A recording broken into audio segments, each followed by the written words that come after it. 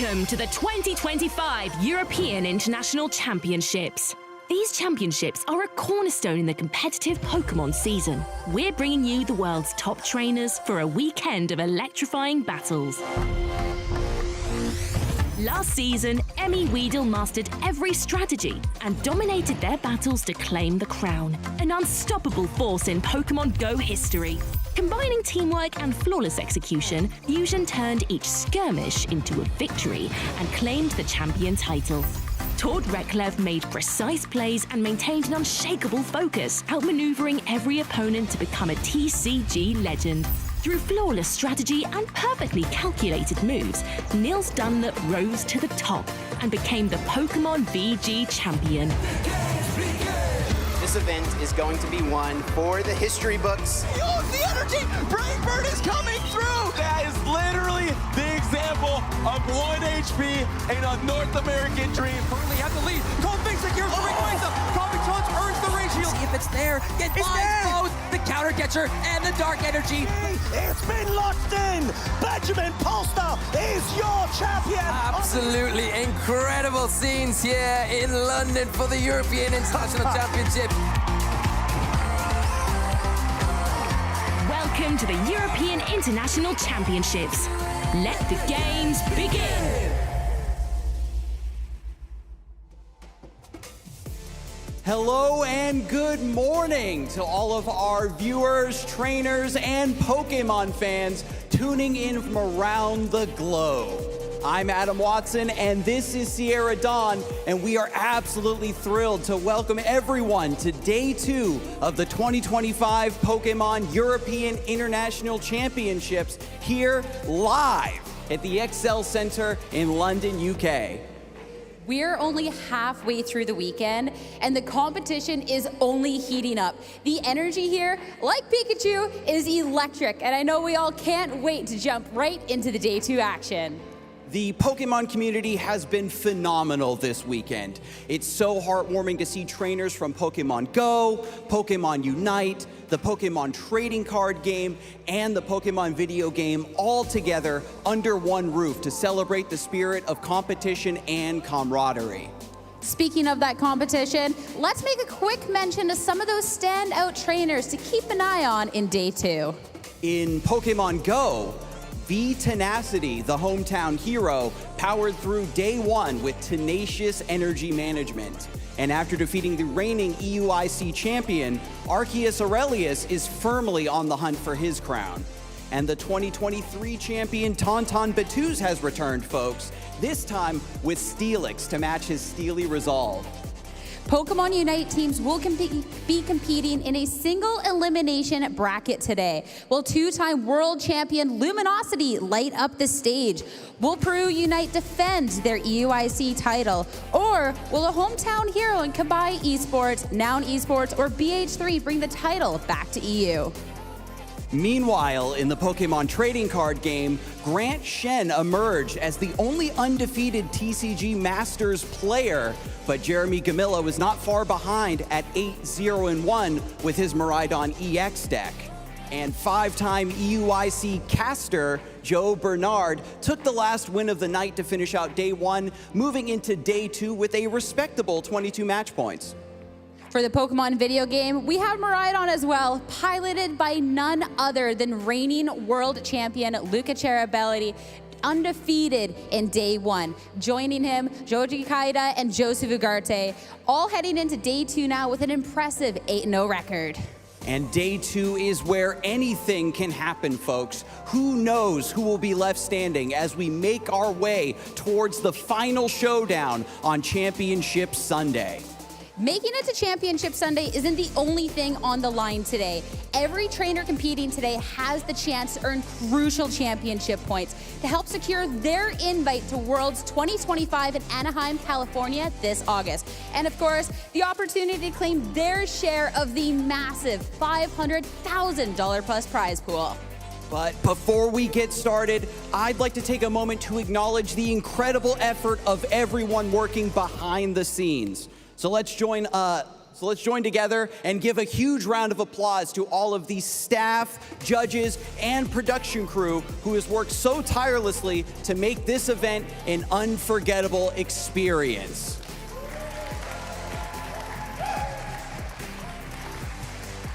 The next EUIC champions are gearing up to start their first matches of the day, so let's not wait any longer. Let's send it over to our amazing casters to kick off the Day 2 action. Trainers, good luck and have fun.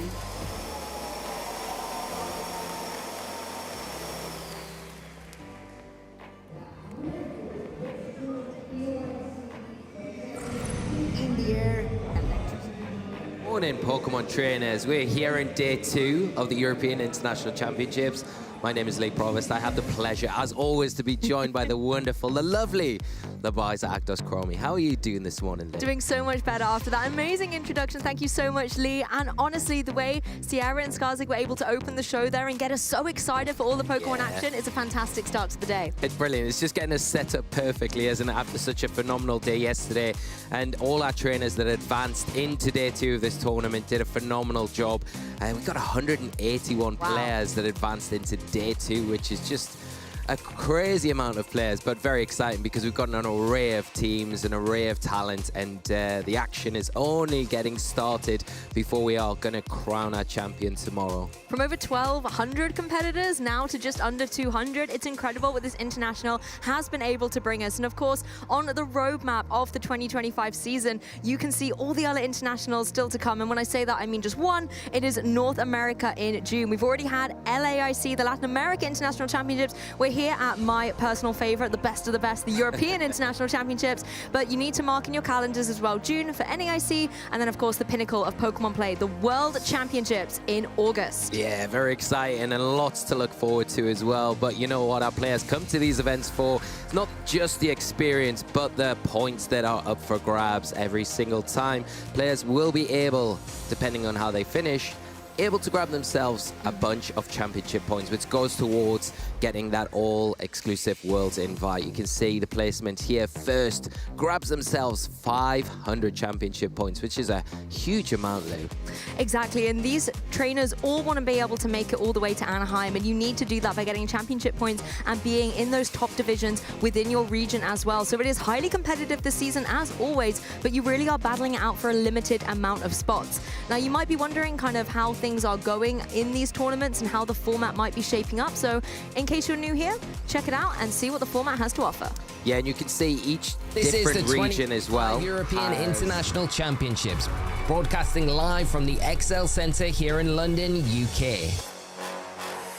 Pokemon VG trainers have travelled from around the world to compete for a $500,000 prize pool, a heap of booster packs and prestigious championship points. Points that will get them one step closer towards qualifying for Worlds 2025 in Anaheim, California. This tournament is a 3-day event that kicks off with Swiss rounds. Trainers whose total match points exceed the threshold for their division will advance to Day 2. On Day 2, trainers continue battling in Swiss rounds.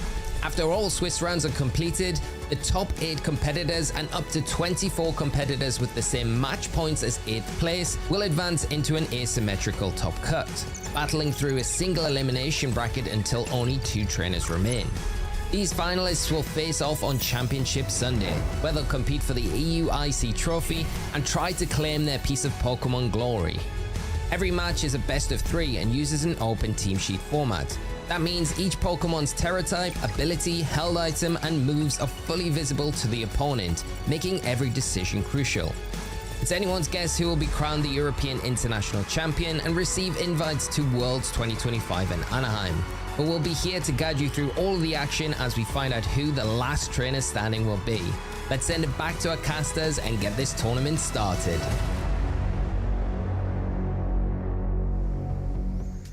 Well, not only all of that information, but we do have our players coming this weekend, not only for the championship points, but for the prizes alongside that as well. And there is a lot on the line for our players. You can see in the Masters division, first place will get themselves $15,000, which is just phenomenal. Even the juniors and seniors have incredible prizing, and that helps towards Worlds, travel to other regionals, or just grabbing themselves some nice Pokemon merch from the Pokemon Center. Exactly, and the juniors and seniors are battling out in day 2 of their competition as well. They've got 2 more Swiss rounds to contend with before their top cut. So best of luck to all of the trainers from all the divisions battling it out today. Yeah, and you know, I think even if you're finishing down in 32nd, you're probably at this stage of the tournament not wanting to finish there, but look at the pricing that you get if you are in that Masters Division, $2,000. So the pricing is incredible along with the championship points, but it's all about the glory, really. You know, it's getting those upper echelon places and getting those trophies as well that come along with it, that, you know, are renowned at these international championships. Everyone wants a Pikachu trophy. They do, and if we dive in a little closer to the Masters Division, we can actually check out the Swiss rankings of those trainers that still are in contention to get that trophy, to get that glory, as you were saying there, Lee. Some incredible 8-0s, just 5 of them remaining in the competition. Yosuke, Joseph, Luca, Franchesco, and Joji as well. Yeah, it's interesting when you look at those undefeated players as well. 3 of those 5 are all running the Cornerstone Ogopon. There are 2 Ice Rider Calyrex, 2 Miraidon, and 1 Terapagos between the 5 players undefeated. 2 Grimmsnarl, but 4 Rapid Strike Urshifus among those 5. Oh, okay, so there's a couple of interesting Pokemon choices coming forward. Again, some names of players to keep an eye on. Kyle Livinghouse, for example, Wolf Glick. And if we dive into some more of the Day 2 Swiss players, you can actually put faces to some of those names as well. Some trainers I really want to shout out. Stefan Mott, I think, had an unbelievable run. Going 6-0, I believe 12-0 in games at that point. I'm not sure how the 2 remaining rounds went out, but what a phenomenal start to the competition, as well as Michael Kelch, the world's runners-up in Yokohama as well, then getting top 4 in the following worlds in Hawaii. An incredible record, but the international championships are the one that he still wants to be able to get that elusive grand final finish in. Yeah, and doing everything right. All of these players putting themselves in a prime position to go forward today, continue what they've been doing, and hopefully get into the top 8 before advancing further on in the tournament. But some, very well-known names across the board. I'm sure we're all familiar with them, and maybe some that we haven't seen for a little while. Kyle Livinghouse, we haven't seen for a little while. Kyle having an absolute tear yesterday. We've got Shohei as well there, former world champion, coming in and having a great first day in this tournament. So really great to see, but you can see how tough the competition is. It's going to be difficult for no matter who you are coming into day 2. Yes, multiple world champions, multiple international champions, and regional champs to boot on this graphic. But it's not just about the players, it's about the Pokemon as well. And as casters, we have kind of tested our skills and are having our own little side quest competition here amongst the caster predictions. I mean, Lee, do you want to talk us through your very basic selections here? I'm going to call it out. Where's the fruity choices here? The Blood Moon Ursaluna. Is it though? Fruity. Yeah. Is it though? It is, of course. Well, I mean, I got cheered yesterday. I expected to get a little bit more today. I probably deserve it a little bit. I didn't really go anything fruity, let's say, or out there. I went with the things that I thought would do well this weekend, and although they may seem a little bit boring, I do think they're just the best Pokemon in the format at performing. And, you know, I think Miraidon showed that yesterday whenever it was on the broadcast. It performed extremely well. Iron Hands, I love Iron Hands. Yeah, it is a good Pokemon. I like it too. I would put that on there even if Miraidon wasn't doing well. I just think the capabilities of it to perform in and out of Trick Room are just so good. It's defensively amazing. It's bulky, yeah. It's got good a move pool as well. And Frederik, who doesn't love Frederik? I don't like saying it, I can tell you that much. When it gets to the end of the day, I say about 8 different ways. But I do like how, Lee, both you and I do not have the Ditto. Maybe that's why we've been kind of cast to the desk together. You know, when we're not in the Ditto club. But I feel like as well, some of the choices out there, like Incineroar, obviously such a standard Pokemon choice, but I picked it because it's a cat and I love that kind of style of Pokemon, you know. And I like the Terapagos pick as well. Terapagos, I think it's smart. I think it definitely is probably my little golden ticket within there, the one that's gone under the radar. And I think when we were selecting it, some of the other casters were like, really, Terapagos, do you want to lose this side quest competition here? But I think Terapagos, with Team Italy behind it, is definitely one to keep an eye on. Yeah, that's it. And, you know, you can keep in touch with all of the broadcasts this weekend on our socials. You go over to expert./Pokemon, on our Twitch, on our YouTube, and Instagram as well. And make sure you use that hashtag PlayPokemon to keep in touch with us, and we'll be able to maybe even take a look at some of the posts over this weekend from you. Let us know what players you're rooting for, what Pokemon you'd like to see, or what's been your favorite moment from the weekend.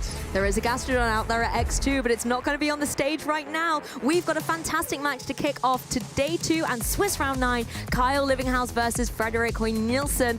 And the teams are so interesting. I was just giving you a little bit of shade for the Farigiraf and Blood Moon, Ursaluna and the Iron Hands, and it's on Frederik's team here. Maybe you're onto something, Lee.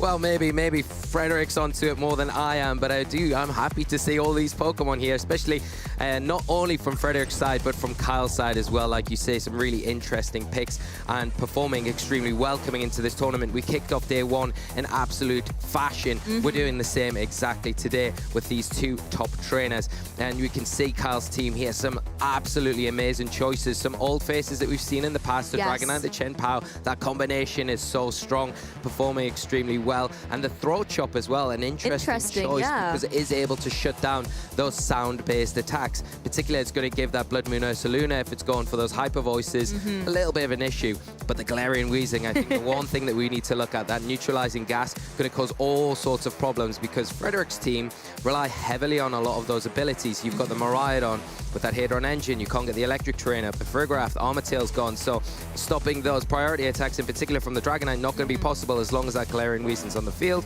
Ursaluna loses its Mind's Eye ability, so that protects the Calyrex. It's, the list goes on and on. So there's some really nice interactions on Kyle's side of the field. Along with that, you've got the heavy hitters with the Urshifu that we've seen do so well, and my beloved Iron Hands.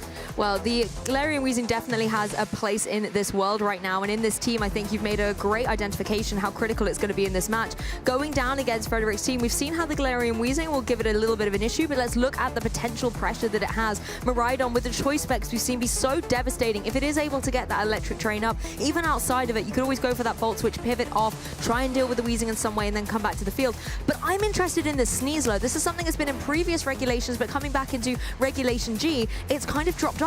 Yeah, and it's a really threatening Pokemon. You've got that Unburden ability, so activating alongside the Electric Seed when the Electric Train's on the field, it'll get a defense boost, and then the Unburden will activate, giving it a +2 speed boost, surpassing pretty much everything in the format. So it's like an instant tailwind, really.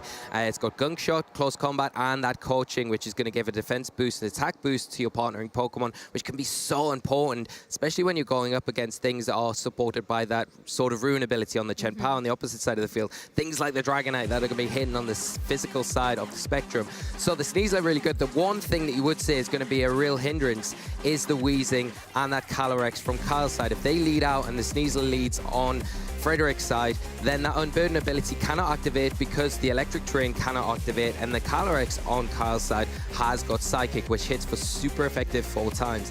The other options, though, that you've got, if you are Frederik, you've got that Trick Room mode, which is going to be a really nice mode, especially if you pair that up with that Ursaluna and the Iron Hands. The Tornadus is going to struggle if the Weezing's active because the Prankster ability isn't going to be in play, and as long as that sits on the field, I think that's the thing for Kyle. Keep that Weezing, if you're bringing it, as safe as possible. Well, let's jump straight into the match. The Blood Moon Ursaluna is out of the gate with the Farigiraf for Frederik, but on the opposing side, it's going to be the Calyrex and the Chen Pao. So a lot of pressure coming straight out of the doors fast on Kyle's side. Yeah, you've got the Chen Pao. It's putting a lot of pressure straight away onto that Blood Moon Ursaluna because of the Throat Chop there. We've already discussed that. So kind of forcing it maybe to go for a Blood Moon, but at the same time, could you kind of bait out the Blood Moon, switch into your Weezing, get that neutralizing gas activated, and go for something like a Psychic into the Blood Moon Ursaluna, because obviously the Astral Barrage not going to be effective. The thing is you have to worry about is the foul play on that Farigiraf. So does it force a Terrestrialization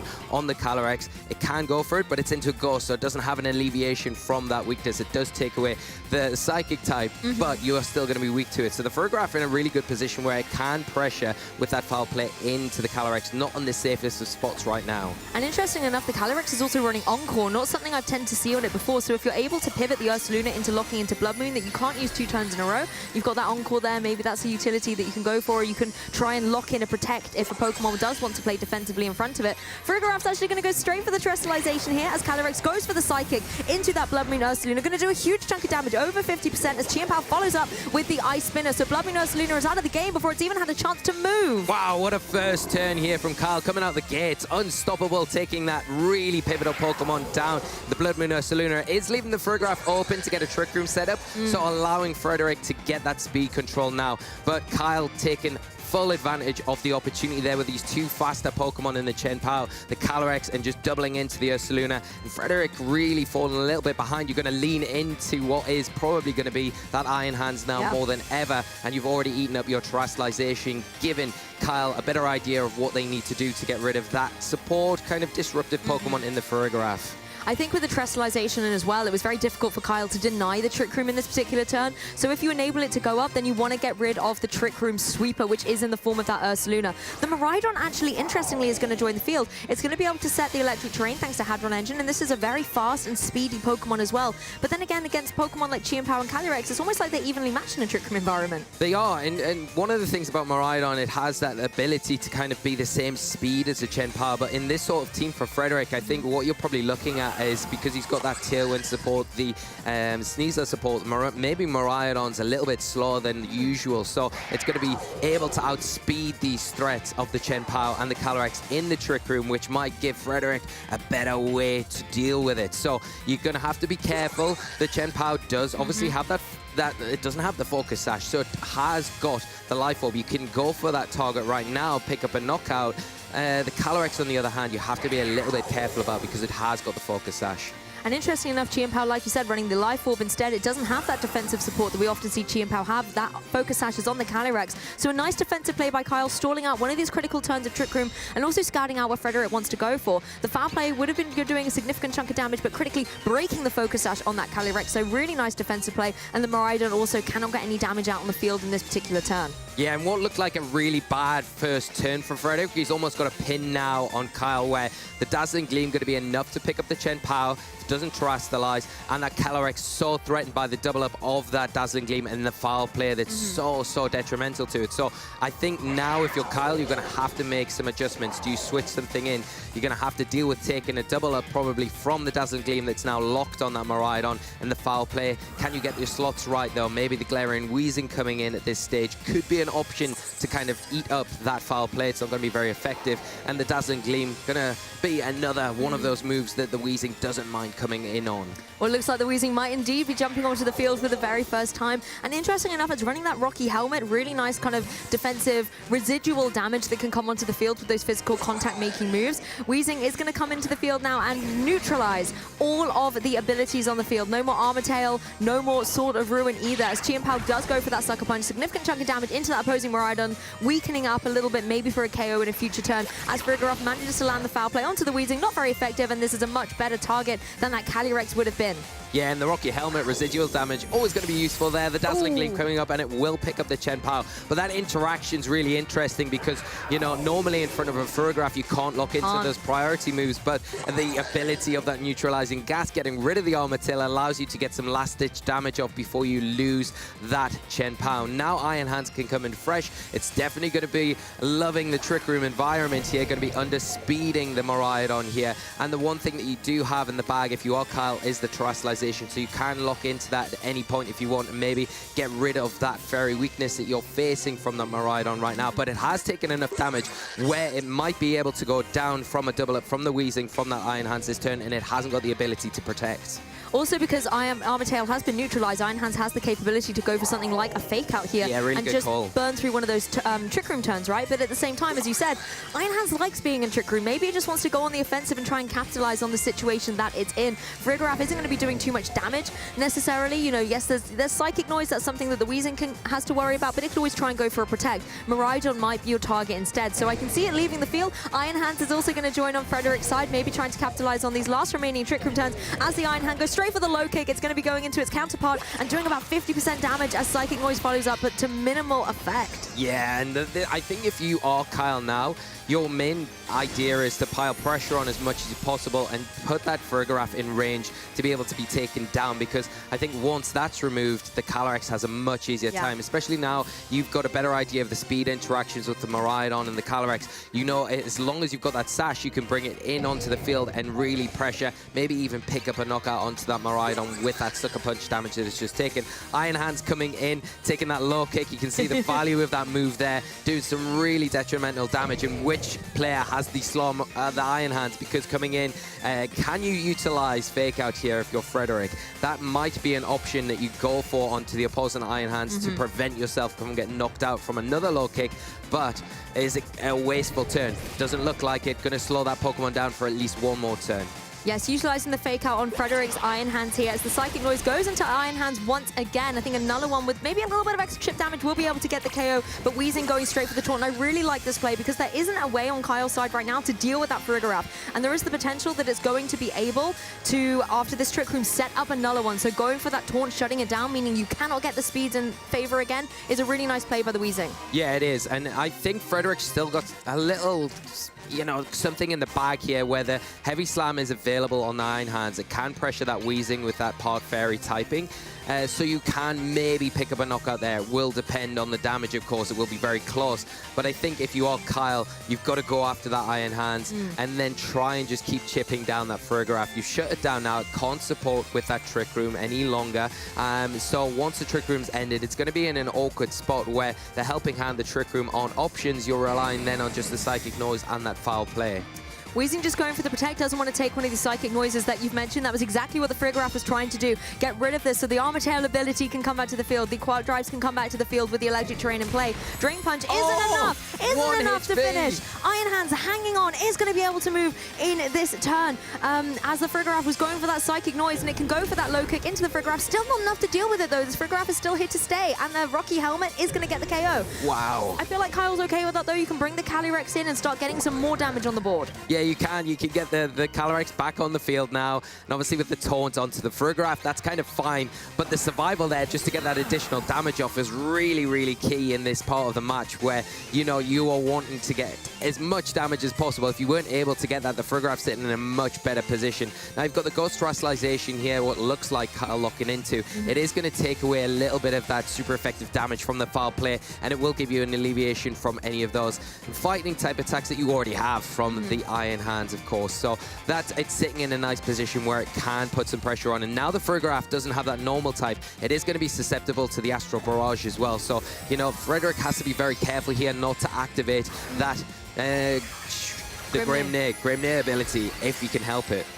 I think that's a great call out that Frigoraph has left itself vulnerable to these Ghost type attacks, and the fact that you've got the Ghost typing boosting up the Astral Barrage means that this could easily be a double KO. You do still have to contend with the Assault Vest on the opposing Iron Hands low, but maybe the low kicks have really put it in range. Astral Barrage will connect down on both these Pokemon. Not enough to get the KO on the Iron Hands, but Frigoraph has been felled. Yeah, and that's the big thing. I think getting rid of that foul play, once the taunt wears off as well, getting rid of that Trick Room threat is the biggest part of this for the, and there's that Grim Neigh ability boosting that special attack, making it even stronger, followed up by the Weezing that does outspeed the Iron Hands, and it's taken so much damage already, enough to be able to just chip down, leaving the Miraidon as the last Pokemon standing. I think it's always nice that despite the fact that Weezing's on the field, that Grim Neigh still can kind of go through that as well, just showing how formidable this Pokemon is. Miraidon joins the field for Frederik. Of course, the Hadron Engine not activating thanks to the Weezing on the field here, and it looks like this Calyrex is just in prime position to target down. The battle has been cancelled and game one is going to go to Kyle. Yeah, what a fast-paced game as well, but you can see how well Kyle's piloting the Weezing. You know, the Weezing was key. Yeah, and really being able to shut down a lot of those options, especially in the end there with the Miraidon coming onto the field. It was pretty much sewn up, but you can see the use of just not being able to activate that electric terrain. It causes Frederik all sorts of issues. And also a really nice shout out there, Lou. The end of the match, that As One ability on Calyrex is not affected. It's one of the few abilities not affected by that neutralizing gas. Why has such good synergy with that Weezing. You can see here that double up turn 1 into the Ursaluna. A really key moment for Kyle to get rid of what would have been a huge threat if it was allowed to operate under a Trick Room environment. The thing I really want to credit Kyle here was he knew when to click the offensive damage button here, getting rid of that Ursaluna very early on. Then while we were integrating within these Trick Room turns, there was the capability for Iron Hands to operate quite well within them, and it used that time to go for those low kicks, enabling Trick Room to end, and these Astral Barrages, as you can see, to come out to play. Calyrex was in the lead, but it was nice and safe in the back for when Trick Room was no longer a danger for it. Yeah, and it's risky, that turn from Kyle, because there are scenarios there where Frederik maybe protected the Blood Moon Ursaluna, thinking, no, I just want to be really safe here. I want to get my Trick Room up, and then once it's set up, my Ursaluna is going to be there to put on way more pressure. Frederik really wasn't able to capitalize on the Trick Room. Kyle played it out perfectly to stall those 5 turns out and then get the Calyrex in a position once they'd ended to close the matchup pretty seamlessly. So if you are Frederik this turn, I think that idea of getting the Trick Room up is the right way to go. Maybe utilizing the Blood Moon a little bit better would serve you better in tying this matchup. The problem is the Iron Hands on the opposite side of the field. Kyle's got access to that. Once that comes in, the Blood Moon can only terrestrialize into a normal type, so you still have that fighting weakness, and because you're such a heavy Pokemon, the low kick is going to be so detrimental in that situation. Is there an opening, though, where you can get the Blood Moon Ursaluna on the field, maybe start to try and bait the Trick Room, get that Iron Hands out, and then try and get rid of it before that Trick Room's set up? It's very difficult, though. It certainly is, and Frederik has told our lovely judges that Ursaluna Blood Moon is his favorite Pokemon in this particular match, and so I think it would have been devastating for him in that game 1 to see it go down so early without being able to showcase the potential that it has. So I would love to see in this game 2 it being utilized a little bit more safely if it is indeed brought to the match. But the leads have changed up. It's going to be Miraidon and the Tornadus out front and center for Frederik, switching onto the fast mode maybe, in contrast to the slower mode he had in game 1, and it's going to be that Calyrex and Chien-Pao once again for Kyle, sticking with what worked in game 1.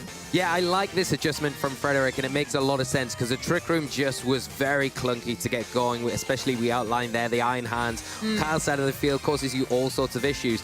Alternatively, though, if you've got the Tailwind, you can put yourself ahead of everything else, and you don't need to worry about the Iron Hands so much. The Miraidon able to function a lot better, can Volt Switch out pretty freely in this situation into that Chien-Pao, maybe even pick up a knockout because of the lack of the Focus Sash there. You can't ignore that Calyrex either. That's the problem with this lead. It's so offensive on Kyle's side that it is providing, you know, you can't ignore one of these targets. You kind of got to try and pick the right one here, and it could be a 50-50 because Protect is available on both of these targets. Once again, Terrestrialization is going to take to the stage. It's going to be that Calyrex going for that Ghost Terra type once again. Just wanting to make sure these Astral Barrages are going to be able to hit even harder in this gameplay. I really want to see what offensive capabilities are coming through. Chien-Pao is going to be playing defensively on this one, just keeping it sort of ruined on the field. It doesn't really matter with special attackers all around, but it just wants to have that so it can apply pressure going forward. Tailwind comes up on Frederik's side. The speed has been doubled, and Miraidon capitalizing on that straight away with the Volt Switch, but it's target into the Protect. So now both these Pokemon are vulnerable targets for the Astral Barrage is going to come out. It will connect on both of them. Terrestrial boosted, Astral Barrage, and it's going to be into the Tornadus. The Miraidon getting caught out, doing huge damage. What a great call here from Kyle, and catching Frederik out with that Volt Switch into the Protect. Really detrimental. The Tailwind is set up, but really didn't matter that turn. The damage has kind of been done here, and that Calyrex sitting in a great position now. The Sucker Punch as well, really threatening down that Miraidon and the Tornadus from the Chien-Pao. So awkward spot. Do you switch in the Farigiraf if you're Frederik to get around that Sucker Punch to allow maybe the Miraidon to get that Volt Switch out into the Chien-Pao? It could be an option. You see the Tornado switch out, save that for later, so you've got a second Tailwind. When this one runs out, I don't think you're going to be able to close the matchup before then, but then that allows you to avoid that Sucker Punch and keep that Miraidon a little bit safer. I think you go for the Sucker Punch though, because even if there is the switch bringing in the Farigiraf, then only one Pokemon is attacking on Frederik's side. There is the Focus Sash on that Calyrex, meaning you would have had to double target to remove it from the field and stop an Astral Barrage from play. Calyrex is actually just going to leave the field, however, not going to capitalize on this, and instead brings in the Weezing. It's a perfect counter. Farigiraf comes in, thinking his Armatail's going to stop the Sucker Punch, and Weezing has something to say about it. The Chien-Pao now in prime position to go for this priority move into that Miraidon and get the KO. Yeah, Kyle is just not taking his foot off the gas at all. What a great play in response to that Farigiraf coming onto the field. Yes, I see your Sucker Punch. I'm going to block it with the Armatail, but no, I see the switch. I'm bringing in my Weezing, my favorite Pokemon, and I'm going to just get rid of your restricted so easy. I mean, Ursaluna's now on the field, so it's in this Tailwind environment now, so it is going to have the speed advantage over the Weezing, definitely in the Chien Pao as well, but Chien Pao has that utility again to go for these sucker punches. I feel like as well, the fact that it's got the capability of that throat chop, try and stop some of the hyper voices, that could be critical for it, but Kyle has to work within the speed here. You don't want to be caught off guard. No, you definitely don't, and I think the Ursaluna now in a really prime position where it is going to be able to apply a lot of pressure to both of these Pokemon, in particular the Weezing that has that ground weakness, the Chien Pao as well, one of those frailer Pokemon defensively, not going to be able to stand up to any of these big Hyper Voice, Blood Moon or Earth Power attacks from the Ursaluna. So in a nice position, and you've also got the Farigiraf now. It's still got access to Trick Room if you want, so if you time it right, if you are Frederik, you can take and put a lot of pressure on with this Tailwind, and when it's about to end, you've got the ability to try and get that Trick Room up. You've got to be careful though with that taunt that's on the Weezing, so can you get rid of that Pokemon before it is able to taunt you? Well, the ultimate priority move here, the Helping Hand coming through into the Blood Moon Ursaluna that's also got the normal terrestrialization. This is going to boost up the Blood Moon, all the Hyper Voice of choice. Weezing going for Protect. I think Chien Pao also looking to play defensively in this particular turn, as the Ursaluna was going for that Hyper Voice, was trying to get some big damage onto both these Pokemon. Yeah, you want to get that Throat Chop onto the Blood Moon if you can to just quell the ability of that Hyper Voice for at least a few turns, I think. The problem is now, if you are Kyle, you're kind of pinned because you want to, this next turn is the last turn of Tailwind. So you're wanting to get the taunt onto that Farigiraf to prevent the Trick Room, because that seems like what we've talked about, the right play to do. But can you do that? I don't think you're in a position to be able to do it. Can you spend your terrestrialization? Well, no, you can't, because you've already used that on the Calyrex that's sitting in the back. The one thing that you could maybe do is switch in your Calyrex here, because it will, that Mind's Eye isn't active, so you still have the immunity with the Ghost typing because of the neutralizing gas for at least one turn. You've got to be careful though, if a foul play is into that slot on the switch in, it can be the difference between maybe winning and losing this set. And even if your Calyrex is able to get in unscathed, if the Hyper Voice is able to take out the Weezing, not only then does Trick Room go up, but also then your Calyrex will be exposed to Mind's Eye going forward. However, it looks like Trick Room is off the table for the moment. Farigiraf has left the field, and instead Tornadus is going to join in. Ursaluna is going to be able to go for this Hyper Voice, of course, not affecting Calyrex. Mind's Eye not active thanks to that Weezing, but it will connect onto that ability suppressing Pokemon, but it's able to hang on nice and comfortably. Yeah, and that's a really nice play here. The Hyper Voice, good damage, good switch for Kyle in particular, just to get the Calyrex back onto the field. But the Tailwind ending, timed perfectly by Frederik, maybe not wanting to go down that Trick Room route because of that threat of the taunt, knowing I might not be able to get rid of the Weezing. If it does stick around, then my game plan's gone. But getting the Tornadus in for free like they have done, got access to that Tailwind again. They haven't got the Prankster ability though because of the neutralizing gas, so they are a bit of a sitting target for this Calyrex. And obviously the Blood Moon Ursaluna are going to have that immunity to the Astral Barrage. That's fine for one turn, but in return it can't really hit the Calyrex either unless it goes for that Earth Power. So the Weezing in a spot where it can protect itself this turn. You can drop an Astral Barrage, a Psychic into that Tornadus, get rid of it. But as we're saying, because of that pressure, it is going to switch out. Farigiraf entering the fray once again. Yeah, Tornadus seemed to be in a really difficult spot there. Couldn't utilize any of its attacks, really. So it switches out. Farigiraf rejoins the field, and Blood Moon Ursaluna plays it safe. Calyrex goes straight for the Psychic, though. That single target attack into the Farigiraf as it joins. As you can see, really not doing too much damage, but the greater option considering the normal types that are on the field. You don't want to be going for those Astral Barrages. Weezing does finally manage to land the taunt down onto the Farigiraf, so no Trick Room can come through into the fray. And that also does manage to stop things like the Helping Hand, too. Yeah, I love that play as well. It's kind of covering for the switch. You're going for the Psychic there into that Tornadus. If it doesn't switch out, you get the knockout, and then you get the taunt if the Farigiraf switches in. It's a really safe, nice play, and Kyle just, again, not taking their foot off the gas here, going full steam ahead. That Ursaluna still in a really awkward position as long as this Weezing is on the field. And now the nice thing about going for the taunt the last turn, you can lock in and protect yourself this turn, because I think what Frederik was maybe doing was kind of baiting out the protect on the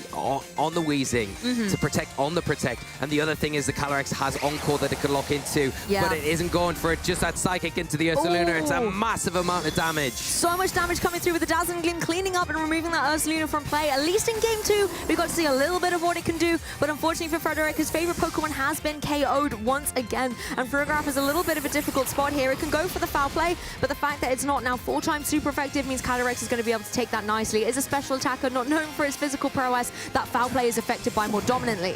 Yeah, and that's the problem now. I think Kyle just performed so well, pinning now Frederik into a position where the Tornado is back to where it was before. It is going to be a sitting target for the Calyrex just to easily deal with. Hasn't got a way to get around the moves this turn, and that because of that, we do see a forfeit. And Kyle Livinghouse, our winner of round 9 here at the European International Championships. What a way to start off day 2 with the Calyrex Shadow Rider trying to make its claim for victory, as well as seeing the Galarian Weezing, a Pokemon that has been on a lot of teams critically with Dondozo, but here being showcased to perfection and really capitalizing on what it can do. Congratulations, Kyle, and commiserations to Frederik. Yeah, just an amazing showing to kick off the show today. Kyle just phenomenal, absolutely phenomenal. I've got no other words for it. Just brilliant, and what a great team as well. You know, it's not something that we see that often, but the ability to utilize and pilot Weezing the way they did alongside that Calyrex, which was really interesting. You know, I like the call out where you pointed to the encore there as an option. I've not seen that on Calyrex. I haven't either, but I think Kyle, you know, in most situations that would have been really useful, but thinking, nah, I know my damage calcs, I know I can get this Blood Moon. So I think it also shows that he is so comfortable with knowing his calculations against everything that they're going up against. Everything seems calculated, calm, cool, calm, collected, calculated. It's just, it made it so difficult for Frederik. And, you know, I can't talk up Frederik as a player enough. I think they're a phenomenal player. But that was just so one-sided. Unfortunately, just Kyle knew exactly what to do every step of the way and just made it impossible for Frederik to get any sort of momentum in that game. And I love that synergy between the Calyrex and the Galarian Weezing as well. And although Encore didn't need to come into this match, I think the mind game pressure of it is still a very interesting concept for the opposing player. You don't want to protect in front of this very fast Pokemon that can just lock you down into this move, particularly if there is a partner Pokemon like the Chienpow that also can do a lot of damage with kind of Ice Spinners and the Throat Chops as well. You don't necessarily want that Pokemon to be dealing damage next to you while you're shut down with the Encore. So really, really great play, great synergy. And even in that game too, we never actually got to see on the field the 4th Pokemon. No, we didn't. You know, on Kyle's side. Yeah, I think you just needed the Chienpow, the Calyrex, and also the Weezing, and that was it really. So it would have been interesting to see what that 4th Pokemon was. But we have Kyle ready on the stage, so we're going to throw it over to Sierra to get some more insights on that phenomenal match. I am here with Kyle Livinghouse after that 2-0 win here on stream. First match of day 2. I know you haven't necessarily been the biggest fan of this format, but your team looks crazy. You're on a great run. How are you feeling about the team in the tournament so far? Pretty good. Weezing turns off everything. It's a lot of fun to play. It's the only way I could manage to practice because I was feeling really burnt out about the format, but I just had so much fun that, you know, it works out. I mean, yeah, this is a bit of a deviation that we've gotten to see from your previous Reg G teams. So I want to know how early on in that process that you're like, I want to bring Weezing, or is it something you kind of discovered and like, okay, this is actually kind of shaky? So I stole the team off Twitter like a week ago, like from a Japanese player, and I just thought it was cool. I didn't even really practice with it much, but it wins games, so why not? Yeah, it's definitely proving to be working out for you. So I want to talk a little bit about that first match because you definitely have faster components on your team. We got to see that lead. Your opponent sets up Trick Room, but you still seem to be fine in handling it. Was it a situation where you just feel comfortable in that sort of situation? Was it that Iron Hands 1 HP survival? Like, talk to me about that match.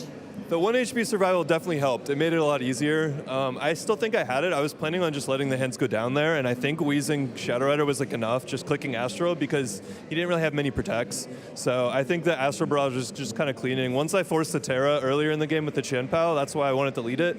It just kind of lined it up the end game either way. Depending on whether he went Tailwind or Trick Room, like how I responded changed a lot, but it was still the same plan.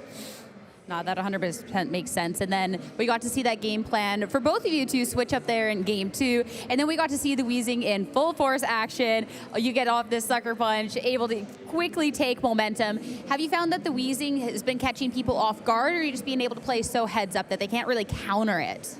Yeah, they know it's there. I think he thought I would switch in, game 1, turn 1. I thought he thought I would switch and try to Ice Spin or one of the 2 before Tailwind went off. So I thought I would just double stay in because I thought he would hit the POW, which he did. And then it's he's like, okay, did he bring the Weezing? And then it's like, yeah, I did bring the Weezing. And it's just you have to cover for it at all times, but I don't even have to bring it to every game. So it's really tricky. Now that you have this tricky team that people, can't quite get a grasp of, how are you feeling going into the rest of day 2 as you try to make your way to the finals? It'll depend on the matchups. I definitely have some really rough matchups, so I think I'm pretty good overall in the field, so we'll just have to see how it goes. Fingers crossed that the good matchups are going your way. Last but not least, of course, opportunity for any shout-outs, any thanks? All of the guys I'm staying with, Rob, Pearl, my partner Zach back at home, anyone else cheering me, thank you so much. And thank you for chatting. Best of luck going on for the rest of the day. Great victory by Kyle. A lot more VGC action, but for now, back to our casters. It's always great to hear insights from these trainers after they've just had an amazing victory on the stage, you know, tied together with a smile in that interview as well, knowing that they're one step closer to becoming the European International Champion. Yeah, I mean, Kyle has got to be one of the top contenders coming in this weekend after that performance. Just amazing. We can have an overview and a quick look at Kyle and some of their accomplishments over the years, being a player that's been, you know, playing for a very long time and had some great accomplishments along the way. Yes, and I really did love the composition of this team because you had those classic duos of the Chien-Pao and the Dragonite that was so iconic. You know, as soon as the Chien-Pao kind of got released, being able to use that Sword of Ruin ability to help out Choice Band Dragonite, for example, from dealing a huge amount of damage. It's the Choice Band variant that Kyle is running. So you have that mode on the team, as well as then having this beautiful synergy between the Galarian Weezing and the Shadow Rider Calyrex that we got to see in that match. It's a brilliantly put together team. It's really smart, and I think especially into the format at the minute where we have so many Pokemon relying on those abilities that are very strong and make them what they are and how they perform. Really, you kind of take that away and you say, well, no, I'm not allowing you to do that. I'm going to do my game and you're going to have to adapt to that. And unfortunately for Frederik, the reliance on the abilities in that game was heavy, and because they were taken away, it just made it so hard to get around the big threats on Kyle's side of the field.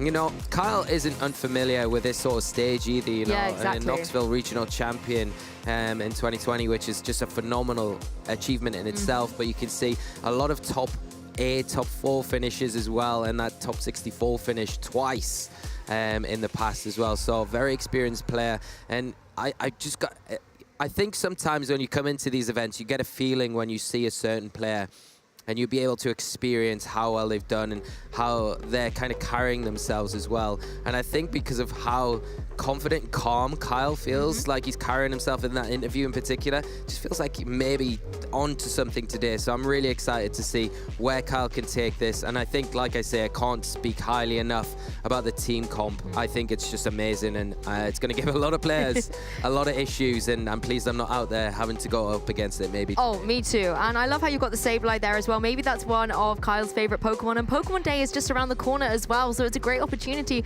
for trainers to be able to celebrate with their favorite Pokemon and, you know, maybe get involved with some of the drops that we have going on here at the European International Championships. Starting off with the video game, we have the incredible Jumpluff, which was the LAIC winning Jumpluff from Marco Silva for his second LAIC victory. You can redeem it now using EUIC 25 Sunny Day. Just make sure to get the 1 on the EUIC in there as well.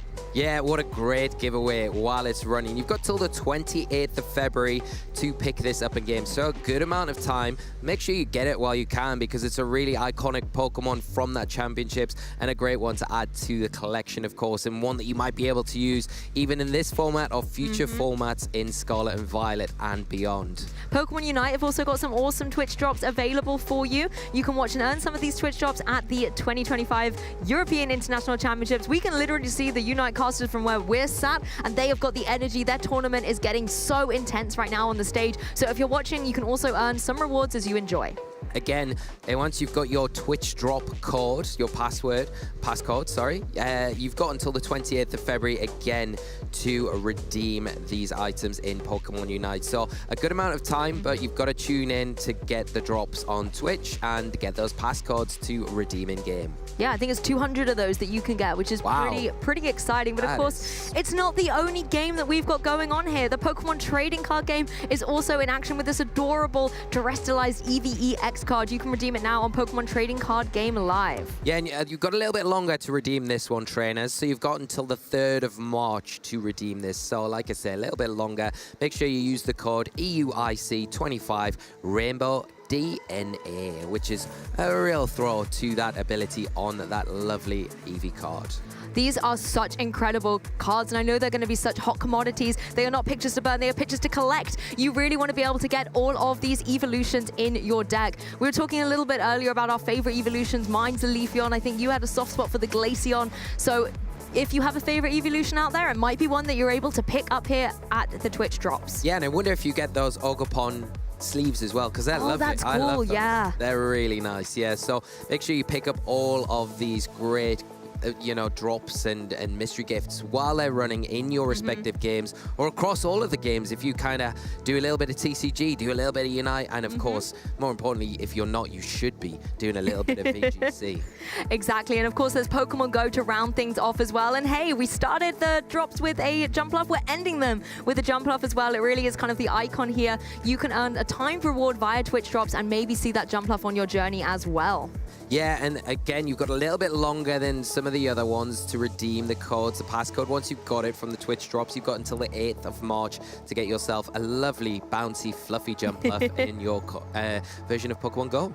Yes, it does look like our song here at UIC is all about the Jumpluff and the giveaways here. Everybody's really happy to see it, and it's been enjoying the tournament so far. As I was saying earlier, though, Pokemon Day is just around the corner, and it's really nice to be able to see how people can get involved with the community and doing this Pokemon Presents as well on Thursday, February 27th at 6 a.m. PST. Lock it in your diaries, people. This is something you want to see to get some new insights into the future of Pokemon.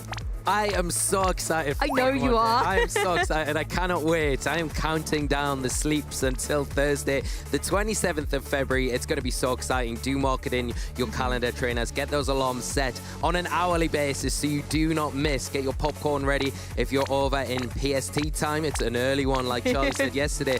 5 a.m. wake-up call. Get the popcorn going. Yeah, it's going to be so worth it because it's going to give us some real insight onto what we've got to look forward to for the rest of the year and beyond. I think as long as you have a cup of tea at that time in the morning or a cup of coffee, depending on your preference, it's going to be fine. And the news is always really exciting every year. It's highly anticipated, and I definitely want a front row seat to that action. Oh, I know. I can't wait. I can't wait. I should stop talking about it because I am very excited for Pokemon Day. It's like it's like a little extra Christmas that we get every year. But I think we've got a little bit of funsies to go now because we can play a little bit of Who's That Pokemon, Lou? Oh, God. I remember the last time I played this game. We'll have to see if I've improved. But Who's That Pokedex? Exhibiting great teamwork. They use their incisors. That's teeth. There's a tooth thing, right? Yes. To cut pieces out of any material that might be useful for a nest.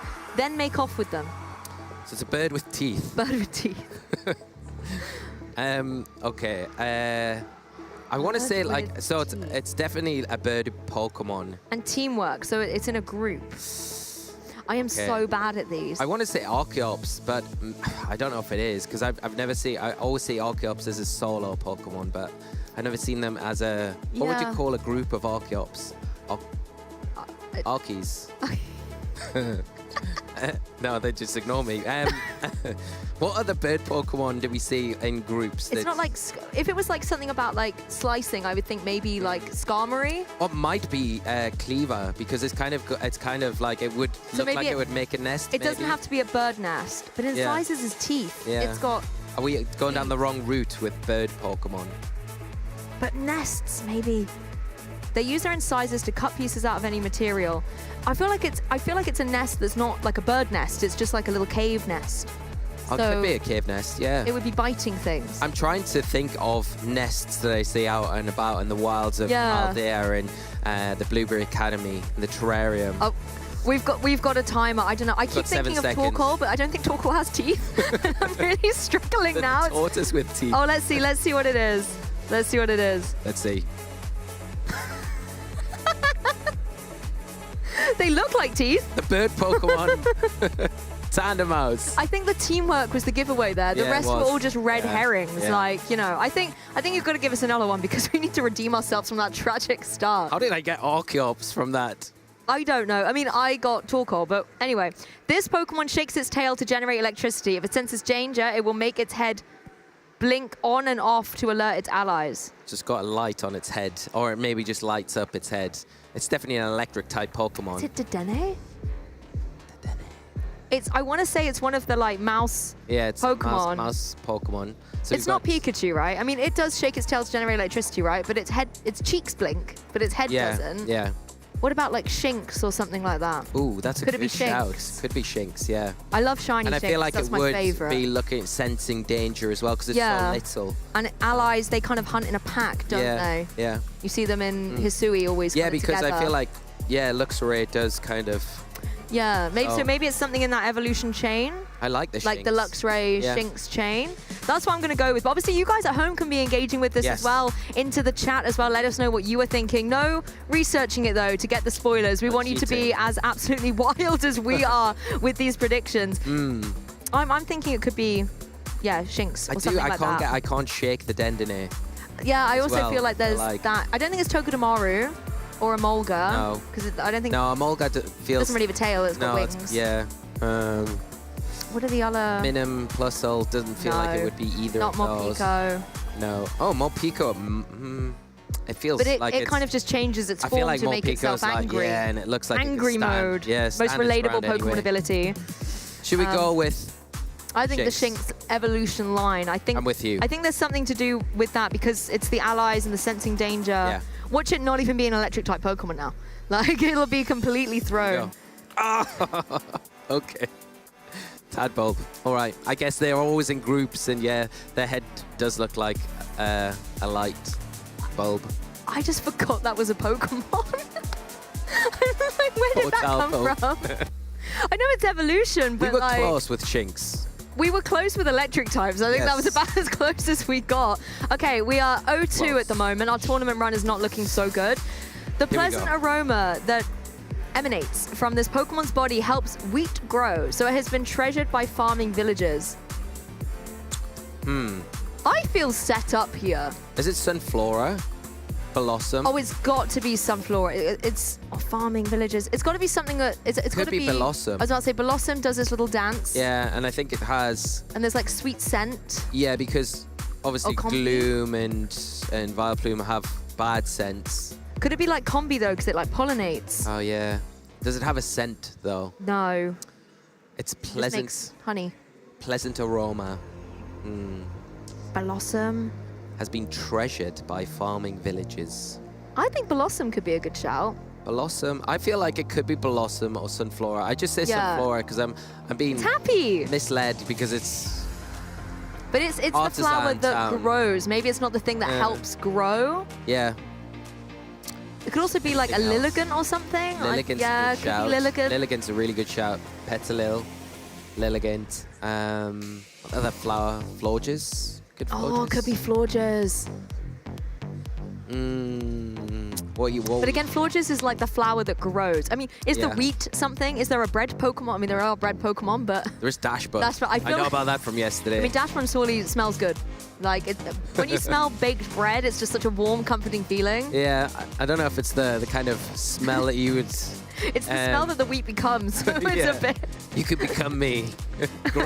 Okay, Blossom. I think we're out of time. I think Blossom... Wait, it was Dashbun! Dashbun, it was Dashbun. No way. All along you got it. We did say it. You said it. You said it. I think we get a point for that. Yeah, we at least get a half mark. Please, production. I can't believe the logic that we took to get there. Yeah, I wasn't really being that serious, but, you know, Lou, maybe you that's the just went- strategy. yeah, you just went Galaxy Brain on that one.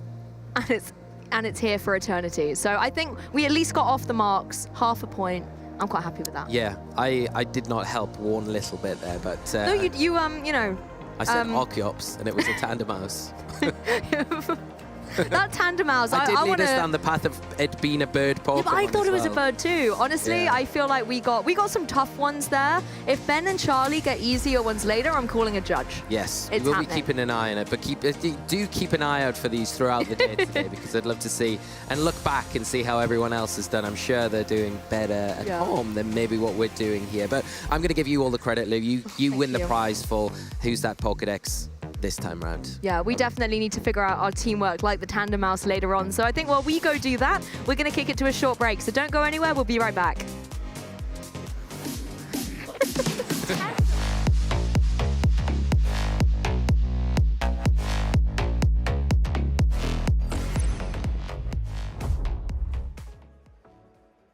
The The competition is exciting, but it's not the only thing that's happening at EUIC. For the first time ever, we have an activity stage hosted by none other than Shay. Shay, what's going on over here? Oh, there's all sorts going on here, Sierra. We got artist sign-ins, meet and greets, influencer meet and greets, and earlier, if you were watching carefully, we had Pikachu there for pictures as well.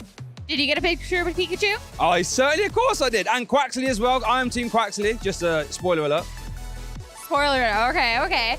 So how has it been going over here? So what are some of the things that people can expect if they come over to the activity stage? Yeah, we've got all sorts going on. So influencer meet and greets, like currently right now we have Cerebi Joe up there. But then also the thing I'm most interested in are the artist meet and greets as well. Because we get to learn all about the illustrators who bring our Pokemon cards to life, hear about their day-to-day life, their journey as being an illustrator, and quite honestly, it's just content and information you can't get anywhere else. No, I love that. And I know a lot of people are excited for that. There's already been people coming up to me like, how can I get more information? Yes. And I heard too, there's a cosplay contest that's going on soon. Yeah, now that right there, the cosplay showcase, I'm so excited for that. I've seen the list, we've got about 20 people in the cosplay showcase all coming out, and that's gonna be like a Pokemon fashion show. That's gonna be top content, cannot wait for that one. And that you're certainly already dressed the part for, right? Yeah, I am this weekend. I am Terra Burt's PTCG. So I'm dodging all the bench damage and I'm hitting for all types Terra Stella. Perfect. I love it. So if you're here at EUIC, definitely make sure to come by the activity stage. It's only one of the exciting things. But for now, back to the competition.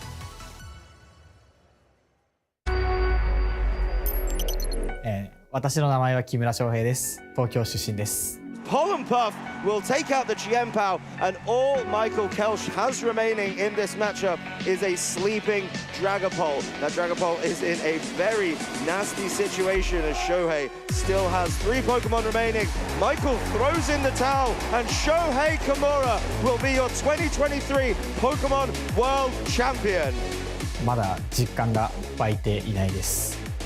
1戦目はもうその想定していた選手と違うものが出てきてしまってかなり厳しい状態になっていたんですけど、パオジアンのつらら落としに助けられて1戦目を取ることができて、2戦目は、想定していた対戦内容だったので、その想定していた通りにことが進んで、勝利を収めることができて嬉しかったです。相手のパーティーのリキキリンとウーラオスをどのように倒すかが鍵となっていて、それらに対抗するためにテラスタイプを変更したモロバレルが、鍵になると考え、臨みました。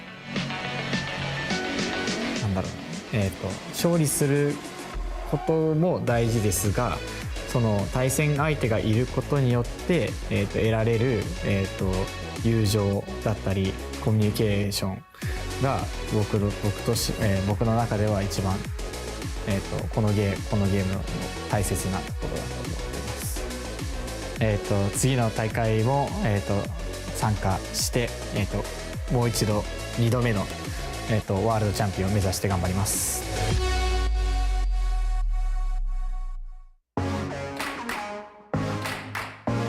So I started playing in 2017. My first event was at Hartford Regionals. First competitive event was actually a PC or Premier Challenge it was in New York, in Brooklyn. I still remember this because it was like my first tournament ever and I got to meet a ton of people. It was a lot of fun. It went okay for your first tournament, I think. So my favorite Pokemon, it's kind of been contentious over the past couple years. I think my favorite right now has to be Lunala, but King Gambit and Yveltal are kind of up there for me as well. I think I look up to everyone who's able to really perform consistently. One person this year who's been really impressive to me has been Riley Factura. He's had a lot of consistency and I definitely respect that a lot because I understand how hard it is to be consistent. Even having to do that myself in previous years, it takes a lot of work and effort, and it's just something that I think is really cool when players are able to show they're consistently good at the game in a game where there's a lot of chance. I would be a Dark type gym leader for sure, no question about it. I think Dark types have some of the coolest Pokemon by far. So this has been kind of a tough question because there's so many good players you'd like to play versus. I feel like the one player I haven't gotten the opportunity to play versus that I want to is Naoto Mizobushi. He's actually a really, insanely good Japanese player. He won in 2019, so I'd love to get the opportunity to play him at some point. I think my favorite part about Pokemon events, so I've been going for a while, and the competition was always the main driving force for a while, but I really do think the friends that you make and the ways that you can learn things in ways that can impact your own life outside of the game are really important. I think Pokemon's actually really good in a lot of cases of teaching you life lessons, how to get back up when you have a bad tournament, how to keep pushing through, how to get through adversity, and I think it's actually really, it's a really useful ability to be able to take these lessons and kind of take them into real life. I think the go-to, I actually don't really eat anything during events for the most part, but if I'm ever getting a snack, it'll probably just be like a cookie or something. I don't typically like to eat too much just because like, I feel like it can kind of distract me sometimes, or like, you know, your stomach gets a little like worked up because, you know, you're nervous or something. So if I won the World Championships, I would definitely call my mom and my dad first. They've been some of my biggest supporters, and, you know, I love them. I wouldn't have to call Sierra because she'd probably already be watching. So then, you know, mom and dad would definitely be the first for me. Am I Team Rocket? Maybe.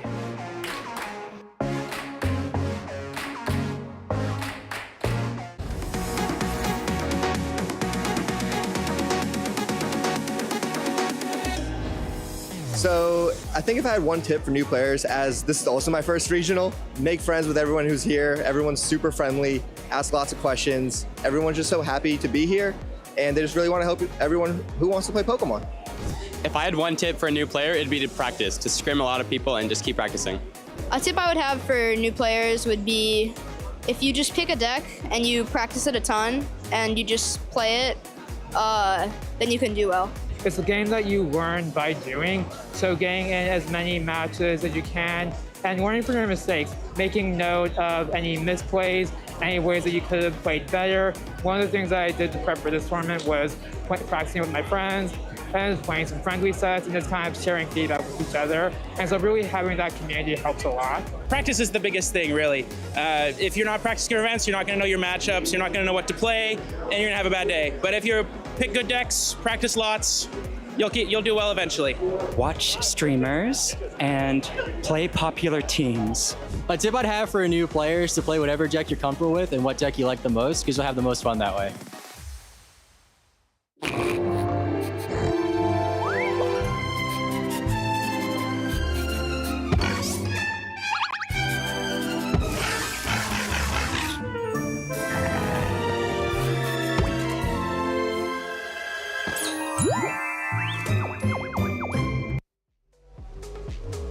The first round here at day 2 at EUIC is starting to come to a close. So much Pokemon action for today, but a lot to discuss. Figure out which trainers are leading the pack, what Pokemon we can expect, and how the competition is shaping up. As we're waiting for the round to conclude, I thought I would take a moment to talk a little bit about what we've seen and what we can expect going forward. And joining me, we have Marcus Dion. The competition so far, it's interesting because we're going back to a regulation we know, but people are still kind of expanding off of ideas, and we're also seeing a lot of comfort out there, so you never really know what to expect. Yeah, I think that in this format particularly, the build expression comes down to how you can build around your restricted in creative and innovative ways. And we're seeing a lot of that with like Calyrex Shadow is certainly leading the pack in terms of restricted building. And we just saw Kyle on stream there with the Wheezing. Just such an innovative way to use like with the Sash Calyrex. There's so many creative things you can do. So yeah, I think that this format is really cool for very certain types of building around different restricted. You have to do it very differently. Let's talk a little bit about the restrictions and stuff, and let's start with that Calyrex Shadow Rider, because that's something that we did get to see today, and we're going to see a lot more of, because it is the highest represented. Over 50 players here in day 2 have this Pokemon, and it's a Pokemon too that the first time we had Regulation G was like the terror, and then it's been kind of up and down in terms of performances because it's been pretty respected. Nobody wants to really have a loss to this. Yeah, Calyrex is, like I said, dominating the field right now. It has its ups and downs, right? Because as soon as Calyrex comes back into the field, everybody's like, oh, I have to deal with Calyrex now. Let me use my Terapagos. Let me use my screens, all my Terra Normals, right? And then Calyrex falls down. And then they're like, oh, there's no more Calyrex? Let me just like take a little bit out of respect away. And then Calyrex comes back. So it's very much just revolving metagame wheel there with Calyrex. But I think we're certainly on the right side of the wheel for Calyrex this tournament because Calyrex Shadow is doing very, very well right now. 100% is. But a couple of other Pokemon that are doing well. I want to go to one that we're seeing really good runs with, but maybe not the highest in the usage, is this Terapagos. Because it's something, too, that I feel like are kind of connected. They can kind of match up. I don't know, one rises, the other falls type of thing. But currently, we do have an undefeated Terapagos in the field, and so that's really close to making it to top cut. Yeah, Franchesco Piro is having the run of his life. He's been doing incredible this season. Really, really happy for him. And he recently won an online grassroots tournament with this exact Terapagos team that we were seeing with the Heatran there. So it's not super surprising to see that he's putting up a really good tournament run, but it's really cool that we've gotten to this point with Terapagos where, especially when it matches up into things like Zamazenta. Zamazenta was a very negative matchup for Terapagos in most cases, but you have these players doing this really innovative thing with Heatran that kind of flips that on its head, right? So again, another thing with build expression in this format, there it's like very specific niche tools on different restricteds that can kind of flip matchups, and Heatran's definitely one of those. A restricted that we've gotten to see a lot of different ways with how it's built has been this Miraidon as well. Because, of course, winning the World Championships, Luca Cherubelli, we've talked about him a million times this weekend. He's 8-1. We're going to talk about him a million times more. But he's sticking to that same Worlds team. But other people are kind of changing up his team or kind of bringing these different builds. Joseph Agarte bringing his Worlds team as well. A different build of Miraidon, also undefeated at this time. Yeah, like as you said, Joe is on this Screens Miraidon team with the Ditto, and there is a lot of people on that in the field right now. Grant Laird's also on a very similar version of that team. I think this is the most Screens Miraidon we've seen in a tournament for like quite a bit of time, so it's really cool to see that it's gotten to that point in the metagame where for the longest time, like you were saying, the Worlds team with Luca Cherubelli was kind of just dominating when it came to Miraidon. There wasn't really anything better. You kind of just ran that team, and now players are kind of saying, okay, what can we do to kind of get around that or make it more creative? And we saw that with Hoj as well up there earlier. He didn't win the stream game, but the Tornadus Sneasler is super innovative. Yeah, it is cool too because the Sneasler, obviously in our last format, absolutely like wrecked havoc. And it was like the conversation of, is it going to be good going back to Reg G now that we've had a little bit more experience with it? So it's cool to see that there's a little bit of it kicking around. Yeah, Sneasler, you know, it was a demon last format. It went on a lot of deep tournament runs, a lot of tournament wins as well. And, you know, a conversation that actually Joe started at the beginning of this format was like, hey, I think the Sneasler is super underrated in Reg G now that we know how broken it was. And there was a lot of discourse around that. People were like, no, you're wrong. You're trolling with that take. And then Hoj pulls up to like the first online tournament and the first regional with that team and does so well with it. And he's like consistently top cutting these online grassroots tournaments. So it's like, Sneasler's real. It's real. It's real, which is terrifying. I know there's definitely a couple people that wish it wasn't. But we're talking about terrifying Pokemon, a terrifying restricted that we've gotten to see a lot of success with, especially recently, has been this Calyrex Ice Rider. Joji Kaida also right now undefeated with this team. But we get to see, I believe it's the second most represented restricted that we get to see, if not the third. But yeah, that is a terrifying one. A lot of respect needs to be put on this. Yeah, the horses are on top this tournament. There's a discrepancy in the usage rates, but Calyrex Ice does fall second there. We saw Justin Tang win San Antonio with the Calyrex Ice. We saw the second most recent Latin American regional get won by Calyrex Ice as well. It's just so consistent. You can't really go wrong with the Pokemon. I would say that, to be honest, when it comes to how creative you can be with a restricted Pokemon, Calyrex Ice is probably the Pokemon that you're least limited with in your building, because you can just put anything with that Pokemon and it's still going to be good no matter what. You can click Glacial Lance no matter what your partners are. So Calyrex Ice, really, really strong. We're seeing Joji Kaida with still undefeated, I believe, with the Calyrex Ice Grimmsnarl. A common thread there, Joe and Joji both using Grimmsnarl on different restricted Pokemon.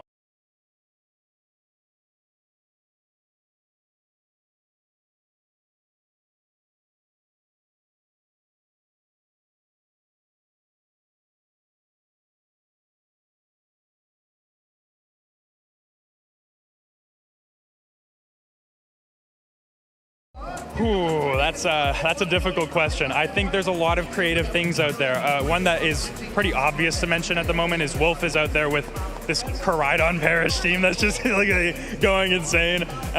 So that's something to keep your eye out on if you're in the audience here. In terms of what I expect to be like the most the best conversion rate in Top Cut. Probably Caloric Shadow has so many representatives that it's impossible for there to not be like a bunch in Top Cut. But kind of in terms of like a deeper tournament run, if there's a lot of Caloric Shadow in the Top Cut and Terapagos makes its way up there's a very positive matchup waiting for the Terapagos players in a lot of their Top Cut rounds. So Terapagos players definitely looking at that Caloric Shadow Rider usage and just nodding over here. So last question to put you on the spot. 2 trainers are going to make their way to Championship Sunday. Who do you think is best poised for that? it's a very difficult question. I think this is Franchesco Piro's tournament. I think that he's on a killer run right now, so I would not be surprised to see him up in finals. Oh, then I want a sleeper pick. Let's say, you know what? Let's just say Wolf. It's a safe pick. I lied. The most sleeper pick of all. Yep. Wolf Glick. Yep. Yeah, no, I changed my mind. It's honestly, it's a strong way to vote there. So there is definitely a strong chance on that. I'm hedging my bets, you know, it's fine. Fine, Marcus, thank you so much for your time chatting everything about this format and the event. It's time to start getting back underway with our competition. So let's head it back on over to our casters for the next round. The eagle-eyed viewers of you might have spotted who's on the stage behind Sierra and Marcus there at the end of that interview. Those of you who didn't, you're going to have to wait a few more seconds, but I can promise it's going to be an epic showdown of a match. I'm Luca Chromi, joined once again by Lee Provost behind the desk to continue this amazing Day 2 action we are having here at the European International Championships. Yeah, we've kicked off the show in just absolutely amazing fashion this morning, and we've got a full day ahead of us. We're going to take a quick look at our Master Swiss rankings so far. We've still got a couple of players, or a few players, still undefeated going into this next round 10, which is just incredible. Georgie, Franchesco, and Joe, all 9-0 at the moment. Yes, and you can see as well that we have whittled down these kind of X and O players. Earlier at the beginning of the day, we had 5 of them. Now there's 3, and with each round, that's going to get less and less. But there are still so many incredible battlers out here. Gavin Michaels, Yosuke Takayagi. We've got Galio Pasati, as well as Wolf Glick and Luca Cherubelli, Matt Maynard. So many incredible names here, all at X and 1 records. Yeah, and not only the stand-ins, but we are obviously heading into round 10, so we can have a look at some of the notable matches and also the match that we will be featuring here for round 10 next at the European International Championships. It's going to be the battle of the world champions. It is Wolf Glick versus Luca Cherubelli. Luca is our reigning world champion from the 2024 season. Wolf Glick, the world champion from 2016. Both of these trainers so well versed within their teams. I am so excited for this match, but it's not the only epic match we have for round 10. Out there on the floor as well, we have trainers like Franchesco Piro versus Joseph Ugarte. Again, X and O players really looking like they're on a tear to take this championship. What an incredible match that one is in particular. You've got Georgie Kaeda getting paired down against Taran Birdie representing the UK, and there is a few UK players in the field still representing in their home region, so we'll see how they get on, but like we say, we're going with 2 world champions for this next one. And Lou, can I steal it? Oh, go for it. I know you're so excited for this one. Let's go. This is the decider who really has that world champ difference. Exactly. Both of these champions here going to be trying to say who is going to come out on top. And the teams as well. I have to say, Luca Cherubelli running that world's winning team. He's so well versed with it. If we take a look at Wolf Glick, he's no stranger to this composition either. When he won the Orlando Regional Championships, he had 4 out of 6 of these Pokemon on that team. It was the Fluttermane, the Gothitelle, the Screamtail, and the Amoonguss. It's just the Koraidon and the Incineroar that have changed, because it was a different regulation back then. This is why we love you, Lou. The knowledge is unmatchable. I try. Wolf is so well versed with Perish. I think it's one of his the things that Wolf's known for. He can pilot it so well, and we did see Wolf on the broadcast yesterday. Unfortunately, it wasn't really a matchup where the Perish would have kind of shone. I do think a little bit differently coming into this one in particular. We know what Luca's ran because we saw Luca on the broadcast yesterday, and unfortunately for Luca, doesn't have a single ghost type or a single ghost terrestrialization, which allows that trap to be active, and for Wolf to put on some real pressure with it, but it's not going to be as straightforward as that, of course.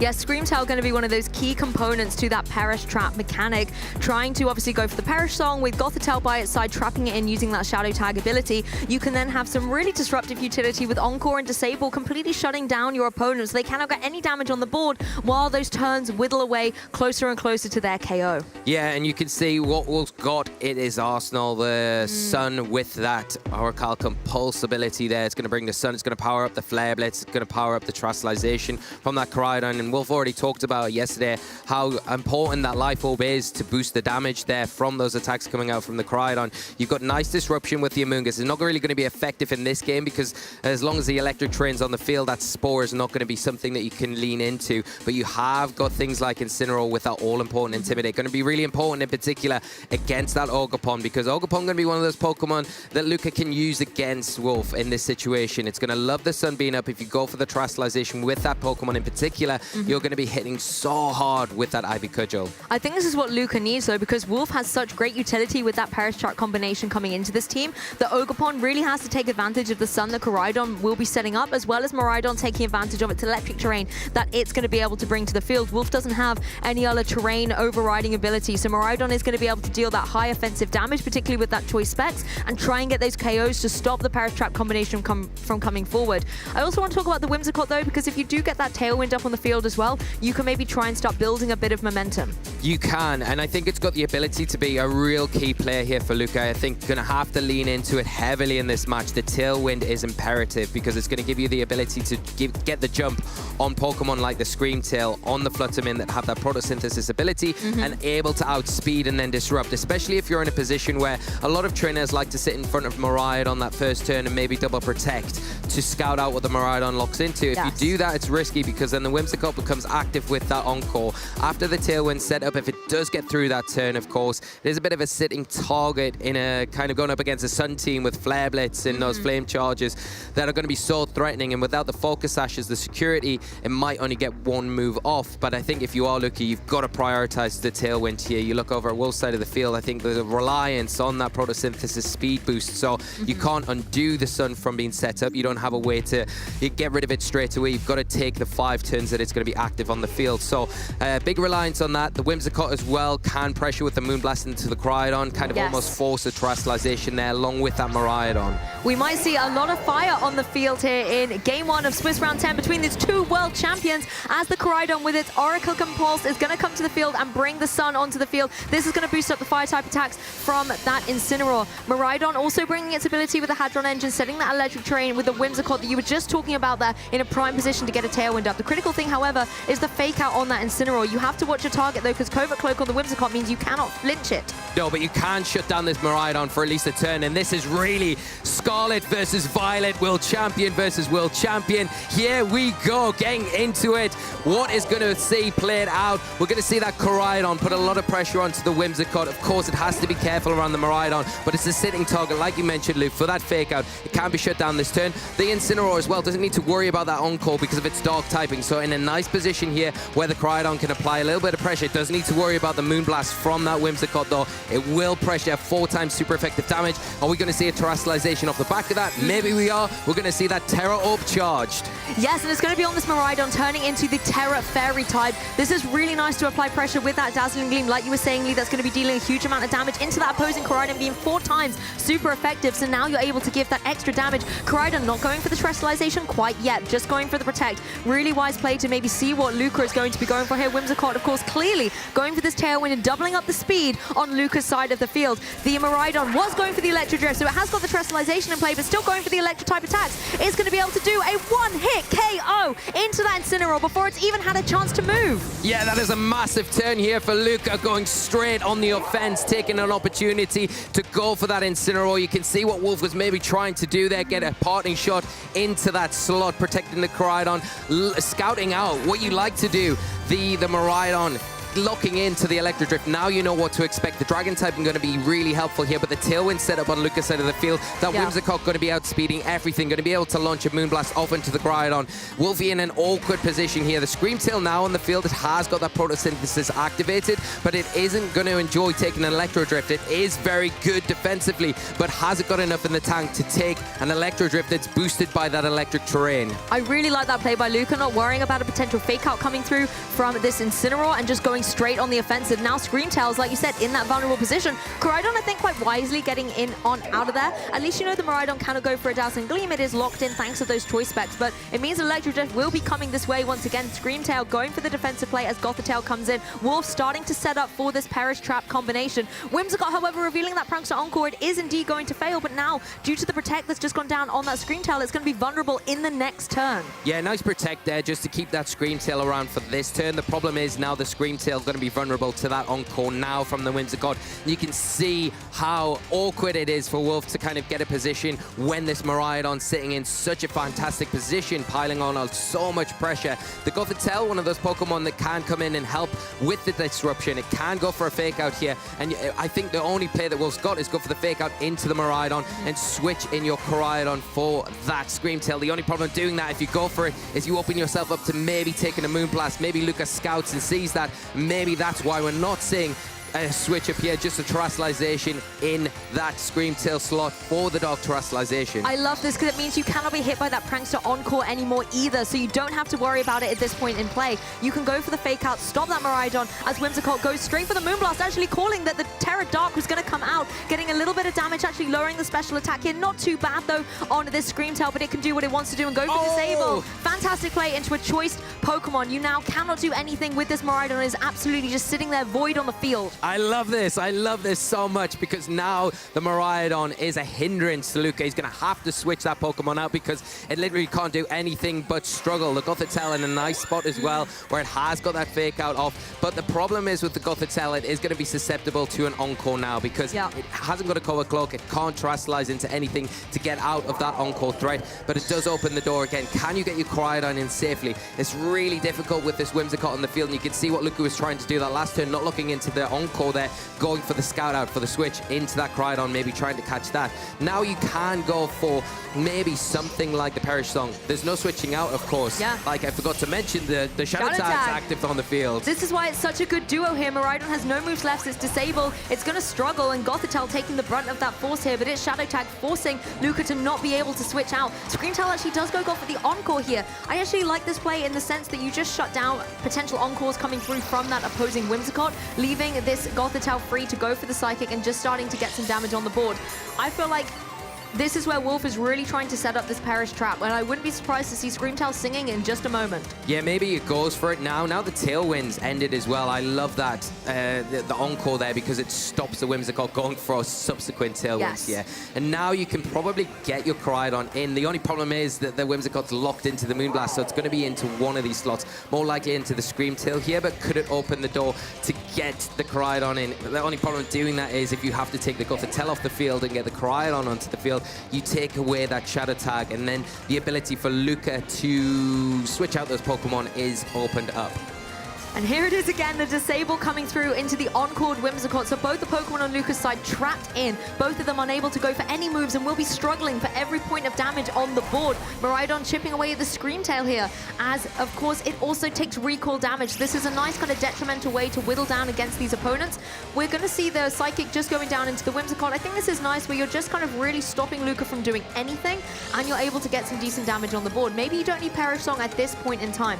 I love this mechanic, even though it's a Sun team. Screamtail has that boosted energy for when Sun is gone, or maybe when you're against like a Rain team, you still will always be guaranteed that speed boost. Yeah, it's a really nice item choice, like you say, because it gives you that little bit of security when your weather goes away, and you're able to still have that speed boost against the Miraidon to keep that pressure on. Forgetting about the Disable the last turn, of course you don't need to worry about that Moonblast, because of the Encore Disable lock, you are guaranteeing that neither target on Luca's side of the field can attack, and you can whittle it down with the Gothitelle, and because of that Photosynthesis boost that you've got activated on the Screamtail, guaranteed as long as that the Tailwind isn't in play that you're going to be faster than both of these targets. I like this as well, Screamtail just going for the Disable because it doesn't have any attacking moves. It doesn't want to go for that Perish Song right now. It really just wants the Whimsicott to take its recoil and struggle. You can keep following up with the taunts on the Gothitelle, as well as just maybe dealing damage with the Psychic, because you don't want to click that Perish Song until there are two Pokemon on the field that you want to get rid of that you're unable to do otherwise. Whimsicott's so low,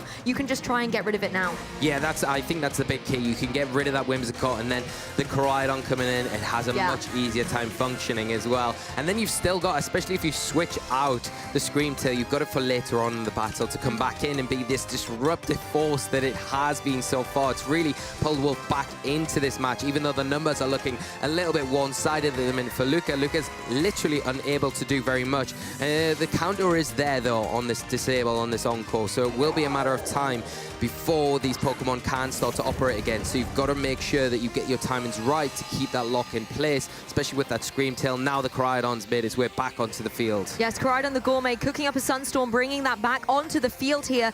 And the Whimsicott, again, still just pinned in, isn't able to do anything. Will hit the Koraidon with the struggle, but take that critical little bit of recoil once again. It now does go down. This does give Luca the opportunity to bring in a Pokemon from the back.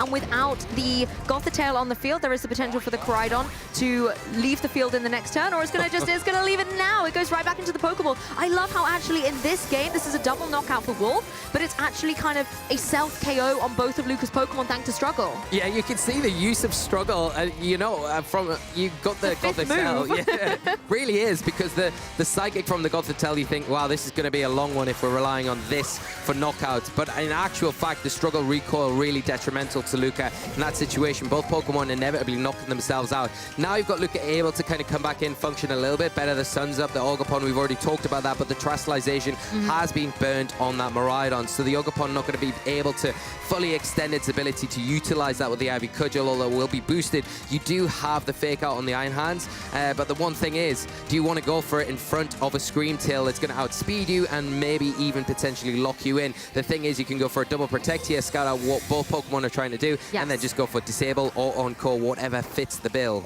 Exactly, and even if it is a Fake Out, then you're not being flinched in this point of play, and then it's a perfect target for that encore to come through from the Scream Tail. But obviously, Luca not falling for it, instead going for the Ivy Cudgel. I think it's a fantastic move choice to go for here in the Sun, as the Iron Hand's going for the Drain Punch. And these are both attacks that I think if you're the Scream Tail, you do not want to lock these Pokemon into, because the Drain Punch is going to do so much to that Scream Tail as well, just, knock it out straight away. Yeah, that's it. And I think now you've also got the option here, we're seeing Wolf hover over at the Perish Song. You've got the number advantage here, so you can click this option, you put everything on a timer, and then you can just slowly wait out your turns, especially if you're seeing something like a Follow Me come out from the Ogerpon that's going to draw in these attacks from the Iron Hands here. Perish Song coming out, perfect time, everything on a timer, everything will faint that's on the field right now in 3 turns time. And it's not like you even need the Gothitelle here to pin in the Pokemon, because it's the last 2 remaining Pokemon for Luca. There's no switch ability, and for Ogerpon, there's no room for damage. The one-hit KO just removes it from the field, and even though Perish Song is in play, you may not need it to guarantee this match with the 3 versus 1 situation that Wolf has got here.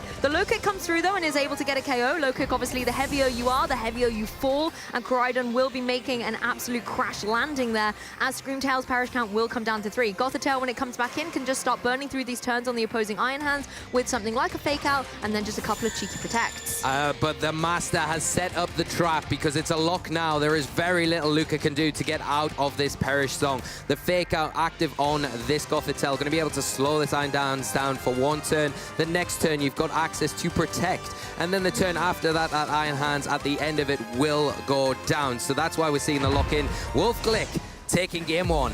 Absolutely incredible with this iconic Perish Trap team that he's so well versed with. I think at the beginning of the game, Luca had some good advantage with that Miraidon, getting so much damage on the board and removing, I believe it was the Incineroar, just completely from play.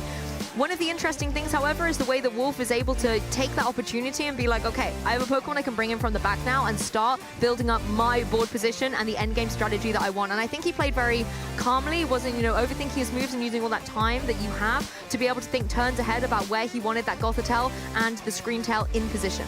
This is why he's one of the best. Oh, yes. So calm and collected. I'm behind the desk here panicking in situations. We saw the Incineroar drop to that Electric Drift. Great start from Luca going for that, picking up a key knockout to a really important Pokemon there. But you know what?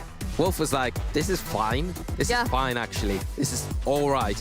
I know the Tailwind's likely going to go up, but it's all, I got my buddy Screamtail in the back. It's going to come in and it's going to do a job. And you think, wow, there's not much offensive presence here with that Gothitelle, with the Screamtail, but it wasn't about that. It's a disruption. And the master of disruption is Wolf Glick, and it's going to be so difficult. I think Luca got a better idea of what they might need to do going into this match. I think they need to be fast-paced. They need to make sure that they've got ways to get around that lock, that trap with the Shadow Tag, because once you get locked on the field with nothing you can do. You can't. You're susceptible to that Encore. You're susceptible to the disable. The taunt is so pivotal as well from the Gothitelle. So you need to maybe not lock into the Electro Drift, maybe not go for those knockouts early on, but try and get consistent damage with that Volt Switch. Get something else on the field. Take advantage of the Sun, maybe the Ogerpon, and keep that pressure on the Miraidon the whole time. But of course, though, a lot easier said than done. Well, Wolf is leading with the same leads that he had in Game 1, that Koraidon with the Incineroar. This time it's a little shake up for Luca Cherubelli. Instead it's the Farigiraf with the Miraidon. Maybe Farigiraf in play just trying to alternate the board positions here, maybe even trying to go for something like a Trick Room, but you can see the Electric Seed boosting up his defense as well. That will make it a little bit bulkier, and Miraidon has that Electric Terrain in play, and we saw how devastating it can be with an Electro Drift early doors. Yeah, and it also not only the Electro Drift, those Electric type moves that are boosted by the Electric Terrain, they're also boosting all of the other moves that in particular pressure that Koraidon here with the Draco Meteor into that slot. It's a bit risky going for that particular move into the Koraidon with maybe 2 potential Fairy types in the back, but the Dazzling Gleam, like we saw Luca lock into, didn't lock into, but has the option to lock into 4 times super effective into the Koraidon, maybe forces a terrestrialization here. Another option to really pile on the pressure to that side of the field.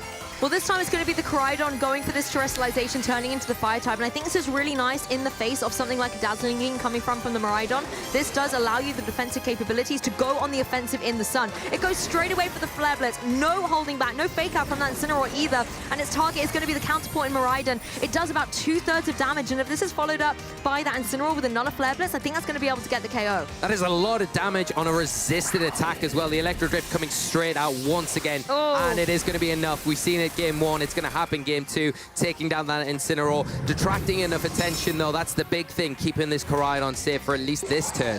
As Farigiraf does decide to go for the Trick Room in Game 1, Luca was going with the Whimsicott for the Tailwind strategy, but now maybe switching up those dimensions and going for the slower strategy instead. Gothitelle, however, I think pretty happy to be in this environment too. It doesn't mind a bit of a slower state of play. Yeah, you would normally say the Gothitelle's perfect to bring in here because of that slower dimensional Swift that we've just seen. But the problem is the Armor Tail active on that Farigiraf, where you'd normally rely on the Gothitelle to come in, use that fake out onto the Miraidon to give you a bit of room with your Koraidon. You're not able to do that here, unfortunately, and the Psychic probably not quite as powerful as it needs to be to pick up the damage that's remaining on that Miraidon here, so it is going to have that active Electro Drift this turn, unfortunately, and we saw the speed interactions from that turn 1. The Koraidon did outspeed the Miraidon, so in the Trick Room, the Koraidon's going to be moving last. It's not in the best of positions, especially if that Screamtail comes onto the field as well. That Photosynthesis ability is going to activate with the Sun being up and really being the counter-active ability to what Wolf wants in this Trick Room environment. Yeah, Trick Room definitely gives Koraidon a bit of difficulty as well. As you said, it was the fastest thing out there on the field, so it might want to play a bit defensively in this turn. Wolf looks like it might be a defensive play all round with that Gothitelle going for Protect, but actually Koraidon staying in here. Farigiraf is going to go for that Psychic, do a little bit more chip damage to the Koraidon, but the Miraidon was actually targeting down that Gothitelle with the Electro Drift, so Koraidon has the utility to go for some damage in the Sun. It is going to go for that Flame Charge, utilizing the Sun to boost up its Fire-type moves and try and get this final KO on the Miraidon.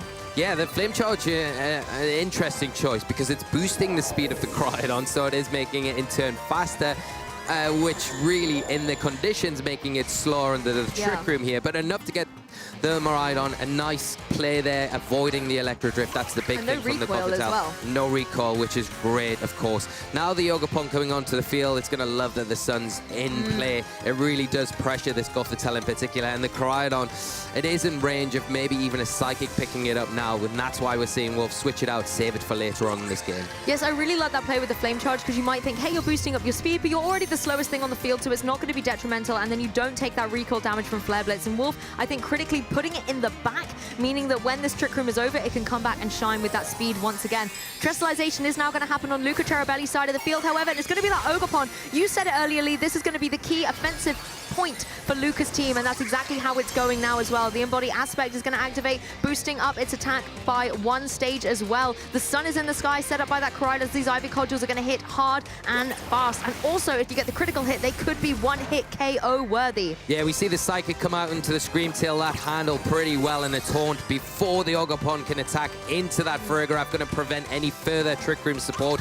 But like we talked about, that big Ivy Cudgel boosted by the sun, it is going to be aimed at that Gothitelle, and more than enough to pick up a clean knockout. Didn't even need the critical hit here. That's just a solid one-hit KO, and Gothitelle is off the field. This at least means that Luca's Pokemon are not going to be pinned in by that Shadow Tag. And as there are still 3 remaining, it's not a safe option for Wolf to go for that Perish Song right now. No, not at all. And I think if you are Wolf, you've got to get through these Trick Room turns, because if you can do that, you're going to be in a prime position to really utilize the Screamtail with that Disable.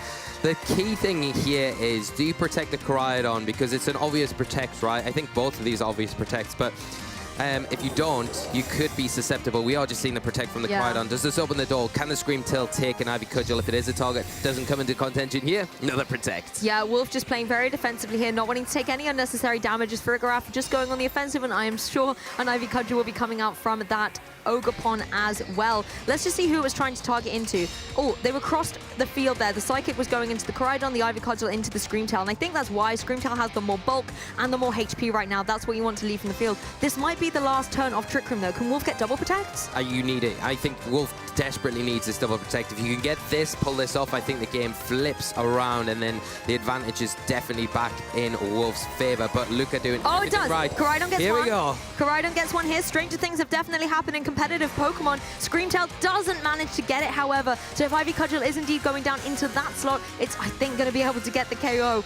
We're going to see the Psychic just hit that protect one more time. But this Ogerpon really is the key point for Luca. It has all of the attack power behind it, as the Ivy Cudgel will come down straight onto that Screamtail and get the knockout, leaving just Koraidon as Wolf's last remaining Pokemon. Yeah, unfortunately, that Ivy Cudgel in the sun being a bit of a double-edged sword here for Wolf, and Luca really taking advantage of the sun just before it disappears, just before that Trick Room ends, and leaving the Koraidon on 37 hit points, remaining against 3 Pokemon on Luca's side of the field. A much better adjustment from Luca here, showing that he's not ready to give up this fight, taking us to what looks like it is going to be a game 3. And I mean, Wolf made the perfect play there. If he was able to get the double protect, then it would have been perfect timing with Trick Room ending as well. The Follow Me coming up on the Ogerpon as Koraidon goes on the offensive with that close combat, but it's not enough to be able to get the KO, particularly with its low HP and the defense is being dwindled even further.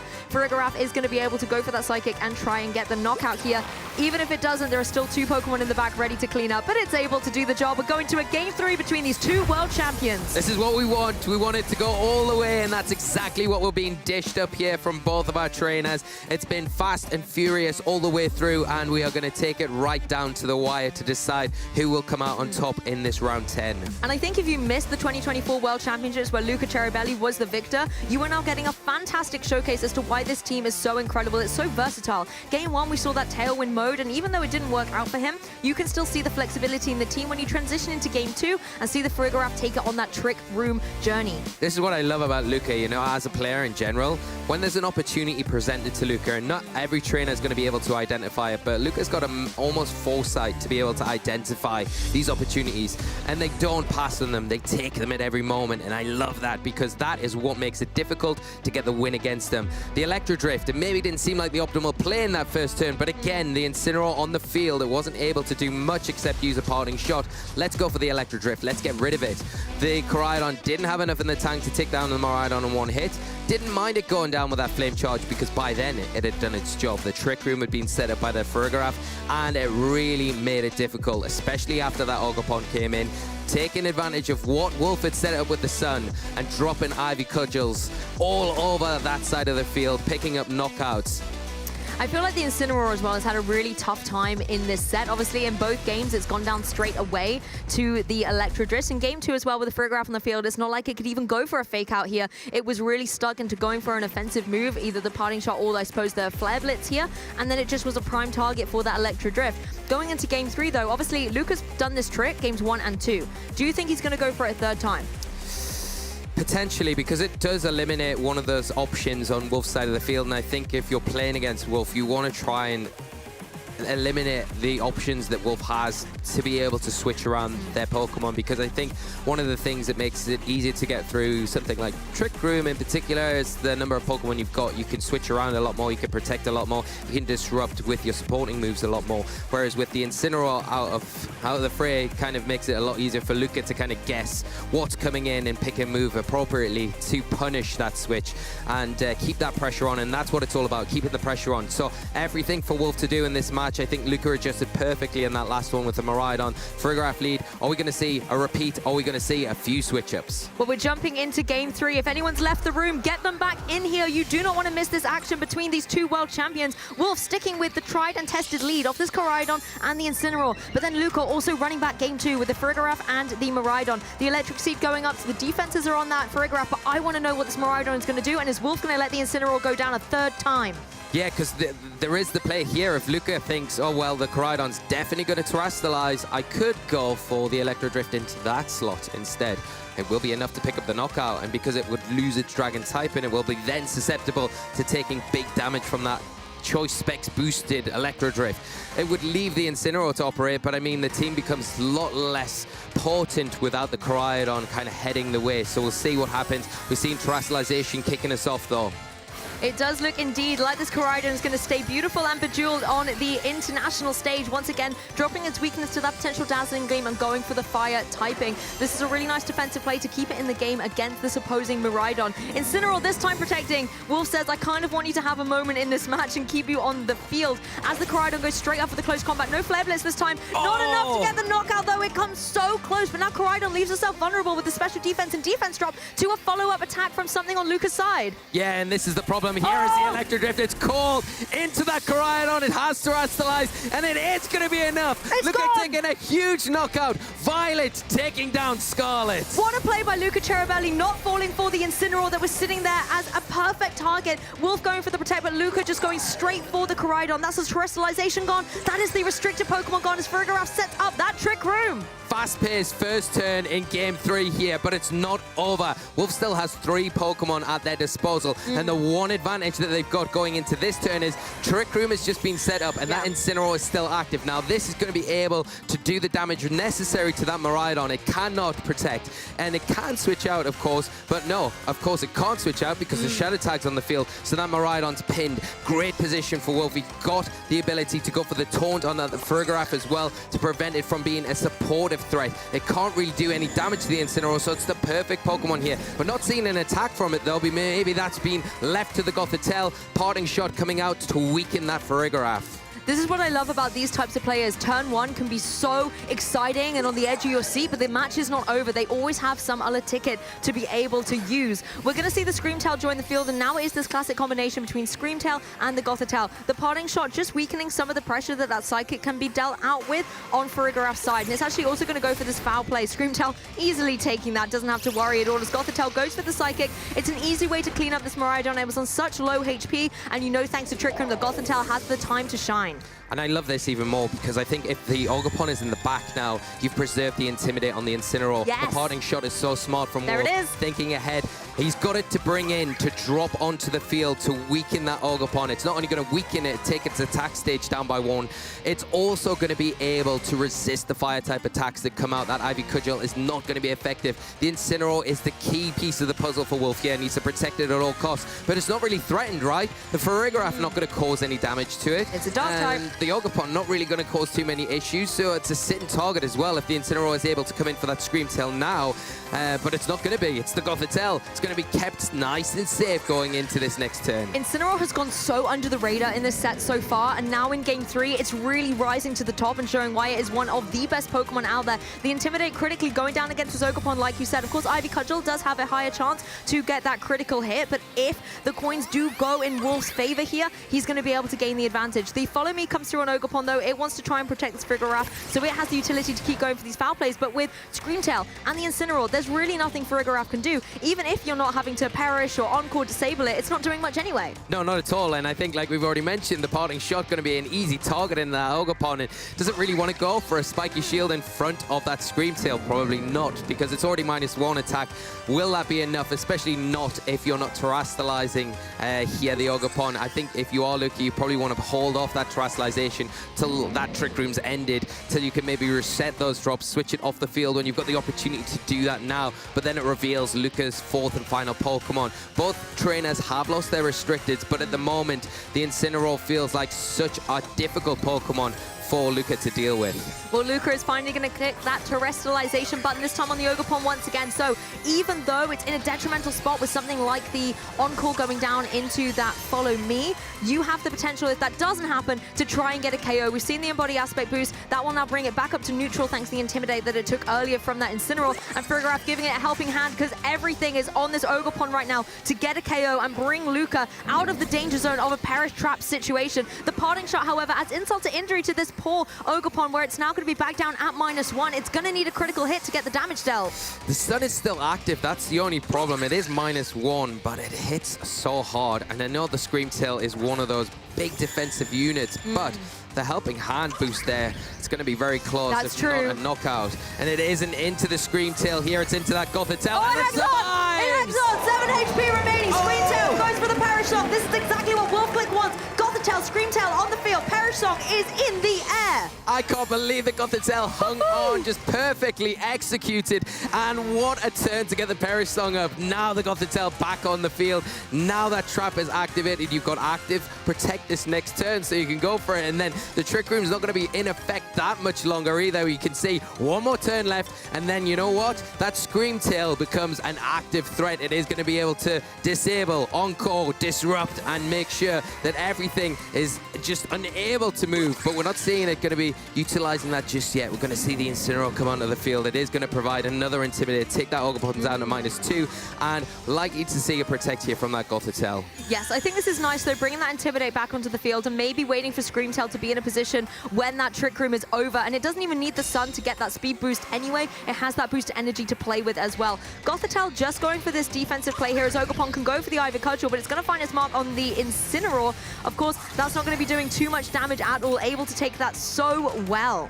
Yeah, it is. Now, the big thing for Wolf is the Sun disappears. That Ivy Cudgel becoming way less effective. Now you feel a lot safer switching in the Screamtail. And you know, the thing is, I think, yeah, we've got 2 Perish counts left. Do you keep the Gothitelle in for this turn?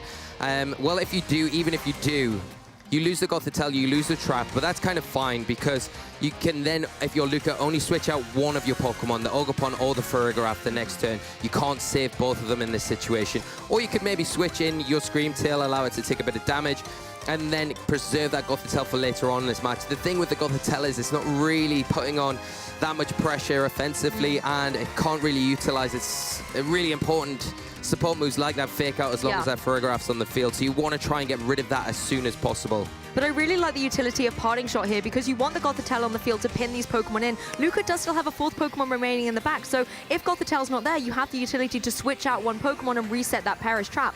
So if you're able to switch that Gothitelle out and bring in the Screamtail, and then you want Gothitelle back on the field, which is what we're seeing here, a Parting Shot really enables you to do that and keep those Pokemon pinned in, because even though the Gothitelle's left the field now, the trainers aren't able to utilize switching out until the following turn. If Gothitelle's back, then that's still not an option. What a great call, because I think that's exactly what we might see play out here. We are seeing that Screamtail take the place of the Gothitelle. The Ivy Cudgel coming out from this Ogerpon. It is going to be into that slot. -2, though, not boosted by the Sun. Brushed off by the Screamtail, followed up by that foul play, doing nothing at all. And there we go. There you go, Lou. You called it. The Parting Shot. Great shout out into that Frederik. And now what comes back onto the field? Gothitelle and that tasty, tasty Shadow Tag. And once again, Luca will just have no room to maneuver once it's pinned in. And you've got that Screamtail back on the field that can start threatening Encore and disable for that last Pokemon in the back. Because these Perish Song turns are ticking away, you just need to stall them out now from Wolf's side. And the other thing that's so lovely about switching his Pokemon in and out is the Perish Song is reset for them. Mary's Song is not going to be affecting them at this point. No, not at all. And I think this is an easy play now. Luca kind of knows the inevitable that's coming. Protect from the Gothitelle. You switch the Screamtail out into the Incineroar, and then the Frederik, the Ogerpon. Oh, just helpless to do anything. Their Perish is going to go down to 0, and it leaves Luca with 1 Pokemon, still unknown to us trainers here and at home. Well, Screamtail protecting, Gothitelle protecting. This is the final turn of this Perish song, so we know the Farigiraf and the Ogerpon are going to be felled at the end of this turn, no matter what they do. The Ivy Cudgel just going into a protect. This defensive play by Wolf does just kind of seal the deal on both the Pokemon on Luca's side. The Trick Room does go up, however. This is interesting. Maybe in the back for Luca, it could be something like the Iron Hands that will utilize this Trick Room quite well. But the issue is, I don't think Iron Hands has the capability to necessarily deal with both these Pokemon. You're going to be able to be shut down. Yeah, and it does, it likely is, I think, a good shout with the Trick Room being set up as a last-ditch attempt from Luca is going to be that Iron Hands. It is going to have Heavy Slam as well, which is super effective into that Screamtail. But the problem is you're going to have that Fake-Out support that you've got with the Gothitelle and the Incineroar activated now that the Armor Tail's gone down. And all you need to do if you're Wolf is get 1 Perish Song off. You can't protect the Screamtail this turn, of course. That's the problem because it has just protected, so you risk a double protect and maybe a wasted turn, but it's an easy turn for you to try and weave in the Incineroar here, and you know, like we've seen, if you go for the Fake Out with your Iron Hands, I think it's risky because you do have that Encore that is looming on the Screamtail as well. Have you got enough to pick up the knockout with a Heavy Slam at -1? That's the other question. Yes, and of course the Iron Hands only does have single target attack, so it hasn't got the utility to go and hit both Pokemon at the same time, so it has to pick its choices, and while that's always happening, the partner Pokemon can be dealing some damage. Incineroar coming to the field, that Intimidate is going to pay off, weakening the offensive pressure that it has. The Heavy Slam that was trying to go down into that Fairy type of the Screamtail, really nice play, even with that critical hit, I think would have been able to get the KO, but Incineroar going to be able to take that so well as the Psychic follows up. Yeah, the Psychic just consistent damage, super effective as well, and the whole time that this Gothitelle's not being attacked into, just recovering that little bit of health every turn, which is proving so vital here. Now you've got the Fake Out into the Iron Hands, you're going to be able to double up, and because of that, we do see Wolf become our winner of round 10. Wolf Glick does indeed have that world champ difference, the OG statement indeed. Luca Cherubelli, however, a world champion himself and a formidable player. I have to say, Luca, at the beginning of these games, with the tremendous offensive pressure he played with that Miraidon, constantly got the edge. But the issue with this Perish Trap type team is as soon as you give an opening to bring that Pokemon onto the field, Wolf was able to capitalize on it. So what a showcase, what a pleasure for us to be able to watch. But Wolf being able to take the victory over Luca Cherubelli. Yeah, just what a treat. Amazing. Absolutely amazing game for us to feature so early on in day 2 as well. How can we? It is going to get better, I promise. But I mean, what a way to start. We had Kyle round 9 with the Wheezing, round 10. We had 2 world champions, and what an absolute showcase both of them put on for us. And you know, I just the way that Wolf pilots Perish is just amazing. The master. He's just the master at it, and like every step knows exactly what they need to do. I mean, even when you see that explosive turn 1 in game 3, and you know, Luca making the great call with the Electro Drift after taking the close combat and just barely hanging on. You know, that's an Orichalcum boosted close combat there, so well-trained Miraidon, but the Electro Drift not into the Incineroar that it had done. Picking up the knockout onto the Terrastalized Koraidon, because it had to Terrastalize, right? You think, wow, Luca has come out the traps flying. It looks like he's in total control, but no. I think the Trick Room going up, Wolf knowing that the Incineroar was the key to the puzzle, and then utilizing the tools like that Screamtail with the Perish when the time was perfect to just lock down the Ogerpon. Yeah, and the survival with the Gothitelle, but this turn in particular was the key one. The survival, the drops of Intimidate before that, and just allowing that to be set up to get rid of what was a huge threat in Farigiraf. The Fake Out couldn't be utilized at all there, so having to play around it very carefully and protect the Screamtail as much as possible to allow that to play out. And I love the way Luca used that Trick Room in game 2 to such a good advantage. It constantly meant that Wolf was on the back foot and just didn't have the speed navigation to get through that match. It did bring us then an epic game 3, and unfortunately Trick Room almost went against him in favor there, because your Miraidon was able to hang on, but then once Trick Room was up, the Gothitelle was able to get the KO. Suddenly Ogerpon comes into the field and it's primed. It's got so much offensive pressure, but it's going to be moving a little bit slower. And the fact that the Incineroar, I mean, it's on my cast predictions for a reason. It's such a good, amazing Pokemon. And in games 1 and 2, you might have been doubting me there, but in game 3, it really was the pivotal Pokemon that led Wolf to victory. Yeah, I mean, when you had that Shadow Tag lock on the field and the Ogerpon and the Farigiraf, you look at the options offensively and you think, wow, Incineroar has a great time here. And yeah, I mean, that was just what Wolf exploited so well in that Game 3. And I think why it's still such a valuable Pokemon to be used in any format that's it's available. It's an interesting moveset. It's a bit different from the kind of standard Incineroar sets that we see. Opting for that Protector, but it plays so nicely into that Perish Trap combination. And it can come in handy even if you're not using that Perish Trap as the main mode to your team, because it can throw players off in positions where, well, I can get something in to support it a little bit better here. Maybe that Scream Tail. I mean, I can't talk highly enough about Wolf or Luca, really, both extremely just amazing players, but the way that Wolf piloted what is probably one of the most scary teams in the format right now, and that Miraidon, probably by the best trainer using this particular team, is just incredible to see. Exactly, and Wolf Glick using this team that is not easy to pilot. You might look at him using Perish Trap and think it's so effortless, but it takes so much utility, thinking turns ahead to be able to execute it.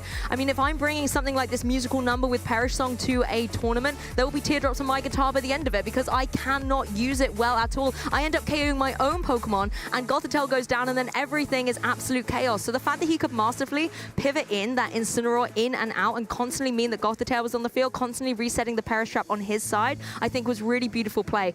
His accomplishments really do speak for himself. I have this fun fact about Wolf Glick, where he has won one of everything. He has won regional championships. He's won 10 of them, by the way. He's won national championships. He's won international championships, Players' Cups, and Worlds. Yeah, it's easier to say what he hasn't done, really, you know. And instead of the scroll list of accomplishments that Wolf has got to his name. I mean, just incredible. And I'm just going to say this, right? This still of Wolf, this moment, the hair flowing, it's a beautiful shot. It's giving me some Tim McGraw vibes, that for sure. I mean, it's a look, definitely, and it's a confidence. Plus, look at the Magikarps. The Magikarps are adorable. I do love the shirts, yes. Yeah. They are beautiful. But getting back to the team and the accomplishments, of course, I think, you know, it's a really unique kind of classic Wolf team. And, you know, I think Koraidon, one of those Pokemon that's seen a little bit of usage coming into this event, where you think, oh, well, grassroots level, it's had some success, won some tournaments. Is that going to be the Pokemon that kind of surprises everyone? But this isn't anything like any of those Koraidon builds we've seen before, and it's a complete Wolf build, and I love it. I love the confidence to have that conviction in your decisions, to bring it to this level of tournament, and then to kind of back that up with your play. And it's just, yeah, it's amazing. It's going to be difficult. We had Kyle on round 9, and I said at the time, with how Kyle is carrying himself with the team, how comfortable he looks, it's going to be a really difficult opponent for all the field to go up against. But you can say the same about Wolf with this team. Oh, yeah. This International Championships is stacked, and I've been so impressed by the caliber of players that we've seen, as well as the Pokemon choices. Now, the Day 2 meta might not have so many surprises, because in Day 1, you get to kind of see loads of different Pokemon choices, but you have to then see which ones are going to make it to the top. I am delighted, Here we go. absolutely delighted, however, to say that Terapagos, that was on the lower half of this bracket yesterday, is now up on the top half. This is really interesting. This surprises me a lot. I mean, yesterday we saw the Calyrex Shadow Rider leading the way, but there is the Ice Rider that's full front and center here. Kyogre as well, one of those other Pokemon that's had a lot of success. Zamazenta, not too surprised about, but like you say, the Terapagos, a really great shout, having a great time at this tournament. Those 4 Pokemon, I mean, the Calyrex Ice Rider in particular, taking the lead here, 24% usage in Tier 2. That's incredible. It's the right call for a lot of players, but you know, you've still got the Miraidon down there, and the Groudon barely hanging on around that. I think its percentage has went up. Obviously, it naturally would have done. Yes. But it's nice to see Groudon kind of being there. Other notable Pokemon that aren't on this, I know there's one Rayquaza out in the field in Day 2 somewhere. So whether or not it's going to be able to make its way up the leaderboard into the top 8, but we'll yet to see. But Lunala as well is another Pokemon. I was about to say there was some Lunala out there. Lunalas in the field of Rayquaza, but these are the Pokemon that are having the best results this weekend, especially coming into Day 2. The Zamazenta, it's so strong. Yeah, so strong coming into this, and I think it's one of those Pokemon that really kicked off the resurgence of Regulation G and was at the forefront of everyone's mind as being that Pokemon that does just function, very consistent damage across the board, and a lot of players have that comfortability with it as well, why I think it's opted for so much, but nice to see it having that success. Obviously it has a great matchup most of the time into the Terapagos, but I think enough time has passed for those Terapagos players to kind of have figured out modes and ways is around the Zamazenta. So it'd be great to see that matchup in particular as we get further into the tournament. That would be good, because I see a lot of Terrapagos players kind of say, like, what, you know, what's your strategy against Zamazenta with Wildguard? And they just say, well, I'm not going to face it. It's fine. Like, I'm going to make sure that it's just not going to be in my matchup. But you can't afford to take those risks. So players are starting to adapt a little bit more, maybe bringing some more heavy hitters on the special attacking side as well, because Zamazenta has such good defensive capabilities. Even if you have a super effective way to hit it, particularly once it gets that boost that it gets from Dauntless Shield as well, it can just be so difficult to get through. Yeah, it's a very scary Pokemon in the right situation, and those special attackers, like you mentioned, one of them is the Kyogre there, and I think it's nice to see that doing so well. We saw it do well at Birmingham in particular, getting to the final, piloted by Oliver Escalin. Not quite able to get over the line in that tournament, but still a very good Pokemon, and a lot of players, especially like Stefan Mott, I feel like it's his signature Pokemon. Came into day 2 after a great performance in day 1. Hopefully that continues for the rest of the tournament. But it's not all about the restricteds, because they are the main centerpieces of a team, but it's all about the Pokemon that surround them. And let's have a look at the day 2 usage stats of these non-restricted Pokemon. Are there is anything that's jumping out to you immediately?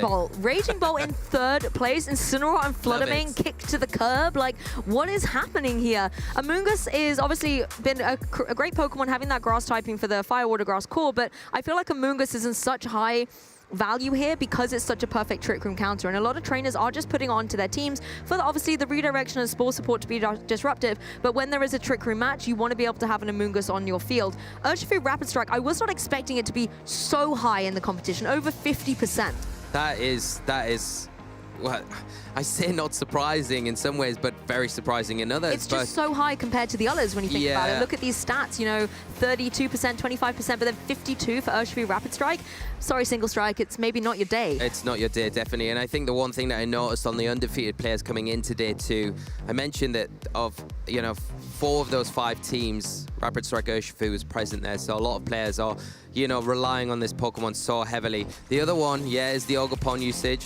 Yeah, that's interesting. Cornerstone. Yeah, and that is predominant on a lot of teams coming into day 2. That was one Pokemon I definitely noticed. So surprised to see it as low as it is, but it is starting to make its way up the board. But like you say, that Raging Bolt is such an important player in this format, and the different ways that you can run it as well to kind of fit it perfectly onto your team.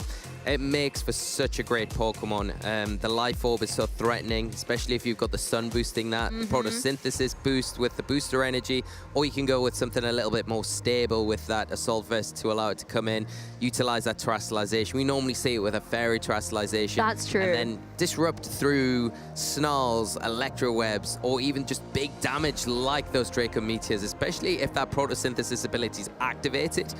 It's still very strong and threatening. And I'm loving the Chi and Pow and the Chi-Yu as well, bringing their abilities to the field to lower defense or special defense respectively. And I think that's made them a really core partner for a lot of our attackers here. Chi-Yu, for example, works so well with the Fluttermane. You also have utility with something like the Raging Bolt, and Chi and Pow can actually work incredibly well with Urshifu, Rillaboom, or even that Ogerpon Half-Flame Mask. Yeah, and it's not just the non-restricteds that the Chi-Yu supports so well, it's those restricteds, the ones that you mentioned, Lou, the special attackers like that Kyogre and like Terrapagos as well, you know, with that Terra Starstorm ability. It's normally Terra Starstorm going to be a special attacking move.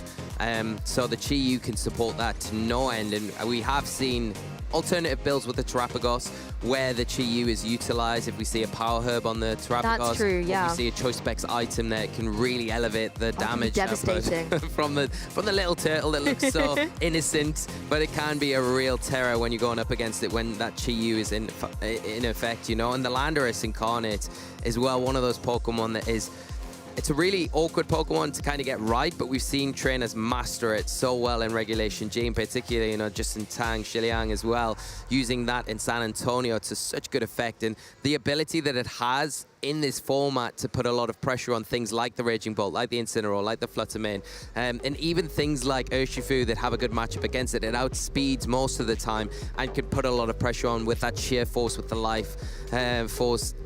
Just the stacking of damage from those attacks that aren't super effective, but do enough with all those multipliers to remove those Pokemon pretty easily.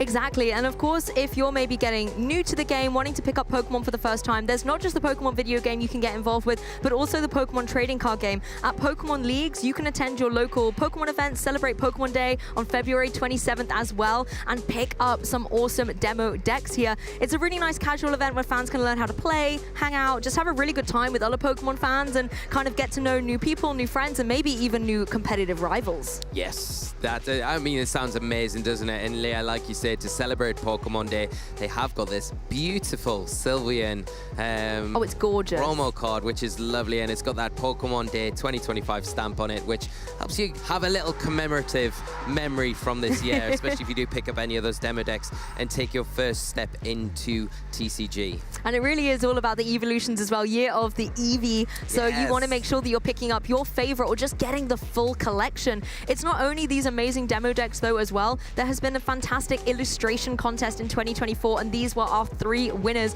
Lee and I have spoken about this before. The Pikachu is my absolute favorite. It just looks so cute. I want to give him a little cuddle, but the other 2 are also just so incredible. The Feraligatr art is such a unique style, so beautiful with lovely harmonious colors, and then the Toxtricity just ready for action. Yeah, jamming that electric, the lightning bolt there like a guitar. I love it. I love that design. And I just, like I said yesterday on the broadcast, the way that it kind of, the opaque design of it going all across the card, I really love that. But I'm with you, Lou. I think the Pikachu takes the star of the show for those, but amazing artwork, absolutely. You cannot say highly enough how much these people are that have done this, how talented they are. Talented is indeed the word, not only in the craftsmanship, but also in the battles that we've been able to showcase across this entire weekend. The next battle round is getting set up, so we're going to kick it to a quick break, get a cup of tea, and we'll be right back.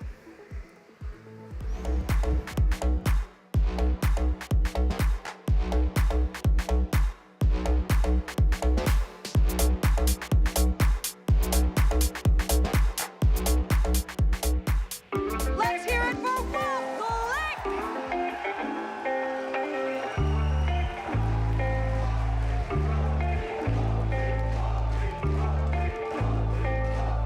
My name is Wolf Glick, and I am from Washington, D.C. I first got into Pokemon when I was probably around 5 or 6 years old. I really hated getting my hair cut, and so my mom took me to one of those places where they had TVs for the kids to watch so that they would, sit still and get their hair cut. And they had an episode of Pokemon on, and, my mom and I watched it. I loved it, and I was just obsessed. Like, I had the Pokemon cards, I had, action figures, I had pretty much everything. I eventually was able to play the games when I was a little bit older, and I really fell in love. And, ever since then, I've just kept playing, and it's just, turned into something so much more than I ever could have expected. When I was in middle school, I found out that you could play Pokemon against other people, and that really got me hooked because I have such a competitive personality. And so I was playing online. There were these forums, and you would go and you'd basically schedule a battle over Wi-Fi. And on one of these forums, I saw that there was a sub-forum that said real-life events, tournaments in real life. And I thought, that sounds cool, so I clicked on it, and I saw that there was one in Chantilly, Virginia, 30 minutes from where I grew up. And yeah, so I ended up winning that first event, and it kind of snowballed into everything. I think some people, when I talk about, I'm still playing, I've already won Worlds, I've, won every level of tournament, I think some people are, surprised, or they're thinking, okay, well, why? Why are you still playing, right? And I think the answer that people expect is something like, I want to be the best ever, I want to be indisputably the best ever, but the truth of the matter is that I really just play because I enjoy it. I really enjoy and appreciate the game, and I love that it's always changing, I love that it makes me feel like I can always change, I can always be better. The best thing that I've gotten out of Pokemon is my friends. Some of the best people I've met in my entire life are people who I've met through this game, and I really love Pokemon because it gives us a chance to kind of all see each other a couple times a year. None of my friends are really even that close to DC, so being able to come to these events, being able to work with my friends towards a common goal, being able to celebrate their successes, being able to kind of commiserate in their losses, I don't know, it's really meaningful to me.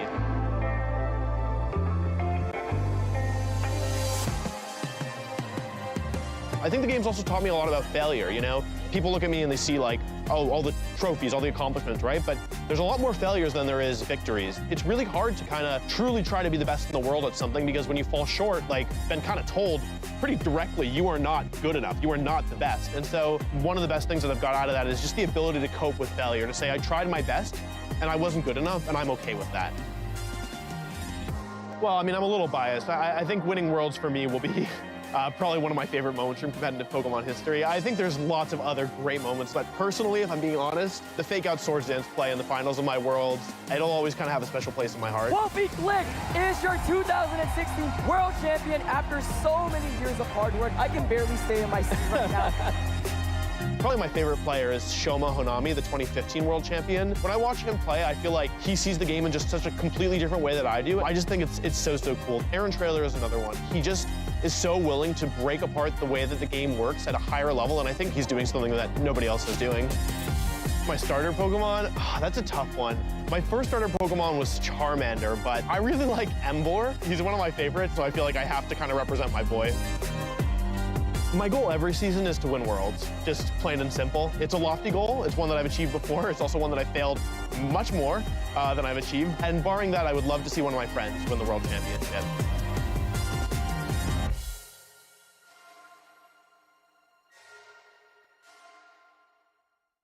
Hey Pokemon trainers, welcome to Pokemon Championships History, a series where we showcase important matches throughout the history of competitive Pokemon. It's time to flash back to Championship Sunday at the 2023 North America International Championships. Welcome to the finals in the junior division of the Pokemon video game. Most iconic moments in Pokemon come from trainers in the Masters division, but this time around, the juniors stole the show in Columbus. The trainers in the juniors division often show the purest form of passion for the game of Pokemon. I've just got a couple questions about championship. I've never been to a championship. Oh, this is a national. Whatever.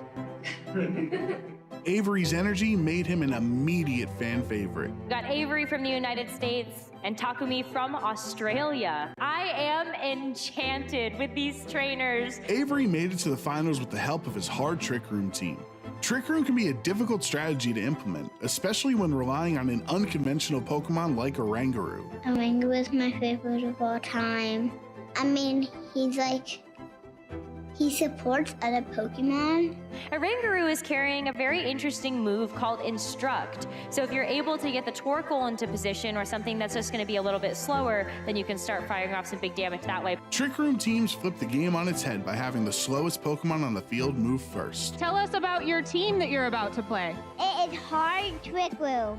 Hard Trick Room game plans can even be difficult for Masters Division trainers to pilot, but Avery was ready to show the world that juniors are wise well beyond their years. For his strategy to work, Avery's Oranguru would need to twist the dimensions. We're going all in with a terastallization on the Oranguru. Well, the game plan is being executed for Avery very, very quickly here. With Iron Hands going down, Avery brings Torkoal onto the field for free.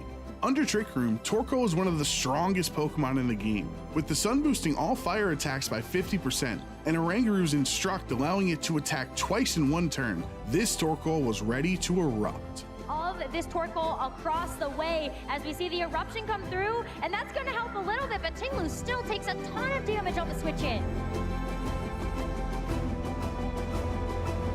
With the momentum in Avery's favor, Takumi's savvy defense turns the tides of Game 1 and punishes Torkoal, putting the Australian youngster in a winning position. Despite properly setting up Trick Room, Game 1 got away from Avery. But even if Oranguru didn't work the first time, it was important for Avery to trust the process and rely on the strategy that got him to the finals. This one is going into Game 2 with Takumi up 1-0. After the exact same turn 1 play in Game 2, Avery's Torkoal was ready to take over, which meant it was time for Oranguru to do it again. Avery once again has the opportunity to bring in the Torkoals. Let's do it again. Yep, there's the Instruct. Learning from his mistakes against Tinglu in Game 1, Avery made an adjustment to keep momentum on his side. This was where last game got a little bit different because he went for the overheat into the Protect. Let's see if Avery goes for it again. It is an Earth Power! See you later, Chi-Yu. Although it didn't have a single attacking move, Terrifier Oranguru was the star of the show. The ability to instruct your teammate to attack again would lead to more offense than Takumi could handle. Doesn't hit this time around. It's going to be another overheat from the Torkoal. Avery's confidence was back, taking down Takumi's team one by one. This championship would be decided in Game 3. The crowd became enchanted with Avery and Oranguru. It was incredibly amusing to watch such a simple yet repeatably effective strategy from a junior. With the first two games playing out the exact same way on turn 1, there would be no surprise what these two trainers would do in game 3. This is 3 games, 3 identical turn 1s. If it ain't broke, don't fix it.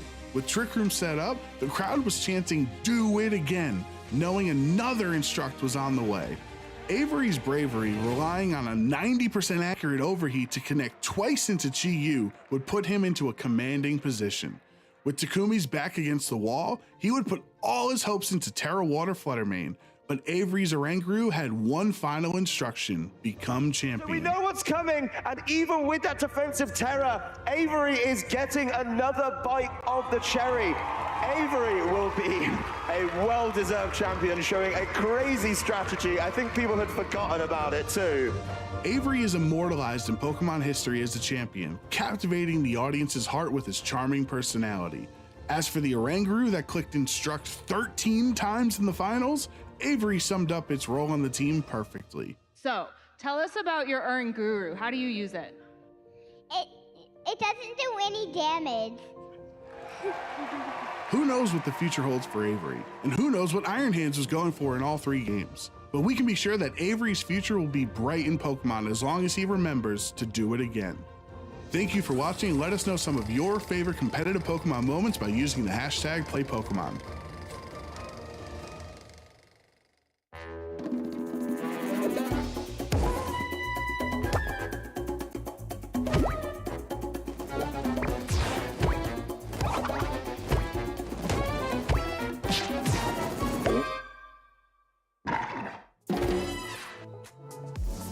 The action here for day 2 of EUIC has been amazing. Some really close matches on stream and off stream as trainers still vying to try and make their way into top cut of the competition. A lot still trying. Only one trainer so far has secured a spot. Franchesco Piro undefeated on the day. How are you feeling? That is a fantastic record. I'm feeling amazing, to be honest, but I also want to keep going for sure. Yeah. Got to get all those wins, right? And your team, we've talked a lot about all these different restricteds. We get to see what this traffic goes with some really interesting pieces, and it's obviously working out. How early on did you know you were bringing this team to the event, and did you think it would be this strong? So Terrapagos was a comfort pick for me. I played a lot of game with it. And I was switching between Ubers for this event, and then when I tried Terrapagos a little bit, even by accident, it was an accident, I tried a little bit Terrapagos online, and it felt so strong into my hands. I really felt like it was matching my gameplay very well. So I was like, okay, I'm gonna drop everything because I love this guy, and yeah, it's so bulky. People don't expect it to take so many hits, and it can really take people off guard. So yeah, it's been working out very well. Yeah, I'm very happy about that. I know there's already been people telling me that they're afraid to face off against you with this team, so you already had a name, but making an even bigger name at this event. I want to know how your tournament run has been so far, because you were telling me you've played against some really good people. Yeah, I've been playing a world champion today on the round 1 because I faced Luca Cheribelli. He's also a very good friend of mine. Yeah, it was an amazing set, very thrilling. It was very fun. I lost the game 1 in 2 turns and then was able to come back.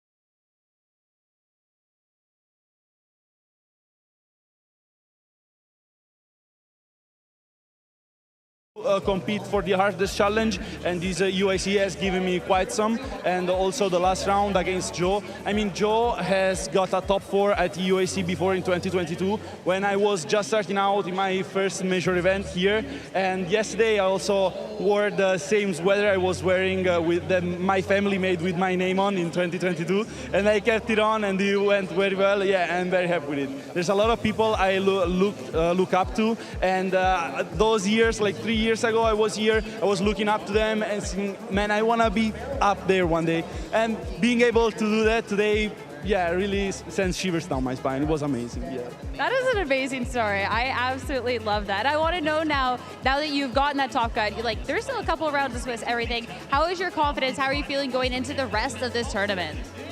Okay, surely the feeling of being able to lose one or even two feels great for now, so I can catch a break.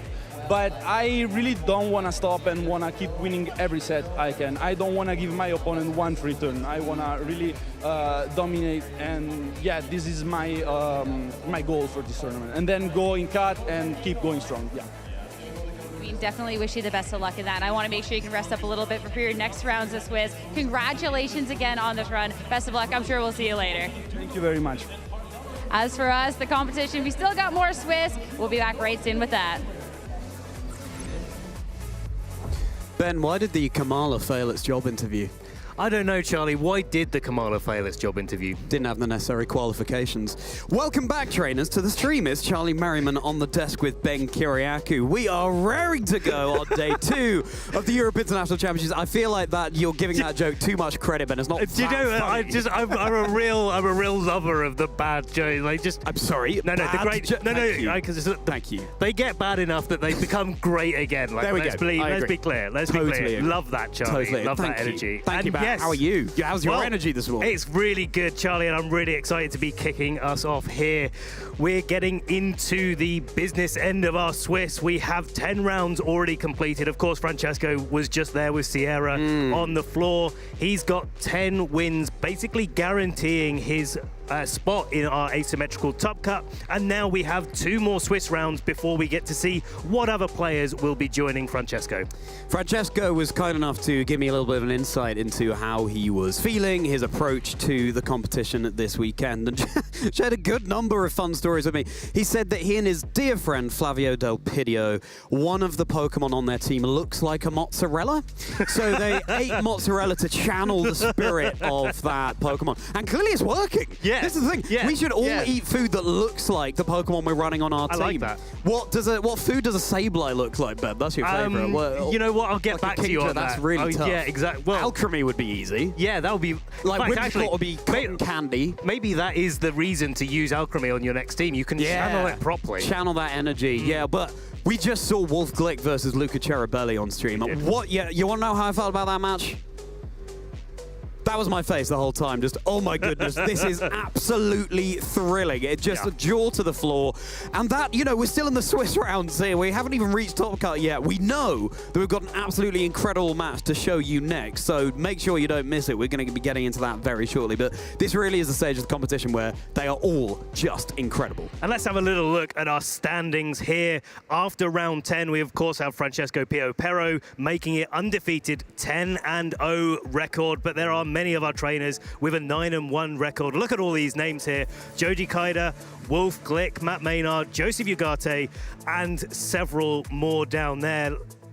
And of course, our 8-2 records as well there. Luca Cherubelli, our reigning world champion, just playing, of course, up against Wolf Glick, but still definitely in contention for going into our top cup. I want to give a shout out to Josh Bullivant there as well. Apologies for any mispronunciation of your name, Josh. An incredible run yesterday, and you know, still that 8-2 record. Let's see how that develops. But now let's take a look at the matches going on in the venue right now here as we get into our next Swiss round 11. That's what we're going to be featuring, everybody. On home turf, Taran Birdie of the UK against 2023 world champion Shohei Kimura. What a match there is to show. But before we get into that, because we're going to have plenty of time to talk about that in just a moment, we of course have Franchesco Piro, our undefeated, versus Wolf Glick. Will he remain undefeated? This is a tough matchup. Wolf running his Perish Trap team, so that's going to be a fascinating match to see if Franchesco has the tools to deal with that strategy that Wolf is bringing. Joseph Ugarte came in 9-0 into round 10 and wasn't able to maintain that undefeated record, but 9-1, no slouch versus Kyle Livinghouse, who we managed to feature earlier today on the broadcast too. Yeah, we've got an Italian showdown here as well with Giulio Tarlau versus Ruben Gianzini. Ruben Gianzini, the winner of the Bologna special event of the 2024 season. And Giulio Tarlau, a trainer with so many fantastic achievements to their name. This is something that EUIC UIC provides the opportunity for us to do. Feature these matches between trainers who don't have as much practice going up against each other in a live setting like this on the stage. You know, as you saw there, we're just about to be featuring a match between the UK and Japan. It's just really thrilling to see how they will match up into each other. And sometimes, you know, you get that little bit of experience from grassroots, but it's not the same as sitting in front of your opponent and being able to play those best-of-3 matches in these competitive environments. The crowd out there, the environment that these players are playing in right now is absolutely electric. There's so much hype going on. There's things for all of our competitors, but all of our spectators that are joining as well this weekend. There's something for everybody, and everyone seems to be just having the best of times. It's really interesting because, of course, that hype is building and building and building, but it's a slightly different kind of hype from yesterday, I would say. Yesterday was all about, yeah, we're here, let's go. And today is sort of, you know, there's more of a lid on it. The trainers are getting their heads in the game because things are getting serious now. Still very exciting, still a lot of fun, and we cannot wait to see just how Taran and Shohei are going to be approaching this matchup between them that we'll be getting into very shortly. What would have been your highlight of yesterday, man? Oof. Okay, you're making me choose one on the spot. Right, yes. Got it. Okay. No, I did say this on broadcast. I'm gonna go for the one that I said yesterday. It was the match between Justin Tang and Tomoyuki, where Tomoyuki was so excited to play against Justin. It was a player who was really happy to be facing down. They had this really intense free game set. It came down to the wire. There were so many calls that were made during the match. But then afterwards, and this is the moment, is when they shook hands and they got up and they had a little chat. And the smile on both of their faces. But more for me, on Justin's face, he'd just taken the loss in that match, but he was still really happy to be seeing Tomoyuki, and they were having a great time. And it just makes you think, like, this level of competition, it's difficult. It's really competitive at the highest level. You know, we're all friends here, but you know, you go into the match and sometimes, you know, you've got to turn that friendship off a little bit to be able to play your best and play in that competition. But as soon as the match ends, we're right back to it. Yeah, exactly. I think it's a really touching thing that the Pokemon series shows us. The idea of the rival in Pokemon games. You know, you're playing through the game, your protagonist, your rival isn't an enemy by any means. It's someone who inspires you to do better, just achieving more, and your friends at the end of the day. Yeah, really fantastic moment to call out there, Ben. The Minun to my Plusle. Absolutely. We're just charging each other up. We don't see them in VGC, do we? Not so much. It's a shame. Not so much, unfortunately. Because they get follow me, don't they? Have access to follow me. They've got some nice support options. You know, definitely some formats. If you took away all of the really powerful Pokemon, maybe like a Friendship Cup, something like that could be pretty cool. Yeah. I like that. Yeah, that's true. Yeah, well, we love that little support, and we're here to support you through the action today, trainers. I asked Lee this question yesterday. All right. Of all the Pokemon that could have a place in the metagame right now that we haven't yet seen on stream, that we might not expect to see, what would you like to see? Oh, now that is a good question. See, I would have said to you, Oranguru. Oh, yeah. But we've seen it. We love Avery. Do you see that little segment? Yeah. It's so good. The Oranguru and Strut, adorable. I was speaking to someone. There has actually been an Oranguru in our day two. There has. I believe it was Billy Kuo, Huswanchi Kuo running the Oranguru. A really incredible team. Qualifying for day 2, now I believe out of the competition, unfortunately, but Oranguru is on that team with Scary Face. Really nice. So you can reduce not only the speed of your opponent, but your own partner Pokemon in Trick Room if you like, so that they are then outspeeding, reversing those speed orders. Yeah, you're right. Yeah, Oranguru brought, and I love that Pokemon too. What about you, Charlie? Obviously, my mind immediately goes to Kingdra, which I feel like doesn't not have a place. You could activate Swiss Swim with Kyogre. With Kyogre. Yeah. Absolutely. But I think we know there's Alchemy, or there was yesterday anyway, with Diego Fierro running Alchemy. I think that might have a place in the format. I think,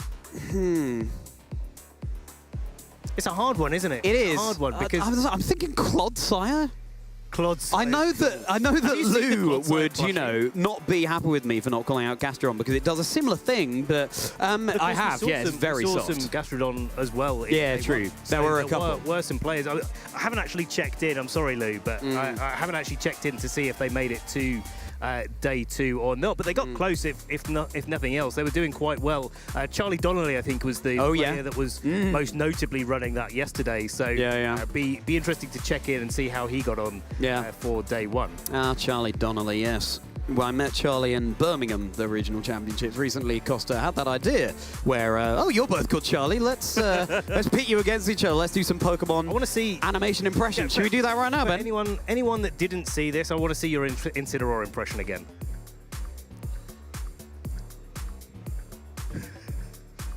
Please don't clip that. Great. That's my Incineroar. Let's have a little animation from you, Ben. Oh, see, I'll guess what you're doing. Okay, I'm going to do this, but I'm going to do it better based on some little bit of feedback. There's a little bit of a to what we're doing. It's like, yeah, good. Yeah. So I do know what this is because I did give Ben feedback on that. That is a Groudon. Do it again. Show us again. Yeah, so lift up your hands though, so we can see it. Yeah, because before you had them in fists, but Groudon has those big claws, isn't it? Yeah. I think I led Costa on a little bit. Solid. Yeah, I'm sure. Yeah, but, absolutely. Okay, I'll do another little animation for you to guess. Obviously, we're pretty limited here. Any quadruped Pokemon, but it's not going to work. We can do it. You're just not going to see it. Well, exactly. If I'm doing Frigoroth, it would be. I like that. Because I mean, you can't see my legs. No, you need to like lean up a little bit. Yeah, maybe to get that. Let's see. What can I do? Okay. Ooh. Know how I'm going up and down here. Yeah, this is. I'm struggling on this. It's pretty tough. What's going like this? Oh wait, I think I've got it. Yeah, I think I've got it. Miraidon. Very good, Ben. Very good. Love it. Yeah, good. I'm glad that I don't have those lightning bolts flying at the side of my head. Yeah, I could feel them. Okay, yeah, good. Yeah. 2 years at drama school. That's what it does, trainers.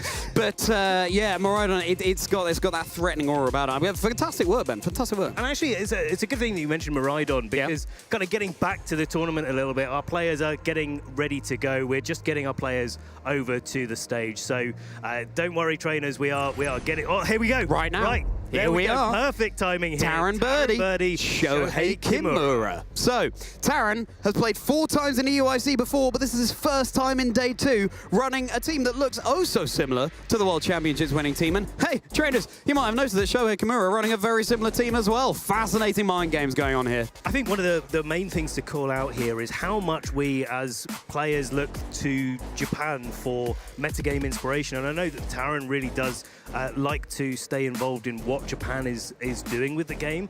This time round, coming into EUIC, we've seen Japan actually copying some of the kind of styles, archetypes, strategies that our European and North American contestants have been using. And so we're seeing the little bit of reverse of that. So who knows where this team really originated from, other than, of course, Luca Ceribelli's World Championship winning team. Now that I look at it a bit closer, I'm like, hey, that looks a bit... Oh, wait, hang on a second. No, this is something that's tried and tested. It's really interesting. There are some differences between these Pokemon. You might see the same 6 icons on screen trainers, but that does not mean it's going to be totally a mirror, and it's all going to come down to these tiny differences in the builds of the Pokemon. Let's cast our eyes first over Taran's team. So, we know those 6 Pokemon very well. Miraidon, Whimsicott, Farigiraf, Urshifu, Ogerpon, and Iron Hands. Keep your eyes on the Ogerpon set in particular. There's a little bit of a change-up over on Shohei's side that we're going to be getting into very briefly. And also on to the Whimsicott. There's a slight difference when we get over to Shohei's side. But Ben, take us through this. Yeah, I think like the main thing to take note of really coming into this, where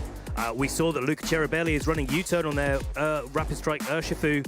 Instead, Taran is going for a taunt, trying to slow down the pace of maybe Trick Room setters and stop some shenanigans going off on their opponent's side of the field. You've got that classic set that we found in the World Championships on Iron Hands with Low Kick and Drain Punch and Heavy Slam, dropping the electric coverage because arguably Miraidon is enough electric coverage to cover a team and then maybe some on the top. Arguably.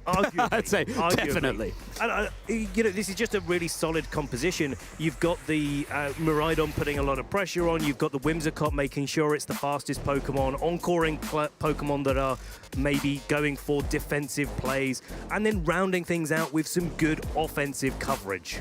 Yeah, and now we'll be able to cast our eyes over to Shohei's side of the field. Now, I'll ask you to keep your eyes on the Whimsicott and the Ogerpon. Taran's own Whimsicott, not Terradart with Covert Cloak. It's Terra Ghost with Focus Sash. And Shohei's Ogerpon here has Focus Energy, whereas Taran's has Woodhammer. That means that you're going to be boosting up the chance of a critical hit coming out from Ivy Cudgel. And of course, Ivy Cudgel already has a boosted critical hit chance, so that will be doing a lot of damage, and it completely ignores any defensive alterations on your side of the field, or indeed attack drops. Yeah, actually, Focus Energy with the Ivy Cudgel is a really strong combination, and it's one of those things where you're like, well, sometimes I need a bit of coverage, but what if Ivy Cudgel always crits? Do I need coverage anymore? And that's the sort of mindset that Shohei's going with in this game. Ogerpon does get a few opportunities to maybe go for a setup where maybe sometimes you're expecting to follow me, your opponent's expecting to follow me, and then they target into the other slot. Well, the other slot can protect, and you can get a Focus Energy up and use that momentum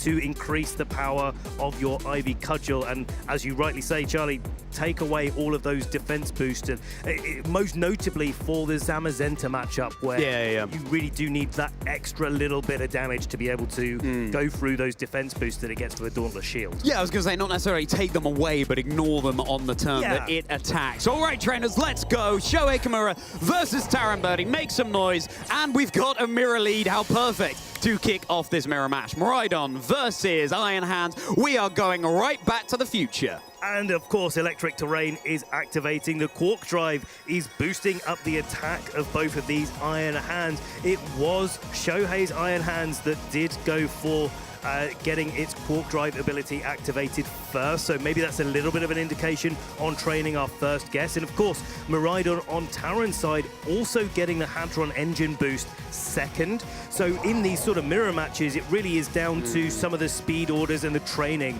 We don't know what they are right now. All of these Pokemon are naturally could be the same speed as each other, and that is something that our trainers are going to have to figure out as this set commences. Well, that's potentially where the similarities end for now, because we do have one Terrestrialization, one of these Miraidon going for its Terra Fairy, now immune to Dragon-type moves. That is Taran's, and there you go, Fake Out into Taran's Miraidon there. Is going to flinch, not move, whee, and a responding Fake Out too. So, Terra Spent on Taran's side, and that is a pretty luxurious position for Shohei here. But Taran has revealed some information here, and that's going to allow Shohei to play into what Taran has opted for, because you can see what Taran's going for is because the Iron Hands on Shohei's side activated its Quark Drive first. He was maybe thinking that Shohei would go for the Fake Out into Iron Hands, and then you get to Terra Fairy, go for a Dazzling Gleam, get some big damage on the field. But both of these trainers playing very safely, not wanting to have too much damage come in from these Miraidons, and the confirmation that maybe this is a speed tie. Taran's Miraidon going for the Volt Switch first here. Taran's Volt Switch, Miraidon saying see ya, and now can switch something in from the back. We can see Ogerpon with the Half Flame Mask and Whimsicott there. It's going to be the Ogerpon coming in this position, just in case this Miraidon's going for electric type move. Grass will soak it up, but you know, when there's a Miraidon on the field, even not very effective can look like neutral.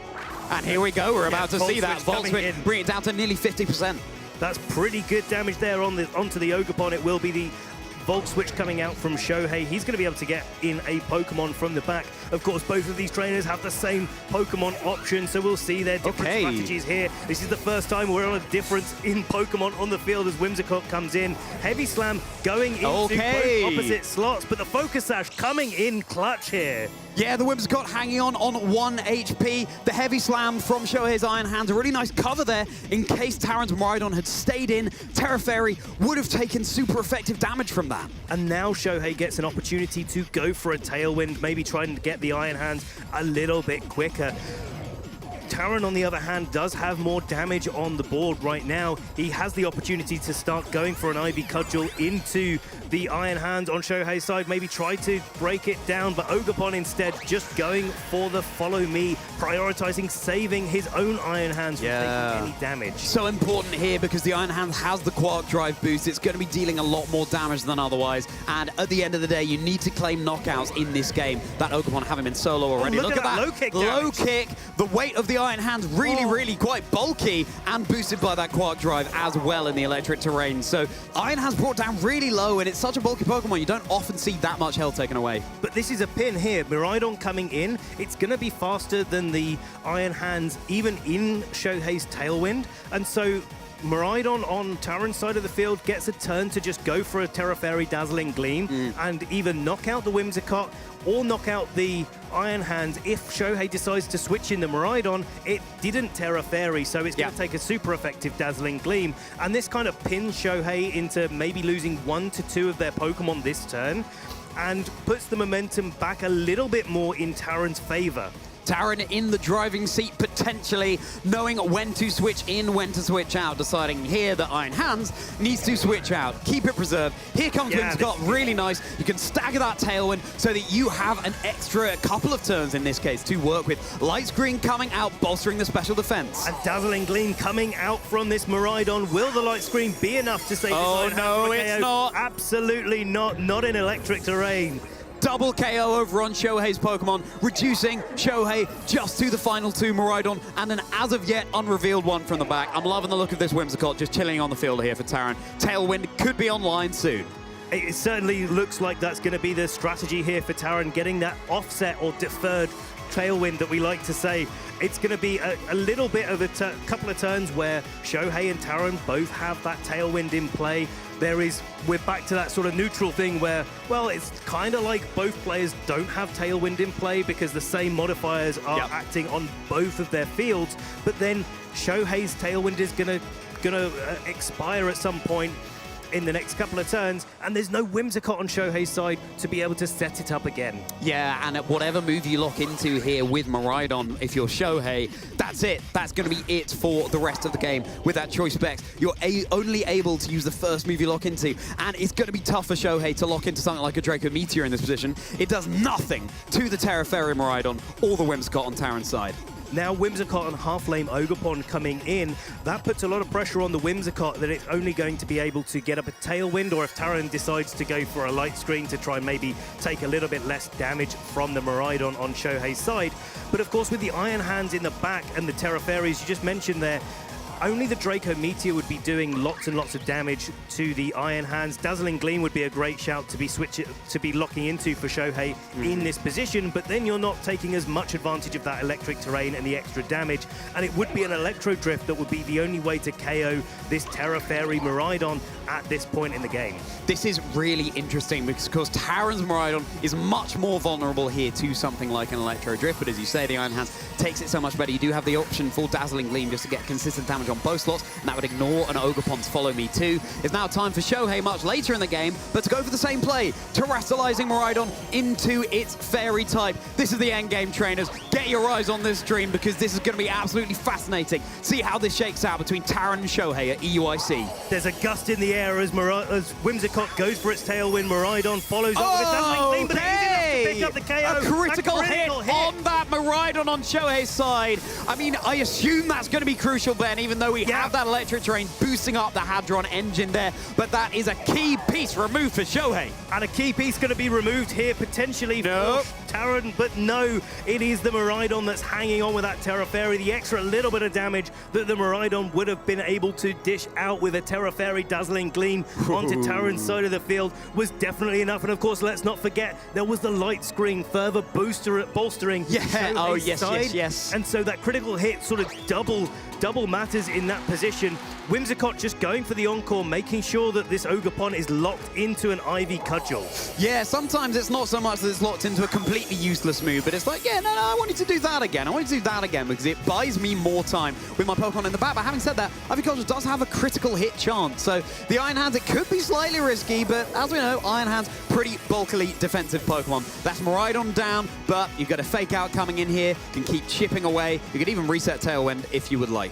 And Iron Hands gets to come in here, of course. We know that the Ivy Cudgel is going to be the selection of choice, but now Iron Hands gets an opportunity to get a little bit of extra damage with the Fake Out. Of course, Whimsicott can follow that up with a Moonblast, and there's nothing the Ogerpon can do to play defensively in this spot. So Taran playing that sort of consistent game. This special attack drop from the Moonblast, of course, doesn't make any difference, and the Ogerpon flinching there allows this Whimsicott to put the Ogerpon into KO range, just in case that Ivy Cudgel does land a crit onto the Iron Hands. Yeah, of course, cannot go for that spiky shield, having been encore locked into the Ivy Cudgel. Hugely well played from Taran there. I do not envy either of these players in this position. A mirror match, such incredible trainers as well. They've got to be thinking about 5 turns ahead here. Now, heading into this second game, Ben, ordinarily we'd look at some of the other Pokemon that could be brought. We could still do that, but it's going to be all same 6 Pokemon here.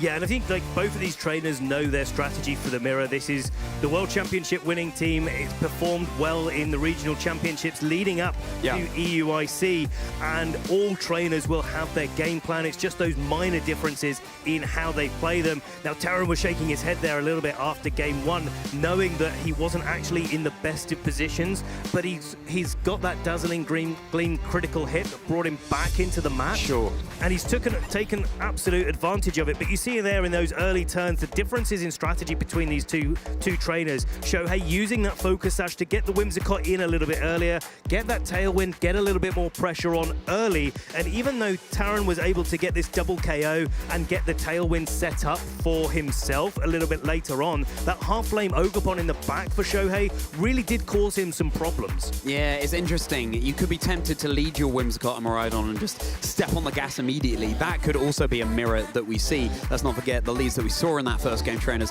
Miraidon and the Iron Hands. But if you have that, yeah, could be an exact mirror there. You have that mind game of going for the Terra Fairy or not, but then maybe you run out of gas too soon.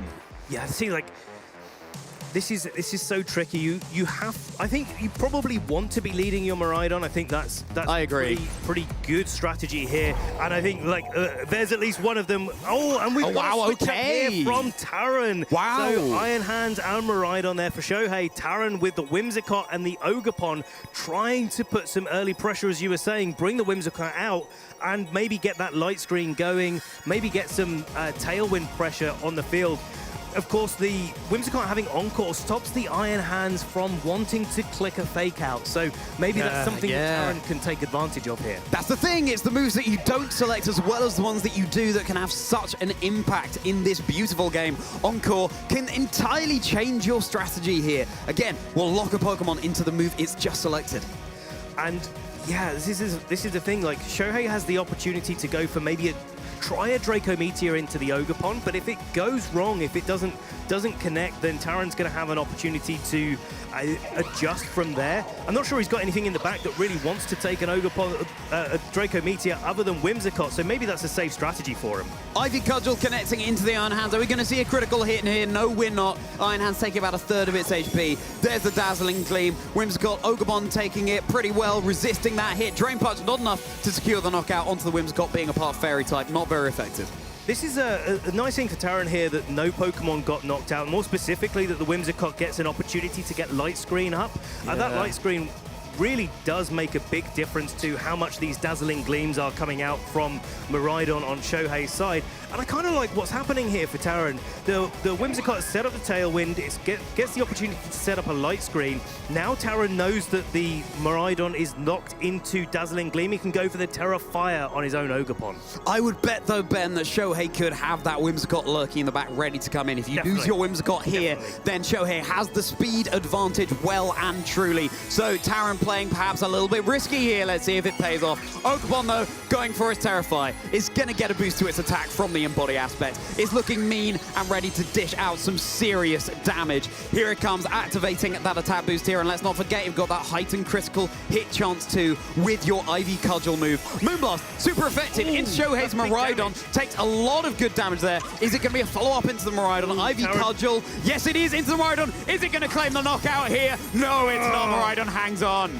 Taran was not looking happy in that situation after the amount of damage that the Whimsicott's Moonblast did, and yeah, the Ogerpon just not quite being able to double critical hit there as well. Coming out from the Miraidon and doing enough damage, of course, to be able to knock out the Whimsicott. Does it bring this Ogerpon into KO range? It does. Oh my goodness gracious. Shohei is in such a commanding position here. Just a couple of turns into this game 2, showing I'm the world champion for a reason, my friend. I want to take this to a game 3. And both these Pokemon knocked out means that we're going to see the last two Pokemon for Taran Birdie, and no surprise there to see that Iron Hands and Miraidon are waiting in the wings to be able to come in here. Iron Hands is going to get, of course, its boost to its attack from Quark Drive. Hadron Engine is going to activate, and now Taran has to decide on what move to lock into. And the only safe move to lock into for Taran really is the Dazzling Gleam that he used in Game 1. Now, you can argue maybe that he doesn't need to go for the Terra if his Miraidon is in fact quicker than Shohei's. It outsped a couple of times in Game 1, but that's absolutely no guarantee that it's going to outspeed again. So Shohei playing on the defensive and making sure they preserve that fake out for later in the match. Yeah, potentially just a coin flip as to who's faster. Dazzling Gleam, of course, enough to secure the knockout onto Shohei's Miraidon there. Whimsicott, you know, the focus that's broken, crucially. Shohei still has an unrevealed Pokemon in the back. Low kick, not a very heavy Pokemon, Whimsicott, not very effective. That little cotton ball, very healthy on the field. And yeah, this is maybe the opportunity that Taran had to go for a heavy slam to try and knock out the Whimsicott on the switch in, but it's such a hard move to read into, because if the Ogerpon came in from Shohei's side to be able to take a Dazzling Gleam, then the low kick makes so much more sense there. And I think Shohei's done a really good job of just positioning his Pokemon just that little bit better. But the advantage here for Taran is that the Ogerpon has only got Ivy Cudgel. Maybe it can get the focus energy going and start landing down critical hits. That's true, yeah. But with the Miraidon already knocked out, it really is down to the Iron Hands in the back for Shohei to be able to low kick it in the end game to do the most damage. And then Taran could Terra Fairy to be able to combat that once the Ogerpon has been knocked down. Yeah, focus energy on Shohei's side. Is there going to be an opportunity to get that set up? How much damage would low kick do to the Ogerpon? Well, we're not going to find out on this turn. Just Spiky Shield, any incoming contact moves will be dealing some recoil chip damage. Light Screen, though, bolstering the special defenses over on Shohei's side. Here comes that Dazzling Gleam. Whimsicott pretty low here, but with the choice specs, Hadron Engine activated. Is it going to be enough to claim knockout? No, it's not. No, and the Light Screen probably would have done Taran a little bit more of a favor if the Iron Hands had gone into that and Iron Hands didn't have to take that Spiky Shield recoil damage. But now the Tailwind has expired from Taran's side, and now Shohei has the opportunity to set it up and make sure that Ogerpon is going before the Miraidon. But in this situation where Miraidon is locked into the Dazzling Gleam, the Ogerpon doesn't have to worry too much. It's not going to get KO'd very quickly. Not very quickly, especially with the Light Screen, but Iron Hands can follow up with some big damage there. No critical hit. We've got our bated breath ready, trainers, to see when that will land. Okay. There it is. You can see the dividends that the Light Screen pays. How much damage is Iron Hands going to be doing to the Ogerpon? Drain Punch for a little bit of recovery as well. Brings it down to about a quarter. And if I'm not mistaken, we're in that situation in the end game where Electric Terrain has been on the field for a little while. If it expires this turn, there we go. There I thought I counted correctly there. Miraidon gets to come. Oh, no Miraidon left to come back. All right, no I was Miraidon. thinking it was in the back, but I'm looking at the Miraidon where I should be looking at the Iron Hands here coming in and setting up that fake out. But again, the Quark Drive not active on either side of the field too, so the damage mitigation really in play here. Absolutely fascinating endgame. Shohei has an active fake out, and none of the Pokemon on Taran's side can protect.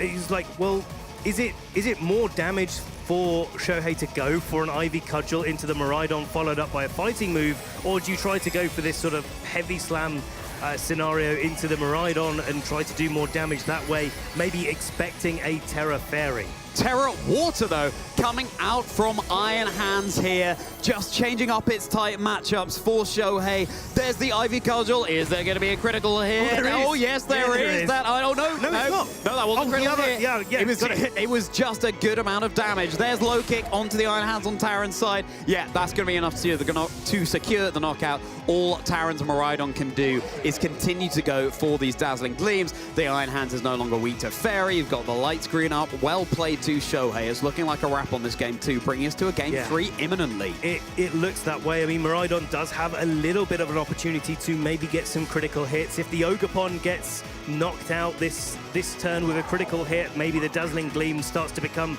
single target there, and therefore some sustained damage onto the Iron Hands with Terra Fairy to block as much Drain Punch recovery as possible from Shohei's Iron Hands. Could be some of an opportunity, but it's looking very steep here for Taran. Now look at Taran's screen here, him on his camera player screen. This is something that Taran, we've seen time and time again, like to do. Just taking the maximum amount of time to be able to consider how to approach the next game when it's clear that Taran's gonna lose. You know, you can have this luxury. It doesn't have to be just that minute or so in team preview. Taran already thinking ahead to game 3, knowing that this game is a wrap. And of course, because the convenient thing here for Taran is that Miraidon is actually locked into that move. So when trainers do this, normally you'll see them actually lock in the move at the last minute and just sort of come back to it. But Taran is just completely focused on how he's going to run through this match, because when the move time finishes, it's always going to pick that Dazzling Gleam. But deciding perhaps that, okay, I think I have a strategy in mind, and you can see on Shohei's screen as well, reflecting on how to approach to the potential adaptations coming out in Game 3. No surprise, really, to see this mirror match between 2023 World Champion Shohei Kimura and Perth Regional Champion from a couple of seasons ago, Taran Birdie, go to a third decisive game. I'm looking at these team lists, and we might as well be looking at the same team list, trying to work out how exactly these trainers are going to adapt, because it's those micro decisions, it's those little things. The Focus Sash and the Covert Cloak do make a difference on the Whimsicott into the way that these trainers can play those turns. Definitely Shohei has a little bit more of an advantage in this matchup because there's not as much fake out pressure coming out from Shohei.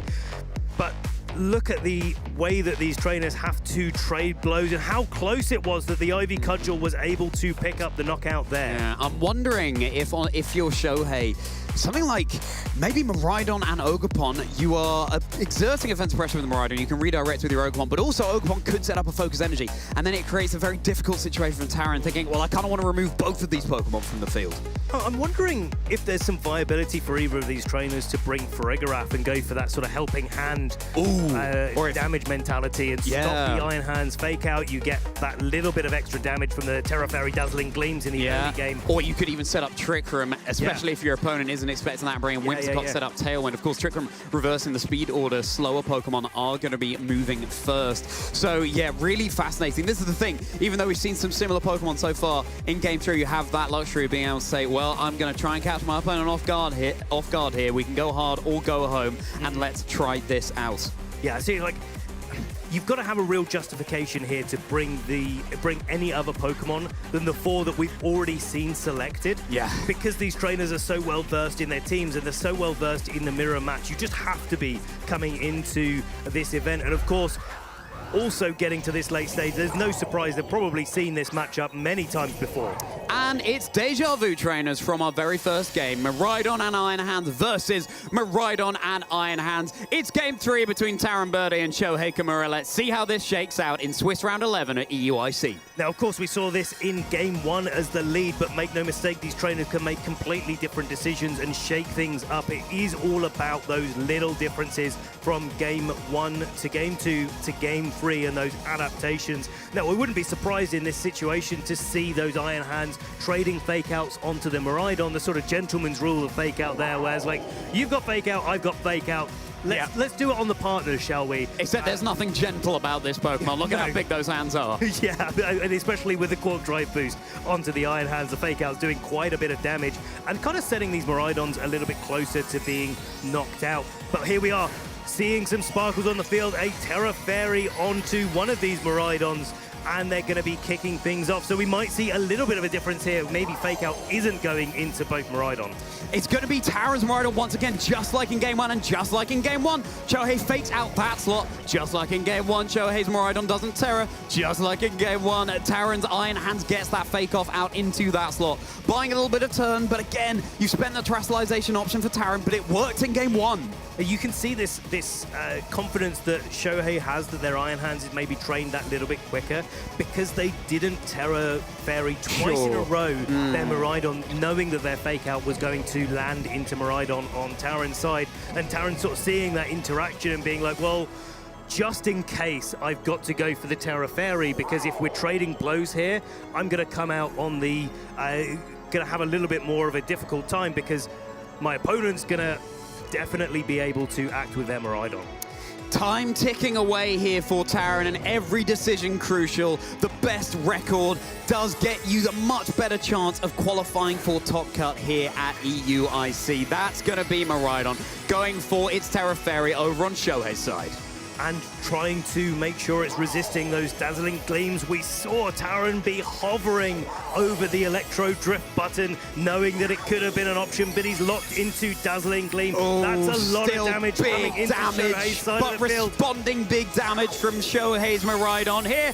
They both are going to be able to hang on, but a full-on Drain Punch going to secure the knockout onto Taran's Miraidon. Head in hand moment for Taran. Not Iron Hands, though. Not Iron Hands, so Iron Hands will get a chance to act this turn. It's all about where that targeting goes for Taran. Is it going to be into the Iron Hands to knock it out, or is it going to be a responding Drain Punch into Miraidon?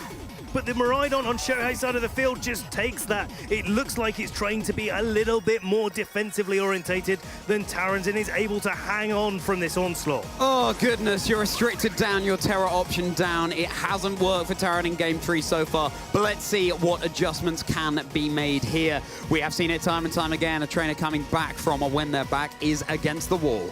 And Taran's really got to be adjusting here, and Shohei's got to be pretty happy with the situation that he's managed to manufacture in this situation where the Miraidon can just go straight back on the offensive.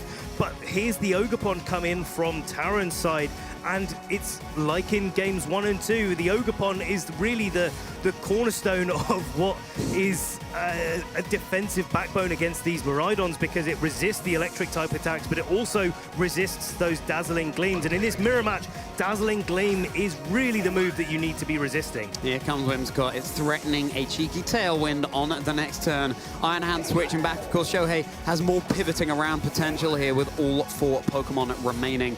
There is the dazzling gleam. Ogerpon will be resisting it, and the Whimsicott brought down so low, boosted up with that choice specs, and of course the electric terrain. That's the Ivy Cudgel. Focus Sash coming in clutch on Shohei's Whimsicott there. Again, it's around for a good time, not a long time, able to threaten a tailwind on this next turn. Taran doesn't have much wiggle room either.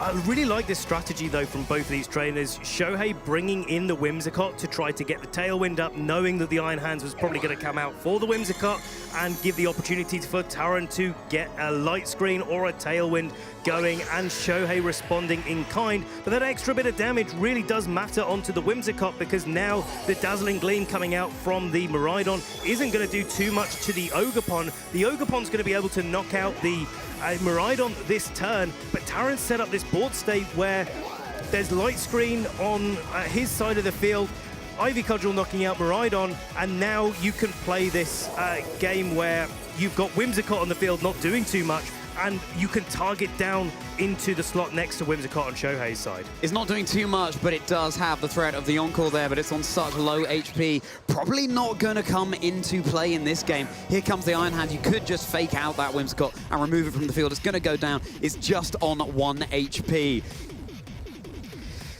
Yeah, I mean, the fake out going into the Whimsicott could be good here, but then you leave it open for the Ogerpon to be able to attack with an Ivy Cudgel. And so even if you, but then if you go for a fake out into the Ogerpon, then you're opening up for Encore next time, and you really do have to try to knock out that Whimsicott. And of course, Whimsicott can go straight for the Encore onto the Iron Hands. The fake out would go first. So a very difficult position for Taran. Shohei's been playing this fantastically. Okay, it seemed like Taran on that turn locked both moves into the Whimsicott slot, covering for a switch into the Iron Hand. It's such a bulky Pokemon. It's one you really need to try and deal with sooner rather than later. Seems like the momentum is in Shohei's favor here, but we are 2 Pokemon apiece. Just those health bars are dwindling slightly more over on Taran's side. This is the effect of having your Miraidon go down that little bit earlier. The one extra turn that Shohei was able to get with his Miraidon and Dazzling Gleam really did make the difference in the way that these health bars are interacting. More damage on the Whimsicott, more damage on the Iron Hands, more damage onto the Ogerpon. And I think Taran's Pokemon are both in range of this Ogerpon's Ivy Cudgel, and now Shohei getting this delayed fake out coming in. Iron Hands going down to an Ivy Cudgel, and an Ivy Cudgel can be responding, of course, from Taran's Ogerpon, but it's going to need to have a little bit of work to be able to play this mirror match into the Half Flame Ogerpon on Shohei's side of the field, especially because it's in Tailwind. Oof, yeah, Ogerpon here on Taran's side, really just a 50% HP. This is the end game here, trainers. This is the denouement of our Swiss round 11 at EUIC. Shohei Kimura's Ogerpon delivers the Ivy Cudgel and is going to be your winner in Swiss round 11. Congratulations to Shohei. This is his window into our asymmetrical top cut. He now has 10 wins to his name. Now, Taran is definitely not out of the competition right now. He still has another Swiss round to try to get that 10th win to get himself into top cut. So definitely commiserations to Taran, but he still has his opportunity. You can't spell window without win. They both played so very well there. Shohei Kimura, your 2023 World Champion, showing, yeah, I've still got my head in this game. I'm showing you why I claimed that incredible victory at Worlds in Yokohama. Mirror matches are so fascinating because we could kind of spend the rest of the day dissecting every micro decision going on in our trainers' minds, but we obviously won't be able to do that. Shohei Kimura, though, giving us a little taste of, you know, it still went to 3 games, a little taste of how difficult it can be in that situation. And Taran tried to make that switch up to get Shohei on the back foot in game 2, but it didn't end up working out. Then going back to the lead that worked for them in game 1. And it just, you know, it kind of could have gone either way. It certainly could have done, but I think, like, that game is a story of Shohei just like being a psychic type all the way through, just knowing exactly what to do at the right moments. And these things can backfire, especially in the mirror matches. But he was able to just have those predictions and just have the slightly bulkier Miraidon, like in this game 3, and that really changed up the matchup. Yeah. But every time that there was a call to be made between these two trainers, it felt like Shohei was just one step ahead. He was just making those right calls at the moment.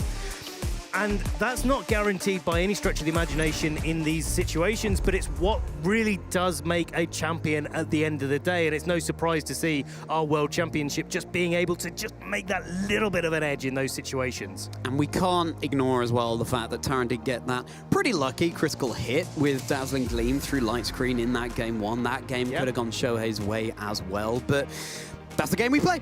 It could have been that in that 3rd game, Shohei got some bad luck, for example, and Taran, then becomes the winner. But it all balances out over the course of 3 days. And of course, there is that sort of the coin flip mentality in terms of like, what decision do I make and what move do I lock into? I saw in game 3, Taran really hovering over that Electro Drift. But those are the mind games that you play, is like, well, if they go for a Terra Fairy on the Miraidon, I go for the Electro Drift. Yeah, exactly. If they don't go for the Terra Fairy, then Dazzling Gleam is the right call. And with the Miraidon being faster on Taran's side, yes, it wasn't as bulky as Shohei's Miraidon, but it did get to go first. And so the onus is on both of these players to just choose exactly the right option. You have to kind of sync those things up to get everything right and be able to put yourself on the front foot. It's so difficult as well because going for the Electro Drift in that situation, had Shohei not terrored, then you may well just lose the game on the spot there. You could. Well, let's hear from Shohei himself on the stage with Sierra and see what insights he has after guaranteeing his spot in our asymmetrical top cut. Thank you so much, you two. I am here with none other than winner of our previous match and previous world champion, Shohei Kimura. Congratulations on that win. 3-game series. How are you feeling right now? 気持ちはどうでしょうか。トップカットに出場できて嬉しいです。世界の権利取りに来たので頑張ります。I'm very happy to be here. Very happy to get top cut and will aim to be the best. Be the one. Definitely looking forward to it. That was a tough match too. The same 6 Pokemon. Not so great in the first match. How do you then bounce back to win the next 2? 厳しいマッチで最初のゲームは、厳しくて、どうやって、帰り道に、やりましたか？ゲーム1は急所になってしまって負けてしまいましたけど、なんだろう、このバーサスミライドンは相手のミライドンの行動をプレディクト読むことがすごい大事なので G2、G3 では綺麗に、読むことができて勝てました。The first battle was a bit unfortunate with the crit, but managed to deal with Miraidon's moves very well after that. Definitely well. So now top cut at EUIC, how do you feel with the competition and your run? トップカットへの意気込みをお願いします。優勝します。I win. Amazing. Love to hear it. Last but not least, do you have any shout outs, any thanks? 言いたいことは、どうでしょうか。オーガポンありがとう。Thank you, Ogre-pon. Thank you, Ogre-pon. Thank you, Shohei. Congratulations. Best of luck going on forward. Love to see all these great matches, and we're going to still have a little bit more, but for now, back to our casters. Shohei Kimura proving that he really does want to be the very, very best, like no one ever was. Very nice, Ben. Very nice. We've got our Pokeballs ready. What's in yours? Mine's a Sableye. Of course always, it's a Sableye. Always a Sableye. I'm going to surprise you here, though, Ben. Okay. Now what's in mine? What's in yours? Ledbetter. Well, it would be, except it's kind of out of the Pokeball. Yeah, I just saw it in my outline and I grabbed it. But yeah, well. Here's one we brought out earlier. Yeah, exactly. Exactly. What a thrill to get the insight of a world champion there from Yokohama, no less, in 2023. And to see Shohei have a deep run at EUIC this weekend just goes to show, you know, you put the time in and you can get those consistent results. And I love the way that Shohei really presents themselves. Look at all of their achievements. Of course, the 2023 world champion, but I love how Shohei comes to our events and just has that sort of humble energy and just really still enjoys the community, the game, and being able to play up against top trainers. You can really see the love of the game going on there and the love of Grimer as well. Yeah, you might want to take a shower after that one, Shohei, with that Grimer on your head. But yeah, we've been talking about this World Championship, but look at those other achievements as well. In LAIC top 16 just a few months ago, but stretching back on this graphic at least to 2017 Tokyo, Japan national finalist. So someone who has a real pedigree at the game, just continuing to get better and better. It's a craft, trainers, it really is. Once you feel like you're perfect, you're wrong. There's always more to do. Definitely, and just, you know, seeing the achievements over time as well for Shohei, being able to develop and be more consistent over time. I mean, going back to being the Tokyo, Japan national finalist, and that's a really difficult format that they play in their Japan nationals. It's not a best of 3 like we play over here. It's typically a best of 1 format, and sometimes this is online, not even coming to a venue to be able to sort of look your opponent in the eyes. You don't get any little bits of extra feedback there. And of course, back then it was all closed team sheets instead of open team sheets. So we're seeing that sort of development from having to figure out the information and play that sort of guesswork and really try to figure out what the best option that you have with limited information is, to be able to get those sort of open team sheet format situations where you can look at your opponent's team list and say, hey, I know this is the right way to play this matchup. Yeah, exactly. It's a mark of a fantastic trainer to be able to adapt to any playstyle. But from Japan, right back to the UK. Ben, I've got a challenge for you. Okay, hit me. We are going to be going through this or that. Multiple options of quintessentially British things, and we'll be learning what we each prefer. All right, and if you haven't heard of any of these, of some of these things, trainers, let us know in the chat, because we've got to share this, share our British culture around the world. It's all about getting to know each other better. That's how we thrive. That's how we get closer. Okay. Fish or chips? Or bangers and mash. Fish or chips? Fish and chips. Fish or chips. Or yeah, fish or chips. No, fish and chips or bangers and mash. For me, it's bangers and mash. Is it? Straight away, yeah. That is a surprise from you, Ben. Yeah. You're already catching me off guard here. I really thought you'd go for you know what, though? I love a fish and chips, don't get me wrong. Yeah. It's a great thing to have, and especially where I grew up near the sea. You get some really good, really fresh fish. Catch it with your bare hands. Not me, no. No? I never managed to. Yeah. just you. I'd like to see that someday, actually. Yeah, Charlie, I'll show you. Yeah. No, for me it's bangers and mash, and partly because like the extra bit of gravy, the peas that go with it. I mean, for me that's just like a full meal. Love it. Yeah, no, it's true. I think I would have to say fish and chips, Sarah. I do love bangers and mash. I do. If you're not aware of what bangers are, by the way, trainers, sausages. Pork sausages. Yeah, fish and chips. Just if you haven't had fish and chips before, the way it's battered, you want it to be as thick and crispy as possible. Really nice cod, maybe haddock, and the way the chips are done is slightly different as well. It would often come with mushy peas. You mentioned peas there, but mushy peas, of course, these are ones that have been they've been sort of blended up, and it's more of a paste than solid garden peas. It's an experience that you just have to have at some point. Often salt and vinegar on the chips as well. But yeah, I think we both like both. Yeah, definitely. So we respect each other, mutual respect, which doesn't always come out on in this little we'll see. We'll see how we get on for the rest of this. Exactly. We could be finding some divides here. Okay. Yeah, okay. I've got one for you, John. Yeah. We're going for tea. No, of course we are. A very quintessential British phenomenon. Earl Grey or English breakfast? I am more familiar with English breakfast. I think I would have to. I got to say, same for me as well. Yeah, same for you. Yeah. I'm trying to picture. I don't know when the last time I had Earl Grey would have been. I love, by the way, I've just had one of those out-of-body moments where I'm like, we are on a Pokemon desk talking about Earl Grey tea and English breakfast tea. I love that this exists. Earl Grey, I can't remember the last time I had it. I can't really remember the taste. I feel like it's slightly stronger. I think English breakfast is a slightly more rounded. I'm talking about mellow, a little bit more mellow. You can have it at any time of the day. Yeah, exactly. Even though it's called English breakfast, ironically, you're right. It does taste better, taste good at any time of day. Earl Grey is, I think just that slightly stronger, slightly more caffeinated kind of taste. I think traditionally, like Earl Grey, you'd have with a slice of lemon as well. I thought you were going to say straw then for some reason. Funny you should say that. That would be the least British thing ever. A little bit of a slice of lemon. Yeah, so that's if you're true, if you're from out of the UK and you want to give this a try, give that a bit of a go. It cuts through like the little bit of a bitter taste that Earl Grey has. That's true. I like that. I'll go into this coming week in mind trying Earl Grey with a bit of lemon in it. That sounds good to me. But yeah, English breakfast, we agree on that. Okay. What you got? I love that I get to ask you this one. Okay, go on. Okay, I haven't even seen what this one is. Okay, go.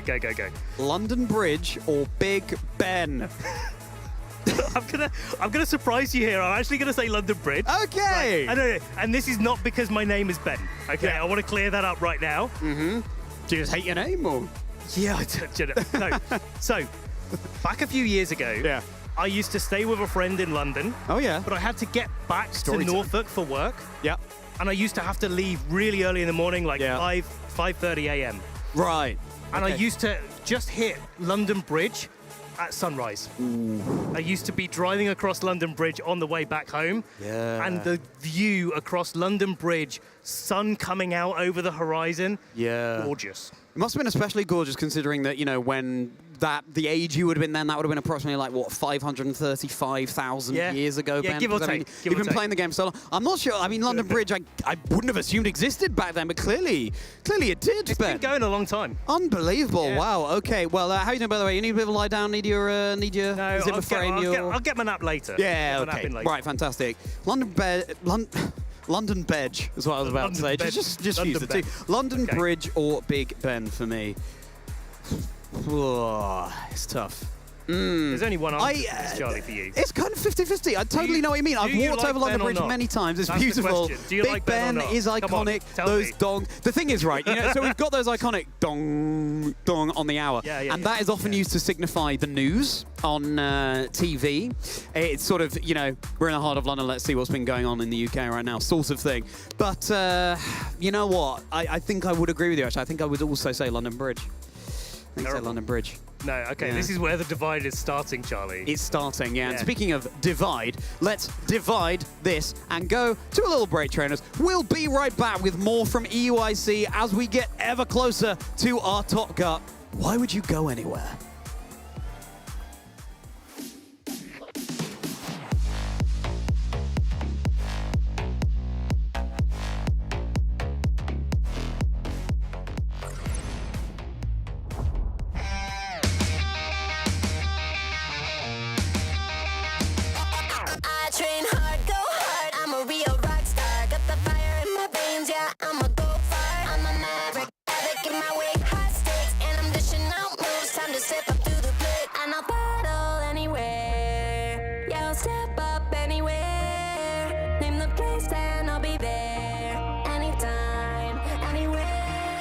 And I'll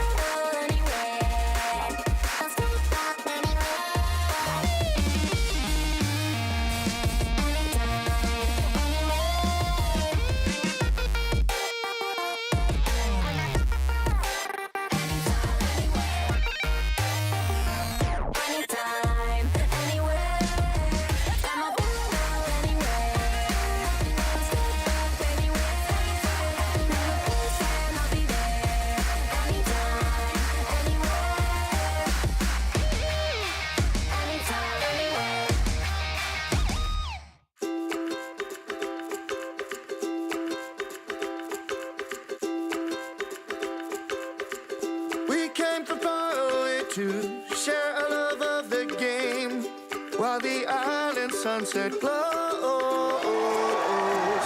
Come on, my, it's time to go.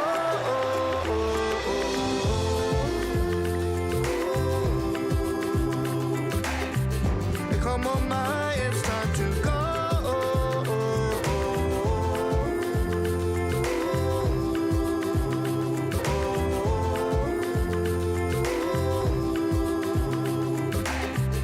Come on, my, it's time to go.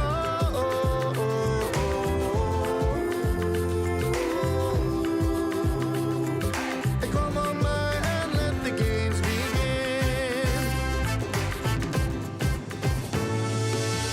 It's going to be Georgina up a shield, the signature Pokemon of inadequacy, but it's not enough. It's official. Congratulations to Yakai as your 2024 Pokemon Go World Champion.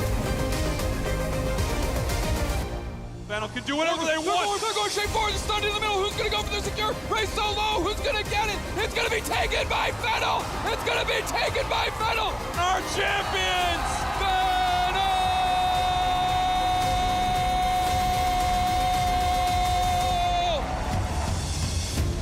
One final count, as careful as possible in this highest of stakes moment.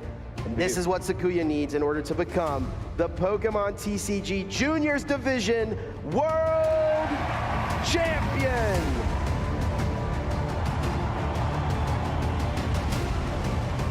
Giratina V-Star, a pivotal card here in the Red Deed Drago deck. Lost Impact, we're gonna see 2 energy go to the Lost Zone here, but that's gonna take the knockout on that Gardevoir EX here, and that's the game. Evan Pavelski is your senior champion here in 2024 at our World Championships.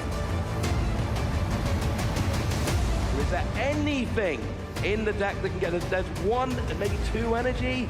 Is there an attacker? Is there a switch? We are thinking just going to conclude that Earthen Vessel. And there is the handle! Fernando Cifuentes is your 2024 Pokemon Trading Card Game World Champion.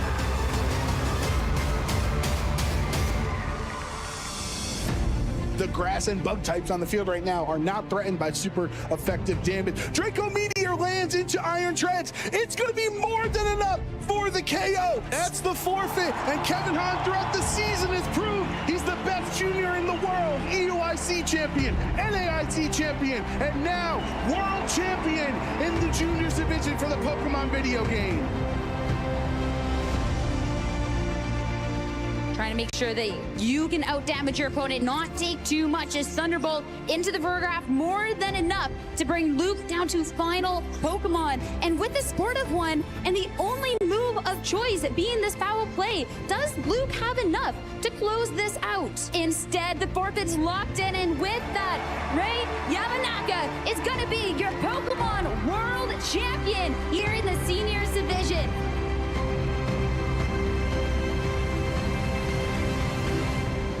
The Electro Drift into this Iron Valiant is going to be enough to secure the knockout here. You see the headset come off, and Yuta knows this might just be all she wrote. This Pelipper, the last bastion of hope here for Yuta to try to get through this game, but the rain has stopped. The protection is gone here for this Grass-type Pelipper, and as we see the forfeit locked in, we're going to see Luca Cervelli become your 2024 Pokemon World Champion.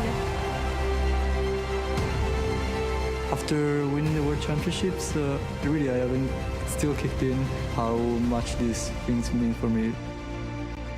世界大会を優勝できないと思っていたので、とても驚いているし嬉しいです。I'm feeling very happy that I won Worlds. I did not believe in myself after day 1, but my brother pushed me through it.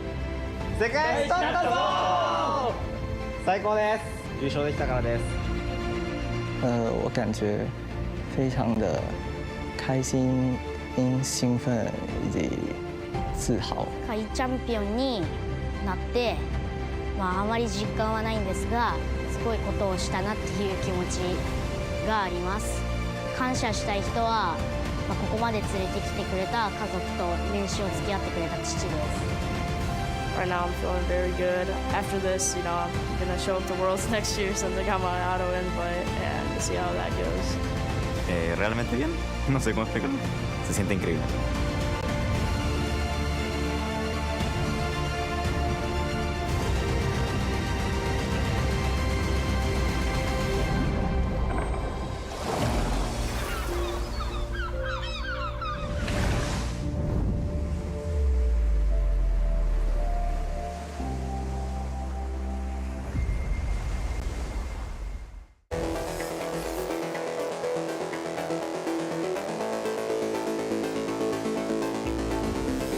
An area Pokemon trainers can focus on in order to improve is to just remember to work with others while playing. Sometimes when you're by yourself, it's kind of hard to tell maybe where you're doing well, where you're doing bad.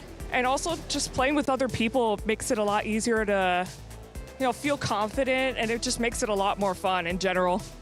So one area that Pokemon trainers can focus on to be great is kind of just focusing on yourself and not on others. I know a lot of times I compare myself to other players like, oh, they're so good and all this stuff, but really it's about you at the end of the day and how you feel playing as a player. I think community building is probably one of the biggest things. You need a community, you need people to bounce ideas off of, bounce play styles off of, bounce all types of things off of just to have really a successful career as a Pokemon trainer. One area Pokemon trainers could focus on to be great would be kindness. This is my first time at regionals, and everyone here has just been so kind and helping me out, giving me tips on how to make my deck even better and how to just play differently. Even just like supplies, like card sleeves and other stuff to just be a better trainer. Focusing on yourself in Pokemon Go is so important. A lot of players might play the game differently, but going at your own pace and finding your own play style, whether it's in grinding, in raids, Stardust, XP, or Go Battle League, or the Show 6 Pick 3 format, it's so much fun. And going at your own pace, learning it your own way, and playing your own way is the absolute best thing you can do.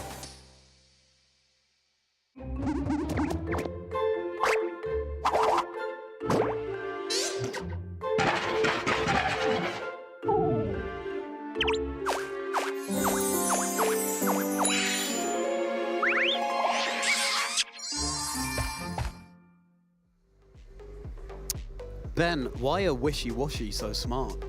I don't know, Charlie. Why are Wishy-Washy so smart? Because they live in schools. Welcome back, traders. We're at a UIC. Top Cut is fast approaching, but first of all, it's going to be Swiss round 12. Yeah, Ben, that one was groan-worthy, wasn't it? But, don't you worry. They've been coming out thick and fast all weekend. Going to have an absolutely fascinating match, trainers. We're going to be getting into it very shortly, but all sorts of standings now available right now at EUIC, and look at how we're doing. So no one undefeated at this point. We've got some 10-1s at the top, and that's a phenomenal achievement. Absolutely. They're guaranteeing their spot in our asymmetrical top cut, and looking like Wolf Glick was able to defeat Franchesco Piro, who was undefeated going into round 11. Both of them now on a 10-1 record. Joji Kaida carrying on their run, getting a 10-1. Kyle Livinghouse as well that we featured earlier. And of course, we just featured Shohei Kimura that was able to get their 10-1 record against Taran Birdie. That was an incredible match, trainers. Make sure you're catching up on it if you didn't catch it live. A mirror match between essentially exactly the same world-winning team, but a couple of little variations over on both sides. Yeah, a list of trainers from around the world here. Really fantastic to see so many players from Japan. We've got our such pairings. showing, and there we go. Speaking of Japan, Go Tsukide versus Mao Harada. That's what we're going to be featuring next. Going to be a fantastic match, and of course, not most of the rounds we haven't featured two regions that often this weekend that have been from the same region, and so we get to see how they're playing up, and they're probably familiar with playing each other as well, so really good to see them paired up in this round. And of course, this round is the win and in for all of our trainers here. If they win this round, half of them will be continuing on, half of them will have their tournament journey ended. Yeah, it really does all come down to this. None of these 9 and 2s want to become 9 and 3. series, but it's just the way the competition works. They will have to. Want to shout out Christopher Hahn versus Paul Chua there as well. Christopher, very well-established player. Also, Christopher's brother, Kevin, have been on an absolute tear over the past season at least. And Paul Chua, previous EUIC champion. Could Paul do it again? He certainly could. He's in a position where he gets an opportunity, one more win, and that could be Paul coming out into our top cut. What fabulous trainers that we have to feature, and I'm really looking forward. This is the first time we've been able to feature both Ko and Mao on our stream this weekend. They've been doing well all weekend long, but we can only feature, of course, one match per round.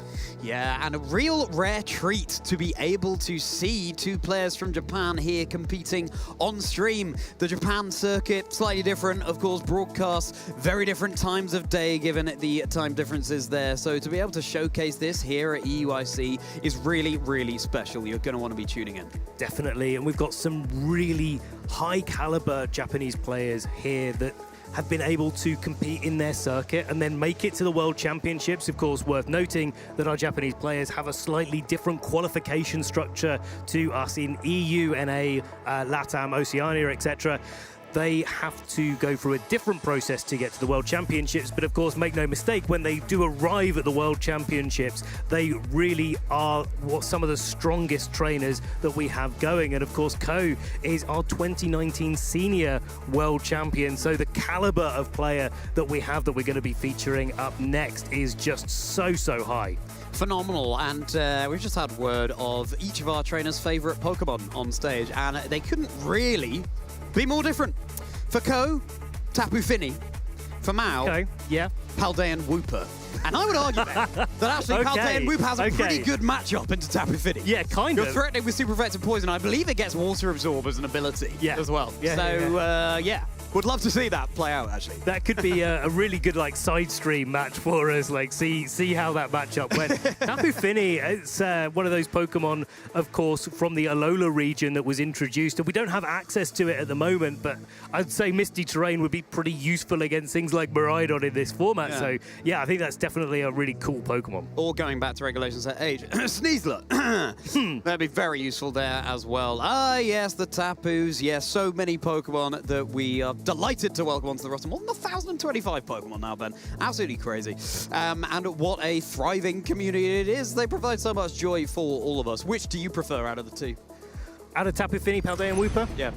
We'll have to come back to that later because we've got our players on the stage here, Charlie. Ko on your left and Mao on your right. And I had to look at these team lists for a little while just to make sure that we weren't playing another one of those mirror matches between that Miraidon team that Luca Cherubelli piloted to the World Championships. That's exactly what Ko, or the composition that Ko has been opting for. But Mao taking quite a lot of the similar Pokemon and doing something slightly different, opting for Calyrex Shadow Rider here.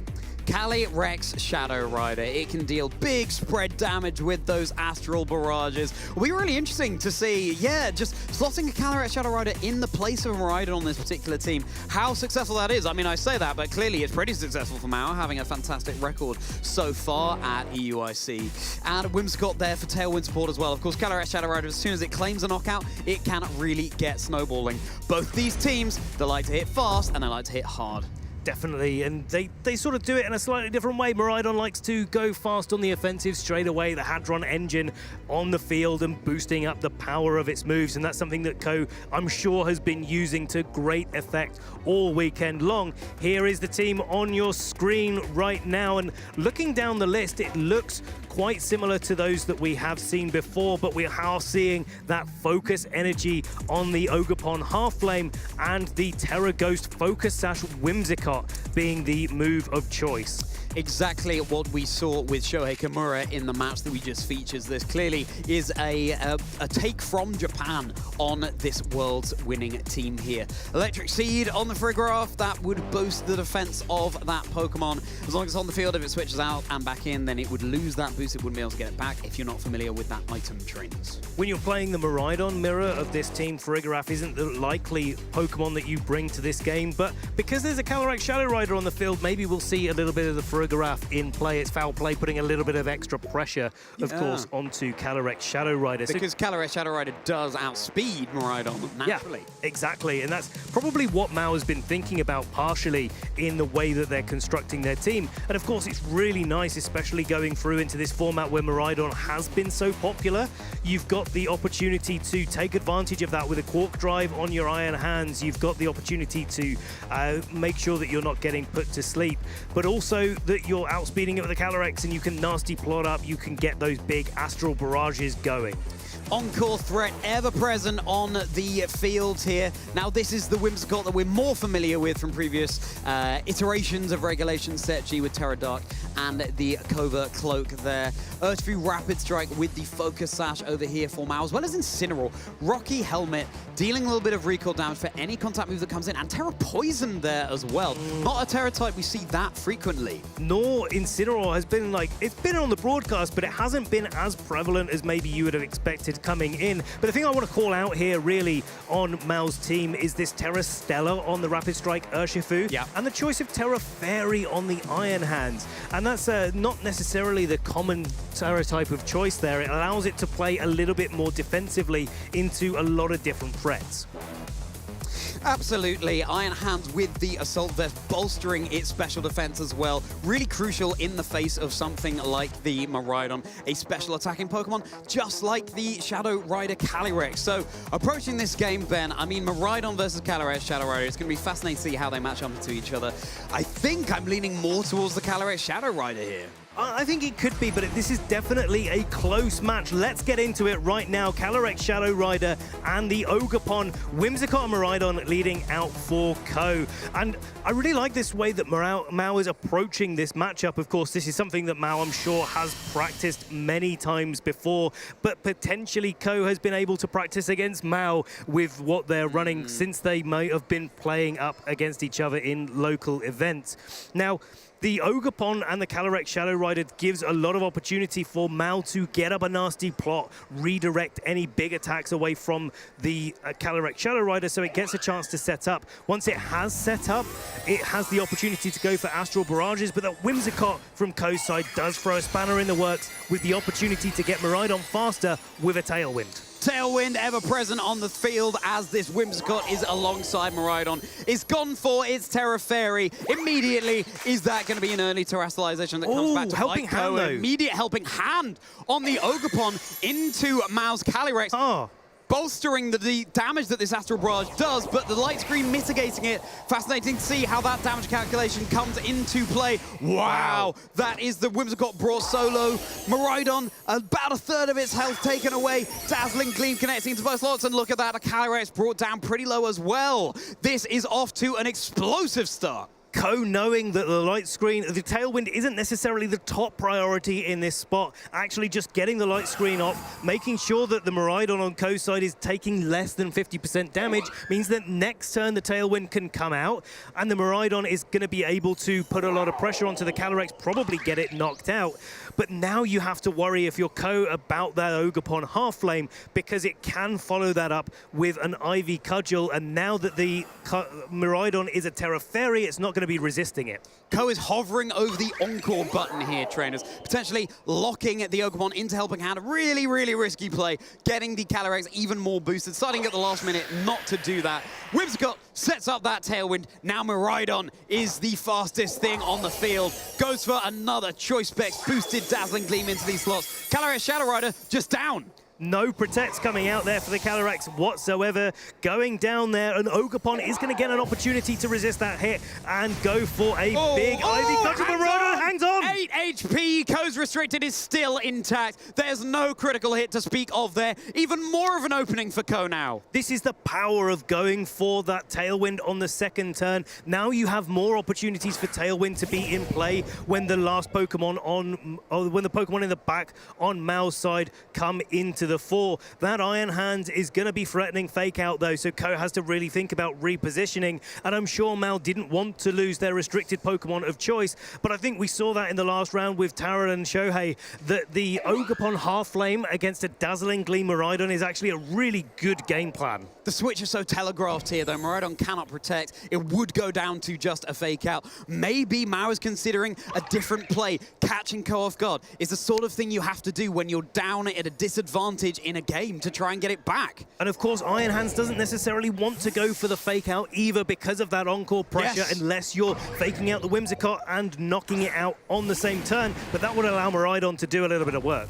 Well, terrestrialization time trainers are responding terror over on Mao's side of the field. It will be the Iron Hand, and it's now embraced the fairy side of things as well, just like Ko's Miraidon did on the turn before.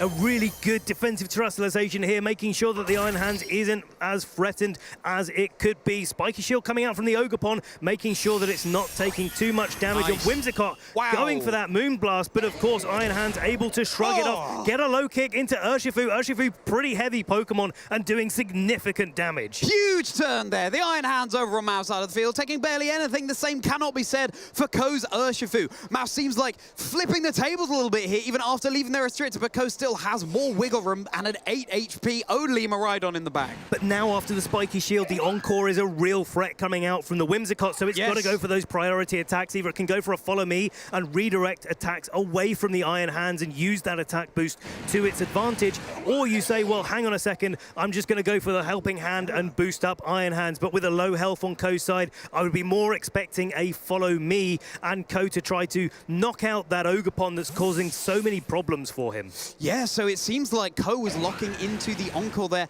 onto the slot that was the Iron Hands that just has switched out, thinking that perhaps the Spiky Shield on Mao's Ogerpon would have been too telegraphed. Incineroar coming in now, also reducing the physical attack of the Urshifu, and there it is. That's the Encore failing, trying to catch the Iron Hands, but no, it was the Incineroar coming in. But of course, this is going to be a knockout. Intimidate drops don't matter when you're doing a critical hit every single turn.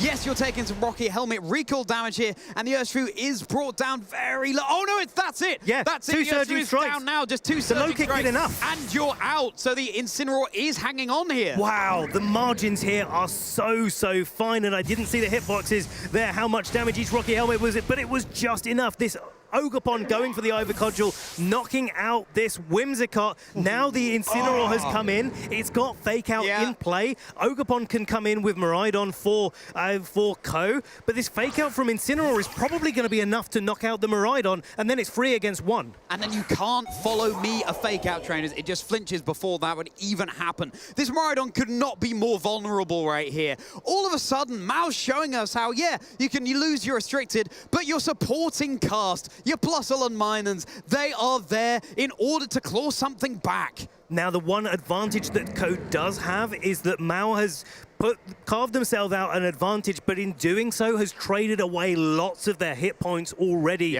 And so this Ogerpon is at full coming in. You have to go for the Fake Out, I think, into the Miraidon if you're Mao, but that opens the door for the Ogerpon to go for an Ivy Cudgel into the Ogerpon on Mao's side, maybe knock it out, maybe even knock out the Incineroar, and then of course you are able to get multiple Ivy Cudgels out onto the Iron Hands potentially. And the more Ivy Cudgels you go for, the more chance there is to critical hit. Ogerpon getting that Spiky Shield off. There it is. The Telegraph Fake Out into Miraidon. There's no reason not to go for that play. You cannot protect yourself from the Fake Out there. All eyes on Ko's Ogerpon.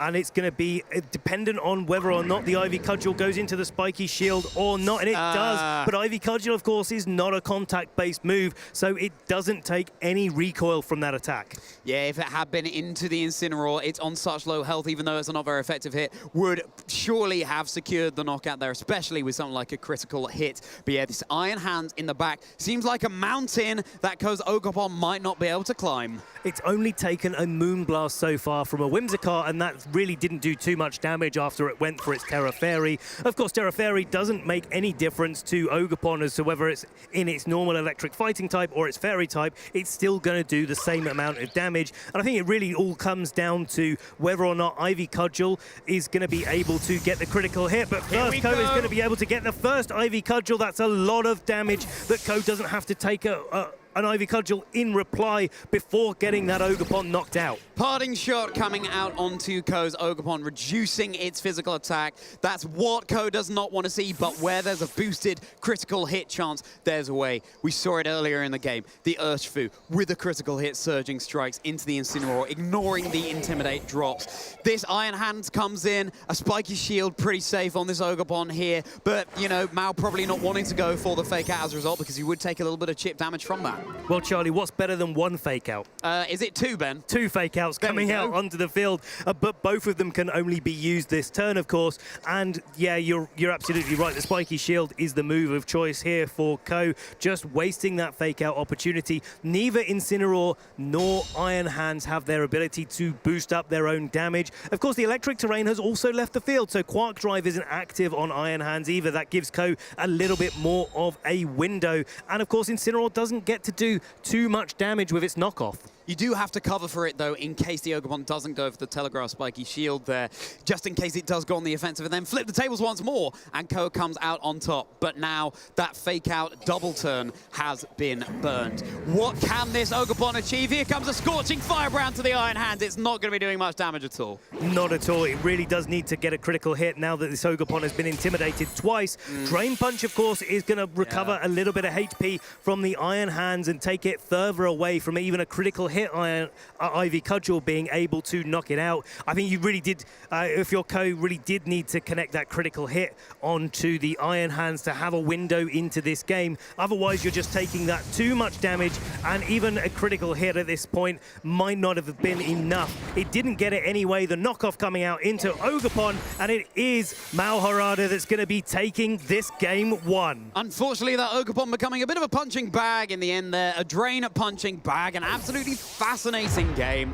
Losing their restricted so early on over on Mao's side of the field, but showing that it doesn't matter if you can get your supporting pieces in the right positions. And I think like both of these trainers played so well in that early game. I think the foresight to go for the light screen in the early game for Ko, rather than go for the Tailwind turn one, really made a difference, because that Helping Hand Astral Barrage would have probably put the Miraidon into knockout range. So a really well-played early game for Ko.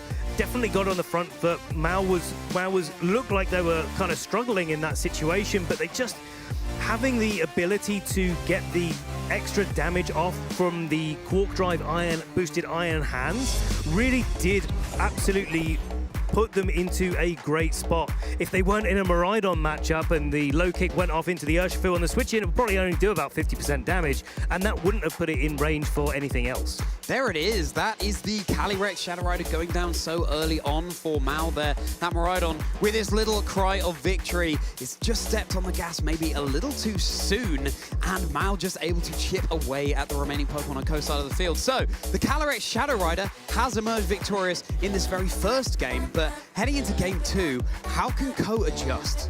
Well, I think the thing for both of these trainers is actually knowing definitively how much that Terra Fairy Dazzling Gleam from Miraidon does to the Calyrex. You kind of have to go, if these trainers lead the same, have to go for that, and I think Mao understood that board state. I think there could be some adjustments in the way that Mao was able to protect their Calyrex Shadow Rider and save it for the end game and play that slightly differently. But I think, like, looking at this game, it really is about those small calls that they're going to be making throughout the match. You know, does the Urshifu get in a good spot?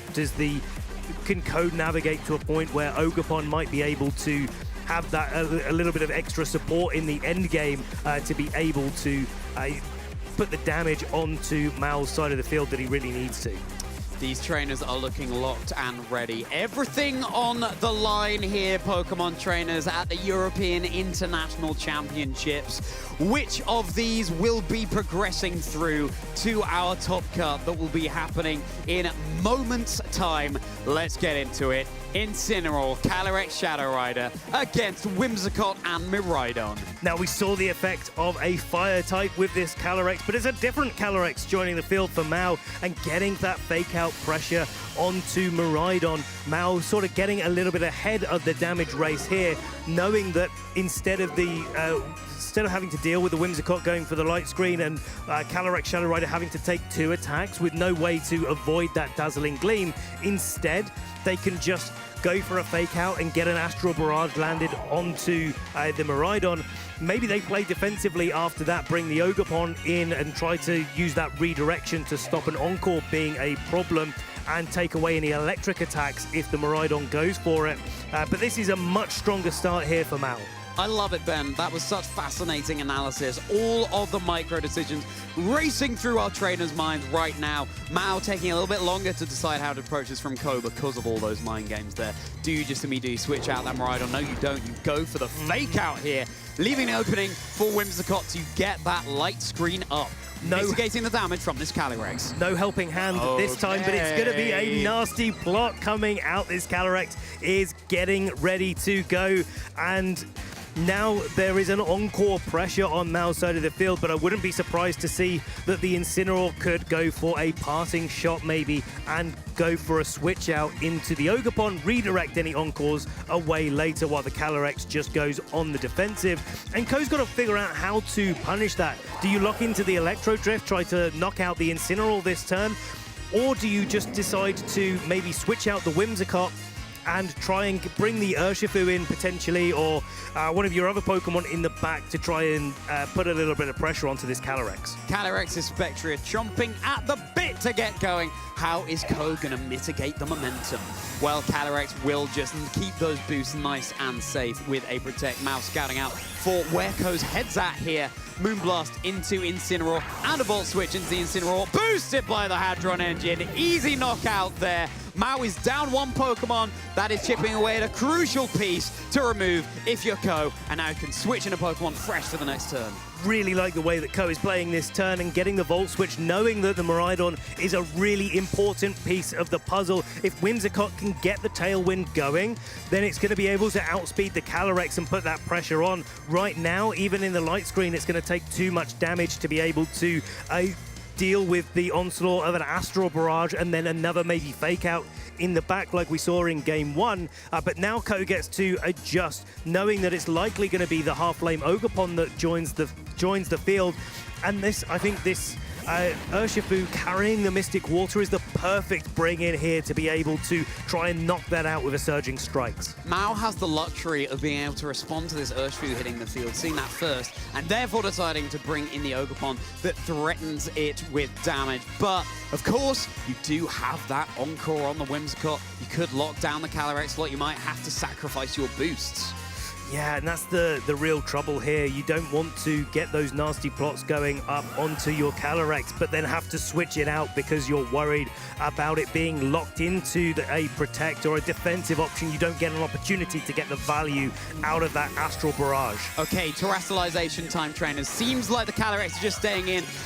Potentially not worrying about the Encore there because, of course, when you've got the Urshifu on the field, you can just hit through it with its Unseen Fist ability. It has caused a torrent on the field with its Terra Water, bolstering that water-type damage from Surging Strikes. But Ogerpon becomes the center of attention. Encore would have been redirected into that slot. Tailwind coming off here, and now the Terra boosted Surging Strikes. Hopefully enough to secure the KO onto this Ogerpon. It's going to be close, actually. It looks like it's going to be enough here. Let's see. I think it's going to hang on, Ben. I think it's going to hang on. When you critical every time. Oh, no, it will just about be enough. The Ogerpon is down. Okay, one hit knockout here onto the Ogerpon.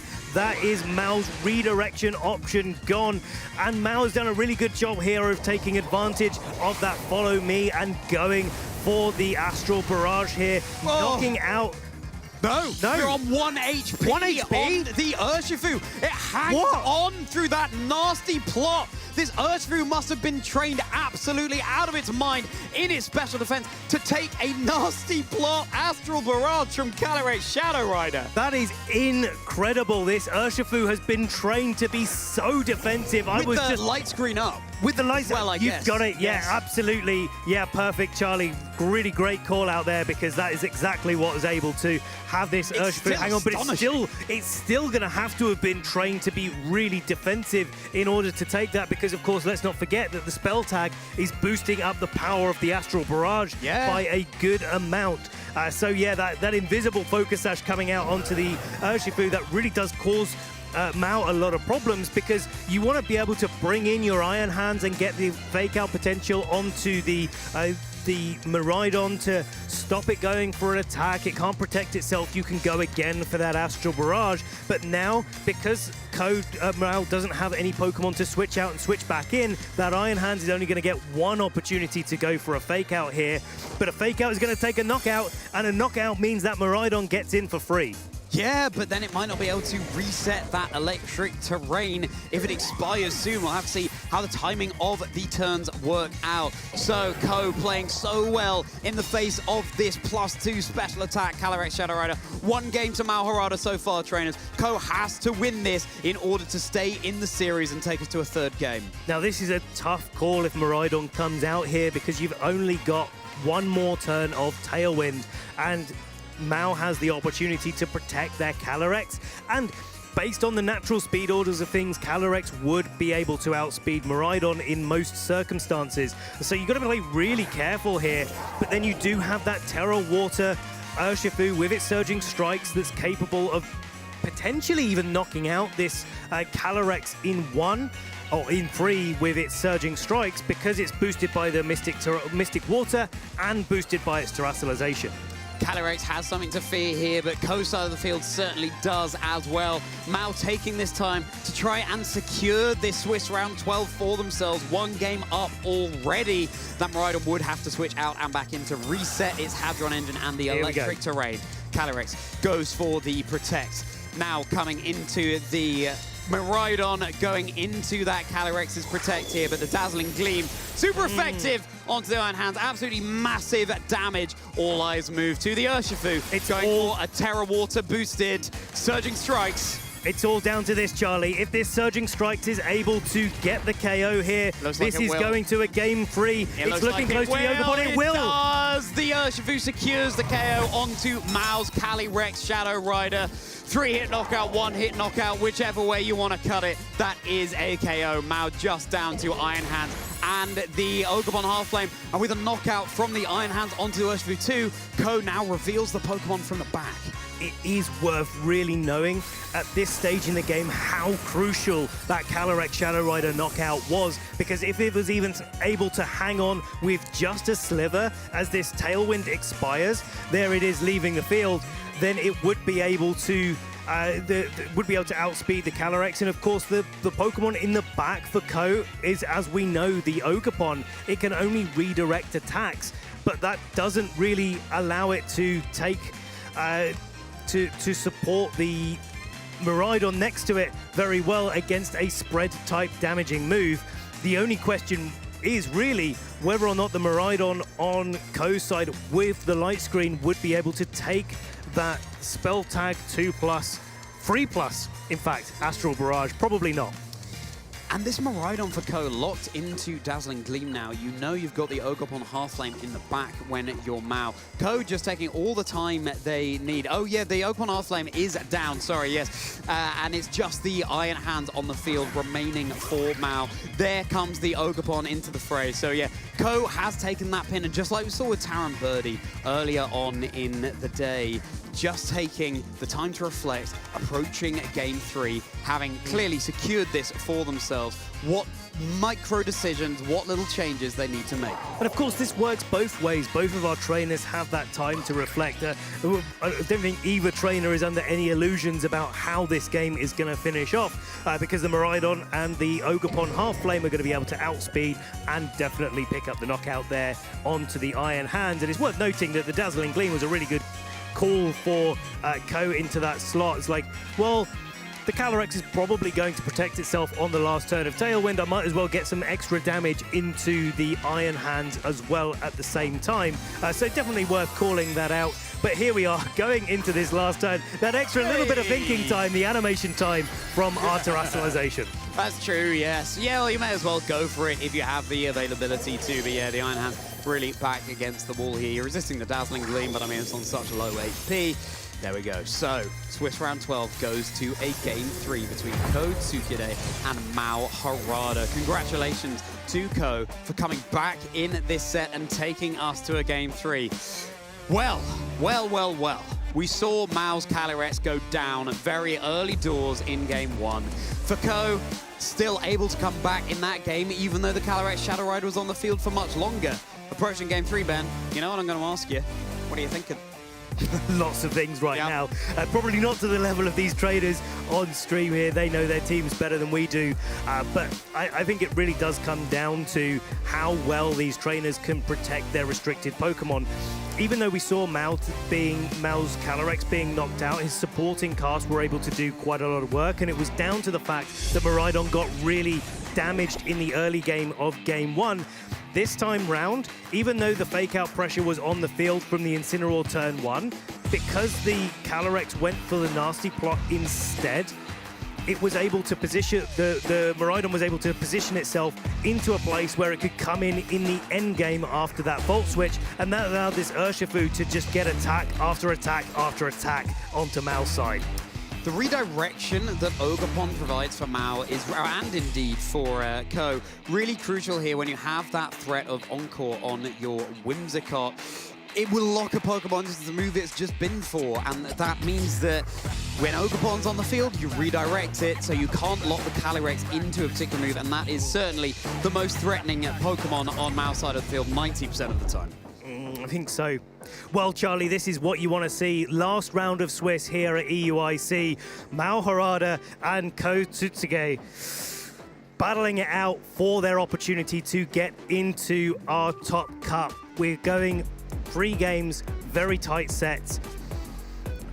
I just don't know how this is going to go, Charlie. They've traveled halfway around the globe to be here, trainers, on their quest to be the very best like no one ever was. Top Cut is looming, these players' decisions at the forefront of their mind. They're no doubt pretty familiar with each other's play style, both massive names in the Japanese Pokemon community. It all comes down to this, trainers. A decisive Game 3 in Swiss Round 12 of the European International Championships.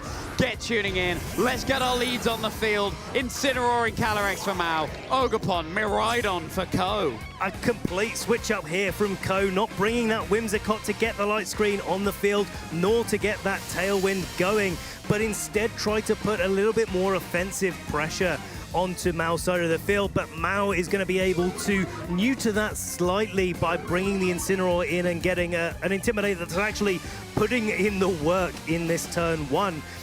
That said, there is the opportunity for critical hits, of course, with that Ivy Cudgel to go through. So there is a choice of fake-out targets here for Mao that he needs to be carefully considering. If you allow the Miraidon to go for an attack, it's going to do lots and lots of damage, but that doesn't mean that the Ogerpon isn't able to do lots of damage too.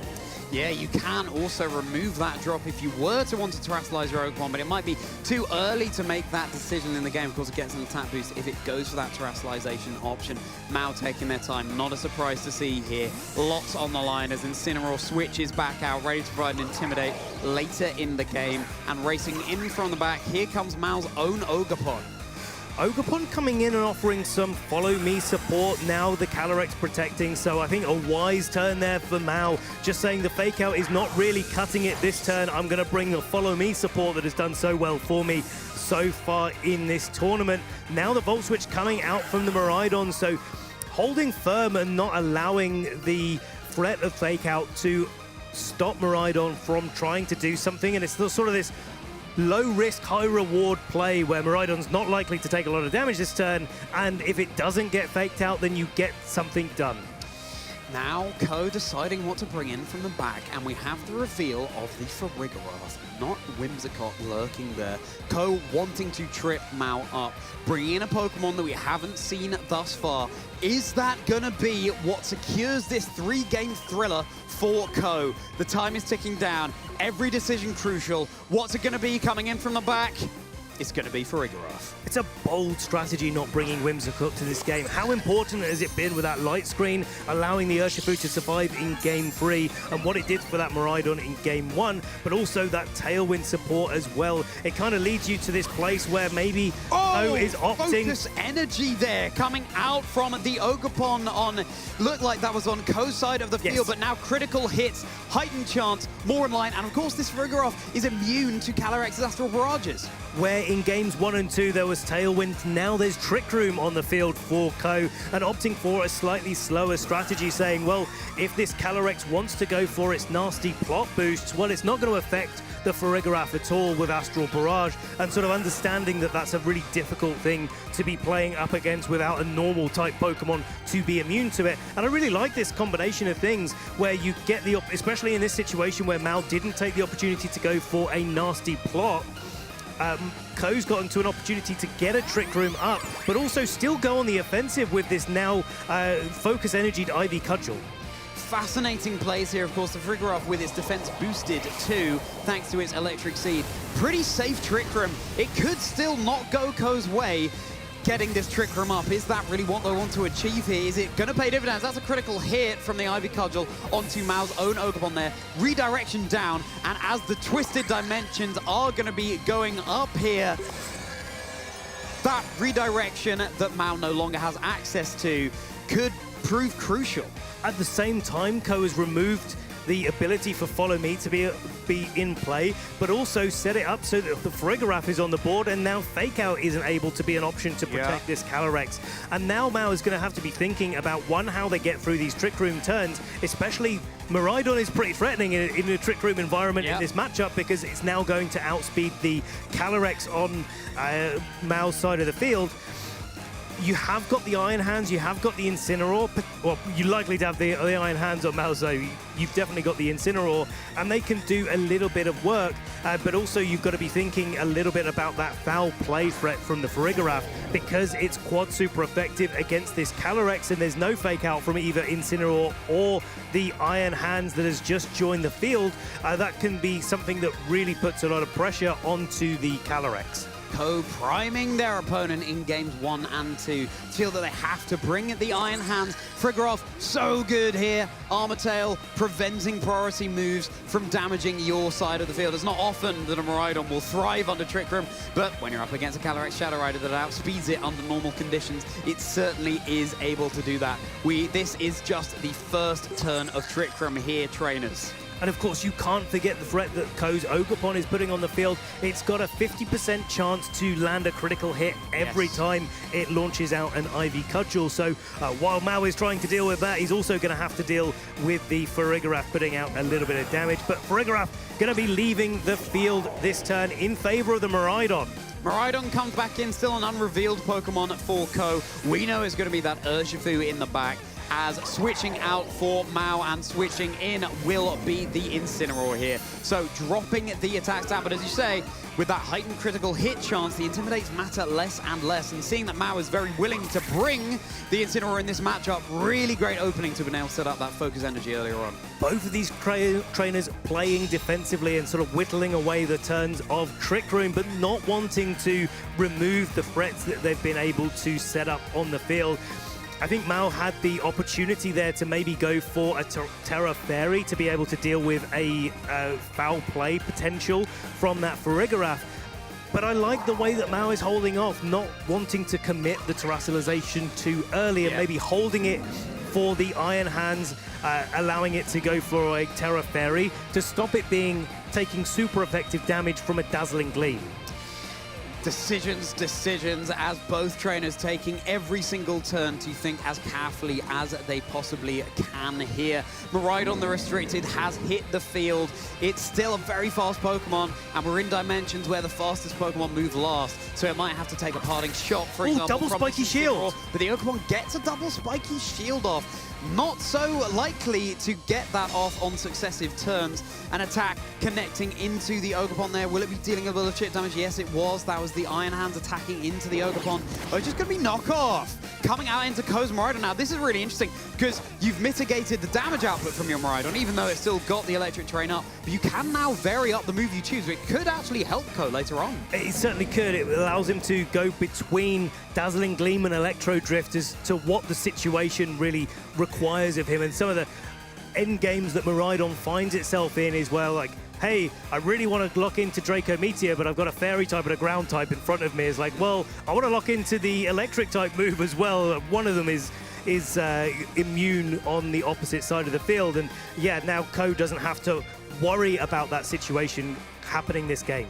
And it means that the electric terrain is all the more crucial so that Miraidon is hitting as hard as it can be. Without the electric terrain, without the choice specs, you might be able to see in this very game just how much more limited Miraidon's damage output is. So being able to get the Miraidon back to the back and then back in to set the electric terrain up, even more crucial for Ko than in previous games. Now we've got the Urshifu joining the field, and of course there's no fake out active on this turn, so there is going to be the option for the Ogerpon to go for a follow me, and we saw how devastating the Surging Strikes was in our last game. Now, looking back at the team sheets, we don't have any electric type coverage on Mao's Iron Hand, so this Urshifu is in a slightly better spot than what it would be in normal circumstances. But we saw how much the low kick did, and that's something that Ko's going to have to worry about.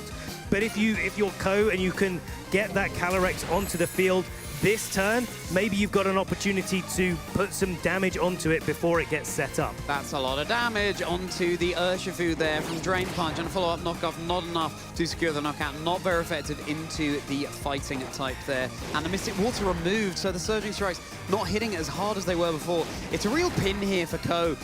You set up the Trick Room because your Miraidon's going before the Calyrex, but as long as Mal Calyrex is in the back, you don't have the luxury of giving Ko the game plan that they're aiming for. Ivy Cudgel, are we going to get a critical hit there? Likely to in this situation with that Focus Energy set up. And the Ivy Cudgel's boosted critical hit chance, yes. Securing the knockout onto the Iron Hands. Calyrex forced out onto the field, and we're still in Trick Room. This, I believe, is the last turn, if not the last couple of turns of Trick Room, and that's definitely not where Calyrex wants to be. And certainly in front of an Urshifu as well, where you're not able to protect in front of it because of that Unseen Fist ability. Now, after the knockoff that this Incineroar's landed onto the Urshifu, the knockoff is going to be doing even less damage than it did before. It's resisted in both ways. Because of the fighting type on the Urshifu. So the Urshifu is going to get a good opportunity to get some damage on here.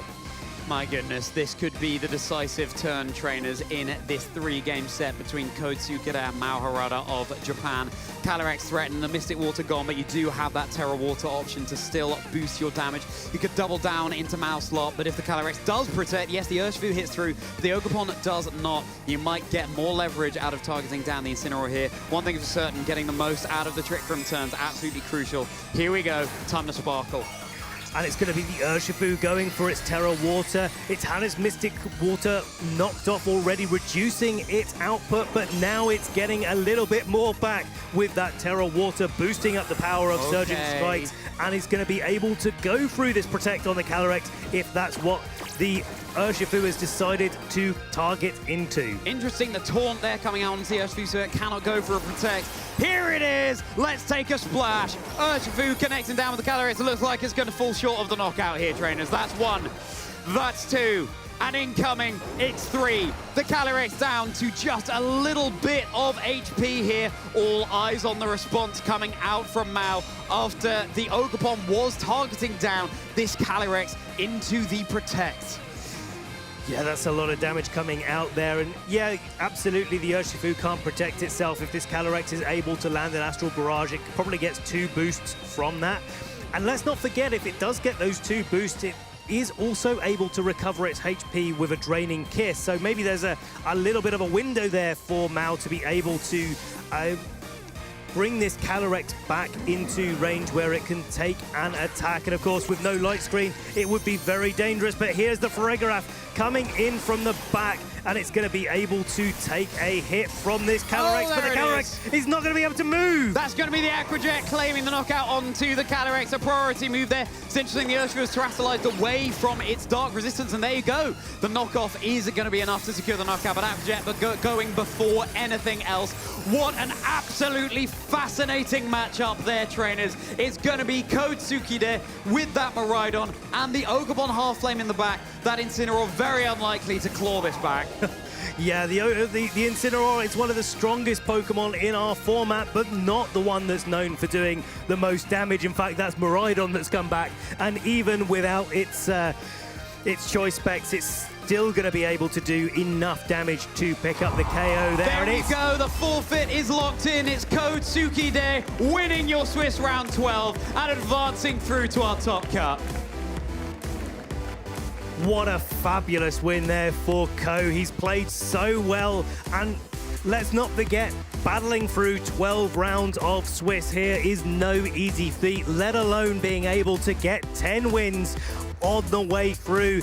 The caliber of this competition has been so high, and you can see what this means to him. The caliber and the Calyrex indeed, but no, it wasn't Calyrex that came out on top for Mao.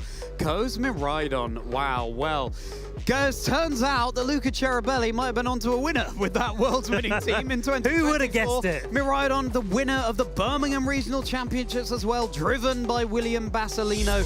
But huge congratulations to both of those trainers for those plays. Focus energy on the Ogapon was really crucial. I'm delighted that we're able to showcase for you on stream just why that adaptation can be so big, especially in the face of something like Incineroar dropping your attack. It's always a nail biter when you're trying to get that Ivy Cudgel crit that you really want to have, and you've only got a limited chance to be able to do it. When you boost that up, it really can change the flow of the game. And I think that's really a lot of what this Game 3 did come down to, the extra pressure that the Ogapon was putting in after it got that focus energy set up, and it boosted up the critical hit chance of the Ivy Cudgel. Frigoroth was such a good call here. Massive. The Calyrex did have access to Draining Kiss. If it had been able to go for one of those after getting a nasty plot off, then yeah, you're threatening the Frigoroth, but otherwise, Calyrex can't really do much into that Pokemon, and it's just it suits the team so well as well, because as you said, you have the double fake out over on Mao's side of the field, but Armatail, nope, sorry buddy, you cannot go for those fake outs. Masterful adjustment from Ko. You can see what Mao was doing in that situation as well, trying to knock off the Mystic Water, maybe get the Calyrex away from the being KO'd by a combination of Surging Strikes and Aqua Jet. But it just speaks to the decision to run this Terra Water Urshifu. And if you take us back a few regulations and you said, well, Terra Water Urshifu is really not as much of a common pick. It tends to maybe go for a Ghost type or a defensive Grass type Terastallization, that sort of thing. But now seeing it come back into the fore and you're like, oh yeah, I remember that did lots and lots of damage. Certainly did. Well, I know that we all want to hear from our winner of that previous game, Ko Tsukide. Sierra's on the stage with Ko now. Let's pick his brains about that matchup. Thank you so much, you two. I'm here on stage with Ko Tsukide after a wonderful match, securing a spot here in Top Cut at EUIC. Huge congratulations. How are you feeling after that set and making it to Top Cut? 気持ちはどうでしょうか。すみません、もう一回いいですか。気持ちはどうでしょうか。EUIC に参加するのが初めてだったので、まずはトップカットまで行けて嬉しいです。It's the first time I'm at the EUIC and I managed to make top cut. I'm very happy. It should be. That is an amazing run. And about this match, that was really close. Where were you able to find the way to be able to win this match, to make Top Cut? 本当に近かったんですね。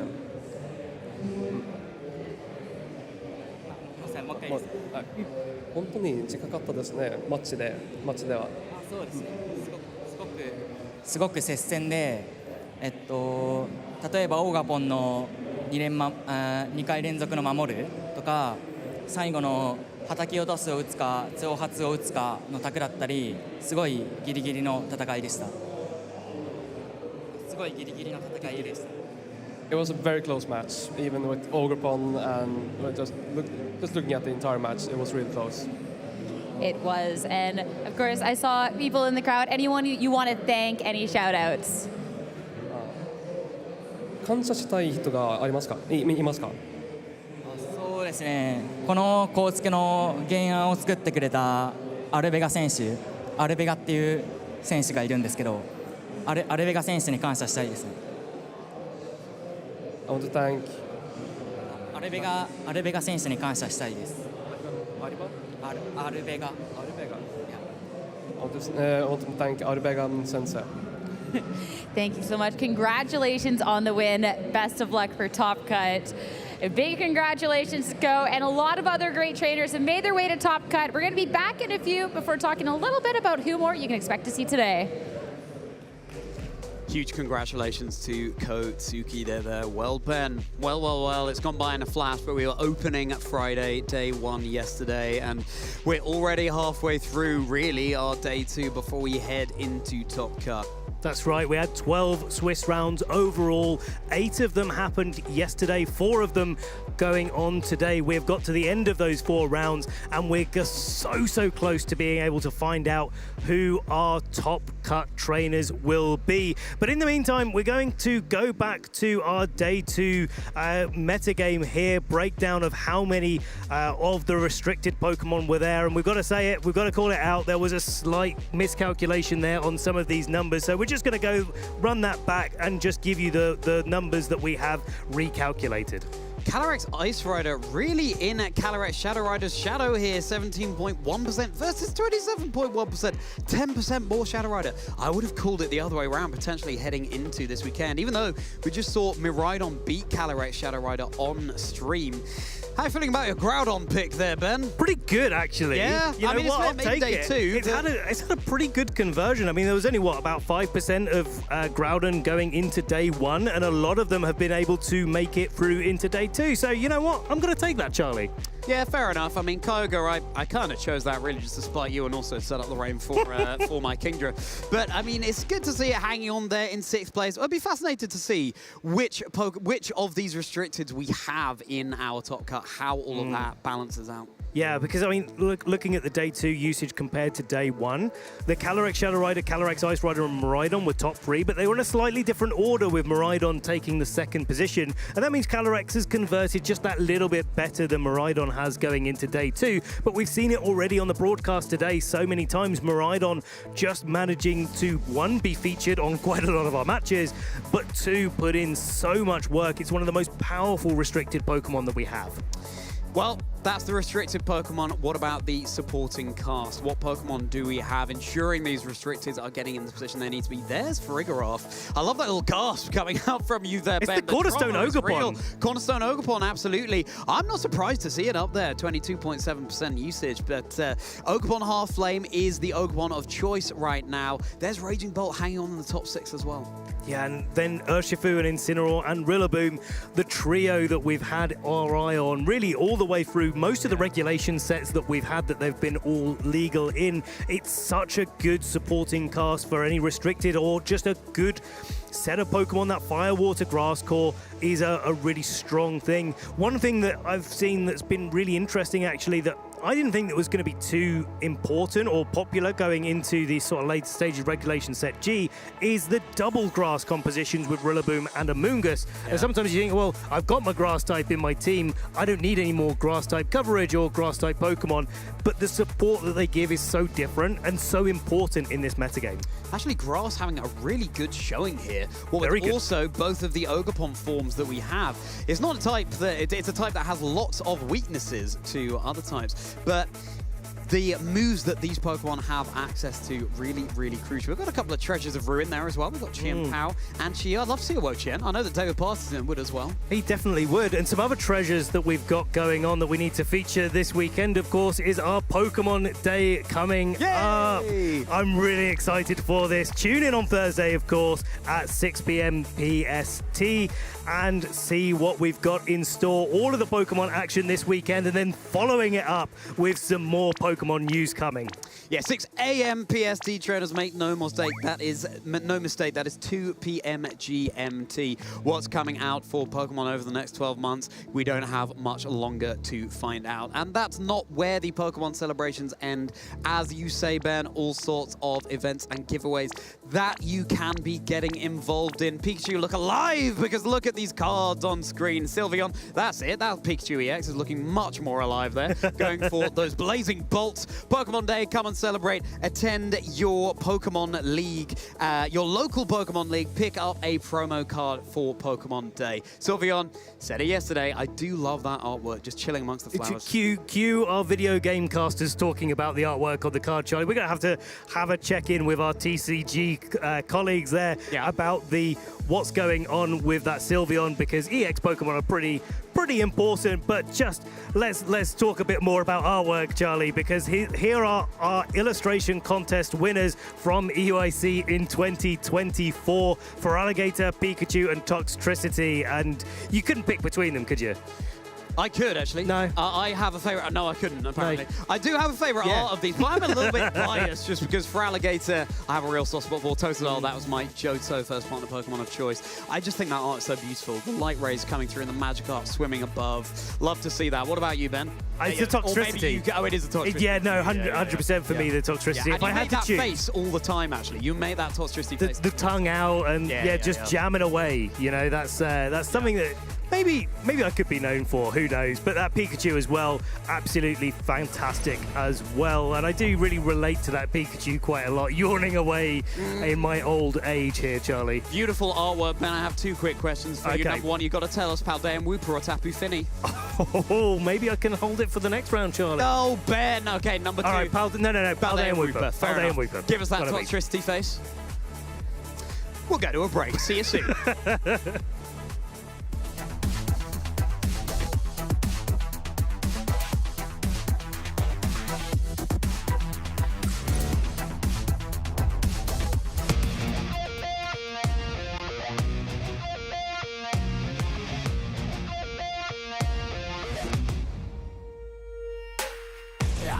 Is a moment for everything to change.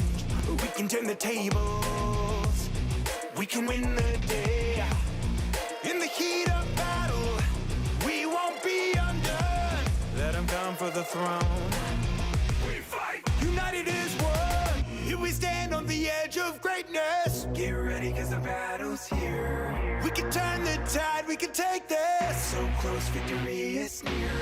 Here we stand on the edge of greatness. With my warriors by my side. Born ready, we can almost taste it. The edge of greatness. The edge of greatness. The edge of greatness.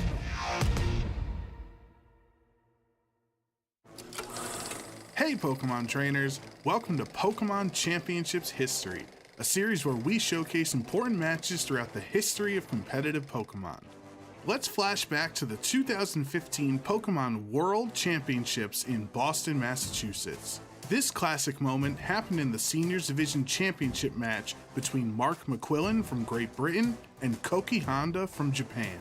VGC 2015 was a season most remembered for two things: Mega Kangaskhan and Japanese trainers dominating the metagame.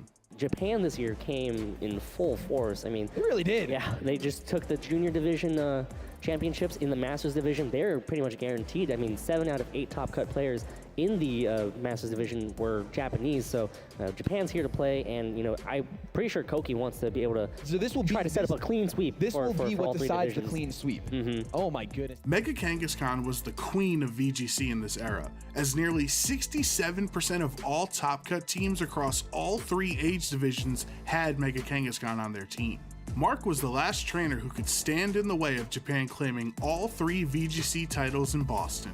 Mark was also aging up into the Masters division for the 2016 season, so this would be his final match in seniors and his final chance at redemption. Mark had been on the world stage before. At the 2014 World Championships, he fought through the tournament only to lose in the seniors finals match. So with the weight of the world on his shoulders and the fear of finishing second 2 years in a row, Mark had to find a solution for Kangaskhan, and his answer was Machamp. But before Game 1 could start, the casters had one simple question. Mark M, does that M stand for Machamp? Question. Mark felt incredibly confident in this matchup. He even winked at the camera when he correctly predicted a Landorus switch in. Cresselia disrupted much of Koki's game plan by setting up Trick Room and skill swapping away key abilities. When it was finally knocked out, it was time for the crowd favorite to join the fray. There's the Machamp. The crowd is going wild right now. Machamp's ability is No Guard, which disregards accuracy and ensures that all attacks hit without fail. Mark used Dynamic Punch as the main attack because without its dubious 50% accuracy, it is now 100% a problem for Kangaskhan. That's a no-guard Dynamic Punch, a move that normally has 50% accuracy, but thanks to that ability, never gonna miss. Mark finished up Game 1 in convincing fashion and was now one win away from fulfilling his dream of becoming world champion. The crowd was captivated by Cresselia and Machamp, realizing they were the ideal brains and brawn combination that was capable of defeating Kangaskhan in a format ultimately warped by its success. Did you ever think that you'd see a parental bond Cresselia and a Machamp in the senior division final championships here? I don't think that ever crossed my mind once. As Game 2 progressed, Mark built up momentum by making all the right plays. The will of the crowd had been determined, and Mark was eager to give them the Machamp sweep they so desperately wanted. We're gonna see Dynamic Punch into that same slot. Ladies and gentlemen, will it pick up the knockout? It picks up the knockout. It's a crit.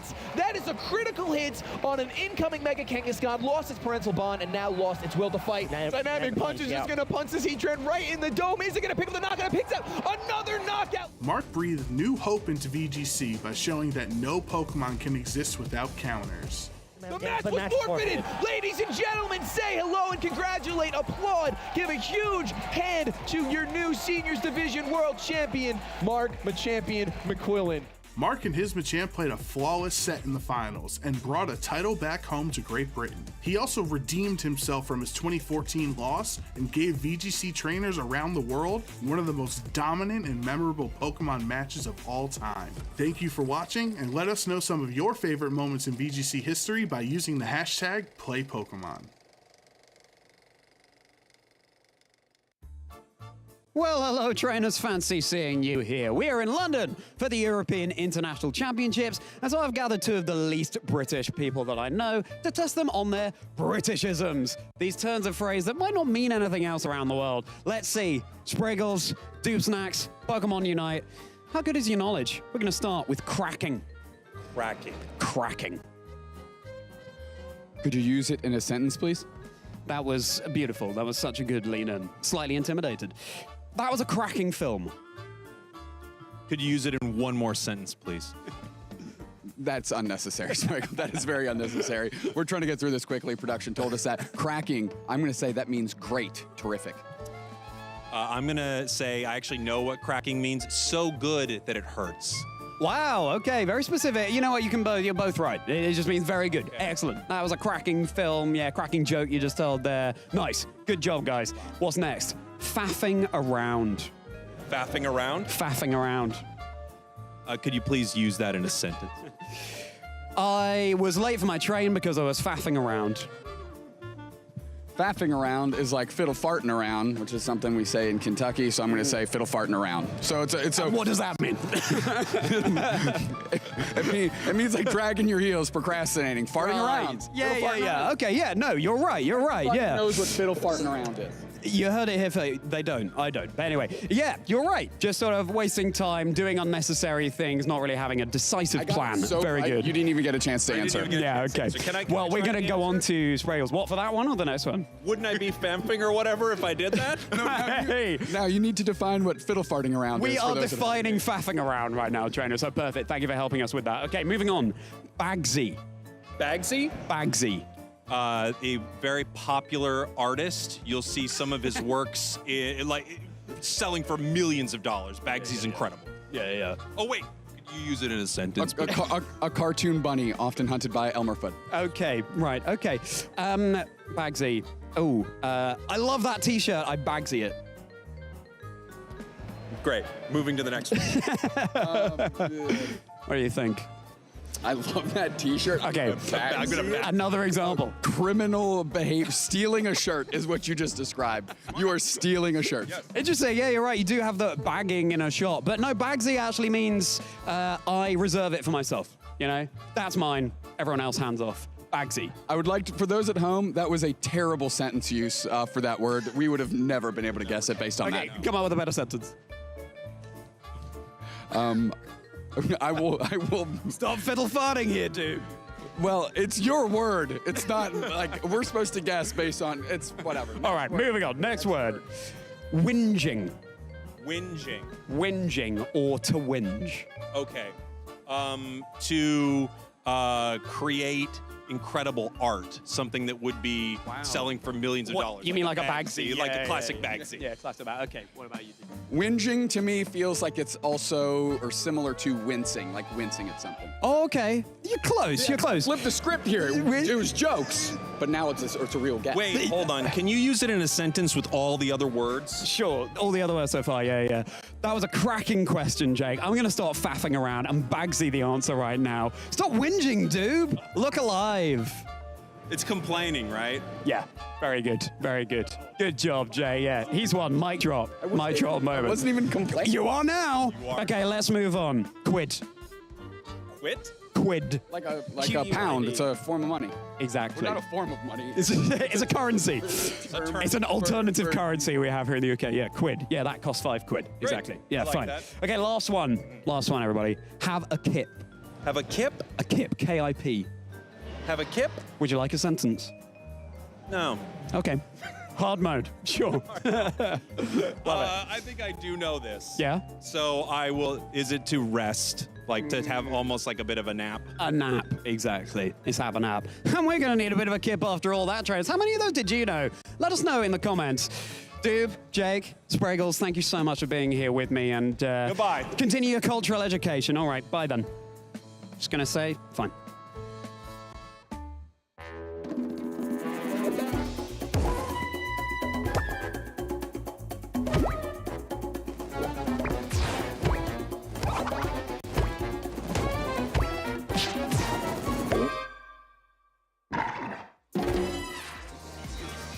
Day 2 of EUIC still underway with Top Cut on the horizon. It all comes down to this. 24 trainers remain out of 1,255. Crazy stuff.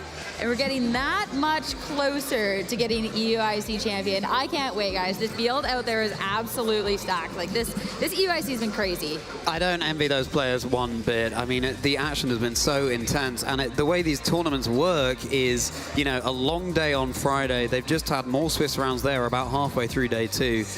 The mental fatigue is setting in, the physical fatigue as well. So I hope these trainers staying hydrated, just taking care of themselves, making sure they're well fed, because at the end of the day, all of these little decisions really count. And those little decisions are making so much difference in just our Swiss rounds already. We've seen so many of these trainers having to make these big calls, having to play slightly differently to maybe what you would expect to try to find out and carve out a win condition to stay in the tournament, because, you know, we're getting to those late stages where there isn't any more tournament left if you don't win your match. And of course, going into our Top Cut, we're going into our single elimination bracket. Yeah, which is always the most intense part of the competition. I feel like, too, knowing that, okay, once I beat this incredibly insane player, I'm up against another incredibly insane. You kind of have the journey mapped out a little bit. Or you can be sitting along on the side like, okay, I won my match. Now I'm kind of hoping this person wins so I have this better matchup, etc. I don't know, it's just so much interesting because it's such a different tournament. But I was hoping we could take this time while we're getting all the players ready, etc., to talk about some of these players that have made their way into the Top Cut. Because we have a lot of players whose journeys we've gotten to follow, and a couple that haven't necessarily gotten to be showcased quite yet. Yeah, we only get the opportunity to feature one round per match. So one match per round. Yeah, that way around. And, you know, we don't get to see every single player that we want to be able to showcase. If we had the opportunity, we would, I think, showcase quite a lot more of those, but the tournament must go on, of course. So it's going to be a really good opportunity for us to see those trainers that we haven't got to broadcast, what they're using, and how their journeys have been.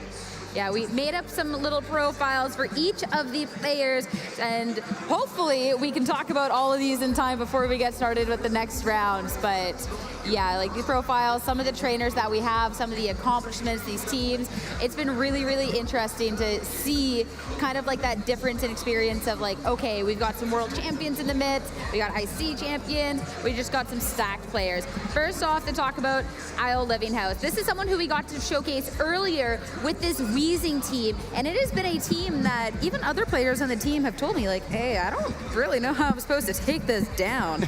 And clearly it's worked out well for Kyle. Kyle is a trainer that likes to go for slightly off-meta picks, and you can see right there with that glaring Wheezing. Dragonite, I mean, a very popular Pokemon in Regulation Set H, not so much Regulation Set G. Carl potentially deciding that's the source that people have been sleeping on here in Regulation Set G. Knoxville Regional Champion in 2020 and Buenos Aires Special Championship top 4 2025. Going back to 2029 there with NAIC top 8 and 2 times World's top 64. Is a trainer with recent accomplishments as well as ones that stretch back, and so many of them. Excited to see it. And Ben, there's a Sableye for you. I'm glad you pointed that out, Charlie, because if you didn't, I was going to point out that Sableye there that Kyle was holding. And I think this is like a real opportunity for Kyle to get another shot at the World Championships. Every year it's more and more competitive, and you really do find the top echelon of players there, not just at our international championships, but then when all of them qualify for the World Championships, seeing them battle the way out. And it was really cool to see this different team that Kyle was able to bring to this event in comparison to what he brought to Worlds in previous Raiji tournaments. So it's working out well. Best of luck. Going on to our next player, who's made their way into top cut here at EUIC, none other than Franchesco Piro. Undefeated for the first 10 rounds, by the way, and absolutely cooking it. And it was really cool to get the opportunity as the first person to lock their spot in cut. And hearing his story earlier, super heartwarming.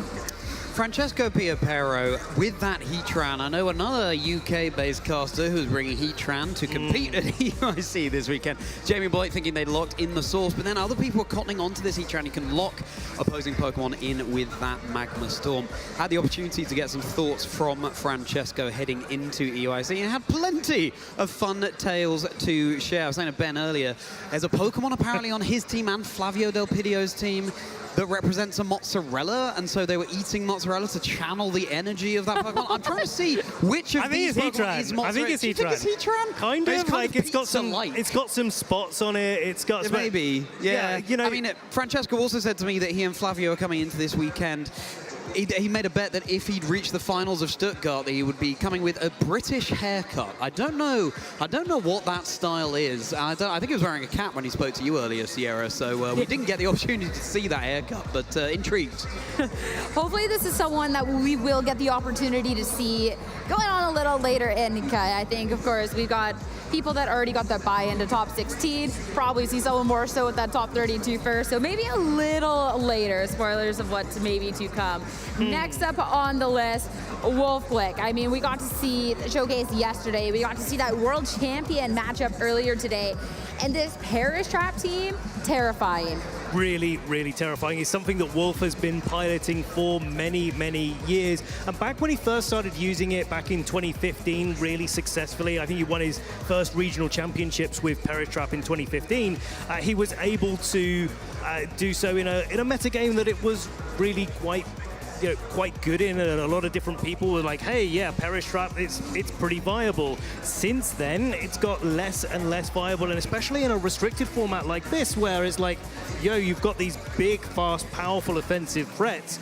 It's really difficult to hold your Gothitelle on the field and block them from being able to switch out so that Parish Trap is working. But Wolf, yet again, finding another opportunity, another composition where he's able to do that and just showcasing his absolute mastery of the game. It's exciting to see a couple of Screamtail in our top cut as well. I mean, Franchesco running a Screamtail too. Not a Pokemon we've seen so prominently in Regulation Set G. The past couple of games we casted was a real good showcase for teams very similar to Luca Cherubelli's World's winning team last season, but the metagame is still as healthy as ever, and Wolf Glick, such a prominent figure in the community. Fantastic to see him. You know, he's getting this result, but he's someone who gives so much back, and I hope that plenty of Pokemon trainers are inspired. Yeah, and seeing the opportunity to maybe go ahead and take down EUIC with the team unlike anything else in the field is absolutely amazing. Next up on another one of these players to be keeping an eye on here in Top Cut, we have Joji Kaeda. This is someone that's just such a top player, and looking at the team, there's a lot of cornerstone out there. It's another side tangent, but this team has a lot of like nice pieces that we really get to see complemented out. All, of course, tied together with that Calyrex Ice Rider. And the Grimmsnarl really is the thing that really stands out to me here. We don't see Grimmsnarl too often in this restricted formats, but it's one of those Pokemon that comes back every time that we have any sort of restricted Pokemon allowed, because the effect of Light Screen and Reflect are really, really important. And the extra speed control that its Prankster ability affords it to be able to just disrupt your opponent and make sure that your restricted Pokemon of choice, in this case the Calyrex Ice Rider, is able to do its most damage. And you can see two-time Global Challenge champion there for Joji Kaeda. That's a completely different mode of play from what we have at these in-person tournaments. Open team sheet, you can see various information about your opponent's team and best of 3. Online is closed team sheet and best of 1. So Joji able to juggle both very successfully. I just want to see an Eviolite Piplup on his team. I mean, it's a fantastic plushie. Let's see it in there. If we did see an Eviolite Piplup on the team, I don't know if we'd be seeing him in Top Cut. So I think I like the team as it is. Okay, fair enough, yeah. He might be a better player than I am. He might. So, yeah, I think we'll give them that. We'll give them that. You can say might. I say I 100% know he's a way better player than I am. So do I. I mean, two-time Global Challenge champion, absolutely crazy. But let's keep on with that champion theme. Talk about the next player. Talking about IC champions, well, Gavin Michaels has taken down OCIC before, funny enough, with the range team then, and now has the opportunity to maybe do it again here with this Kyogre. It's nice to see a little bit more of an offensive mindset with the Kyogre. A lot of the Kyogre teams that we've been featuring over this regulation set have been more favored towards Calm Mind and Origin Pulse and setting things up and trying to get your Kyogre into a good spot, supporting it with Fake Out, supporting it with that Amoonguss redirection that Gavin has been going for here. But this time, Gavin's going on the offensive with his Tornadus and being able to probably land some big water spouts and put a rain on his opponent's parade there, drizzling down onto the field with the rain that Kyogre, of course, brings to it. But of course, the Chien-Pao and the Urshifu, we've seen that in previous regulation sets as well. They're no slouches for putting a lot of pressure on either. It's interesting to see, I'm thinking back to the Birmingham Regional Championships where Oliver Eskelin running a Kyogre was runner-up. Just had Origin Pulse, no Water Spout to speak of there, and said, you know, 85% of the time I can win and I will take those odds. It'll be interesting to see if Gavin is running that Origin Pulse, is relying on the Origin Pulse for the damage instead of the Water Spout, but clearly, potentially an indication that this Kyogre is pretty accurate this weekend. Let's hope it remains that way. I really hope he didn't caster curse it. I really hope he didn't caster curse it. I'm sorry if Gavin, that happens. you're going to miss all your moves now. Ben, what are you doing? I'm counteracting it. Worse. Oh, okay. It's the opposite caster curse. These EU caster bans, I swear, just trying to jinx US over here. I'm on to you. I'm on to you. Gavin, best of luck. I think you need it after Charlie tried to curse you over here. But we'll bring it back to EU. Talk about, you know, trying to defend the EUIC crown here, at least keep it in EU here. Talk about Julio Tarlau, someone who has been able to have accomplishments at past iterations of EUIC, looking back at 23 top 8, and being able to go on quite a few good runs across the board, different tournaments. Julio is a player who really rose to prominence during the online era of Pokemon, and look at these recent achievements here. Again, the online era, that would have been best of 1 and close team sheet, or sometimes best of 3, but a lot of best of 1 play there too. So to be able to have both of those playstyles up their sleeve, no stranger to doing well at EUIC 2023 EUIC top 8 right here in London back then. So Julio potentially feeling that familiarity coming to greet him. And I think this team really is reflective of Julio's play style as well. A lot of the teams that he's run over the years have been those more consistent strategies. He's not trying to really change the game too much. He's just like, yeah, I know I've got the stats behind me. I know I've got the best Pokemon behind me, and I know that I can pilot them to success. So why try to rewrite the rule book when I can use the things that I know are good? And this Terapagos here has been quite popular this weekend. It's not top of our usage stats, but it's definitely showing that a master of Terapagos is able to battle up with the best of them. Yeah, and that's an interesting conversation too, because of course when you do have the top represented Pokemon be one, but then it's a different Pokemon that's maybe not as well represented that's making the runs, that conversion rate to make this top cut is just way better. And with all the Calyrex Shadow Riders that are out there, I mean, Terapagos can kind of feast a little bit. I think a lot of trainers have caught on to that. Like, Calyrex is getting pretty popular like it was coming into the World Championships last year. Like, hey, Terapagos may be the call for EUIC. And Calyrex, of course, was topping our usage stats for day 2 for restricted Pokemon. So, yeah, an interesting call. Yeah, next up on players to watch here going into our top cut, we got to see Shohei. I mean, Yokohama world champion, definitely a skilled trainer here, piloting one of the best teams that we have here. Of course, it is that Miraidon. We've seen so much Miraidon. You want to talk about Pokemon that can definitely take down the event. The caliber of players playing this pick. Yeah, I think it might be Miraidon, guys. I think one of the showcases of a trainer's skill is how they navigate the mirror match, and that's what we saw in Swiss Round 11 when Shohei was playing up against Taran, who was also using this composition. And the way that Shohei was able to predict exactly what Taran was going to be able to go for, he was able to cover all of those options that Taran had, was a real showcase on his mastery of this particular composition and why he has that just slight little bit of edge that really does matter, especially at this late stage of a competition. It's interesting, isn't it? Because it's a team that everyone's quite familiar with at this point after the World Championships last year. But that's a blessing and a curse. It means that you can really make inroads into your mastery of the team, as you say, Ben, but it also means that plenty of trainers are going to be prepared for it. But the fact that we have at least this one in our top cut suggests that, you know, Shohei's finding some of those tricks up their sleeve, and one of those, for example, would be focus energy on the Oakabon half lane that we saw. That's something that wasn't on the world's winning team. Those critical hits, getting around Intimidates from Incineroar, for example, really paying dividends. Which I love that change, by the way. It's one of those little differences that, I mean, obviously at this point has been paying off. So, and it's really interesting too, when you are looking at our Japanese players, of course, the stakes are a little bit different coming into this event with how far they need to go. Because a lot of the trainers out there, top cut, all right, awesome, you know, securing championship points, getting closer to the invite. We're looking at top 4 finishes needed here to secure an invite. So much more pressure going on to this next stage of the tournament. That's a really good call there, Sierra, because yeah, their qualification system is just that little bit different, and there are 4 World Championship invites up for grabs this weekend. And if they don't make it, they go back to their own region. They've got to still go through that qualification period for the World Championships. Yeah, all this would have been is just glorified practice at that point. Pretty good practice. It is good practice, don't get me wrong.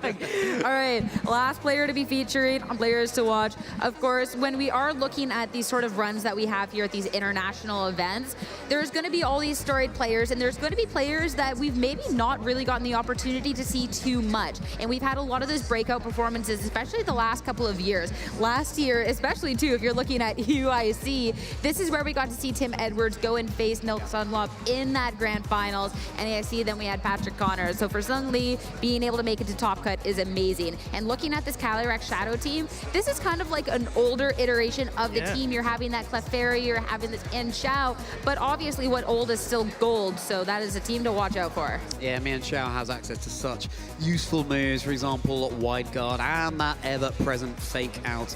Enshao, fantastic to see that progress in top cut, as well as the Clefairy. It's a Pokemon you really want to have more than 4 moves on. It gets access to so many fantastic options, but you got to make that call if you're Sung and decide which 4 are going to be the best. Baltimore Regional top 64 of the 2025 season, Sung. We're looking forward to seeing plenty more accomplishments right there.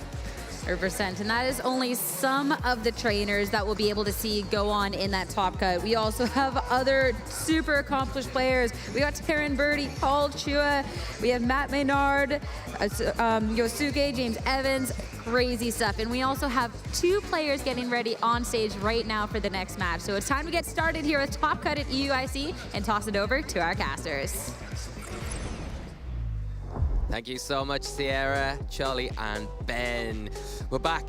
Lou, my name is Lee Provost, the Wiser, Actos Chromie, on the desk, ready to go for top cut here at the European International Championships. We're getting into the real nitty-gritty of the tournament now, and our players are just setting up. We'll get to the match in a minute, but congratulations to all of our players who are advancing to this stage of the tournament. It's been incredible so far today, but we are not finished just yet. No, and this is one of my favorite parts of the tournament because, you know, we started yesterday with over 1,200 competitors. We then got it down to about 180 coming into day 2, and now it's down to just a remaining few group in our asymmetric top cut. Our very first match is going to be between Matt Maynard and Victor Cole. So I'm going to be really excited to see how these two trainers battle out because these teams are so exciting. We have got Victor running this really unique team of the Dondozo Tatsugiri with the Weezing that's been popping up here and there, but I haven't been able to see it in action yet, so I'm very excited, Lee. Yeah, it's going to be a really interesting match when you look at the options that both players have. You've got the Sun from that Koraidon. It's going to boost things like the Chiyu's ability to do extra damage with that Beads of Ruin boosted fire type attack. You can set up the photosynthesis as well on things like that Fluttermane that are going to allow it to be disruptive, supportive, and a bit of a menace. But let's start with Matt's options. What are they looking at with that Calyrex Shadow Rider? Interesting Terra type on there with the Dark and the Life Orb to boost the damage output. It's going to be a bit of a thorn in the side for that Galarian Weezing because the Psychic single target into that will hit for super effective damage, might almost force a Terastallization depending on how much you want to value keeping that on the field. Of course, the Neutralizing Gas doesn't affect or turn off that as one ability. That's one of the bonuses that Matt's going to be able to utilize in this matchup. Of course, the Nasty Plot, you can't give it too much room as well, because once you get that set up, it's going to be hitting for a lot of damage, especially when you combine it with the Chiyu.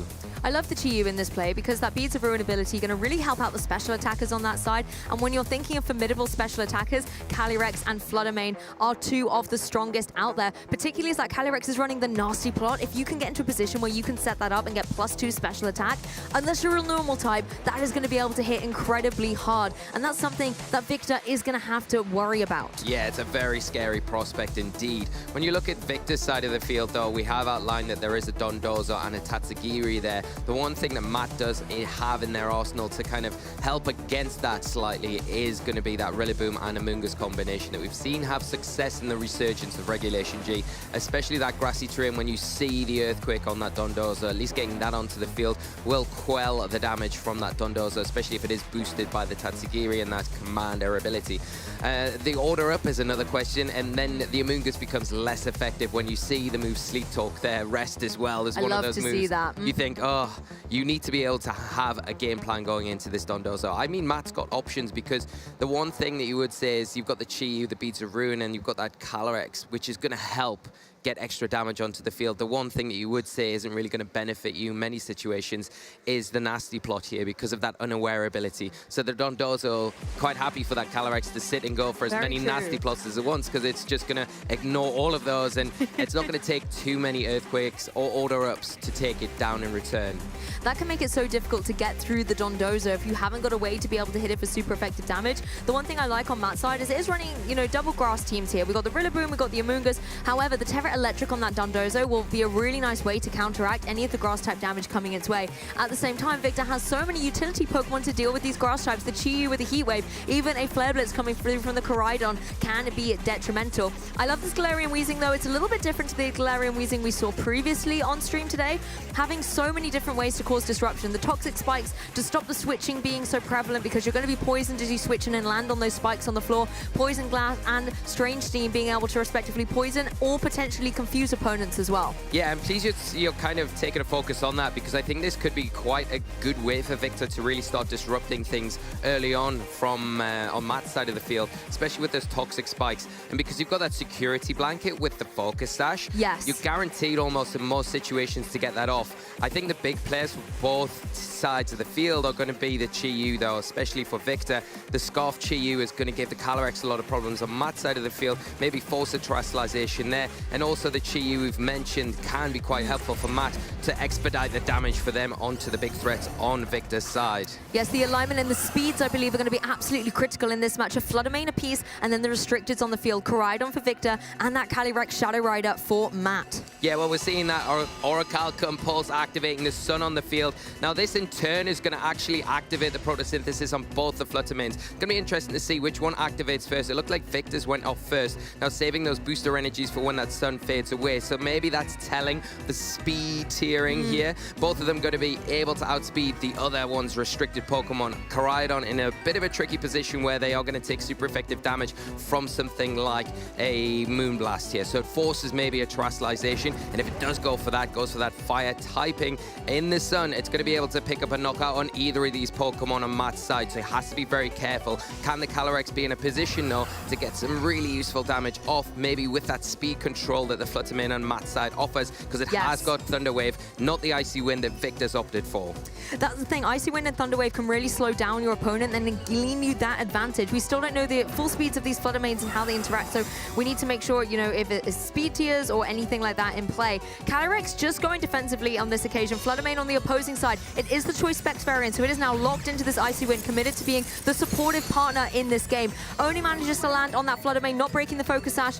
It's not even a Focus Sash, it's a Life Orb on that Calyrex. Koraidon comes through and gets the knockout though, Lee. Yeah, that's a big play here from Victor, going for the double up into the Fluttermane, knowing that I've got the Icy Wind. I saw the activation of my Photosynthesis before yours. I'm going to lower your speed, and that means my Koraidon is going to outspeed your Fluttermane. I don't need to Terastallize. I'm going to get rid of the threat straight away, putting Victor in a commanding position going into this next turn. Amoonguss coming out onto the field now. Amoonguss, another Pokemon, doesn't really love these Flare Blitzes, so is it going to be forced into that Terastallization? It can go for that. It has got the fire typing. It will be able to soak up the damage quite a lot better than it would do in its base form, and then that leaves the Calyrex kind of free, especially if we see a Rage Powder here, to go for that Astral Barrage, which is going to be super effective into the Fluttermane. Koraidon already taking a bit of chip. If it goes for that Flare Blitz once again into the Amoonguss, going to take further chip, maybe enough to allow the Astral Barrage to pick up a knockout.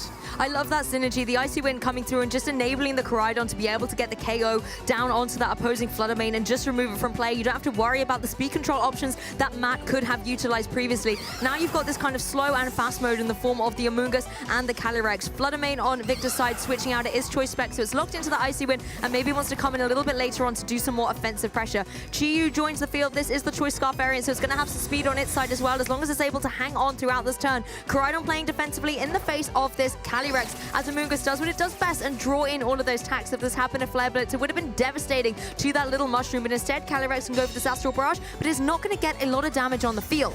Yeah, I love that Matt isn't committing to that Terastallization so early on, getting that Astral Barrage off, but you've got to give all credit here to Victor. What a great switch, protecting the Koraidon. Now in a position with that Chi-Yu, it has got the Choice Scarf. It is going to supersede the Calyrex here, and it threatens with a Snarl, so that's going to lower the special attack and ignore that Rage Powder as well. The Koraidon in a position after that to pick up a clean knockout. Now this really pins in Matt. Do you protect the Amoonguss here? Do you switch it out? And that leaves the Calyrex open, because the double up from the Koraidon and the Chi-Yu could be into that slot, but leaving the Amoonguss alone is risky as well, because if you don't go for it, you don't attack into it with that Koraidon, you leave it open so it can go for a Spore, and that could start to slow things down, swing momentum back for Matt in this match. And looking at Victor's team as well, there's only one remaining Pokemon that has yet to be revealed, so at least you know you're not contending with the Dondozo Tatsugiri combination, but there could still even be something like a Dondozo in the back. It can carry its own weight on a team as well. Amoonguss is going to go for that Terastallization that you mentioned earlier. It is going to be that Fire Terror type, which will give it a little bit of breathing room in the face of Flare Blitzes or Heat Waves coming through from these two Pokemon. Chi-Yu, however, just locks in with that Snarl. Calyrex avoids though. That is the Pokemon you wanted to hit. Calyrex nimbly avoiding. Amoonguss is going to take that, but it does not matter. Calyrex with this Astral Barrage is going to be able to connect down on both these Pokemon. The Beads of Ruin on the field from the opposing Chi-Yu, enabling it to get the KO on the Koraidon. The double-edged sword, the Snarl coming back. The miss is huge here. This takes Matt right back into the game. The Terastallization on the Amoonguss, I love it, because like we said, if you see that Flare Blitz coming into that slot, then it's going to be enough to take it down. Not if you're a Fire Terror type. Now the Spore going into the Chi-Yu, shutting that down, and with that Grimnir boost, it is starting to tip the tables. What comes in, it is the Fluttermane. Now, it will have that Photosynthesis boost, so we'll be able to put on a little bit more pressure here. It will outspeed the Calyrex, but it is going to be susceptible. If it goes for an attack here, to another Spore, and it hasn't got the ability to take down this Amoonguss just yet. and that Chi-Yu threat has been neutralized. The fact that that Spore has come into it is guaranteed to take its first turn of sleep. So you don't have to worry about anything coming through from that slot. It really comes down to the Flutter Mane, and depending on what it wants to lock into, a Shadow Ball, for example, that can be redirected away by the Amoonguss. It doesn't, I think, want to necessarily go for an Icy Wind here because the damage is going to come full in force. I like the Terrestrialization in the sense that you drop that Ghost typing in the face of the Astral Barrage, and you do have a very solid special defense on that opposing Flutter Mane, but is it going to be enough against a +1 Astral Barrage? Amoonguss destroying in any attacks in case it is a Shadow Ball that's been locked into, but Flutter Mane actually going to offer that spread damage, going for the Dazzling Gleam. This isn't going to be able to get the KO. Takes the Calyrex into the danger zone, however, as Chi-Yu takes a nap, but the Astral Barrage, we know it's coming. Yeah, and that's the big thing. I think, you know, when you look at the Flutter Mane, it is choice specs. Boosting that with the Terrestrialization, is it going to be enough? No, it's not. And the Astral Barrage in return from Matt, a clean sweep on the opposite side of the field. Absolutely love to see the way that these Grimnays are stacking up on this Calyrex. Flutter Mane goes down, Chi-Yu goes down. There is no stopping this Calyrex Shadow Rider right now. Yeah, and you can see the momentum swing and how powerful something like the Calyrex can be when that Grimnay starts to activate. What a great call once again from Matt to bring in the Amoonguss here when he did, with the fire terrestrialization, picking the right moment to do that as well, almost baiting that I'm not going to do it, but then I am going to do it. We do see the Galarian Weezing hit the field now, probably not in the most preferable situation, because it will just go down to a single Psychic, although it does have that Focus Sash, doesn't it? So it will be able to hang around for at least just one a little turn. bit, just a little bit more longevity on the field, but considering the full force that Matt has on his side of the field, it's going to be very, very difficult. Calyrex does actually go down, however, so the Life Orb recoil having a little bit of a detrimental effect here as Weezing gets to showcase his signature move in this strange team. This does have a chance to confuse, but Amoonguss is going to be able to come through that, put it to sleep, and enable the partner Pokemon in the back there, yet to be revealed fourth and final Pokemon to maybe get the KO. Or maybe Amoonguss was a Sludge Bomb, wants to try it for itself. Yeah, and I mean, it's just a little bit over the top. You don't need a Chi-Yu in the sun, but I think it will be enough to deal with this 1 HP Weezing, but so well done from Matt. I think the big thing that you would say for Victor, they did pretty much everything right. The Snarl miss, though, was so huge in that situation, because the Calyrex at that point couldn't terrestrialize out of that weakness. Matt opted for the flare, the fire on the Amoonguss to avoid the Flare Blitz, knocking it out, which was probably the right choice overall in the end, but the Snarl, so pivotal. But that's what can happen with these lower accuracy moves, and it's such an important time in the tournament. That's not what you really want to be seeing. So, you know, everything's still to play for. We didn't see that Dondozo in that match. One thing that we didn't get to call out in the team preview that I'd like to highlight is the item choice that we see on the Koraidon there. Yes, that's interesting. It's the ability shield, so it means that the Koraidon and the Weezing can still come out on the field at the same time, and that sun will always be set, which I really do love. You can see here a run back of the match, the big Flare Blitz from that Koraidon, and the double up early on, such a good play to get rid of that threat and Flutter Mane. But after that, here's the star of the show. This was it. Little Amoonguss coming in with the chandelier on top of its head, and just supporting that Calyrex so well. And after that initial knockout onto the Koraidon, the Beedzaroo, and you identified boosting that attack to allow the knockout was enough for the snowball, the momentum swing for Matt to close this one up. But I think you called it perfectly. That Snarl Avoid was the critical turn in the match. Victor came out with such a commanding start with that double up into the Flutter Mane, just completely removing it from play and using that information gleaned from the ability activation at the beginning of the match to his advantage. But Matt being able to come back and playing perfectly. You know, if that Snarl had connected, obviously then the Calyrex was in a little bit of a difficult spot. It would have had its special attack lowered, and we know how significant the damage can be. It might even have got the knockout at that point. Yeah, and I mean, even if it hadn't got the knockout there, it would have taken it down very low health. Yeah. But the most important thing was the Astral Barrage in return would not have knocked out the Koraidon. The thing is, the Amoonguss had terrestrialized at that point, so if the Flare Blitz was chosen into the Amoonguss, it wouldn't have been enough to pick the knockup out, so it would have resulted in a Spore going into the Chi-Yu anyway. That's the true. Calyrex would have been in a much worse position going into that next turn. So, swings and roundabouts. The Snarl definitely helped Matt out in a lot of ways, but you can't detract from Matt's strategy going into this match. They did everything right and really took advantage when the opportunity was there. I think Victor also approached the match well, just didn't get the kind of returns that they were looking for in the move choices that they made. I want to talk a little bit about the Galarian Weezing, because we saw that as the fourth and final Pokemon for Victor, but obviously it came just in at the end. I almost would have liked to have seen it coming forward a bit more, being a bit disruptive with some of the abilities. We know that Calyrex can kind of work around it a little bit, but potentially it could have had some kind of longevity on the field and been a little bit more useful than in the back to just come through and get KO'd. I felt like it just didn't have a purpose in this match. So either Victor leaves it on the bench and brings one of the more offensive Pokemon types, or even tries to rock that Dondozo Tatsugiri combination, or if you're bringing the Weezing, it needs to have a purpose in the match. Yeah, and I think with the Weezing in particular as well, you want to utilize this Toxic Spikes, but it's very difficult when the Amoonguss could be lurking in the back, because you set the Toxic Spikes up, Amoonguss can come in because of its poison typing. Absorb it all up. Yeah, soak them up, and it kind of undoes a turn. It's a wasted turn for you, so you want to try and avoid that. But I agree with you. The Weezing really was one of those Pokemon that didn't have any effect in that match, and at the point that it came in, it was so late, it couldn't. So maybe we do see a switch up, maybe we do see that Dondozo coming, because I think you get that onto the field, that combination with the Tatsugiri, and although there are two grass types on Matt's side of the field, I think only one of them comes to this match because of the huge fire threat that Victor carries. And the Dondozo with that electric terror type can work around the grass types too. Rillaboom isn't carrying, you know, one of its potential ground type attacks here as well, so you don't have to worry about that coming your way if you do terrestrialize. Obviously, the Spore is still something that you have to contend with, but you have the Koraidon, you have the Chi-Yu. These are Pokemon that are able to deal with it, and if the Amoonguss does want to turn into the fire terrestrialization, well, you've got Earthquake on your Dondozo to deal with it. Yeah, and that spread move could be the difference between winning or losing, really, especially because how many Earthquakes can the Calyrex take, especially if the grassy terrain's not up? After the boost, probably maybe 2, right? Even spread damage. Well, the grassy terrain's going to help it out, right? Yeah, it would. Yeah.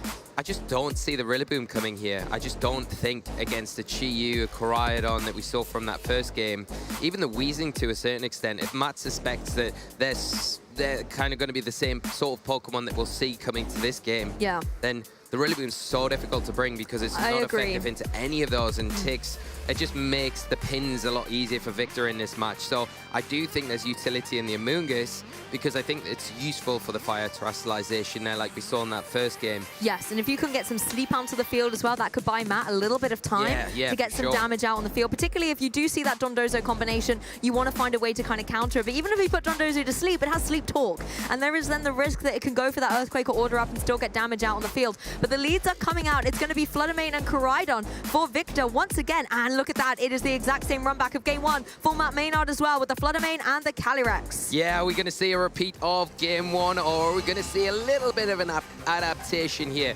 We have already established that Victor's Fluttermane is the faster out of the two with that photosynthesis boost, so it is going to be able to get that Icy Wind off first.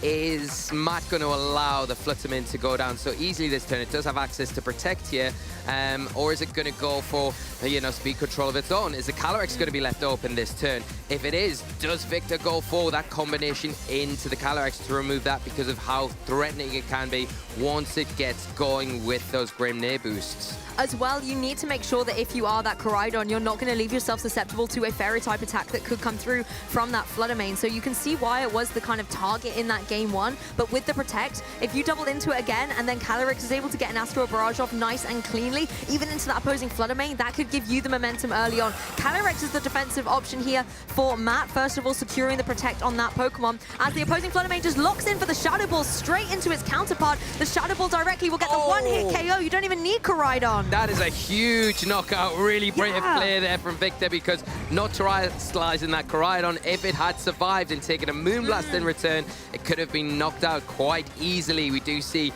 the attack from Koraidon just go into the Protect of the Calyrex, so it can survive a little bit longer. Now the Chi-Yu coming onto the field from Matt. It is a Choice Scarf Chi-Yu. Not really going to threaten the Koraidon too much because of the resistances that it has to both the fire and the dog type attacks. The Fluttermane has to be a little bit careful, but it does have access to that photosynthesis boost, so it still will be faster than everything else, although we are going to see it leave the field because it is locked into that Shadow Ball. It does make an adjustment, and the adorable little Tatsugiri comes to the field, and I think we know what's coming next. The little Pokemon, and now the large one out on the field. This Dondozo is going to join the field, and thanks to the Commander ability of Tatsugiri, it's going to get nice and cozy in Dondozo's mouth and boost it up.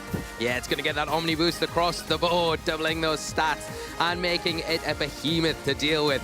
It's worth noting as well, this is the curly form Tatsugiri, so any order-ups you do see coming out onto the field will boost this Dondozo's attack in this match. We are going to see a response to the threat of that Fluttermane with that Shadow Ball terrestrialization. It is onto the Calyrex to take away that Ghost-type weakness into the Dark-type Calyrex. Now, it isn't going to get a boost to any of its attacking moves, but but it does have that alleviation. It does make itself vulnerable, though, if we see the Koraidon and that Fluttermane come back onto the board later. Heatwave will connect onto the opposing Dondozo, but for minimal damage as Calyrex tries to follow up with the Astral Barrage. Of course, Tatsugiri avoiding both of these spread-type moves, nice and safe in Dondozo's mouth, but the Dondozo, not so lucky, actually takes it down to 50%. Now, most Dondozos carry the leftovers. This one is running the Rocky Helmet. His recovery option is going to be rest. Yeah, and that's the problem here. I think you see the double up there. The Chi-Yu now is locked into that heat wave.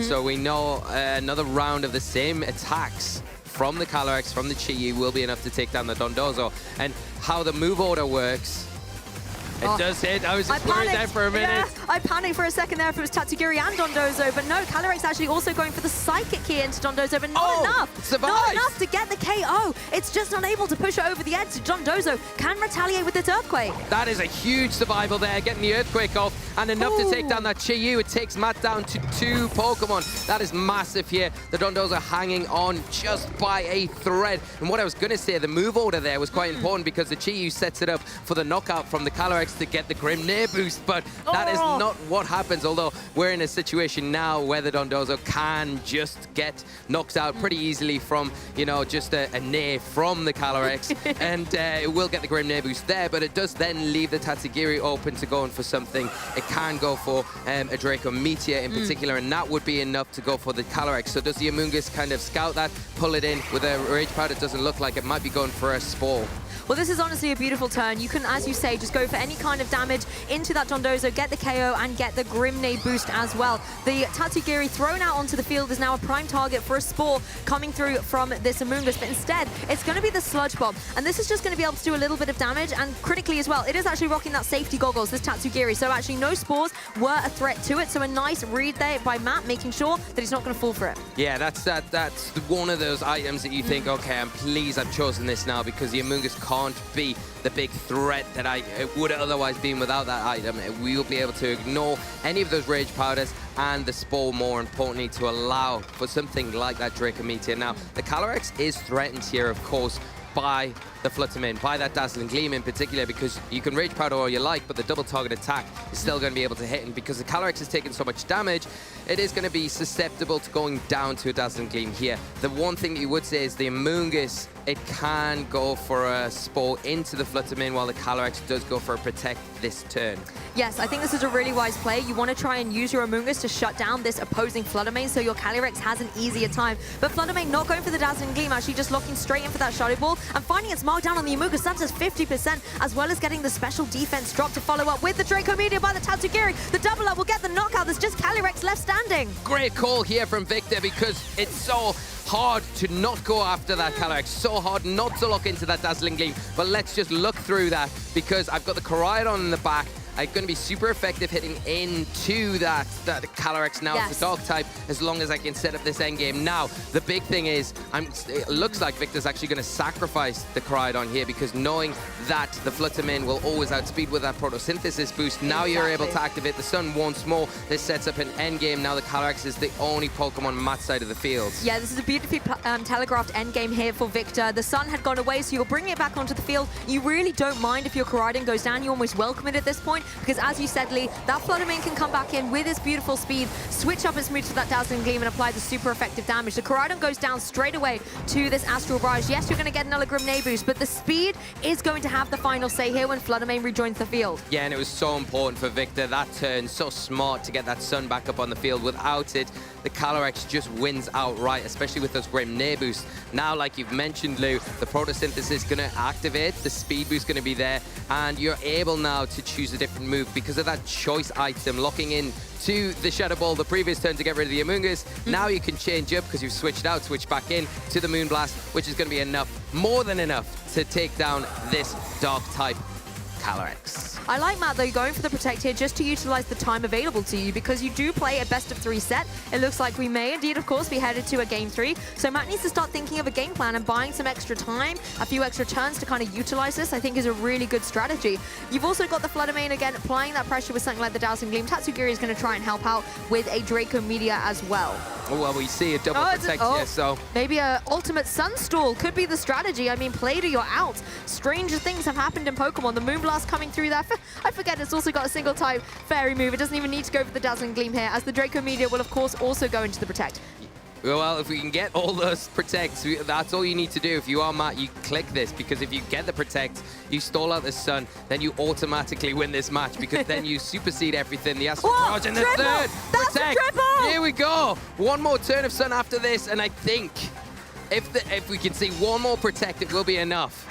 And then the Calyrex will be able to pick up the knockout on both of these targets with those Grimnir boosts. Okay, mathematicians out there, you've got to run the odds for this and let us know. I think there's only that one more turn, like you've said. The odds are so high. Matt looking surprised, but at the end of the day, this is what he's got to do to try and win out this game and not see a game 3. Can Calyrex do it? No, not this day. No, not this time. It was so close. It was a nice little bit of hype for us to end game 2, but well played to Victor, well positioned. Matt doing everything they could to take it to a win there, but unfortunately we're tied up, and for us, it's a bonus. We get a game 3. Oh yes, and you know I love a game 3 lead. I have to say, valiant effort at the end there by Matt, and kudos to being able to kind of play to the outs, not just locking in a forfeit, for example. I really like kind of seeing that and taking those turns to think about your game 3 situation. If the sun turns have been a little bit different, that could have been a very interesting endgame. Yeah, definitely could have, and you know, you've got to credit Matt, because I think in that situation, that was you won out, get through the sun turns. I think it's the first time I've seen triple protect in a very long time. So yeah, maybe it'll be another long period before we see it again. But yeah, I think Victor just came into that game with a lot better of a game plan after that loss in game 1. The Dondozo, the Tatsugiri, the survival was key there. When you saw the damage originally from the Heat Wave, the Astral Barrage, Matt changed up to the Psychic, which might have been the difference there, because I think an Astral Barrage single target would have done a lot. I mean, I guess it still technically hits the Tatsugiri as well. It just manages to avoid, but just unfortunate there, maybe a roll onto that Dondozo. But I actually feel like the big thing for me was the Flutter Mane pressure, forcing this terrestrialization from the Calyrex into the Dark typing, and then kind of leaving it vulnerable going forward. There was a lot of different, I suppose, strategies coming down with those Terra types and when to utilize them. And the issue, I think, on Matt's team that we even saw in game 1 a little bit as well with the Calyrex is, obviously you only have one terrestrialization. And in game 1, it went onto that Amoonguss, and it meant Calyrex was a little bit vulnerable. In this game, Calyrex took it, but then it meant that the other Pokemon were more vulnerable on Matt's side. Yeah, and that's it. And I think it was baited out almost by Victor onto that Calyrex, like you quite rightly said. And the dog type kind of came back to bite them in the end, really. But I mean, I think the big thing, if you're looking at it, regardless of terrestrialization or not from Matt's side, you need to get rid of that Flutter Mane. You need a better way to deal with it, because it is such a threat, especially with that choice specs, with that photosynthesis boost, and the fact that it outspeeds your Flutter Mane. We saw the same leads in that game too, and I think you're still in that situation where you have to take a gamble. I don't know if that's the right thing to do.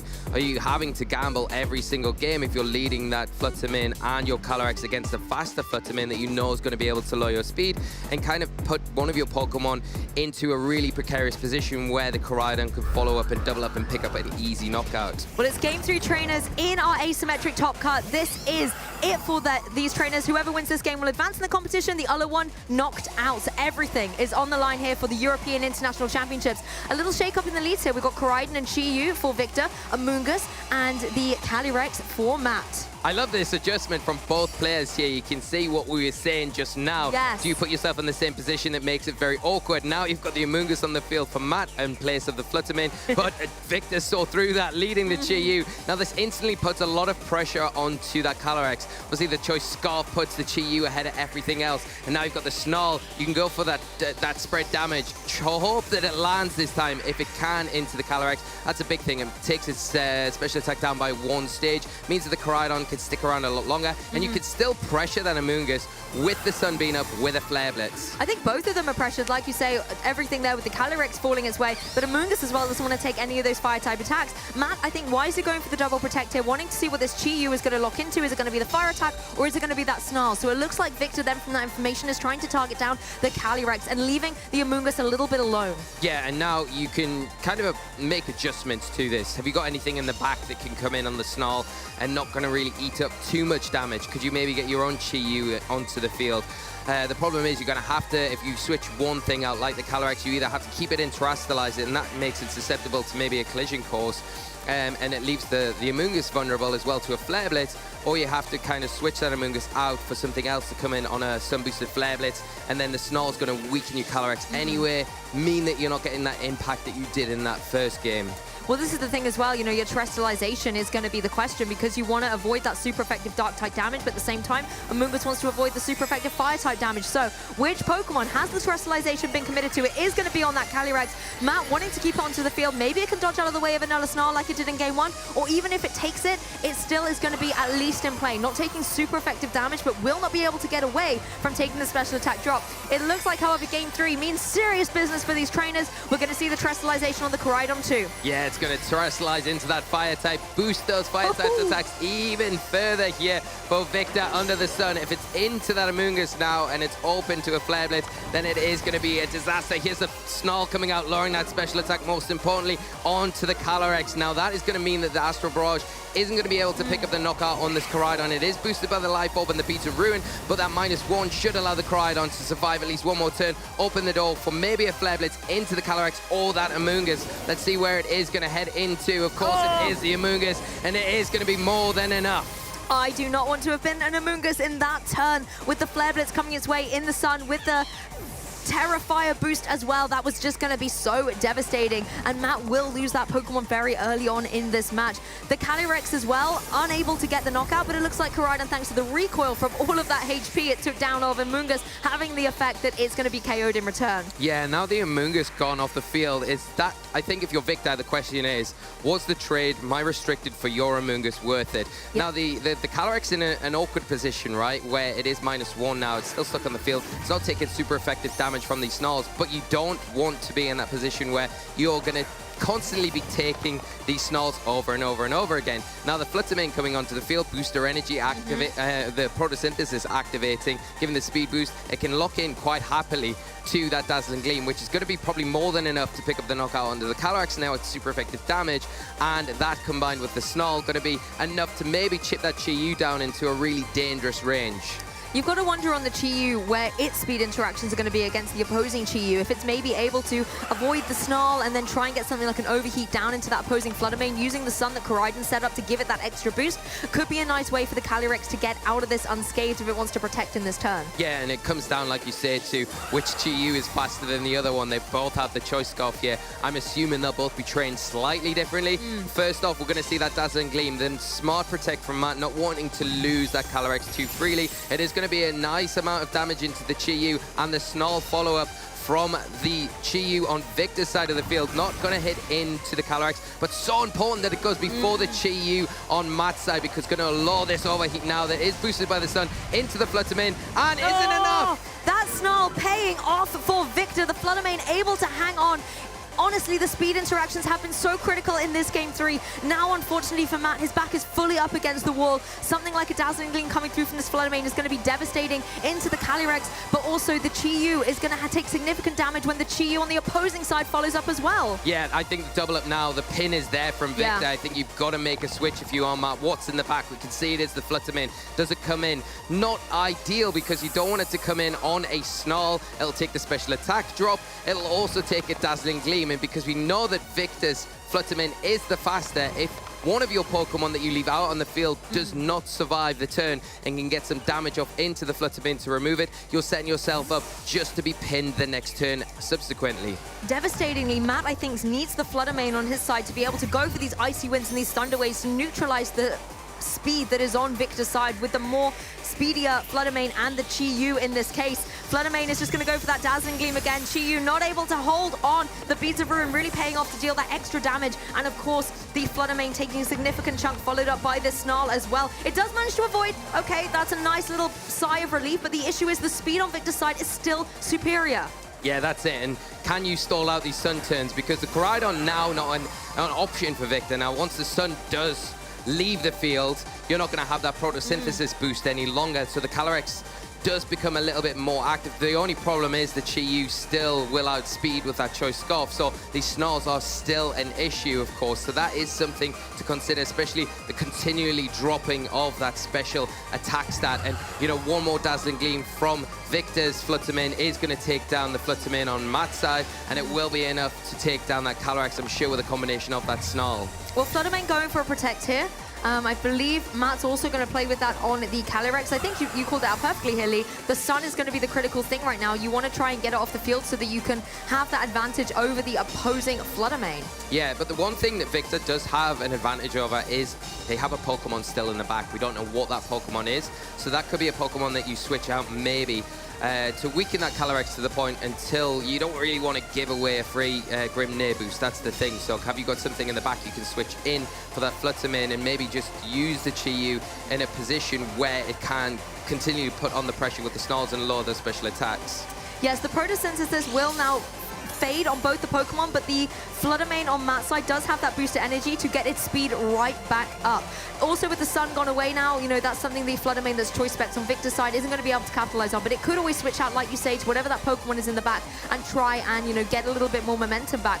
This is the opportunity now for Matt to use his Fluttermane to try and deal with the opposing one. Yeah, and this is the huge advantage now. Matt playing this perfectly, kind of stalling out that Sun, knowing that I've got the booster energy, so now I can utilize my speed control. Chi-Yu not wanting to contend with this threat. Yeah, so we are going to see a switch out. It is going to be that Weezing coming onto the field. It will ignore the, obviously the neutralizing gas won't really play any role here, as we are going to see an Astral Barrage. Yeah, the Astral Barrage will find its mark on both these Pokemon. The Fluttermane obviously going down, and the Weezing in vulnerable HP range as well. This will give a Grim Neigh boost to that Calyrex, as that is, you know, the As One ability does manage to work its way around the Galarian Weezing, now leaving the Fluttermane on Matt's side to go for the Icy Wind. This is nice to be able to kind of lower the speed of the Weezing, but I think it really would have liked to be able to hit that into the Choice Scarf Chi-Yu that was nicely switched out by Victor, but will rejoin the field right now. Yeah, and you can see how important that Sun was. Now, the Chi-Yu coming back onto the field, it's really tough, because what do you lock into? Do you go for an overheat into that Calyrex and hope that the overheat's enough? You are going to get the jump on the Calyrex, but the problem is if the Fluttermane on Matt's side that has that booster energy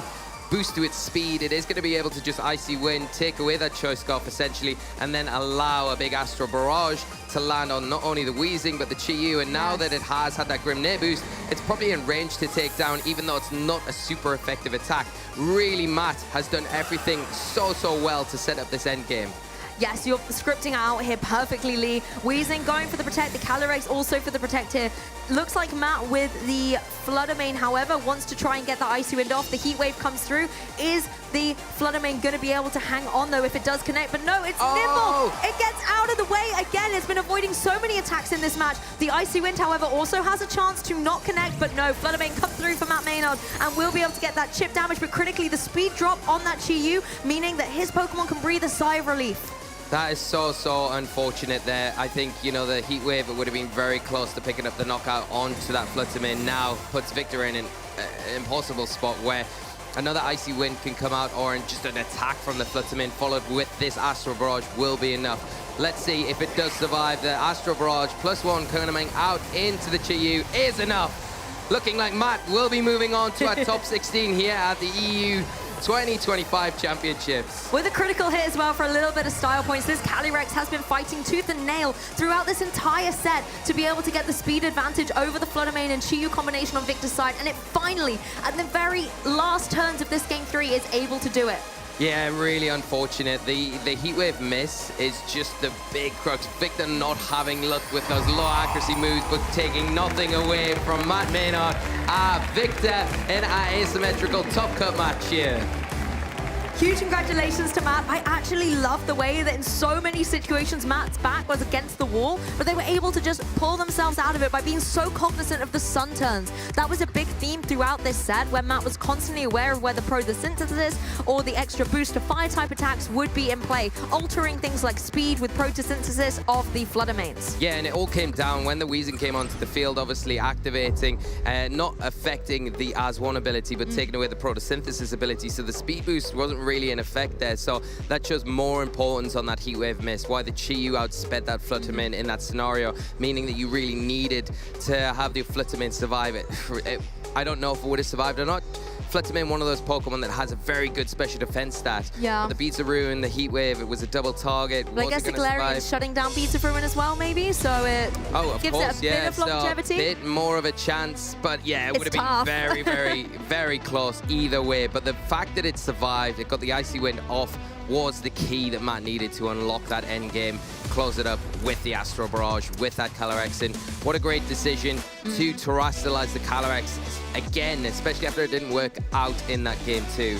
But I think it worked better this turn because Matt kind of went, okay, I'm going for the Dark Terror type on my Calyrex, and that's going to be devastating against this Fluttermane. But if you can try and trick the Fluttermane into locking into something other than a Fairy type move like the Icy Wind, then that could give you a little bit of longevity, as well as being able to get the speed advantage and get that Astral Barrage to get the knockout. Yeah, and just an incredible, it's a really oppressive team as well when it gets going as well, and lots of nice options that Matt's got there as well to utilize, and a really awkward match-up for him against what was a lot of different combinations with the Tatsukiri, the Dondozo, the Fluttermane, the Chiyu combination as well that's there, and then the Koraidon to think about on top of that, that has the ability shield with that Oracle Compulse and those big threatening fire and fighting type attacks that are threatening to nearly everything on their side of the field. I did like to see that synergy between Fluttermane and Chiyu once again, because being able to have that not only speed advantage with the Photosynthesis and the Choice Scarf just meant that they could deal so much damage, particularly considering that that was a Choice Specs Fluttermane as well. Like, these choice items being paired so beautifully synergetically just was showcased so lovely by Victor, but the way that Matt was able to manipulate that with the speed control in the end was exactly what he needed to do. Yeah, well, we've got Matt waiting on stage with Sierra for an interview so we can get a few more insights from them now after their great win. Give it up for Matt Maynard, now top 16 here at EUIC. Huge congratulations. One of the craziest sets of Pokemon I've gotten to see throughout the weekend. There's the misses, the drama, the triple protect. Like, how are you feeling right now? I feel like I need to do something with all the luck I got in that set. Like, that's Pokemon. That's what Victor was saying off that set as well. Like, he was a great sport. He was really lovely. It was really nice to play that match against him. But I mean, it's just how it goes. I don't know how much analysis I can really do on that one because I got one or two calls right. He got more calls right than I did, and you know, like I said, it happens in Pokemon. I'm not gonna say like, oh, I'm gonna try my hardest for the next few rounds. I got lucky. I might as well try and use it as best I can.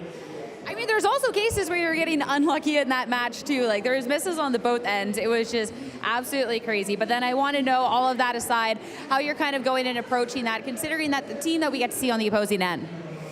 Yeah, it's a tough matchup for me, I think, because I lost to a very similar matchup in Swiss against a friend of mine, Jamie Keane, who I don't imagine is going to let me forget that for a while. But it's tricky because his Fluttermane's faster than my Fluttermane. Obviously got the Weezing to switch off Photosynthesis.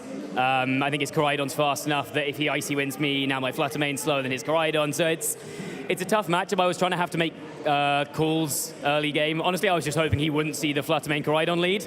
Add lines into everything else. If he led that one, my plan was just pray that I got the right protect.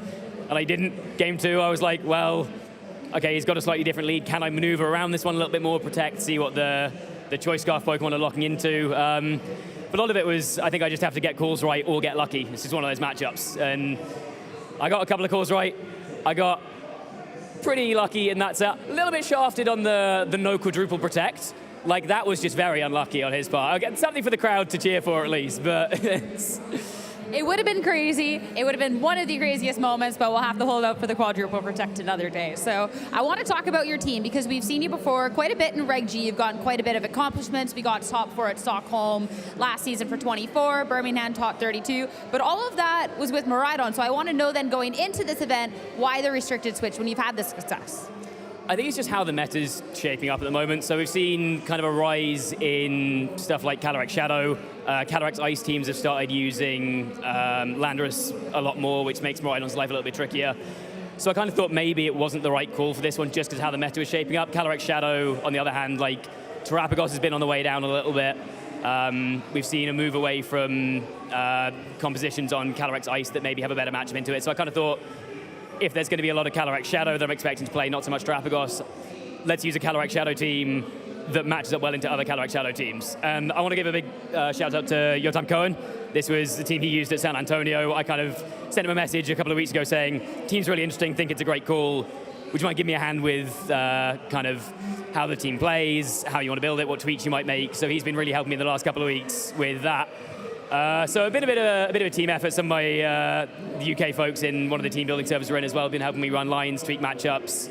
My friend Oscar's been running the same team as well today. So it's a combination of a lot of people's input on a lot of meta calls, kind of moved me away from Rhydon more towards this team composition. I love that you're able to credit these people in the help, and I mean, it's obviously help that's really, really worked out with this, and now you're on to top 16. I don't know how much of an opportunity you got to look at the bracket and the other people that are in there, but how are you feeling going one step further in this tournament? I'll be honest, I didn't look beyond my next opponent for this round. I thought this matchup was hard enough as is that I needed to really prep for this one. And like, obviously you don't know who you're going to play next. If there are people who've got to play rounds before, you don't know who's going to go through it. It felt easier to me to just kind of prep for the next round as they come. Like, I'm playing well, team's doing well, so I'm feeling relatively confident. Obviously everyone who's here is an incredibly good player, but I think, you know, take the matches as they come, play as well as I can, see how it goes. Well, then I'll get your first-hand reaction. Next up, you're playing Wolf in top 16. Thoughts? Who's that guy? Never heard of him. Yeah, I mean, it's an interesting matchup because Wolfie can perish, obviously. He's, I think, far and away the best user of that archetype. I think I do have tools into the matchup, which I won't spoil. But also, like, he's got a lot to play into me. He'll have a lot more practice into, like, my team archetype than I will into his. I've not practiced, I'll be honest, any Perish Song, Scream, Tail, Gothitelle matchups. So, yeah, this is one of those ones I'll just have to take it on the fly. You know, it's... you can't get intimidated by big names. You just got to play the matchup in front of you, right? No, I love that. I love that mentality going into it. So I'll let you get prepared, but the last thing before, I know you already thanked a couple of people, but is there anyone else that you want to give credit or give shout-outs to? Like I said, the whole UK team building server that I'm in, been a big help. Your time again. My friend Jade has come down, been my wingman and my PR person for this. She's been sending links for streams to everyone that we have a shared group chat with, which has been lovely.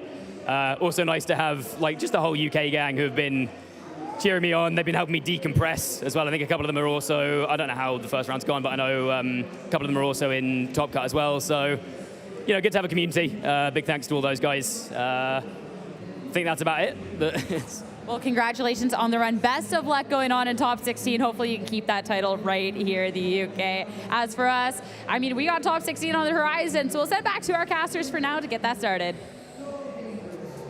Thank you so much, Sierra. Lou, what a great interview, and to get some insights from Matt on some of the thought processes behind that matchup and how difficult it was in those certain situations, especially calling the right protect at the right time, especially in those games won in game 2, especially when it didn't go right in game 2 in particular. So I think a lot of credit has to go to Matt for how he played, in particular that end game, and kind of kept their cool going into the latter stages of that match and really utilizing the tools that they had available to them. Exactly, because we're kind of on the outside looking in at these matches, so it's always great to kind of hear from the trainers how their perspective was literally in that front row seat behind the Pokemon themselves. And I think it's really interesting as well seeing that lovely kind of community aspect that comes through, because at the end of the day, yes, we're here to win a championship and to crown a champion, but they wouldn't be able to make it here without that teamwork and camaraderie they get along the way as well. So I think it's always beautiful to see that community element come together and showcase it here on the international stage. Yeah, we see it time and time again how important that is for, you know, individuals to be part of those groups, those team building groups, the support networks, not just only in their region, but the wider regions as well. And like Matt said, calling in help with the team in particular and getting a lot of support with that, which is great to hear, and it's really paying off in this tournament. But back to the tournament, because we are progressing along quite nicely. We can take a look at the bracket now and see how things are shaping up as we are about to head into our top 16 of the tournament here.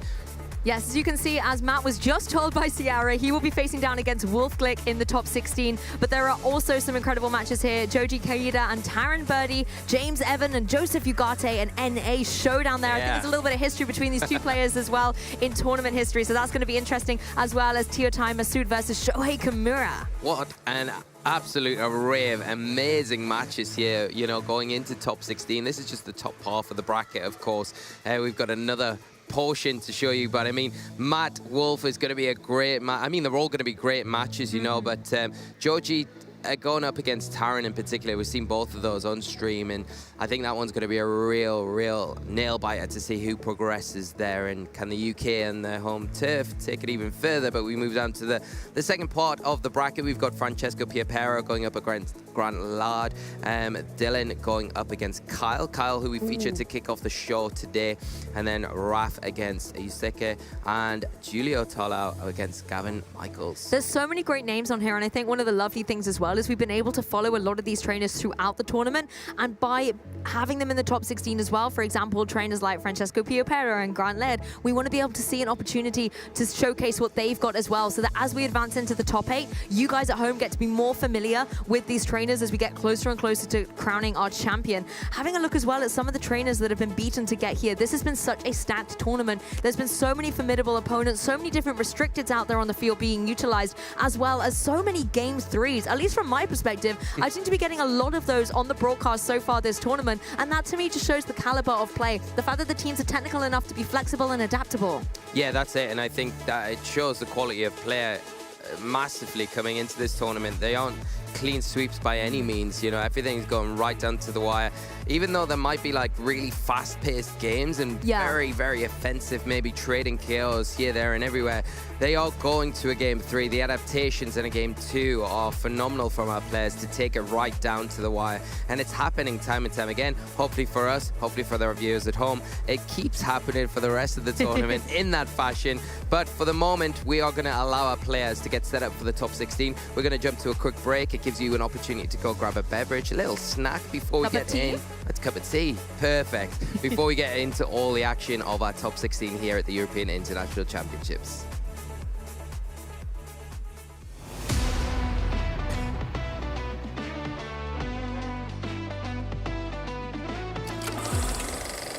Hey Pokemon trainers, welcome to Pokemon Championship History, a series where we showcase important matches throughout the history of competitive Pokemon. Let's flash back to the 2017 North American International Championships. This was the final event before Worlds, so it was the last chance for trainers to earn an invite. We turn our focus to round 3 of day 1. Giovanni Costa is a West Coast VGC trainer that had one simple phrase, "Believe in Eevee." For the entire 2017 season, Gio played a team revolving around Eevee and its exclusive Z move, Extreme Evo Boost. But at the start of Game 3, Gio's Eevee plans fell through as Tobias gets a perfectly timed poison. Will knock out the Eevee. And it would only get worse for Gio, because after Whimsicott and Incineroar were knocked out, he was now in a 4-1 Pokemon disadvantage. A situation so dire, even 3-time world champion Ray Rizzo didn't believe in a comeback. Yep, so that is going to be game having 4 against 1. With the whole world counting him out and facing impossible odds, Gio had to place his faith into one Pokemon, Dragonite, his favorite Pokemon of all time. Dragonite was added to his Eevee team just in time for NAIC, and now it was time for Gio to show the world that anything is possible as long as you believe. So Smeargle maybe fake out Spore. But after being put to sleep by Tobias' Smeargle, Put it to sleep. And Tobias now completely free to just relax, play out the last few minutes of this game. and taking a huge amount of damage from Nihilego, things were looking dire for Gio. Not a one-hit knockout, though. Then the unthinkable happened. Dragonite wakes up and goes for an Earthquake, targeting down this Nihilego and this Hariyama. It gets the knockout on Nihilego. It gets the knockout on Hariyama after the burn damage. What just happened? Wow. Dragonite miraculously woke up and knocked out 2 of Tobias' Pokemon with a powerful Earthquake. The Life Orb Hidden Power Ice from the Nihilego, waking up using Earthquake. Tobias was down to his last Pokemon, Smeargle, who still couldn't knock out Gio's bulky Dragonite. The tides had turned, and Tobias could see the writing on the wall. Wow. I don't think Smeargle's able to pick up that victory, so wow, what a comeback there. Oh my man, okay, Gio defying all the odds, he believing in Dragonite. And with that, Giovanni Costa's Dragonite delivers one of the greatest comebacks in VGC history. Gio proved that truly skilled trainers can win with their favorite Pokemon. Thank you for watching, and let us know some of your favorite moments in competitive Pokemon history by using the hashtag PlayPokemon.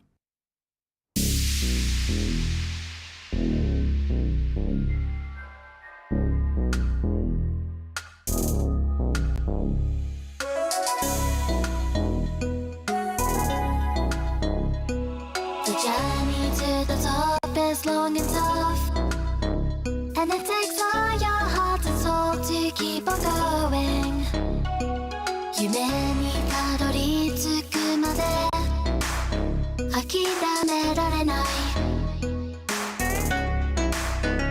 While your passion is the fire, always lighting up above, it's the greatest you get to leave them all. So do you wanna be legendary? So do you wanna be legendary?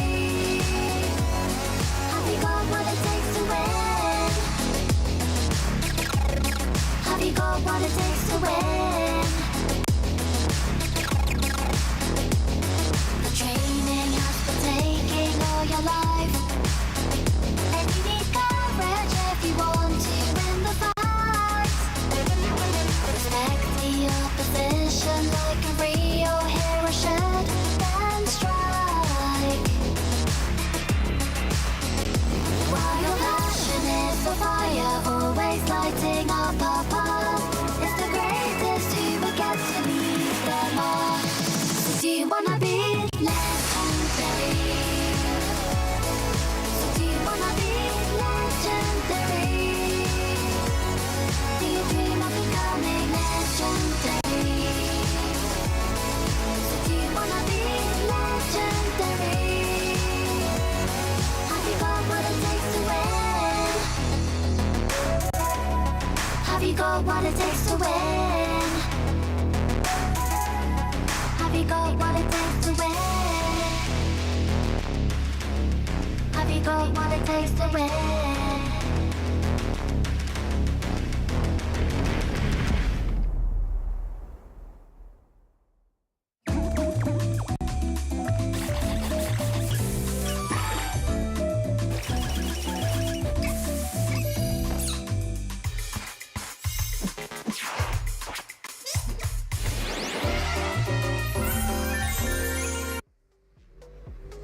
Well, very soon we will indeed find out who has got what it takes to win when we are able tomorrow to crown our champion. Not only in the Masters division, but also the junior and senior divisions will be competing in their grand finals on Championship Sunday. I believe the junior division already actually has their 2 finalists. Seniors, I think, are still battling it out. And Masters, obviously, we're in the top 16.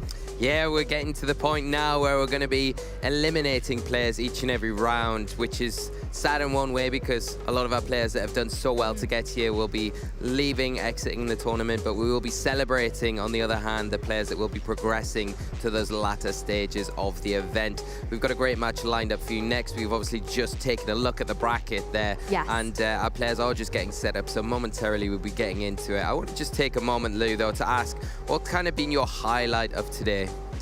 All of today, honestly, Wolf versus Luca. Yeah. As soon as I saw that on the roster, I was like, if we're not casting that, for example, I'm really hoping it's on the side stream and somebody gets some footage of it so that we can go and watch that momentous moment later on. And the fact that we got it on the broadcast, and it was such a tremendous match, you know, really lots of back and forth. Wolf trying to get that Perish trap, pivoting in, and Luca obviously doing everything possible to avoid it, I think was a phenomenal best-of-3 set. Yeah, the fine margins in that, and they still can't believe how the Gothitelle survived that. Oh, it was so close, 7 HP. In the sun. Yeah, so much. Yeah, it was just, you know, 7 HP, so pivotal in allowing the execution of that, the Perish song in that moment. And then from there on out, Wolfie just did the game plan he needed to and took the win. It was very well done. But yeah, I couldn't agree more with you. I think that match in particular stands out to me a lot. I think kicking off the show as well with Kyle, I really love that. That was good fun, the use of the yes. wheezing, and I think a really innovative, clever build as well. And great to see Kyle doing well in this event this weekend. And the wheezing has definitely been a Pokemon that a lot of trainers have brought, and it's been in all the divisions as well. I've seen it being played in juniors and seniors too, more predominantly on that Dondozo team, such as we were able to showcase recently. But Kyle kind of opting for a different variant of it on his team and using it to great effect. It was great to see the synergy of it amongst the Calyrex Shadow Rider, because it's one of the only Pokemon with the As-1 ability that can bypass it. You know, I know it's a legendary and restricted Pokemon, but that kind of gives it an extra edge on the competition, don't you think? Definitely does, and really, really frustrating when you're going up against that Pokemon, especially if it's been protected so well, because you'll kind of taking the moments to go after, but yeah, it switches out, or it protects, or it's got redirection next to it, so you can never really get it. And I think that comes down to the players themselves being so well experienced with that Pokemon and making the frustration heighten for their opponent, which makes you kind of fall into traps, making mistakes along the way as well, which just adds to the whole strategy of the Weezing. I think as well, from the player perspective, it's not just about the Pokemon on the field, it's about the speed control, weather, and terrain options as well. And players, we have an open team sheet, but obviously you still have to be cognizant of how many turns are left of these respective effects. And we saw, for example, in that last game, how Matt was able to play around the sun turn so beautifully. But whether you're in Tailwind or Trick Room, for example, you have to be counting those and going for the defensive plays at the optimal moment. And that's where I'm starting to see the victories pull away from players. Yeah, and it's not, like you say quite rightly, I think a good identification of not just planning out maybe a turn or 2 turns ahead. You're planning 3 and 4 turns the whole ahead. match. yeah, to an extent, to say, how can I get to that end point to be able to close this matchup? But here we go. Got a great matchup for us to kick off our top 16 here at the European International Championships. Franchesco Piro against Grant Laird. I'm so excited to see this because we have a Terapagos on the stage as one of my caster predictions, so I'm very excited to see what it can showcase on the EUIC stage. It's also got a really interesting combination of Pokemon to support it. You do often see Terapagos with Pokemon like the Rillaboom and the Incineroar there because you can pivot those Pokemon in and out, Fake Out, U-Turn, and Parting Shot just to enable the setup that can be so critical on Terapagos. Things like Calm Mind and Substitute really do put it in a position where it can deal so much damage with that devastating Terra Starstorm, as well as giving it protectivity, that is so a word, behind the substitute from Pokemon like Amoonguss, for example. So I really want to see that strategy being utilized. Yeah, and when you've got partnering Pokemon like that Screamtail with the Encore, with the Disable that are going to be so disruptive to your opponent's flow, it really helps out. The other Pokemon that we'll get to in a minute on Francesco's team is Heatran, but first we'll take a look at Grant's team because it is very familiar in a lot of ways. It is a lot like the 6 that we saw Luca Cherubelli take to the World Championships, but Grant opting for substituting the Whimsicott out for the Grimmsnarl. It offers screen support, offers that foul play as well, an alternative to the Moonblast, and Thunder Wave as well as a form of speed control. And then the Ogerpon isn't here like you would normally see in that 6, and I love the adaptation here with the Entei, and it is going to have that Protect the Life Orb as well, and it has that Inner Focus ability. It's going to be immune to any Intimidate and Fake Out, more importantly. We often see the Choice Band on Entei, you know, going for an extra devastating extreme speed, particularly with the Terra Normal, but the Choice Band is actually on the Urshifu, and I really like to see this. It means that it's going to be able to pack an even harder punch through potential protects thanks to its Unseen Fist ability. And so this is a Pokemon that, if you are Francesco, you have to be very wary of, because unless you can get it intimidated with something like your Incineroar, it's going to be devastating for your team. Yeah, you've got the Choice Specs on the Miraidon like you would kind of expect to see, but that Choice Band, that is going to make that Urshifu very dangerous. It's got the Grass Terrestrialization as well, so it can get around some pretty awkward threats at certain times in the match. I think the thing to say is the Grimmsnarl feels very important for this team in helping prolong longevity. We saw a lot of the top players, you know, have got undefeated yesterday, utilizing the Grimmsnarl. See a lot making it into the day 2 in general. We're relying on those screen support, and the Grimmsnarl, the prankster ability to utilize things like Thunder Wave as a form of speed control, opposed to, you know, the Tailwind or the Trick Room, because you have, if you can paralyze your opponent, you have that chance every turn of your opponent not being able to move, being fully paralyzed, and that can be the key to winning a match and not winning. But we'll move over to Francesco's team. Talked about that Terapagos there. It is a kind of standard Terapagos set with that Calm Mind substitute combination, the leftovers there, and you combine that with the grassy terrain on the Rillaboom, which is going to be so key in this match to get rid of that electric terrain from the Miraidon. That is one of the things that you're going to have to maybe keep in the back. You can lead it, but you're hoping that the Miraidon does lead in this match, because if you lead out your Rillaboom and the Miraidon's not there, it makes it a lot easier for the Miraidon player to get that terrain set up. So the Rillaboom's a good Pokemon to bring it in to overwrite that terrain. Then you've got that Heatran. It's got the Magma Storm. I love the Heatran. That's been rising in popularity. Yeah, and that Magma Storm can trap in opposing Pokemon. It has got pretty shaky accuracy, so you have to be pretty lucky at most points to trap them in, but it has that residual of damage as well every turn. Heavy Slam's an interesting choice, and the Fairy Terra Blast, if it does go for the Terrestrialization, is really threatening on a lot of targets on Grant's side of the field. Exactly, and I really like the defensive capability abilities of this Incineroar as well. It is that supportive variant with the fake out and the parting shot, as I was saying, to support the Terrapagos, but at the same time you have the Will-O-Wisp to neutralize any physical attackers like the Urshifu I was talking about with that choice band. You can really negate the damage potential that it has, as well as Pokemon like the Iron Hands out there as well. And you've got the knockoff then to remove any items such as the choice band, or even things like the Assault Vest on the Iron Hands to leave it a little bit more vulnerable to a follow-up from Terrapagos, for example. Yeah, and the Scream Tail going to be a big player for Franchesco because unlike normal Miraidon teams with that Whimsicott where they have the Tailwind and have that instant speed control, well, the Grimmsnarl can only Thunder Wave one Pokemon at a time, so the Scream Tail has that booster energy. It is going to get the jump on something like the Miraidon, so it can protect in front of it, see what it locks into, and then the next turn go for something like an Encore Disable. Wonder if we'll see that come into play during this match.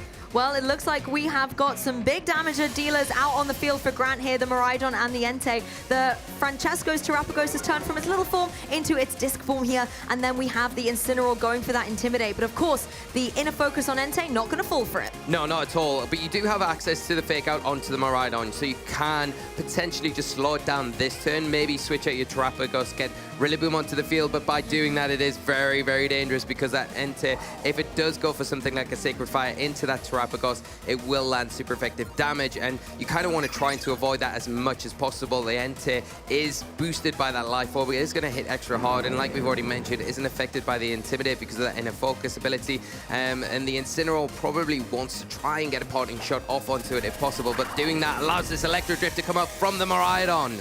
Huge damage into the Incineroar, one hit KO straight out of the blocks. No fake out coming through from that Incineroar into the opposing Miraidon there. The Rocky Helmet going to give it a little bit of chip damage, but the Incineroar has been felled before it's able to provide any support here in this Masters Top 16. Entei tries to go for the Sacred Fire, is of course going to be able to connect. The Terra Shell has meant that this would be a not very effective attack, but the burn still can come through. That has now been broken, so Terrapagos is going to be more vulnerable going forward. That burn is huge because it kind of undoes the leftovers recovery every turn now, which makes it a lot more difficult if you are trying to focus down on this Calm Mind. You get the boost to your special attack and your special defense. You're going to get the leftovers recovery, but at every turn now, you're going to take that residual damage from the burn. The Sacred Fire does have a 50% chance to burn its target, so it's not out of the ordinary for that to happen, but really well played by Grant, going for the opportunity. We've talked about it throughout this tournament. If an opportunity's there, go for it, take it, and that's exactly what Grant's doing, putting the pressure on. Now the Ogrepon's come out onto the field. It does have that Follow Me support, so it can support that Terrapagos a little bit better now,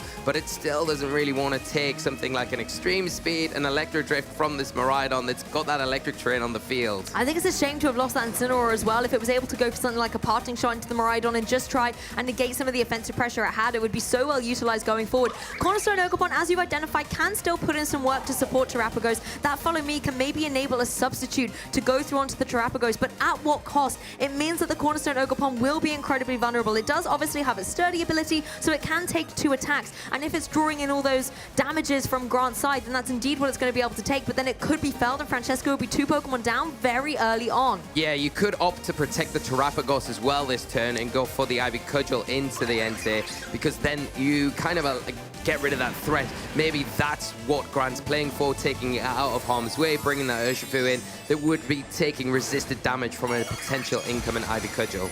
We are going to see the beautiful terrestrialization here on the Terrapagos. Absolutely love this form and animation. And this is obviously going to remove all of the effects from the field. So that Terraform Zero removing the electric terrain from play. That's not something Miraidon can count on right now. Ogapon actually just going straight up for the spiky shield, not wanting to take any unnecessary damage here and keep itself in the game. Miraidon going for the electric drift into that defensive play. So it's going to take a little bit of damage here as the Ogapon is staying nice and protected. Yeah, now we're going to see the Terra Star Storm. It is +1. It is going to be a double target attack into both the Miraidon and this Urshifu that's switched in. How much damage is it going to do? It's not quite enough to pick up a knockout on either target, but really useful damage. Now the Urshifu coming onto the field, I think the big important thing here for Franchesco was making sure you protected that corner Ogapon this last turn, because now you've got access to that Follow Me. You can pull in the Electro Drift that you know the Miraidon's locked into, and also, more importantly, pull in whatever that Urshifu is going to lock into to potentially pick up a knockout with a second Terra Starstorm. Exactly, and you don't have to worry about the kind of surging strikes coming through from an Urshifu because you know that the Miraidon is going to be able to move first, so it's always going to take it down to the sturdy. It's not like the surging strikes can get rid of it and then the Miraidon follows up. Terapagos now in a prime position, like you said, to go for this Terra Starstorm and get a double knockout. Grant maybe having to make some adaptations here. Urshifu getting out of there. Yeah, doesn't want to contend with it. I think it's important as well for Grant to keep that Urshifu for as late into this match as possible, get as much damage off, maybe take this Ogerpon down to its stash now while you've got the opportunity, and nowhere near, because obviously it's not very effective without that terrain. You can see the damage difference. Really good terrestrialization from Franchesco. Ivy Cudgel coming into that slot. The Iron Hand's taking it pretty well, but the critical hit not that helpful, as another Terra Starstorm coming out, and it will probably pick up a knockout onto the Miraidon and do a decent amount to this Iron Hands. Yeah, Iron Hands rocking that Assault Vest as well does give it a little bit of protection here against that special attack. I really like how this Cornerstone Ogerpon is like, I'm not here to support Lee. I'm not going for those follow me's. I'm going to go on the offensive now. And going for that Ivy Cudgel, I think it obviously would have much rather preferred to have gone down into the Urshifu, for example, or if there had been a switch and the Entei had come back onto the field, that would have been some devastating rock-type damage. Unfortunately for the Ogerpon, it was that Iron Hands. Yeah, and that is the unfortunate thing. The nice thing for Grant now is that they've got the Iron Hands onto the field. They have taken a lot of damage in the process, but they do have access to fake out, so they can go for that into the Ogerpon to potentially get around any redirection that would be coming out from that side of the field, and then focus down with the Urshifu into the Terapagos. Now with the Unseen Fist ability, you will likely always be outspeeding the Terapagos anyway, just because of how fast Urshifu is naturally over the Terapagos, and you'll be able to get that choice band boosted close combat into that slot to pick up potentially a knockout even from this range. No Intimidate in the back either for Franchesco to switch in to lower the attack power of that close combat, so you're sitting in a pretty nice position if you are Grant to try and deal with this Terapagos. Whether or not Franchesco sees through that because of the fake out pressure, switches the Terapagos out for something to come in, sponge that damage, and allow the Terapagos to function a little bit better later on. It will mean losing those Calm Mind boosts that you've got access to, but I think in the overall grand scheme of things, you want to keep your restricted for as long as possible. Yes, and the speeds are going to be interesting as well, because that Cornerstone Ogerpon, nice and speedy out there on the field, it could try and get a KO into that Urshifu and remove it from play, because otherwise the Terapagos, yes, it can deal some good damage. It's got that Calm Mind boost up as well, but it's against two physical attackers, so that special defense boost is going to be null and void. An adaptation here by Franchesco, keeping the Terapagos nice and safe in the back and bringing the Rillaboom, revealing that out onto the field. So now I think we're going to start playing some fake out mind games here going forward. Now that the Iron Hands is on the field, it has the utility to go for that too. Ogerpon going for this defensive play, not wanting to take this unnecessary damage, but of course that Urshifu can find a way to bypass it. Speaking of fake out, there it is. It's already started, Lee. Yeah, it's into that Ogerpon, just covering in case it does go for an attack into the Urshifu. The interesting thing is where this Urshifu is targeted, but it is into the Rillaboom, which was that Terapagos slot, and doing huge damage. That choice band coming in massive here, taking that Rillaboom down to really precarious position, because the Entei in the back can come in and pick up a knockout onto it with an extreme speed,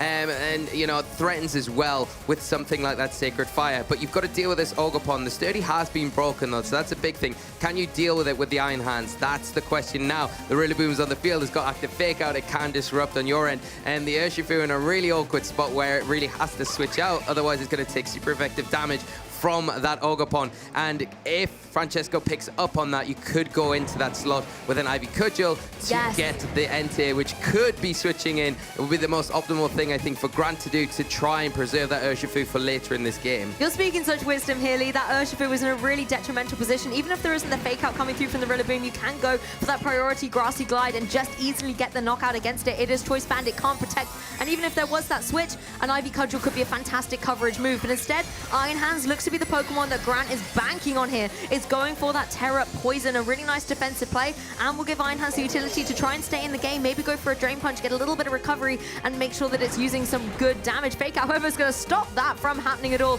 as Ogerpon, the speedy thing that it is, can go for the Ivy Cudgel. Oh, a huge survive! Oh, it hangs on, it hangs on! Urshifu is going to be felled by the close combat. Oh, wow! Oh my goodness, Urshifu! I didn't expect it to hang on at all there, Lee. That is a huge survival. The Ivy Cudgel, you can see what Franchesco was trying to do there. Scout and Entei switching in, going for it, but Grant knowing that it's not going to be super effective into my Urshifu. Urshifu. I'm going to leave it on the field. I'm going to take advantage of you going after my Iron Hands, which doesn't have the protect, so it's an easy target for the fake out. I'm going to go after the switch. I'm going to punish it, but Grant not reading into it, going straight for the close combat, and now in a position to keep that Urshifu, get rid of the Rillaboom that was such a threat. Now the Iron Hands in a not the best position. The Terra Starstorm, because it has Terrasilize, is going to hit for super effective damage. The Ogerpon's still active on the field. It has got that follow me, and it's still going to outspeed the Urshifu here. So it is a bit of a problem for Grant to deal with. How are you going to get around it? That's the question. The Entei in the back doesn't feel like it's the best option at all. The Iron Hands does, but are you able to get a Drain Punch off, survive one Terra Starstorm?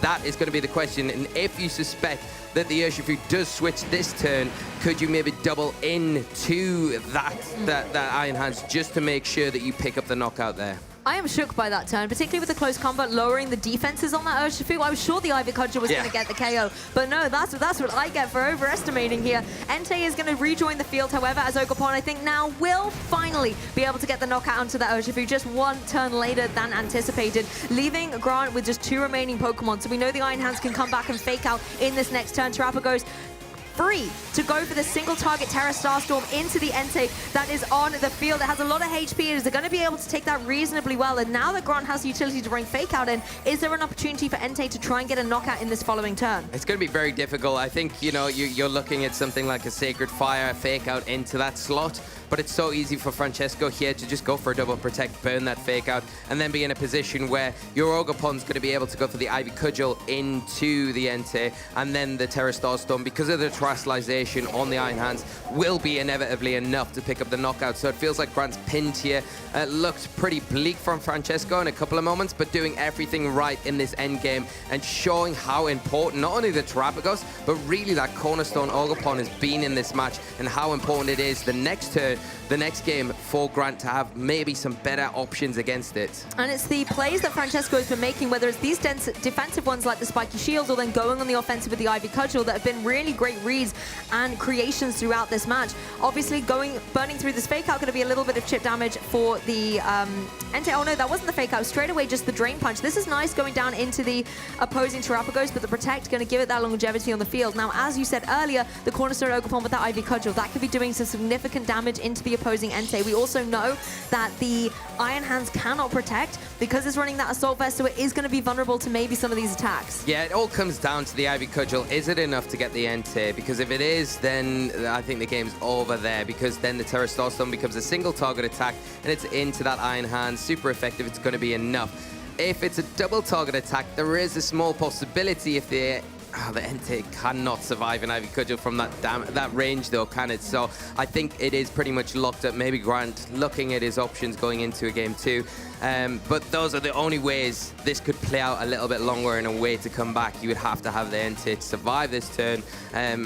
Maybe get a double protect or a protect here, and then try and utilize your Iron Hands. Hope that you take at least one Terra Starstorm. Not going to see that, though. Ivy Cudgel into the Iron Hands just to make sure that the Terra Starstorm, when it does come out, it is going to be enough. Yes, the Sacred Fire coming through into the Ogerpon, trying to get a little bit of revenge. It does get the burn, but unfortunately for the Entei, that Terra Starstorm is going to be able to come through from the opposing Terrapagos here. It's going to hit both of Grant's Pokemon, should be able to start securing up knockouts, and we'll be starting to make our way into game 2. Entei just able to hang on, but as you've already said, there's not a lot it can do with these single target attacks. One of the Pokemon on Francesco's side will be able to get the KO in the following turn. Yeah, and that's it. And I think the Ogerpon's been so pivotal in this game. Even the grassy terrain coming in has been really pivotal and just bumping up the health of that Ogerpon throughout this match. And you can see the Terrapagos back to full health now, just despite that burn that it took earlier. Although it's not going to be hitting very hard because it hasn't got those Calm Mind boosts, it's just consistent damage is going to be enough in the Entei in that spot where it is 2 against 1 with 21 HP. It is not going to be enough. But Grant taking all the time they need, I think, in this situation to think through how they could maybe approach game 2 to tie this up so they can progress and maybe overcome the threats on Francesco's side. And you have the utility to do it. There was so much offensive pressure right at the beginning with that Miraidon in the Entei, and that really was detrimental to the Incineroar on Francesco's side, for example. That went down early doors without even having moved in this game 1. But Francesco being able to utilize that Cornerstone Ogerpon that replaced the Incineroar that was felled in turn 1, really was able to utilize a victory in this game 1. Yeah, turned the tables around, especially after that turn 1 losing the Incineroar, you think. whoosh, it's not looking great here because the Miraidon in a really strong position. Yes, you got your Calm Mind up, but your Terra Shell's broken, you've been burnt. Looked really bleak for Franchesco, but knowing that you could get rid of that electric train and bring your Cornerstone Ogerpon onto the field, then I think that really had a big shift in the momentum swing for Franchesco. And not panicking either, I think it shows how far Francesco's come on in a few years. We had him on an interview earlier, and you know, he was talking about 3 years ago in IC, and he's comparing Francesco then to now. You can see the experience, cool, calm, and collected into this match, not panicking when things are going a little bit wrong for you, because you've got a game plan, you stick to it, and you go right to the end and make it so difficult for Grant to get that win. Well, Franchesco has been a regional finalist this season in 2025 as well, so is already kind of proving themselves in the European circuit as a contender. Grant as well has previously only made top 32 at major events, so EUIC 2025 has been the first one he's broken that curse and has advanced further into the top 16. But now, if he fails to win the next 2 games, he's going to be knocked out at this stage. Yeah, that's the problem, and I think, you know, that you want to, if you are Francesco now, just do exactly the same again. Maybe try and call. I mean, you've been doing it all weekend, calling what your opponent's going to be doing. So has only lost once the entire weekend coming into this top 16 game. So I'm hoping that they have an idea of what to bring in this match. If any adjustments need making, then this is the time to do it. I think Grant has to look at having better ways to deal with the Ogerpon, because it just felt very, very difficult in a lot of situations, especially after you terrestrialize the Iron Hands, because you can see why the terrestrialization came out, but it really puts you susceptible to the Terrapagos. I mean, as a Terrapagos player, you're like, yes, I want to see you terrestrialize, because you're making my attacks even more powerful, so making it almost essentially easier. So you want to try and hold off with terrestrializing as long as possible. Utilizing the Miraidon and keeping it in the electric terrain, I think, is key, because you can then optimize the damage output. You can get things like that Ogerpon down to its stash and then start chipping it off with the options of priority attacks that you do have.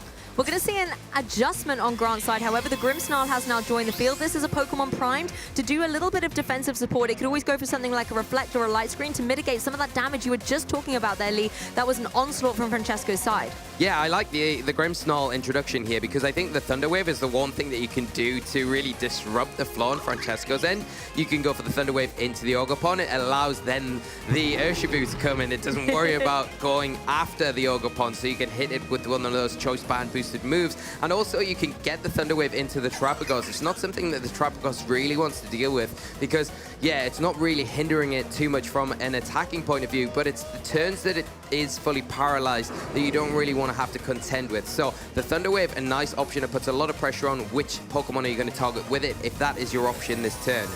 Looks like a terrestrialization is coming out of the doors early on game 2, and it's going to be that Entei in the face down against this opposing Terrapagos. You were just saying how having that terrestrialization on Grant's side can be risky when Terra Starstorm is something to contend with, but it looks like Grant is really banking on being able to get some knockouts. The Spiky Shield comes through. Grant looks unhappy to see that in play as the Cornerstone is playing defensively. Grimmsnarl setting up as well with that Reflect to mitigate some of the offensive damage that the physical attackers can deal. Entei was going for that Sacred Fire into the Protect. It's all on Terrapagos now. Yeah, and the problem is not going after the Terrapagos. Yeah, it does leave it open to go for a free Calm Mind. That Terra Shell is still intact, so it's going to take not very effective damage from whatever comes into it. And now it threatens that Entei with super effective damage from a Terra Starstorm. So a really not great outcome for Grant in this match. Really great play from Francesco. Nice defensive position to keep that Ogerpon nice and safe. The Reflect is up, though, so it does give Grant a little bit more wiggle room in this match. Going to be able to take those physical attacks a lot better, of course,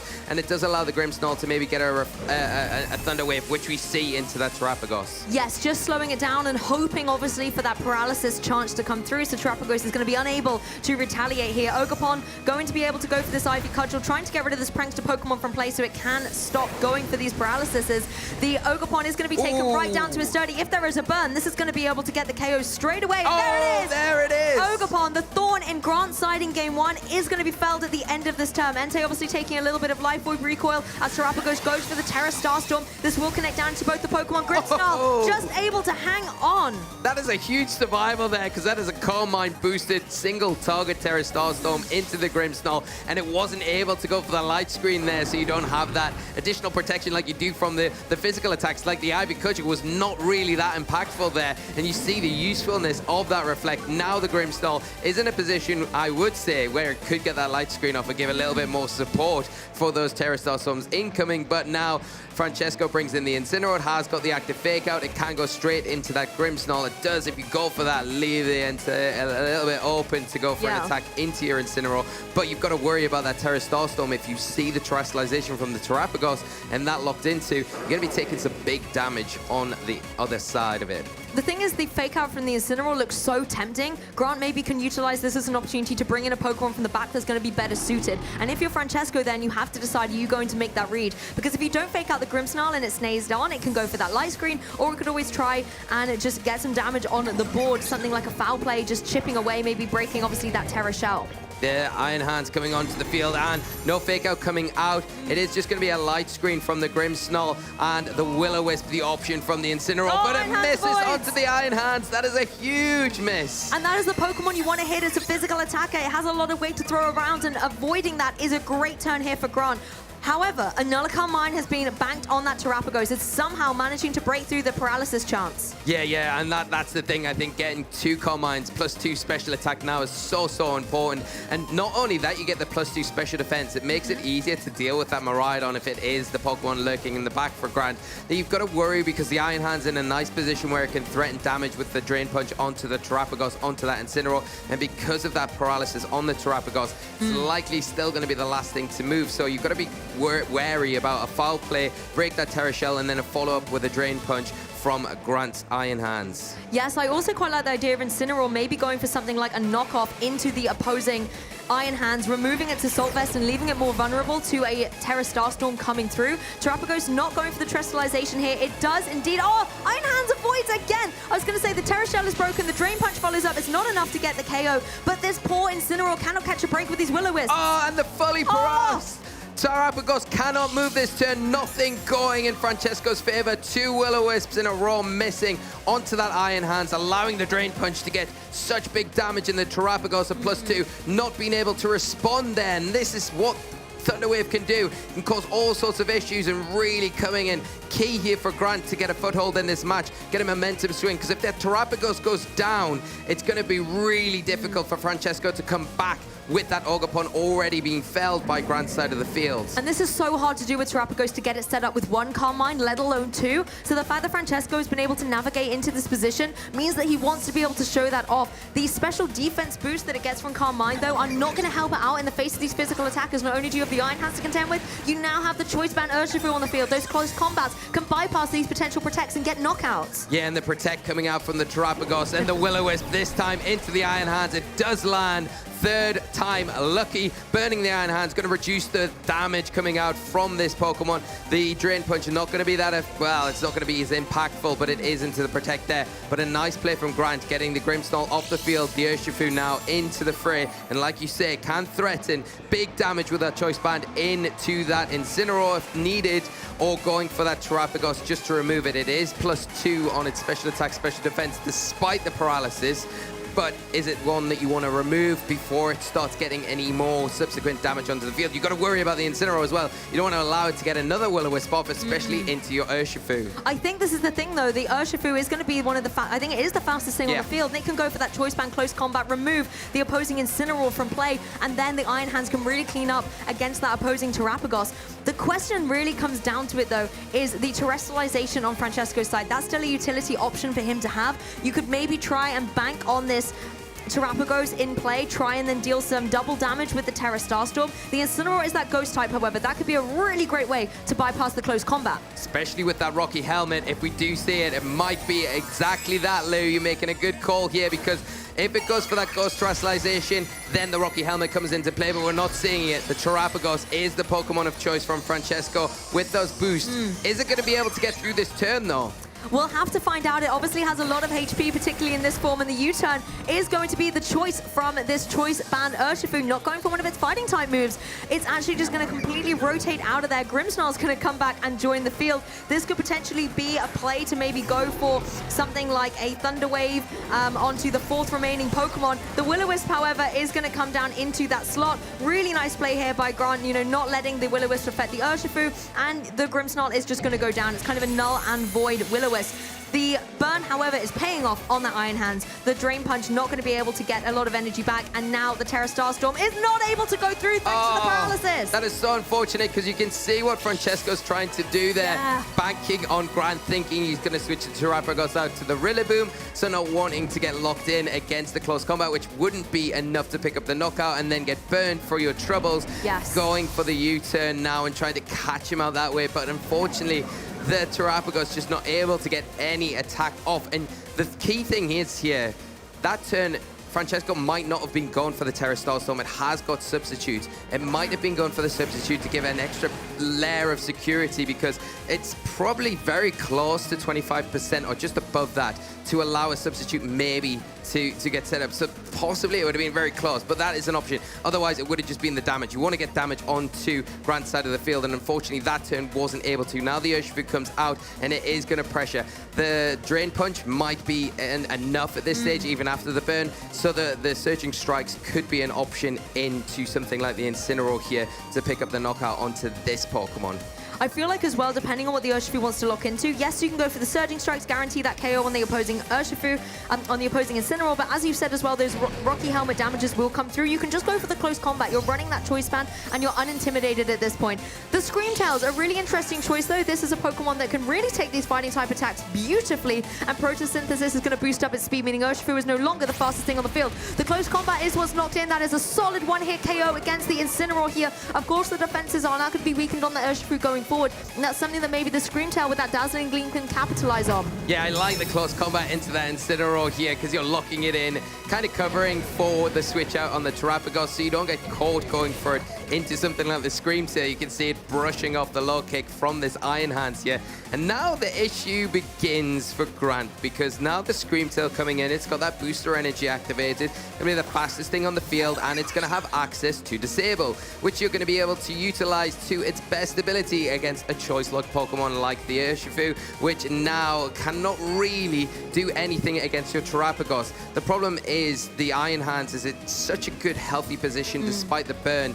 Are you able to get the damage you need this turn? Because you've probably got one turn before the Screamtail disables you as well. Yes, that's very true, and taking advantage of the fact that the Urshifu is choice locked could be a prime target for that disable. Grant obviously going to be cognizant of this. Maybe he's going to make the adaptation to bring in the Entei from the back, try and apply a little bit of physical pressure going forward, but the Terrapagos still needs to be put in check by that Iron Hands. I think another Drain Punch is going to be able to get the knockout, but it's going to be very, very close. Oh, I mean, Terrapagos, I think, obviously trying to go for a Protect here is going to be vulnerable, so we may find out if Drain Punch is going to be enough. Dazzling Gleam not enough to be able to do too much to Iron Hands, and Urshifu hanging on there as well. And actually, Urshifu's like, I'm going to fail the Terrestrialized Pokemon, thank you very much. Yeah, we just see the close combat come out. Really unfortunate that Terrapagos wouldn't be able to protect, but regardless if that protect had come off or not, it would have been hit through by the close combat on the Urshifu because of the Unseen Fist ability, now leaving the Screamtail against 3 Pokemon. This isn't over just yet because, you know, the Drain Punch, the close combat, not going to be hitting very hard at all into the Screamtail. Screamtail's only got Dazzling Gleam though, so is it going to have enough in the tank to take these 2 fighting type Pokemon down, as well as that Entei in the back that can cause a lot more of a threat going forward in this match? I don't think it's going to be able to do it with Dazzling Gleam alone. I think another Dazzling Gleam will KO the Urshifu, but then you still have to contend with this Iron Hands. Now, a lot of Iron Hands do run Heavy Slam. This is not the case on Grant's side, so if it does want to try and deal with this Screamtail, it's going to have to utilize something like Wild Charge. You do take a little bit of recoil there, but you might be able to deal more damage. However, Screamtail being like, I'm not going to give you the chance, I'm going to just on-call you in, so you're always going to use this really weak attack against me, as the Drain Punch will connect. You can see how negligible this damage is. The issue, however, is going to be the Entei. That is something that can hit very ferociously. Yeah, especially with the Life Orb, Sacred Fire that it's got access to, in particular if it picks up the burn onto that Screamtail, because it'll almost instantly put a counter on it, so it'll start ticking it down. It's got no way to get any recovery, and even if you do disable it, then you can switch it out to the Urshifu, you can get it back in again. there's a lot of things that you could see Grant taking advantage of with the numbers that they've got in advantage, and you are going to see Grant take the lead. The forfeit coming out from Franchesco, tying up the match, taking us to a game 3. Love to see this Franchesco being like, Screamtail has not got it in the tank to take down these 3 Pokemon. I want to move on to a game 3 and get my ball position back where I wanted. A fantastic match from both these players. There were so many twists and turns throughout. Yeah, I love the trustalization from the Entei. I think from Grant, very brave in front of a Terapagos. Yes. And the choice with the Grimmsnarl to go for the Thunder Wave when they did, I think that in particular was pivotal, and it really paid off for them because of the amount of times that the Terapagos found itself not being able to move, and that opened the door really wide for Grant to come in and say, I'm going to put my mark on this game, I'm going to tie it up, take us to a game 3. Not only that, I think as well, utilizing the Urshifu quite smartly. Franchesco very unfortunate in that match in a number of situations. The Will-O-Wisp paralyzed, but the 2 Will-O-Wisps in a row missing. It meant that the Iron Hands got that really big chunk of damage onto the Terapagos with that Drain Punch, which it wouldn't have been able to, and I think at the time it was still +2 on the field, so it would have probably allowed Franchesco to keep it on the field and maybe utilize it a little bit better than he was able to in that situation where it was down to around that 25% just below margin of health. Exactly. I think the second Will-O-Wisp wasn't so bad because the Terapagos had protected, but that first one, the damage had already been dealt at that point, and it was very hard for the Terapagos to recover, particularly as there was no Rillaboom here to give that grassy terrain support. The Ogerpon as well didn't manage to do the supportive role it did in game 1. You could see here it was KO'd early doors, and this was great for Grant. It freed up the opportunity to use that Grimmsnarl to great effect with the paralysis as well. That Thunder Wave really paying off and stopping the Terapagos on multiple occasions from getting damage or defensive plays out on the field. Yeah, and like you say, with that Ogerpon going down so early, I think that was one of the main prerogatives for Grant going into this match. Get rid of that Pokemon that was such a problem for me in game 1, and did that so effectively with the Sacred Fire, getting fortunate with the Sacred Fire burn there, and just taking it down in one fell swoop, making it really difficult for Franchesco after that point to kind of get any sort of momentum swing to pull that match back. Well, trainers, it is game 3 of Grant versus Franchesco here in the top 16 of the European International Championships. Both these trainers are 1 game away from advancing into top 8, and the other will be knocked out of the competition. Grimmsnarl is back once again for Grant, paired up with this powerful Miraidon. The Terapagos on the opposing side with that Incineroar once again. Everything to play for our trainers going into this game 3. We are going to see the Grimmsnarl for Grant. It is going to be able to set up a light screen. It can pressure with something like that Thunder Wave, but you have to be wary about the Incineroar that's paired up with the Terapagos. It is going to have Fake Out. If you don't go for it into the Miraidon, Grant could easily click that Electro Drift button like they did in game 1 and pick up a clean knockout. The opportunity is there, especially if you go for the Fake Out into the Grimmsnarl to prevent maybe a Thunder Wave coming out. It would allow you to at least get a substitute up with your Terapagos, which would further support the protection from that Thunder Wave subsequently. So that might be an option, but if you do that, obviously the Miraidon's left with that Electro Drift. It's hard. Or do you switch the Incineroar, get something like the Rillaboom onto the field and try and get a Protect from your Terapagos so you can subsequently Fake Out the next turn and get a substitute up? Well, Grimmsnarl is able to land the Thunder Wave onto the Terapagos. The choice of that Fake Out was going into the damage dealer of the Miraidons. The Terapagos is once again going to have to battle through these paralysis turns to be able to get any damage or set up. It manages on the first turn to get that Calm Mind set up, so the special attack and the special defense will be raised, giving it a little bit more offensive pressure on the field. Yeah, that's it, and the Calm Mind's really useful because it's going to be able to take the attacks from the Miraidon a little bit better with that +1 to its special defense. But the paralysis is a huge cost to it. We saw how of an annoyance it was when the Terapagos was fully paralyzed in that game too. Hopefully it doesn't come into effect like it did there for Franchesco, because it has been a sacrifice. Now you've got to remove that Incineroar from the field. You can't keep it out because it will go down to an Electro Drift if that's what the Miraidons chose to go for. The Rillaboom seems like an easy change-up here, but it does open up the Grimmsnarl to go either for a foul play, maybe into the Terapagos, break the Terra Shell, which would be useful, or more importantly, get a light screen up, which is going to further support the rest of your team. We are seeing a switch out, Lou. You're right, though. The issue here is Miraidon is still primed to go for another Electro Drift here. This is where something like the Rillaboom will be able to override the terrain, but instead the Screamtail is going to join the fray. That Protosynthesis boost is going to give it that speed boost, so it's going to be nice and efficient on the field. But you still have to bypass around the Prankster ability of that Grimmsnarl. It's going to be able to try and Thunder Wave another day. Yeah, well, the Rillaboom probably not opted for from Franchesco because of this decision. Don't have a way to get rid of the terrain by overriding it, but you do have a way to get rid of it by terastallizing. That Terra Starstorm is going to come out. It is going to be a double target attack. Now this Terraform Zero ability activates, removing that electric terrain, but the Grimmsnarl in response with a light screen. Yeah, one step ahead of the game, the light screen here to give a little bit of a special defense boost with that light clay for 8 turns on Grant's side of the field. This Screamtail able to take the Electric Drift really well, helped up with the fact the terrain is no longer in play, and Terrapagos bypassing the paralysis once again and setting up the substitute. It's now primed, if it can break through in the next couple of turns, to get some big damage off. That's a huge turn here for Franchesco. I love the substitute because you can quite easily fall into the trap of being, I need to chase damage, I need to chase damage, but not falling for that. Calmly going for the substitute. It is risky because if you are fully paralyzed there, it's costly and you don't get any return, where the Screamtail comes in, takes a lot of damage, but it is in the position now where it can potentially go for a disable into the Miraidon. It is choice locked, of course. The problem is that you have to be careful of is a Thunder Wave from the Grimmsnarl into that Screamtail to lower its speed and then allow the Miraidon to pick up a knockout onto it. But subsequently, if you're putting all your eggs in one basket, concentrating on that side of the field, then you're ignoring the Terrapagos, which has already got a Calm Mind under its belt. Very true, and that's the issue you have with this Prankster ability on the Grimmsnarl. Even if you are the speediest Pokemon, it will be able to have the edge.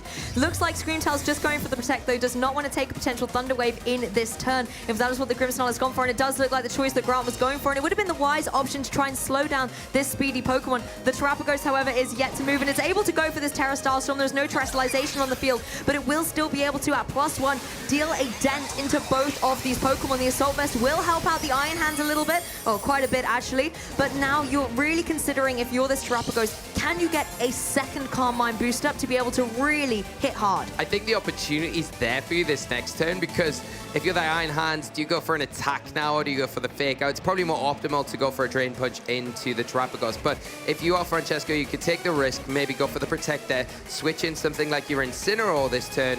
You are, if you're doing that, lose the booster energy, and you may not want to do that because the Screamtail relies on that booster energy to get the jump on the Miraidon.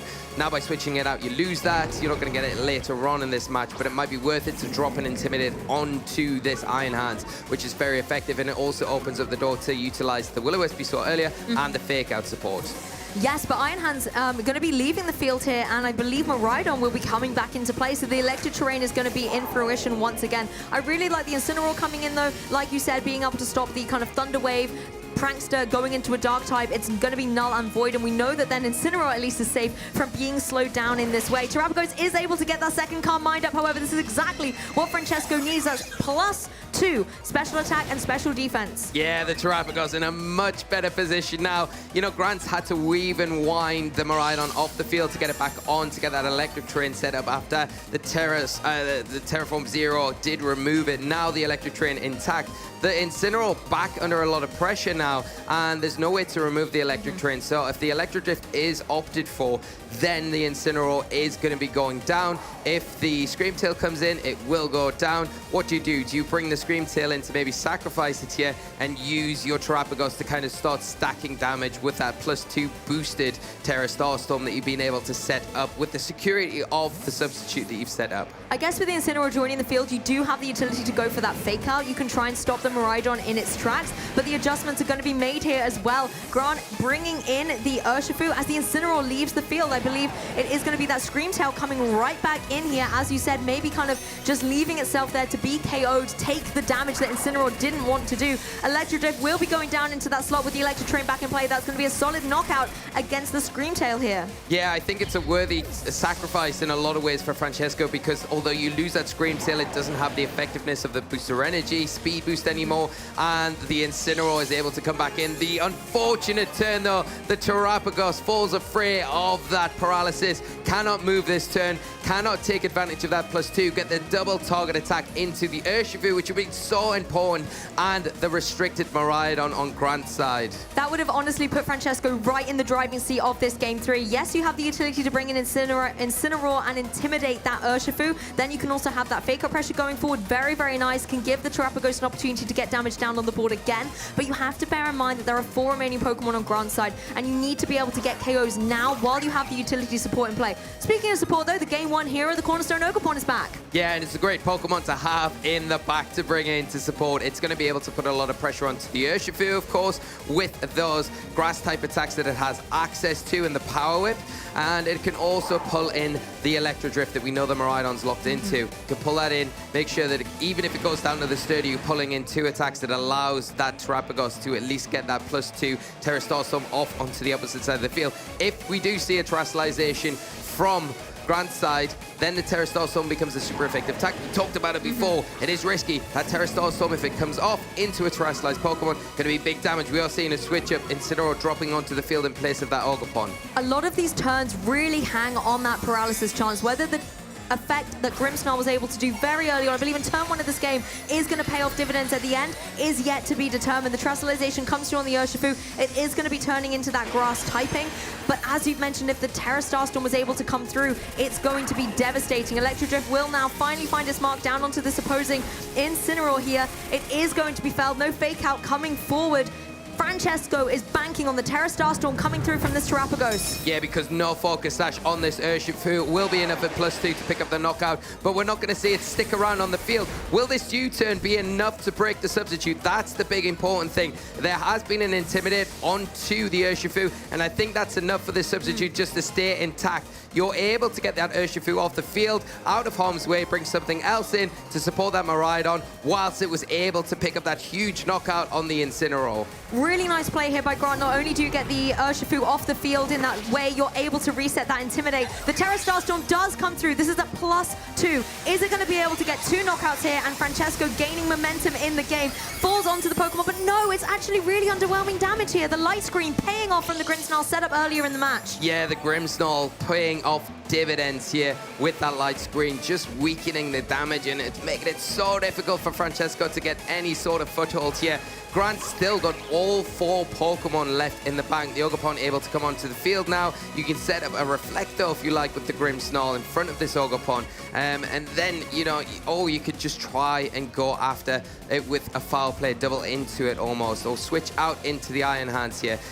You've got to still deal with a substitute on the Terrapagos, so it's not over quite yet. The Ogerpon is going to be faster than the Grimmsnarl, so we'll be able to drop maybe an Ivy Cudgel into that slot and pick up a knockout. And even if the Urshifu comes in on that slot, you know, the Ivy Cudgel now it's a grass type, it will be hitting it for at least neutral damage. And you have to be aware that the substitute is still in play as well, and you have to bypass that before you're able to get a KO onto that Terrapagos. And if it's able to get some more Terra Starstorms off, eventually it's going to be able to get the KOs. Miraidon going for that Electro Drift. It's going to be going into the Spiky Shield though, so it will take a little bit of damage, as the Cornerstone Ogerpon will take none. Depending on this Grimmsnarl though, it's just going for that foul play. I think trying to get the edge that U-turn wasn't quite able to get on that substitute previously, and breaking, that's exactly what the foul play was able to do. Now this Terrapagos is exposed going into these next couple of turns, and it's paralyzed. It's not able to get the damage out. That is heartbreaking for Franchesco. Yeah, now really difficult because the substitute gone. And once that Urshifu comes back onto the field, it is going to be susceptible to that close combat. The first thing that you've got to do is get rid of this Ogerpon though, because it is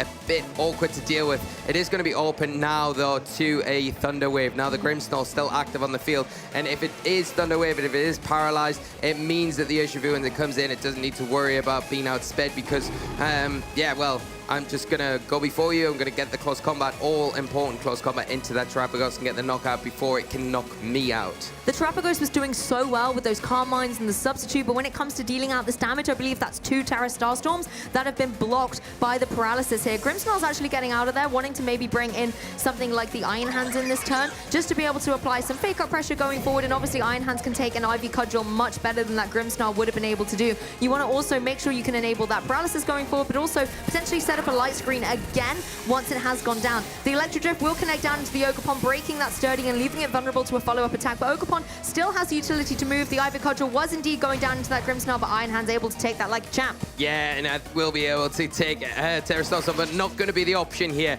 The Terrapagos going for another substitute, just give it that little extra blanket of security, get a little bit of that recovery back with the leftovers, not opting for the damage, and probably the smarter play here. The problem is the Ogerpon now is the last line of support for this Terrapagos. The Quark Drive has faded with that Electric Train fading from the field. You do have the option, if if you are Grant, you could switch that Miraidon out if you want. Bring something like the Grimmsnarl in to just get knocked out. Take damage, so you yeah. can just bring it back in once again and use the time that you've got now to go for a Drain Punch into the Terrapagos. If it goes into that slot, it can pick up the break in the substitute. If it's redirected by the Ogerpon goes down. This is a nice play, though, because the fake out is most likely obviously going down into that Ogerpon. You can't really fake out the substitute, of course, so that could take a little bit of damage, but not falling for it this time. The Electro Drift, however, still constantly targeting down into that opposing Ogerpon here, leaving Iron Hands free to go for the Drain Punch. This is going to be able to break that substitute, but is the Terrapagos going to be able to finally deal some damage with this Terra Starstorm and try and get some knockouts here?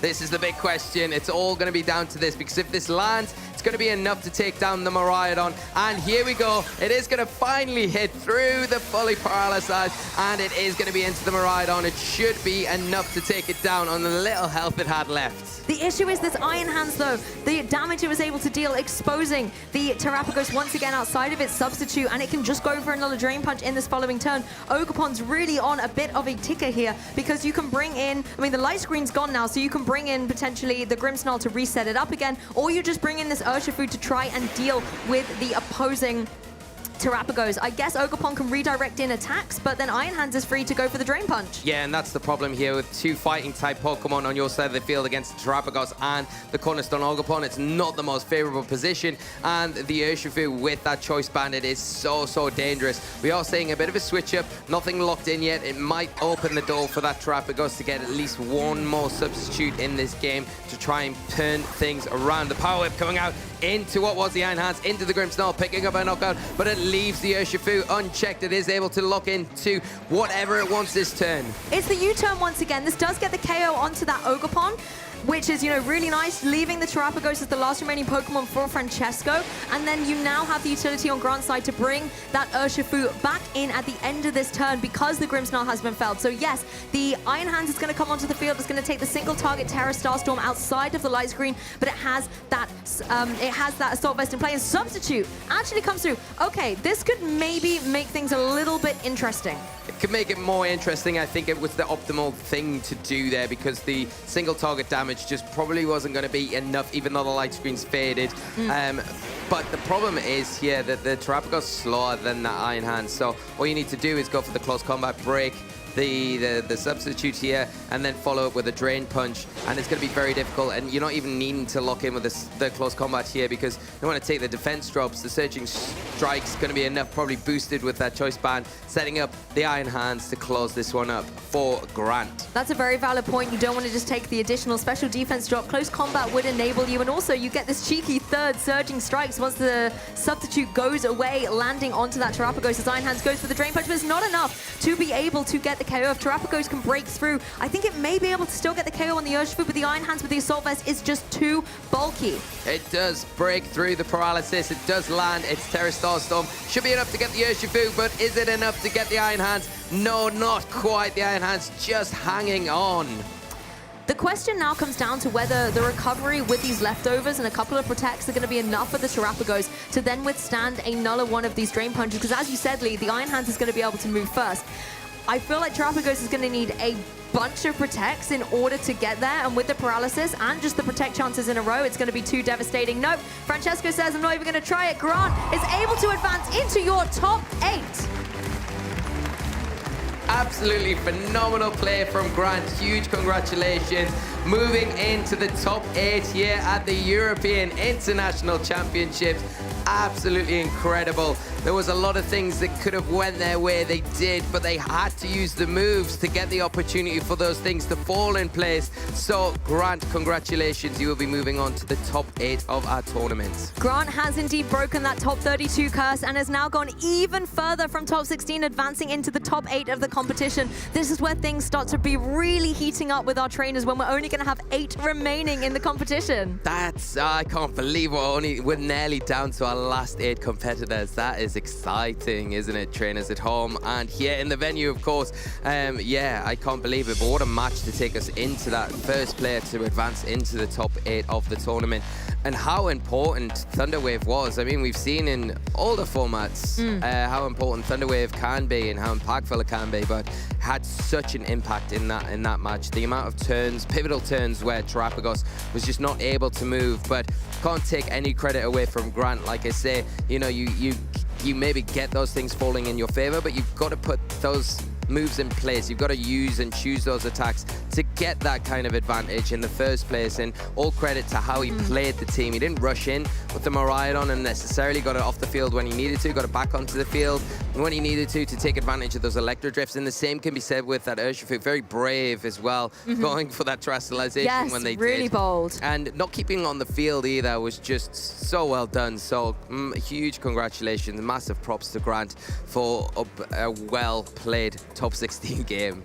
I was kind of sad to see the, Terapagos not be the victor here. Maybe I should have said no to putting it on my caster predictions, but I still think it was a great showing by Franchesco, showing how it can indeed be piloted, maybe when there isn't any paralysis running around. But I think credit to Grant as well. It wasn't so much about the paralysis, that's kind of the extra effect. It was lowering the speed. Yeah. That really did give him the advantage going forward. The Urshifu could apply so much pressure, and the Iron Hands, that we know is kind of more of a slow and bulky Pokemon, suddenly became such an offensive pressure against that Pokemon. Yeah, and I think especially in the end game, that was key, wasn't it? Where it just didn't really matter if the Terapagos could get another substitute, stall it out or not. It was always going to come down to the fact that the Iron Hands always superseded it and was able to get a low kickoff, which did extra damage because of its terrestrialized form, or just go for a Drain Punch to recover that health. With the already strong Assault Vest that it had in its arsenal, just making it completely difficult. And Thunderwave, one of those metrics of speed control we haven't seen too much of at the tournament this weekend, but a really pivotal one, and obviously one that Grant has leaned into heavily and taken full advantage of. And that light clay as well, being able to allow the light screen on for 8 turns was absolutely incredible. When the Terapagos was able to go for that Terra Starstorm, it wasn't able to deal as much damage. The 8 turns really, really paying off. But I feel like we're not going to take too many more turns to kick it to the interview. Let's go hear from Sierra and our winner of that last round, Grant. Thanks, Lee. Thanks, Lou. I am here with winner of our last match, moving on along here in our top cut, Grant Laird. Congratulations. Intense 3-game set. What's going through your mind right now? I'm just really, really happy with my play. Coming into game 2, I wasn't sure about my lines. I knew Grimmsnarl was the key after playing game 1. And fortunately, I got lucky enough to scout his sets, figure out his game plans, and coming into game 3, just knowing that Grimmsnarl would be able to slow that Terapagos so I could hit it with my fighting types, had the Terra Grass to protect from Cornerstone, it made the game a lot much easier than I initially, I thought, right? I mean, that Grimmsnarl definitely then put in work for you throughout that set. So has that been something that you've gotten to bring to a lot of these different matches throughout the tournament? Like, was that a big key to success in a lot of these matches, or did we just get to witness the one where it was like the most clutch? So it really depends on the matchup, but with more offensive teams or teams that rely on their speed control that can't block Thunderwave, Grimmsnarl is just really great at making sure your team survives and that you can reposition to the Pokemon you want, as you saw with me swapping Iron Hands, getting U-turns, Terra Grass U-turn. But almost in all my matches, it's been very important. And in the cases where it hasn't, I've been able to use other modes, and Grimmsnarl, sits on the bench. I mean, fair play. So now you move one step further along in Top Cut. You're talking to me before that you put a lot of preparation to this event. What does that kind of look like? I guess talk with my building partner, Zachary Weed, who has been with me for 2 weeks of a very long struggle of trying to find this team and find its heart. And I really appreciate him just helping me on the, sidelines, because he couldn't come. I mean, that hard work and all that preparation's definitely been paying off. So I want to make sure you can get prepped for your next match. But before, anyone else you'd like to thank? Any final words? So I'd like to thank Giovanni Sischke, Zekrom Zeke, Ezekiel Cordero, Alex Arand, I guess the guys I'm rooming with currently, Chase Mateo, and everyone at New England, Anthony Londigan, that guy. That guy. Love that. So congratulations. Best of luck moving on in Top Cut. Well, looking forward to some more intense matches, that's for sure. As for us, we got another intense match on the way, but for now, back to our casters. Thank you so much, Sierra. Great getting some insight from Grant after that intense top 16 match.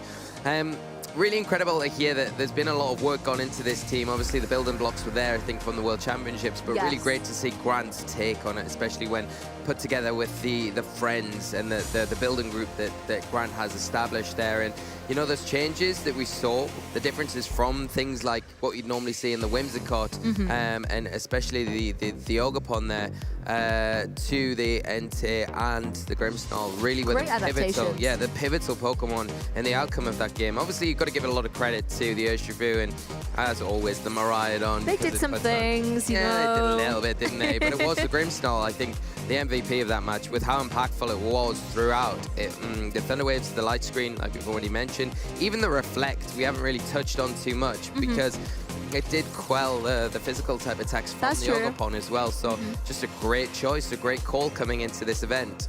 Yes, and of course, Grant is not our only top 8 competitor. Let's take a look at the bracket and see who our final 8 are going to be in this tournament. Oh my goodness, Lee, I'm so excited to see some of these names on here. We've got Gavin versus Yusuke, we've got Dylan versus Grant, Tio Team versus Wolf, Joseph versus Taran, and I'm delighted to say we have such a range of restricted Pokemon in here as well.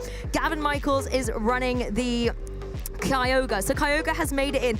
Even though nobody is as cold as you, Calyrex Ice Rider, there's only one of you, I believe, in this top cut with Yosuke. We've also got a lot of Miraidon. We have got a Calyrex Shadow Rider on Tio Team side. We've got the Koraidon on Wolf side. It's amazing to see such a variety. Yeah, it's incredible, really, and it's quite surprising in a lot of ways, the variety that we've got here.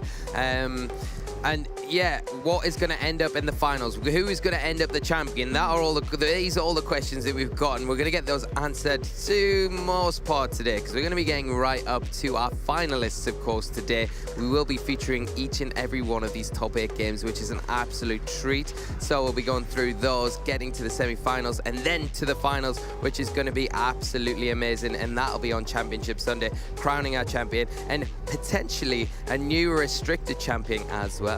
Exactly, and it's coming up to around 4 o'clock here in London, so wherever you are in the world, wake up. You want to make sure that you are here for our top 8, because we're going to be bringing you every single match, all 4 of them, of showcasing amazing international action, so you want to make sure that you are here. If somebody's sleeping in, wake them up already, get them here. They'll forgive you, because the action will definitely have them on the edge of their seat. Definitely, it's tea time, so it's time to wake up. It's time to get into our top 8 of the tournament, and yeah, I can't wait. Let's go check it out? Yeah, we'll kick it to a break and we'll get Ben and Charlie here instead.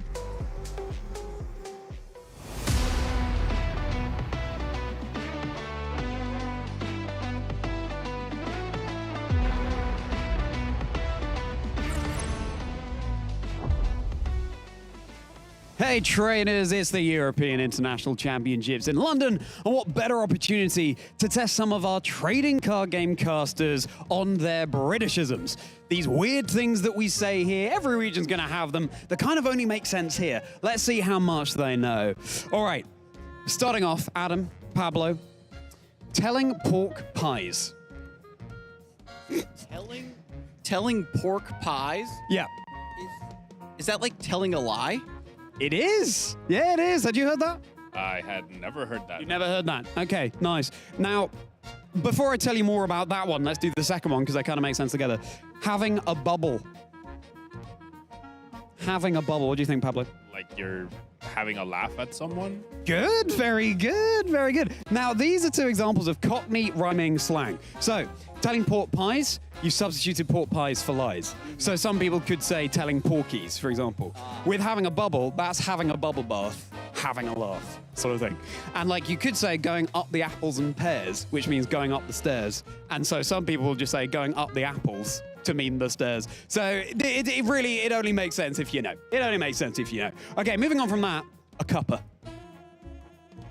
That's a coffee, right? Specific tea. More British, Adam. More British, not coffee. Let's make it more British there. Cup of tea. Exactly. Okay, Pablo, keep your hair on.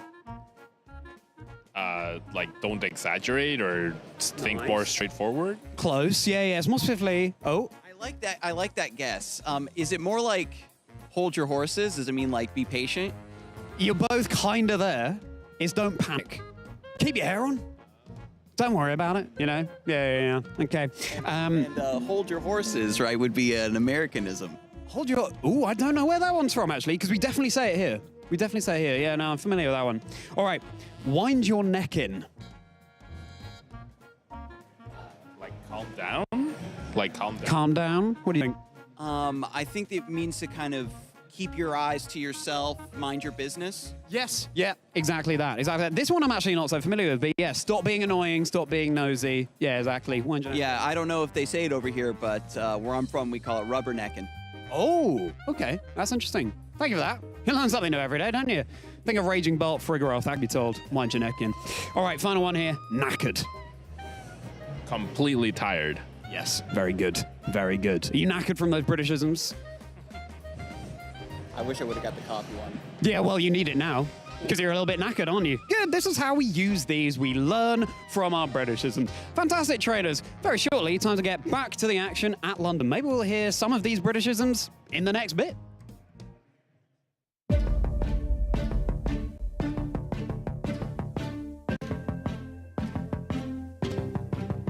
Oh, the legends are told of the heroes who won the hearts of the world. They were born champions. The deeds were well known, and the word of them spread, and they vanquished their foes. Wherever they tread, they came for the glory, they went for the fame. They go down in the books. We'll remember their names. Content as they fight, but look in their eyes.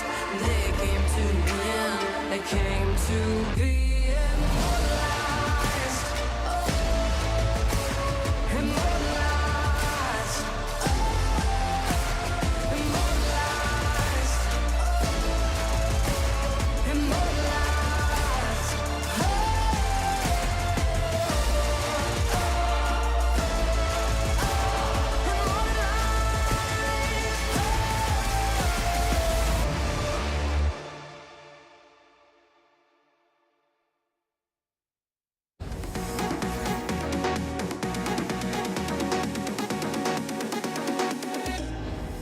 So I think if I had one tip for new players, as this is also my first regional, make friends with everyone who's here. Everyone's super friendly, ask lots of questions. Everyone's just so happy to be here, and they just really want to help everyone who wants to play Pokemon.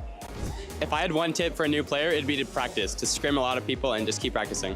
A tip I would have for new players would be if you just pick a deck and you practice it a ton and you just play it, then you can do well. It's a game that you learn by doing, so getting in as many matches as you can and learning from your mistakes, making note of any misplays, any ways that you could have played better. One of the things that I did to prep for this tournament was practicing with my friends and playing some friendly sets and just kind of sharing feedback with each other. And so really having that community helps a lot. Practice is the biggest thing, really. If you're not practicing your events, you're not going to know your matchups, you're not going to know what to play, and you're going to have a bad day. But if you pick good decks, practice lots, you'll do well eventually. Watch streamers and play popular teams. A tip I'd have for a new player is to play whatever deck you're comfortable with and what deck you like the most, because you'll have the most fun that way.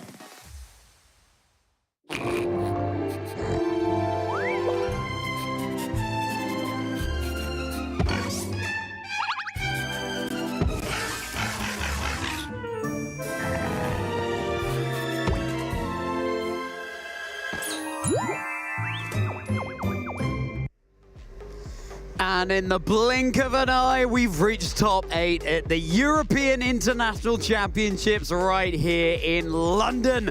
I'm Charlie Merriman. I'm joined by Ben Kiriakou, the Minun to my Plusle. And Ben, we are charging each other up, ready to get into the business end of our competition. It's absolutely electric. I was just out in the venue and the crowd is there watching all of our top players competing. We've said it, we're here in our top 8, and it just feels so crazy that just yesterday we were getting this tournament started, Charlie. We're already through our Swiss rounds. We've made it to our asymmetrical top 32. We've gone through the top 16. Now we're here for our top 8, where we're ever closer to crowning our next European International Champion. And look at the trainers we've got on stage, ready and raring to go for you, trainers. Taran Birdie and Joseph Ugarte, and the accomplishments speak for themselves. Absolutely. Look at Taran here on your left, the Perth Regional World Champion in 2023, and the coming off a top 16 at the Birmingham Regional Championships, of course, in this regulation set. Honolulu top 32 in 2024. That was when we were playing our regulation set G the last time around, but Joe is obviously no stranger to that format either. Doubling down on so many achievements, world's top 32, winning Portland twice. I don't know, something in the air in Portland that makes Joe play at his best. NAIC top 4 as well. Joe, coming into this weekend, told us, I'm just taking it easy, I haven't put too much pressure on myself, I'm using a team I've used before, it's a comfortable pick, and last time I did that, he reached top 4 at NAIC in 2022. Could Joe go all the way? Could Taran go all the way? We're going to be whittling this down very shortly. And looking at the teams there that these trainers are picking this weekend, Taran going for that tried and tested composition that was piloted to the World Championships by Luca Cherubelli, winning the whole thing. Here it is, Miraidon, Whimsicott, Farigiraf, Urshifu, Ogerpon, and Iron Hands. Iron Hands with the Terra Water, a difference from what Luca Cherubelli was running there. It's all about these tiny little differences that can make all, well, the difference. Foul play for Farigiraf, using the attack stat of its opponent against it. Choice Bex, Miraidon with the Hadron engine. It's dealing damage you cannot ignore. You can't flinch the Whimsicott with its covert cloak. It's a team that likes to do a lot of damage quickly. Taran is really well versed in playing these balanced compositions that also have this really aggressive fast mode like Miraidon. He likes to play those teams that want to put pressure on their opponent and try and take advantage of it. And he has this such great understanding of so many different board states that even in a situation that Taran looks like he's maybe got his back up against the wall, he often finds that just small window that he can use to take to his advantage and get himself on the front foot. Fantastic to see our trainers shaking hands there, ready and waiting to get into this game. They're going to look at each other's team sheets. Joe will be seeing the team sheet we saw just then on screen, trainers. Let's take a look at some of the picks that Joe has up his sleeve. Ditto there lurking on the team. It's the Pokemon that Taran has to fear, one of the most. Otherwise, we've got a mirror match in terms of our restricted. That's a Miraidon staring Taran across the field. Not often that you see a Volcarona regulation set G, let alone at this stage of a competition on the international stage. But Volcarona doing a lot of work, and I was talking to Joe on Friday about how he's strategizing coming into this weekend, because this is the composition that he used at the World Championships. It didn't go very well for him, but he's running it back in EUIC and trying to prove that he really did put all of that preparation in. We are quiver dancing with excitement, trainers, getting into our first game of our Masters Top 8. There's Miraidon on the field, an Iron Hands apiece, and there's Grimmsnarl ready to provide that pesky screens that it does so well. Joe looking to try and slow down the pace of this match just a little bit. Grimmsnarl is so good for being able to set up those screens, and of course with its light clay, it's going to be able to set them up for several turns, making sure that this Miraidon on Taran's side of the field is just kept that little bit under wraps. Taran, on the other hand, wants to try and take advantage of his fake out pressure and try to put some damage on the board early. Miraidon doesn't have to worry too much about Iron Hands. He's got to keep an eye on it with that Quark Drive attack boost, but it's really the Grimmsnarl that Taran wants to be dealing with in this early stages of the game. Keep an eye on Iron Hands as Miraidon goes for its Terra Fairy here. Whatever move it chooses, it's going to be locked into before it switches out, potentially bolstering the power of its Dazzling Gleam. You can't protect from a fake out if you're a Miraidon with the choice specs. You will be flinching as Grimmsnarl is looking through that one-way mirror, the Reflect, bolstering the physical defense. Low kick into Joe's Iron Hands there. Bulky Pokemon, a move that does damage based on weight. Nice chunk of damage. Joseph getting the Miraidon faked out and going for the Reflect, just making sure that low kick, which we've seen, once it's boosted up by the Quark Drive, does so much damage to Iron Hands because it's so heavy. Now, Taran has had his Miraidon faked out, but with the Terra Fairy and the ability to go for Dazzling Gleam, Joe is going to have to think quite carefully about whether or not he's going for that Terastallization. But no, Light Screen, he thinks, is enough to mitigate some of this damage. You have the luxury of being able to go for a second screen. That is still so much damage coming out onto Joe's Grimmsnarl there. It's brought down to about a third of its HP, softened up for another blow coming in. But as you say, Ben, those screens are up on the field for 8 turns at this point. They are, and now Taran gets an opportunity to switch in another Pokemon from the back. We've got a sneak preview here. It's Ogerpon and Whimsicott that are the choices for Taran, so it'll depend on how Taran wants to play this turn, whether or not he thinks that Joe is going for an attack. It's going to be a wild charge there. Whimsicott taking that like a champ. Whimsicott resisting the damage from Wild Charge, being a part grass type. Drain Punch is enough with that Quark Drive boost through the Reflect to claim the knockout onto the Grimmsnarl. I really like the Volt Switch that Taran went for in this turn, because one of the things that you've really got to be worried about when you're playing up against a player like Joe that's got a Ditto is when you're going to be knocking out Pokemon and what Pokemon is opposite the slot that you knocked out. If Taran was bringing in the Ogerpon, for example, in that position, or kept the Miraidon on the field and was able to knock out Grimmsnarl, the Ditto, if Joe has opted to bring it in this game, would be able to come in and copy that restricted Pokemon. So bringing Whimsicott, it's got a lot of support options, but it doesn't put as much pressure on the board, and I think that's a really valuable thing that Taran's keeping in the back of his mind. We could well get to a game state where there are 3 supposedly Miraidon on the field, one of which could be a Ditto, but the power is coming out in spades. Volt Switch here, resisted, but again, boosting by the Hadron engine and that electric terrain, enough to claim the knockout onto Taran's Whimsicott. And now Miraidon will be able to switch out into another Pokemon for Joe. And after these Iron Hands are able to attack each other, then we'll see what Taran wants to bring in from the back. Low kick coming out onto the Volcarona. Is there going to be a burn from the Flame Body? No, there isn't. And responding Drain Punch coming right back out into Taran's Iron Hands. So a nice little bit of damage and a nice bit of HP recovery there. I think we can see how much these screens are going to add up as we go through the match for Joe. It's going to be a lot harder for Taran to get the amount of damage that he usually would be off onto Joe's Pokemon. And now there's a choice. You know that the Ditto isn't in the back. So what we were talking about earlier about how to be worried about what Pokemon you switch in and knock out at which particular points, now it's confirmed that the Ditto isn't there. You don't have to worry about that so much. So now the Miraidon comes in for Taran, and he gets the opportunity to put some pressure onto this Volcarona. If you leave it alone, it can get dancing. Dancing away, boogieing under the spotlight, quiver dancing, or indeed fiery dancing. A move that has a chance to bolster Volcarona's special attack here.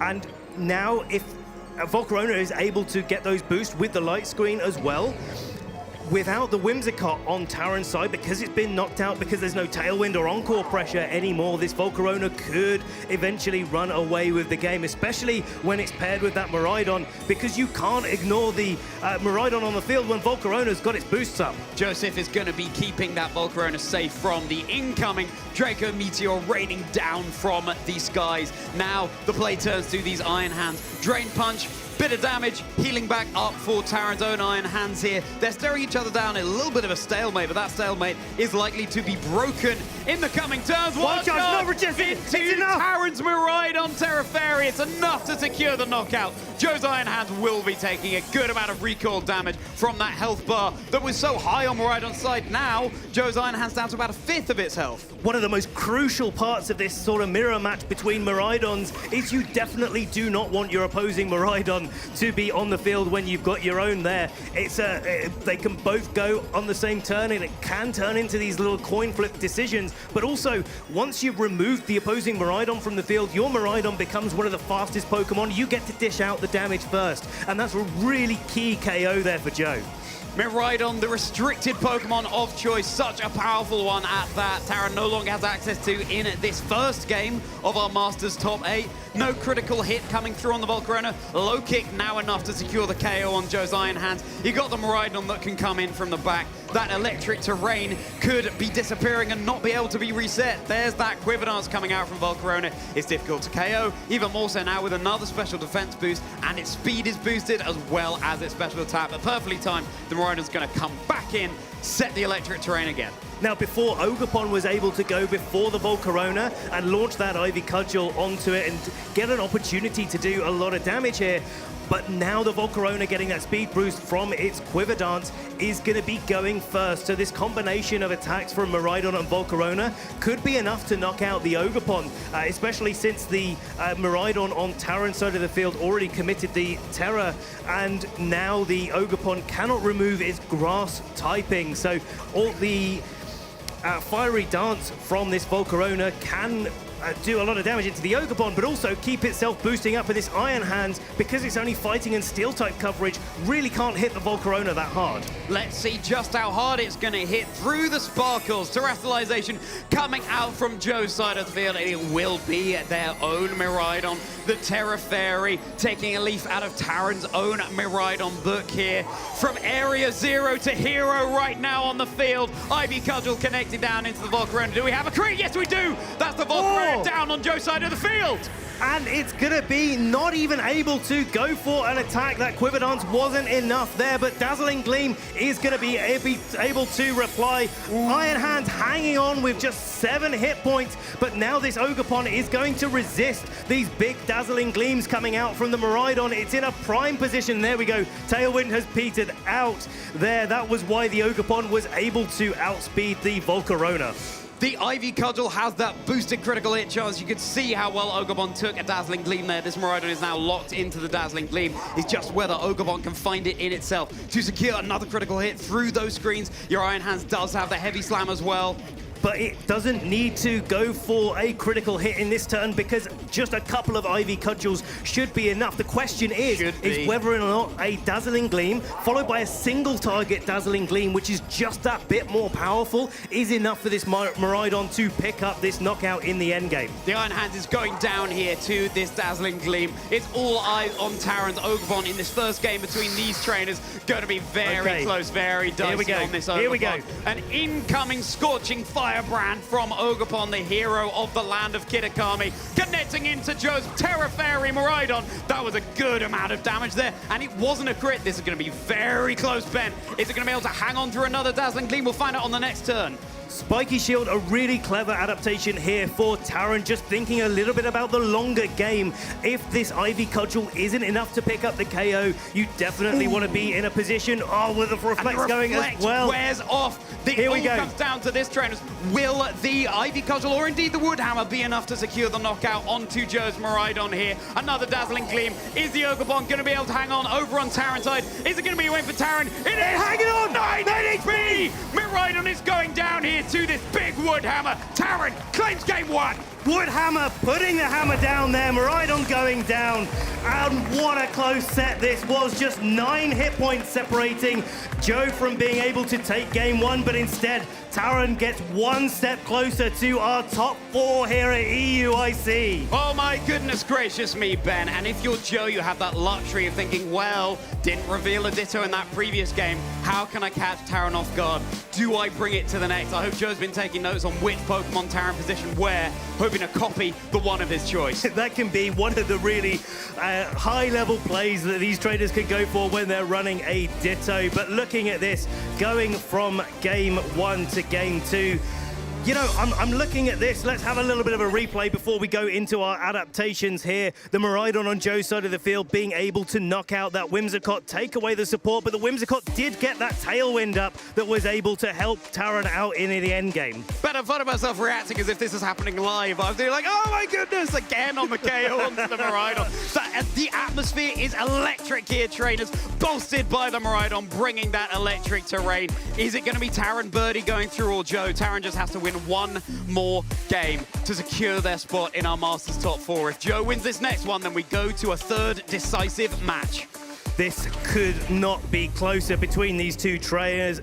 Don't be fooled. Like, they look cool as a cucumber. They are really used to being up on this stage. They're focused, they're concentrating, they're getting ready to put their best foot forward. Taran definitely wanting to not go to a game 3 here. Joe fighting for his tournament life here. It's all on the line. Let's get into it. Game 2. It's going to be the same lead for Joe. Grimmsnarl on Iron Hands, and indeed the same lead for Taran here. Worked so well the first time. Let's see if it ain't broke. Maybe don't fix it. Miraidon and Iron Hands. And again, we have this situation with Iron Hands on Joe's side. It looked like it was the faster one out of the two, where Taran in the early game was using that Tailwind that Whimsicott was able to afford it to be able to get those Drain Punch, get those low kicks onto Joe's side of the field.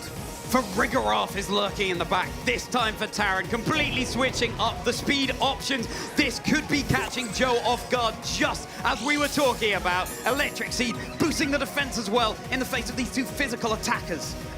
Now Armatail on the field will block any priority moves from the Grimmsnarl, won't block any light screen or reflect, but will block a fake out. Both of the Pokemon on Joe's side of the field are going to be hit for super effective damage by a Dazzling Gleam. That's why we're seeing a Terra Fairy coming out from this Miraidon. Fake out, comes into the Farigiraf. Farigiraf blocks it. Makes the call. The light screen coming up from Grimmsnarl. Is it going to be too little too late? Choice Specs boosted, Terra Fairy boosted, Hadron Engine boosted, Dazzling Gleam, super effective into both targets, and they're brought down with Grimmsnarl to about a 6. Iron Hands takes it with about 50%. They're hanging on really, really well, but I think the damage has been done there for Joe. Taran getting himself very far ahead in this game 2, saying, I can take the risk in game 2. I'm already a game up. I can use that Farigiraf to my advantage. Iron Hands joining the fray here for Taran Farigiraf off the field. That fake out active heading into the next turn, and it's going to be bolstered by that Quark Drive too. Joseph wanting to keep that fake out, pressure ready and waiting in the back. Here comes Volcarona. We've got our eyes on that final Pokeball. Is it going to be Miraidon, or is Joe hoping to copy Taran's own with a Ditto in the back? There's the second screen going up from Grimmsnarl. We've seen the power of these Fire-type Pokemon being able to soak up these Terra Fairy Dazzling Gleams, especially with the light screen. Look at Volcarona taking that attack so well, but Grimmsnarl has been on the field for 2 turns again. It's done exactly what it's here to do. Set up that light screen, set up that reflect, set up Joe's board to be able to have a better set of turns in the future, so that this Volcarona, so that this Miraidon can stand in front of all of this offensive output that Taran is putting on. And speaking of the future, here comes Miraidon joining the field right now. So much pressure coming out from Taran's side. Gonna have to respond with a Terastallization, and it's gonna go directly into Joe's Miraidon. Once more, Terra Fairy apiece, Miraidon apiece for these two trainers. Can Joe get something back here? Now this Miraidon on Joe's side doesn't have to lock into a Dazzling Gleam. It's more of a defensive Terastallization there. We'll have to see what it locks into next turn, because Fake Out is coming out from the Iron Hands and stopping Joe's Miraidon in its tracks. Miraidon takes a good chunk of damage from that Dazzling Gleam. Volcarona afforded the opportunity to get boosted with Equipidance, and again, it's pretty safe behind those screens. Maybe if there's one Pokemon that can turn this for Joe, that boosted Volcarona behind the screens, a bit more longevity on the field too, might just be it. It's definitely got a better matchup into the Farigiraf than it does the Ogerpon, but here's the sneak preview. Ogerpon is in the back, and it was able to get that knockout with the Ivy Cudgel, but this time, Taran has brought the Farigiraf instead of the Whimsicott, so there's no Tailwind to help him out to get that Ogerpon outspeeding the Volcarona. Is it about to run away with this match? Ogerpon hits the field once more with that Hearthflame Mask gleaming brilliantly. Mob Breaker activating as the Dazzling Gleam, boosted by those Choice Specs right into Taran's Miraidon. That huge amount of damage, of course. Ogerpon resisting.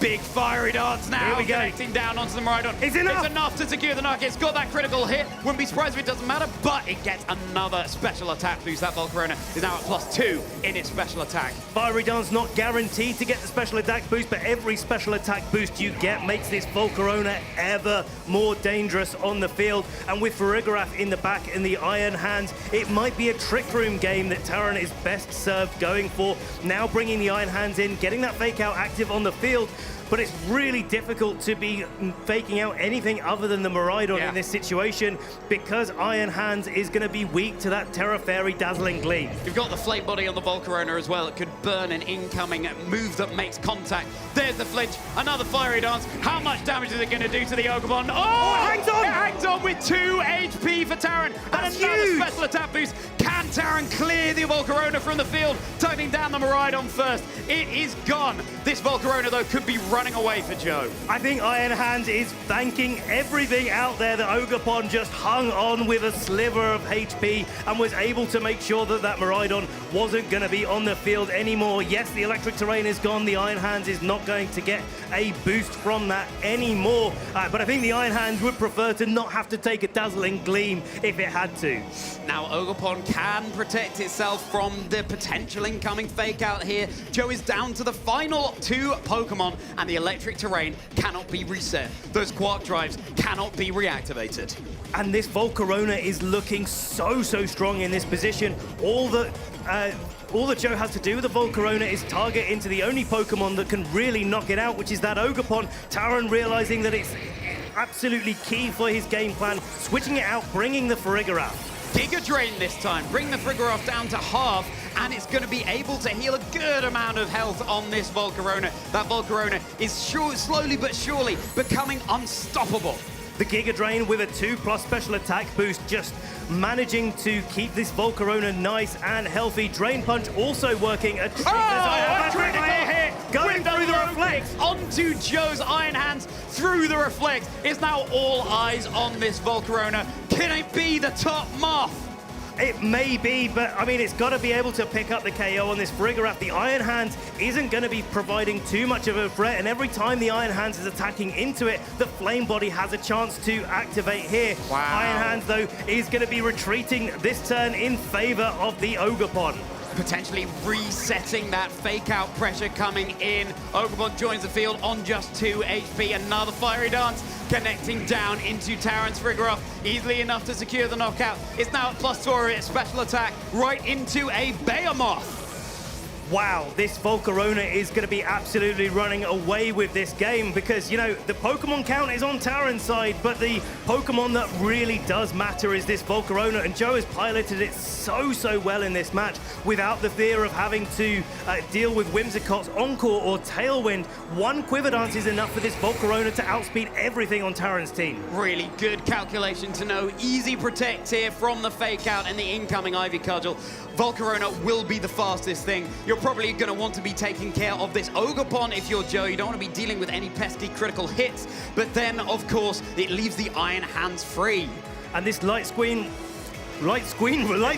wearing off there for Joe's side, but I think it's done the work that it needed to in this matchup. It's allowed Joe to have the space that he needed to set up this Volcarona. It's just a showcase of how important that different Pokemon is in this metagame. A lot of trainers are opting for Miraidon and Half Flame Ogerpon because of the damage that it does, because of the Ivy Cudgel, because of the Follow Me, but Joe's saying no, I can boost up my other fire type and make it a potent threat of its own. Okay, so Taran does make the call, and the Fiery Dance goes into the spiky shield. Drain Punch is just not doing enough damage. Not enough. And there's that chance of the burn as well. It doesn't happen on this turn, but this is why the Ogerpon is the target of choice for Joe right now. It's the one that is exerting more pressure. Reflect is definitely the screen of choice that Taran is probably happy that is leaving the field, but I think this is not enough damage output that Taran has. The double protect is going for every out that he has, and now the Drain Punch coming out from the Iron Hands into the Volcarona is doing just that little bit more damage, but there's no reason for Joe to do anything else than target down this Ogerpon. I guess the question is, how many spiky shields in a row is this Ogerpon going to be able to succeed in? There's your answer, Ben. Just the 2. Let's see if the Fiery Dance is targeting down that slot once more. Fiery Dance, there it is, connecting down into Taran's Ogerpon. The bigger threat here. This Iron Hands is having a lot asked of it. But it is healing up a little bit of damage every turn. I don't think that's quite enough with this Volcarona at 3 stages of increased special attack. But there is actually a chance here. I mean, we've had 3 Drain Punches going. Oh, there it is. There's the burn. Flame Body. But it's a good thing it happened then and not earlier. Maybe that Volcarona is brought just about low enough, but now with that Citrus Berry recovering a decent amount of HP there. Really nice item choice for Joe. I mean, the Iron Hands is holding the Assault Vest too, so it's going to be taking those special attacks a lot better. But yeah, seems like a bit of an uphill struggle. Well, in this situation, I mean, the fast way out of this end game for Joe is to go for the Fiery Dance. It's going to do the most damage, but also you can go for the Giga Drain and just keep recovering your health. There's no reason to rush this particular end game, especially since Taran is locking in the forfeit. Joe winning game 2. Charlie, top 8 at EUIC. We're going to a game 3. Our first top 8 stream game goes to a 3rd game. These teams are fast. These teams are ferocious, and the trainers wanted to catch each other off guard. I said it before, Ben, I'll say it again. There's a ditto on Joe's team that hasn't come out yet. It hasn't come out yet, and this could be the call for Joe to be able to make going into game 3. Just like Taran tried to change the game a little bit with that Farigiraf switch in, it turned out the Farigiraf just didn't have enough there to be able to offer in the rest of the game. Here we go with the replay there. You can see this. The effect of this Dazzling Gleam being able to come out from Taran has put some damage on the field, but then the Frigoraph just didn't have enough to help out his teammates. Yeah, Frigoraph was such a nice call, and, you know, making that call to block the fake out, but ultimately maybe didn't pay the dividends that Taran would have liked it to. We're already into game 3, and we're leading the Frigoraph this time. Miraidon Frigoraph just getting a little bit more on the front foot than in that game 2, and once more, Iron Hands and Grimmsnarl for Joe. One of the problems of the Frigoraph in game 2 for Taran was that it wasn't able to get into a spot where it could get Trick Room up. And I think reversing the speed orders really could have been very detrimental for Joe. And this lead really does sort of telegraph that Taran is thinking a lot more about getting that Trick Room up. We saw Joe's Miraidon outspeed Taran's Miraidon as well across this set. And so he could be thinking, hey, turn 1, I get the helping hand pressure. Turn 2, 3, 4, maybe I want to be setting up Trick Room. There's that light screen from Grimmsnarl that's going to be mitigating the Miraidon's damage output. Helping hand, though, helping hoof. Volt switch into Joe's Grimmsnarl. It hangs on with a sliver. And it's going to be the Miraidon switching on out of there and getting an opportunity for one of Taran's Pokemon. We get the sneak peek. Iron Hands and Ogerpon, just like in game 2, are in the back for Taran. Iron Hands providing an active fake out heading into this next turn, and the Quark Drive boosting its attack stat handily. There's another Volt Switch, this time coming out from Joseph's Iron Hands, doing so much less damage than Miraidon's did to Joe's Grimmsnarl. Now Joe has the luxury of being able to see the board state before deciding what to switch in. Slow Volt Switch is one of those quintessential VG strategies where you do get those opportunities to see what your opponent has done. Miraidon coming in, but there's no Frigoraph on Joe's team to be able to come in and block a fake out. So Taran getting a little bit of the better end of this positioning game here. Grimmsnarl does now, though, get an opportunity to get those screens going. And you can see the dividends that the Quark Drive pays. That fake out did a decent chunk to the Miraidon there. Reflect, though, now will be bolstering the physical defense as well as the special from the previous turn. There it is. Frigoraph is setting up the Trick Room. All stops have been pulled, trainers. We've got to twist the dimensions to choose our winner. Now Grimmsnarl is on the field. It's going to have an opportunity to set up, to go for whatever attack that Joe wants, or maybe switch it out, because one of the strategies that Taran can employ in this position where the Grimmsnarl is really not putting on a lot of pressure whatsoever now that it's set up its screens is you just play this game where you target down into the Miraidon slot because it's the only thing that's threatening. Yeah, what's going to be coming in from the back for Joe? It's going to be Volcarona. Nice that Taran was targeting down that slot there because Volcarona posed so many problems in the previous game. Low kick, do we have a responding burn? Is the Iron Hands going to be able to keep himself safe? Yes, it is. Foul play, super effective, but because Frigoraph doesn't have a very high attack stat, using that reverse calculation, we're okay. Psychic, just a bit of chip. The Volcarona still so bulky through the screens. Taran really needs to get something more pressuring on the board while he's in Trick Room to take advantage of it as much as he possibly can. But Joey's doing a great job of navigating that Trick Room, not worrying that Grimmsnarl is staying on the field, and in fact, doing some good damage to the Frigoraph with that foul play. Frigoraph is going to get out of there this turn, and Ogerpon will be joining the fray once more. Hitting the field, ready to dish out some big Ivy Cubs, and that's exactly the more offensive threat that we need. Low kick easily enough now to secure the KO on this Grimmsnarl. Switch in the Ogerpon, a physical attacker, and remove the Pokemon that has foul play as an option. Seems a good trade to me, but this Volcarona gets its Quiver Dance going, so now it's going to make itself overall slower than that Ogerpon that has switched in. But now you can just protect to try and stall out these turns of Trick Room so that when it expires, the Volcarona can indeed be the fastest thing on the field. Taran knows that they have to target down that Volcarona, but Joe knows that too. So do you now target around that, going for the Iron Hands instead? The Iron Hands provides a fake out on the field, but you could switch in the Frigoraph to block it. You could, and that's the thing. This is the mind games that these trainers have to navigate in this match. A lot of the time, like with Raid Powder and Amoonguss, the threat of having Frigoraph in the back sometimes is better than actually being able to bring it in. You can get a little bit more done if your opponent is hesitant to be able to lock in a move like Fake Out in this position. And you can take advantage of that, do that little bit more. Just go straight for the Ivy Cudgel with the Ogerpon if you want. Interesting, Taran sort of stalling out their own Trick Room here, but of course it's that threat of the Fake Out. There's the Volcarona keeping its boosts nice and safe behind that Protect. Here's the low kick coming out into Joe's Iron Hands. Really nice chunk of damage there. and going to be Drain Punch into the Ogerpon spiky shield. So a great call there. Taran protecting on the protect of the Volcarona. So now the Ogerpon gets to land an Ivy Cudgel. There's the electric terrain leaving the field as well. That makes the Ogerpon just that little bit safer because the Miraidon will in the back may be able to set it up this turn, but you don't really want to switch the Miraidon in when it can take these big hits. Seems like Taran's going to be going all in on this turn. We just saw a Terastallization being locked in on that Ogerpon. It's time to deal with that Volcarona now. Nip it in the bud.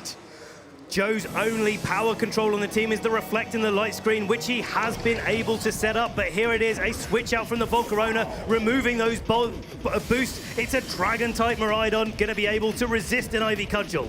It will, but will it be able to resist a critical hit? Will it be able to hang on through the incoming attack, especially because the Quark Drive of both Iron Hands being boosted on the field right now? Let's find out, trainers. You raise that Terra Orb high, Pokemon trainer. You send it right into your friendly Ogerpon, looking a whole lot angrier with that Terastallized Half-Flame Mask. It's getting its Embody aspect boost from its attack as well, making it all the more powerful here, boosting up the power of its Fire-type moves, boosting up the damage of its huge big Ivy Cudgels. Damage from the low kick. Wild Charge, is it going to be enough? No. Even with the Quark Drive boost here, is this going to be Joe's restricted off the field? Are they going to be down to their final two Pokemon? Taran with all four remaining. Ivy Cudgel, +1. Goodbye, Miraidon. A big KO there on the Miraidon. It's taken down. Joe has lost their restricted Pokemon. Only 2 Pokemon that are remaining for Joe, where Taran has all 4 of his options available.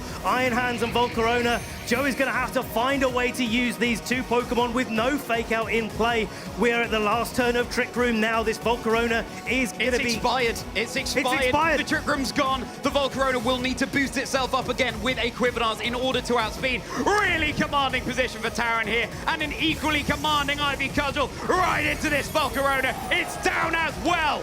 Volcarona knocked it out, and it's Iron Hands that's on the docket next. 3 Pokemon are going to be left at the end of this turn after the Drain Punch gets a critical hit, knocks out the Ogerpon. That's Taran's Terra option down, but he doesn't need a Terra option in this position because he's still got his Miraidon in play. It can come in and it can land big damage down onto this Iron Hands. 3 Pokemon in the back for Taran. Low kick, huge damage there. It's going to be Taran Birdie securing their spot in top 4 of the European International Championships.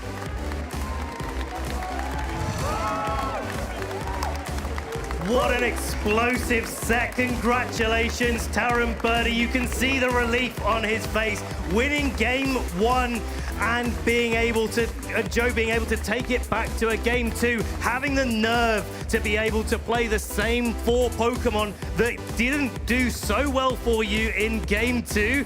In game 3, piloting it to such a commanding victory there. It just speaks to the caliber of trainer that Taran is. And it was all about those little decisions in between, leading the Farigiraf, setting up the Trick Room in that game. That is what caught Joe on the back foot. Volcarona in a position where it had to switch out, sacrifice those boosts, then come back in, not boost it up, be on the receiving end of an Ivy Cudgel.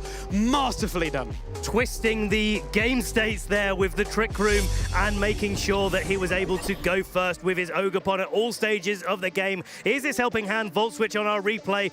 Just not quite knocking out the Grimmsnarl, but it was felled afterwards by the low kick on the Iron Hands.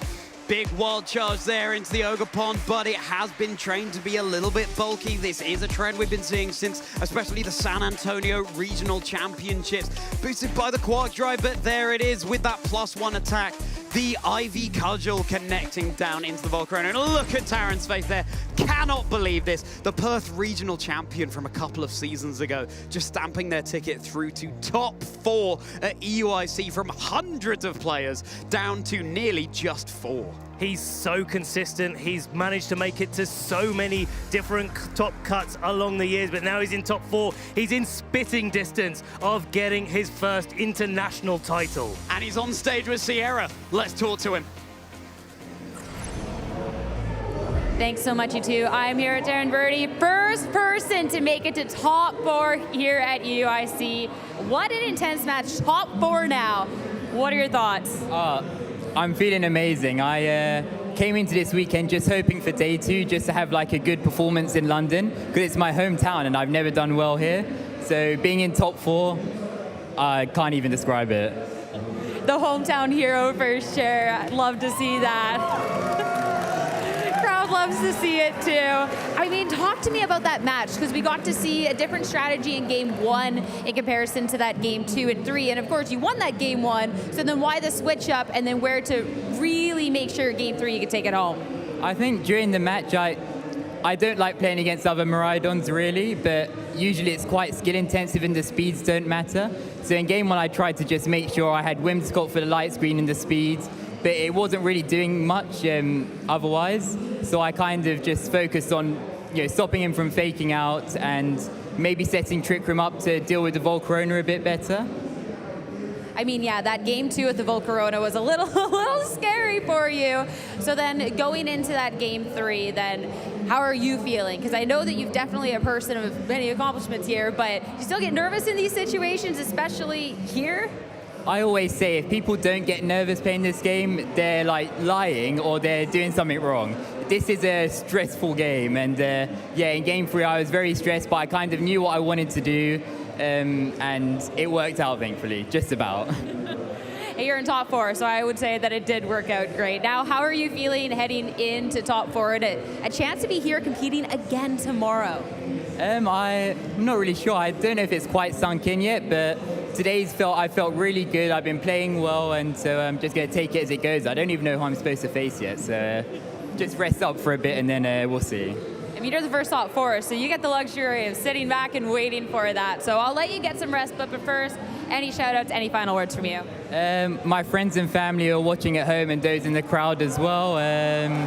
Yeah, they're amazing. I could hear the cheers through the crowd, so that was great. And then those at home, the boys, they know who they are. And yeah, those who I spoke to about trying to refine my Miraidon team a bit, I've used it since Worlds, and I started just going and messaging everyone, being like, how do you do this? Wait, why have you chosen that? And so everyone who helped me, thank you. Congratulations one more time, everyone, for Taran Birdie, first person top 4 here at UIC. Of course, we got a couple more matches to find out who's going to be joining him. So for now, back to our casters.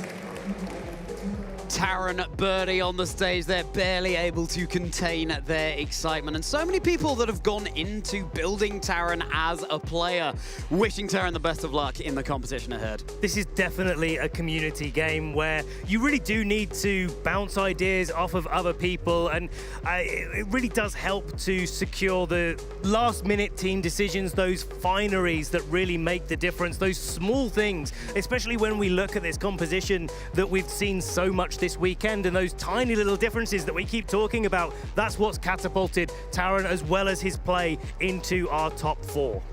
So thrilling to see who will be joining Taran in that top 4. Wolf Glick and Thea Team, Maso, Grant Laird, Dylan Yeomans, Yosuke Takiyanagi, Gavin Michaels from all over the world here. We've got some good EU representation, Japan as well as NA. It's definitely an international event here, Charlie, and these matches are absolutely phenomenal. I'm really excited to be able to feature all of our top 8 matches today, so stay tuned because we're going to be able to see all of these and all of our trainers' journeys all the way up to the final. And such huge names as well as ones that you might be less familiar with, and that's what these international championships are all about too, shining the spotlight on each of our trainers here. Next time we see their names on broadcast, we'll be able to look back at their achievements at EUIC this time around. The next match, of course, that we have featured for you today is Wolf Glick versus Thea Team, and it's going to be an absolutely incredible match. Wolf has been piloting this Perish Trap archetype for a long time. He's decided to bring it back here this weekend as well in a format where I don't think anybody else is thinking about that particular strategy, but Wolf comes back time and again working out how to make it viable. And looking over to Thea Team, he's just defeated 2 world champions in a row. Ko Tsukide and Shohei Kimura. Is it going to be a hat trick? Is Wolf going to be the next world champion to fall to Thea Team? It's going to be absolutely phenomenal, trainers. Oh my goodness, keep your eyes on the stream. It's one thing being able to, knock a trainer out of the competition that maybe is a little bit newer or maybe hasn't proved their worth in the video game thus far. And again, yet is always the thing that we say in this situation, because we're just one tournament away from somebody just breaking that glass ceiling and being our next trainer that we can champion through their career.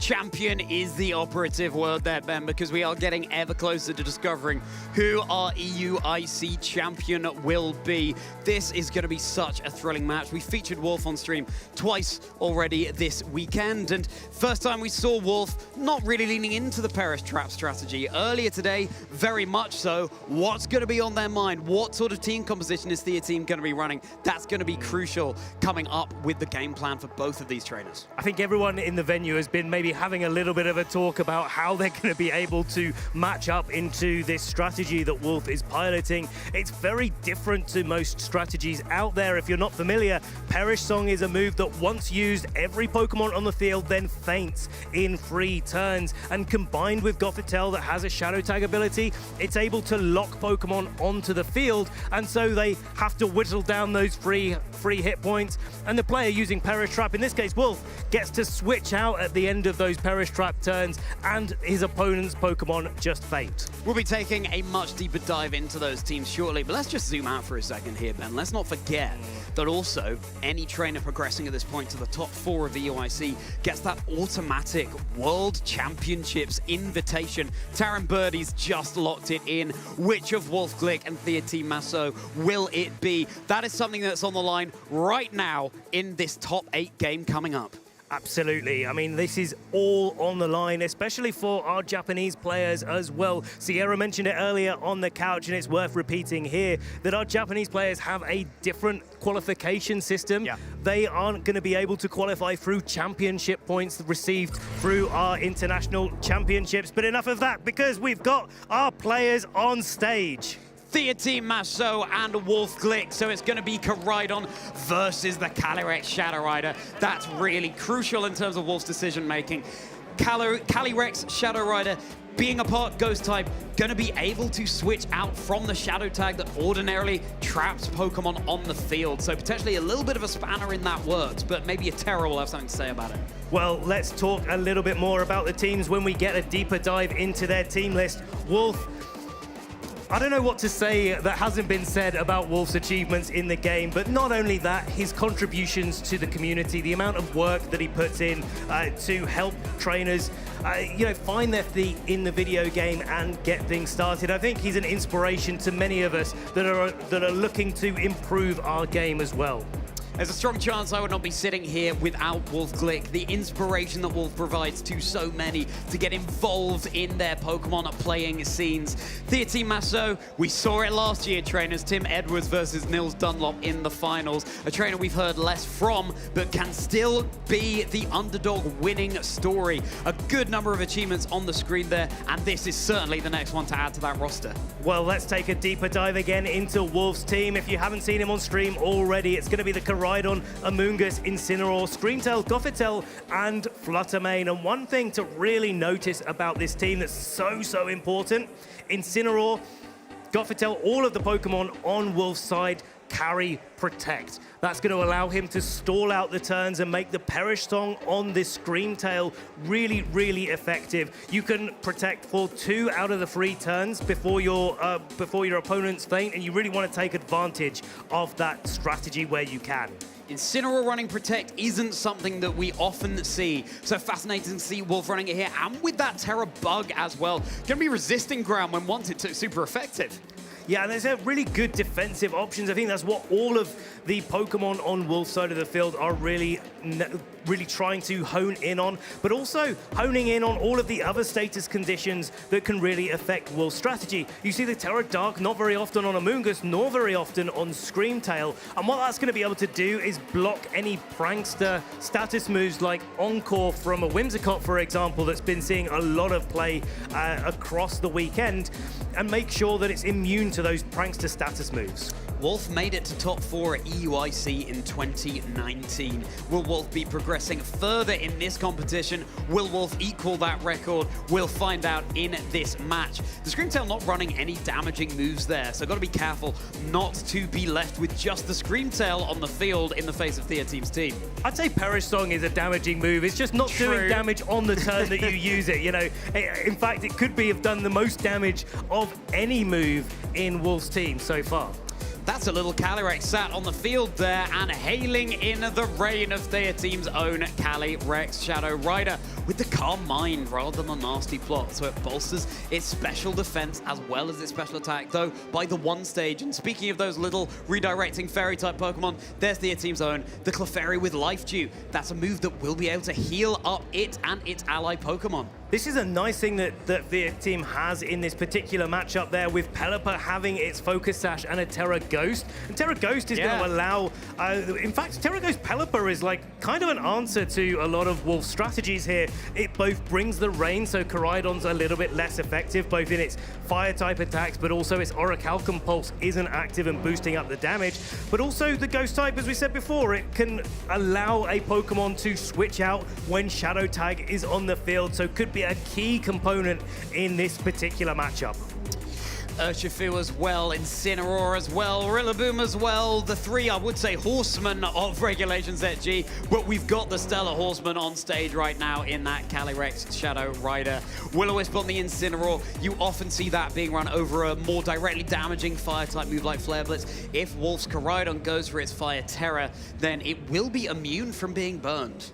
And of course, Urshifu on Thea Team's team is running that taunt, but we've seen a lot of different Urshifu sets over this weekend, and this one is one that I haven't seen on the broadcast yet. Surging Strike's Close Combat, Taunt and Protect, and allowing it to be able to stop these sort of status conditions and other things like Trick Room, but also at the same time using the most damaging moves possible, especially different to most Urshifus, where most Urshifus like to have the priority move in Aqua Jet, but Thea Team deciding that actually no, the Mystic Water boosting up Surging Strikes is enough. I'd prefer to go for maybe a Terra Water and just pick up the knockouts rather than having to pick my opponent's Pokemon off later. Worth noting that Wolf's Amoonguss is holding the Mental Herb, so if a taunt is directed into that slot, the Amoonguss will still for one time be able to get off one of its support moves, but then the Mental Herb is consumed. Then it will be vulnerable to a taunt. Trainers, put down whatever else you're doing right now and focus on this dream. Wolf Glick versus Thea Team Masso, deciding who will go through to top 4, who will get a direct invitation to the World Championships. Will Wolf equal that top 4 of EUIC 2019 record? We are getting into our game. We are about to find out. Both of these trainers really gearing up and getting ready. They've got their heads in the game, and we are getting into our second top 8 match here at EUIC. Let's get things kicked off. Okay, so it's going to be that Calyrex Shadow Rider and the Pelipper over on Thea Team's side, and Koraidon and Amoonguss. Really fascinating interaction we're about to witness here. Trainers, whoever has the faster Pokemon will be getting the weather up first. It's of course going to be the Koraidon setting up the sun, but Pelipper's going to overwrite it immediately. Wolf does not want to see competing weather over on the other side of the field. This Pelipper is so important, just being able to neuter that Koraidon and stop its offensive prowess, but it does also have a Life Orb, so we'll be able to put a little bit of extra work on the field. I think with the ability for Thea Team to have 2 Ghost-type Pokemon at its disposal, Wolf is going to have to go for a slightly different strategy here, slowing down the game with the Amoonguss, getting some spores off, and especially the Amoonguss is in a great position here because of the ability because the Calyrex on Thea Team's side does not have access to a Psychic type move. Instead, the damage is coming from the Pelipper, so putting on some pressure there. Yeah, so much, because you can go for a super effective Hurricane, and if Wolf terrestrializes his Koraidon into fire, you can go for a super effective Weather Ball as long as it's in the rain. Incineroar, the great friend, joining the field, is going to be able to sponge up an Astral Barrage very, very handily. And going to be putting an Intimidate down onto Pelipper and Calyrex, but that's not going to matter whatsoever. Wolf doing exactly what he's been doing most of this tournament long, just switching, protecting, playing this a little bit slower game, making sure that he's in the prime position to get his strategies off. And Astral Barrage, as you said, Charlie, bouncing off that Incineroar. Taking it really well as Hurricane is indeed connecting down, in fact, into the Amoonguss slot there, keeping itself safe to scout out. Wolf not immediately going for the Terror. It's probably a good play here. You don't know how the match is going to shape up just yet. You don't know which piece is going to be the most crucial to terrestrialize. Fear Team keeping this nice and simple, you know, not trying to overextend, not trying to go for any of its Calm Minds on the Calyrex. Instead, just trying to damage Wolf's Pokemon. I think this is a really good strategy, because even if there is that Perish Song strategy in the back, the more damage that you can do to Wolf's Pokemon, the more likely it is that your Pokemon are going to be sitting in a good position to take those key knockouts so you can get those switches back. I think in this case, Wolf, though, probably not opting for that Perish strategy. Seems like it, no, Ben, because it's just one unrevealed Pokemon in the back, and you need at least a couple to afford you that wiggle room, but there's going to be our first terrestrialization trainers. Their team's Calyrex has become a fairy type. It has access to the Draining Kiss as well as Calm Mind. Draining Kiss, of course, will heal its HP once it loses some, just going through it on the offensive rather than the Calm Mind here. Into the Amoonguss, potentially predicting a switch in from the Koraidon there to reset the weather, but the double up, the Hurricane, super effective into the Amoonguss, but it hangs on.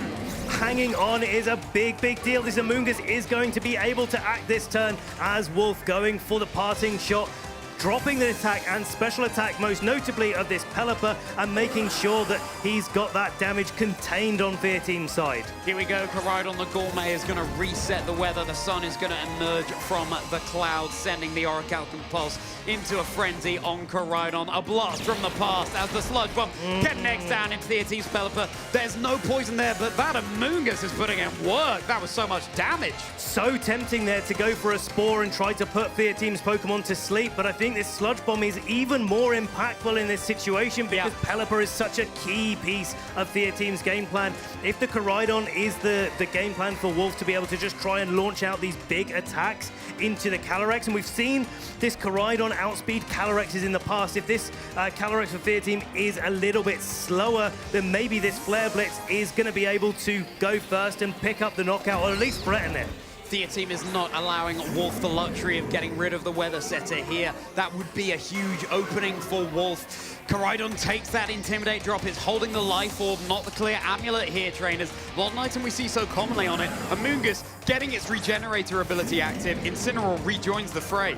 Intimidate going down onto Incineroar on Fear Team's side of the field, but these Incineroar are both really going to be trying to do more supportive options than attack. Koraidon is now going for its Terra Fire here. It's now resisting Fairy-type moves, not taking double super effective from them. Getting a power boost that was threatened by the Incineroar with its Intimidate, but Calyrex doesn't like the face of that. It keeps itself safe, and that was a Flare Blitz going into that slot. Both of these trainers opting for the same strategy, just making Wolf taking advantage of Koraidon's speed, but Fear Team just protecting and switching out into Incineroar. Both of these trainers now have Fake Out in play, so depending on which one is faster, especially since the Calyrex has terrestrialized into its Fairy type, it's now going to be susceptible to a Fake Out as well. Really useful information to get the speed interactions of these Incineroar heading into this turn.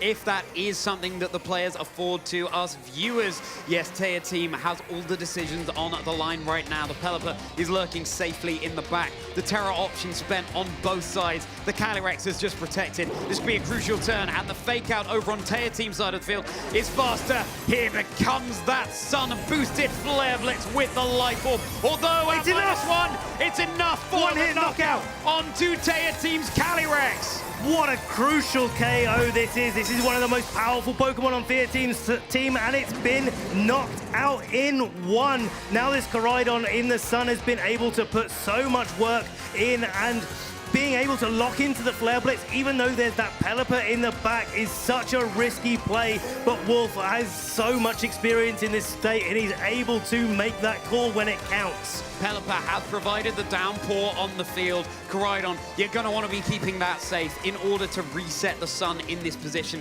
But then the Incineroar over on Wolf's side can't threaten the Pelipper over on their team side with much at all. Not at all, and now there is the opportunity for Wolf to just go for super effective collision courses into the Incineroar. Incineroar usually one of those Pokemon that can really switch into a lot of attacks, but Koraidon, the restricted of choice, is one of those ones that could really do a lot of damage to it.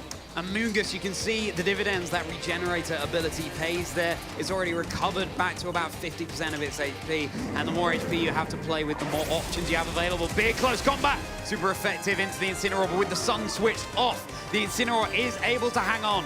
And it's going to drop its defenses down, so it is more vulnerable. Could Wolf's main damage dealer be knocked out this turn? Well, it's not going to be by the Weather Ball, because Incineroar instead is going down. Incineroar down for Wolf, and just the 2 Pokemon in the back for both of these. One Pokemon in the back for Tear Team, 2 for Wolf. Parting Shot mitigating this Koraidon's damage output even further. The Koraidon really needs to get itself off the field unless Wolf can trust the Amoonguss and whatever Pokemon is lurking in the back for him. Especially because it's the Life Orb rather than a clear amulet that's more common on Koraidon. Intimidate and Parting Shot are working a treat in this matchup for Fear Team. He's just been able to pivot into that Clefairy.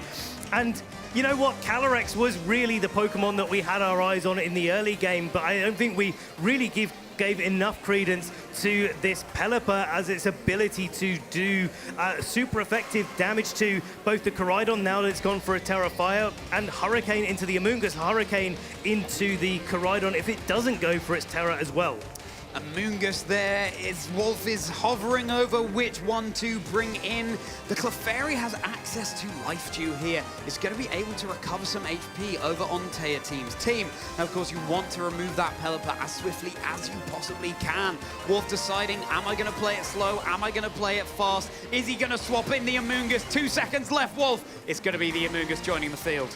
And be able to redirect attacks away from the Koraidon, but I think the Amoonguss coming into the fray does mean this Pelipper's going to be more likely to want to go onto the offensive, because you really don't want to have that Clefairy to be put to sleep because of the follow me that it affords onto the team, because of that extra healing with the Life Dew. It's such an important piece, and especially, let's not forget the Friend Guard ability that it has to just help Pelipper stay alive and be able to take these attacks. But if you get Tear Team down to just the Clefairy, it cannot do any damage to your side. Tear Team's going to be well aware of this, though. Potentially even going for a Protect on the Clefairy, baiting that slot. Koraidon now finally gets out of there, ready to take us into the sunshine once more in a later turn. The rain's still hammering down, and there's the reveal of the final Pokemon. Focus / Fluttermane. Rage Powder coming out on Amoonguss and redirecting attention away from the Koraidon, but Fear Team not falling for that, just playing it nice and straight, knocking out that Amoonguss with a Hurricane, and that's a big deal. It takes Wolf down to 2 Pokemon remaining. Life Dew coming out from the Clefairy, but it looks like that Koraidon's going to be able to come in and set up the sun. Tear Team, it's official, has won the weather war here. Koraidon's going to come on and bring the sun with it, but Pelipper can always switch out and back in to reset it. And once more, we have been shown that losing your restricted Pokemon early doors doesn't necessarily mean a defeat, but there's still so much more action to play for in this first game. This is really quite difficult for Fear Team to be able to navigate. I think you definitely want to try to preserve the Pelipper as much as possible, but if you switch out the Pelipper into the Incineroar, you get an Intimidate, you then do win the Weather War against the Koraidon, of course, but then in doing so, you might have a little bit of a trouble with Clefairy being targeted and knocked out by Wolf. Yeah, you have to switch out the Pelipper and back in, so Wolf is afforded 1 turn of sun at least here to do as much damage as possible. There it is. That's the Pelipper switch. Real luxury for Wolf to know that this Clefairy cannot damage his Pokemon as the Incineroar comes in. It's on such low HP. Really, any attack coming out here will be enough to secure the knockout. And the next turn, you get all important damage onto the Clefairy. But no, Clefairy going for its Protect.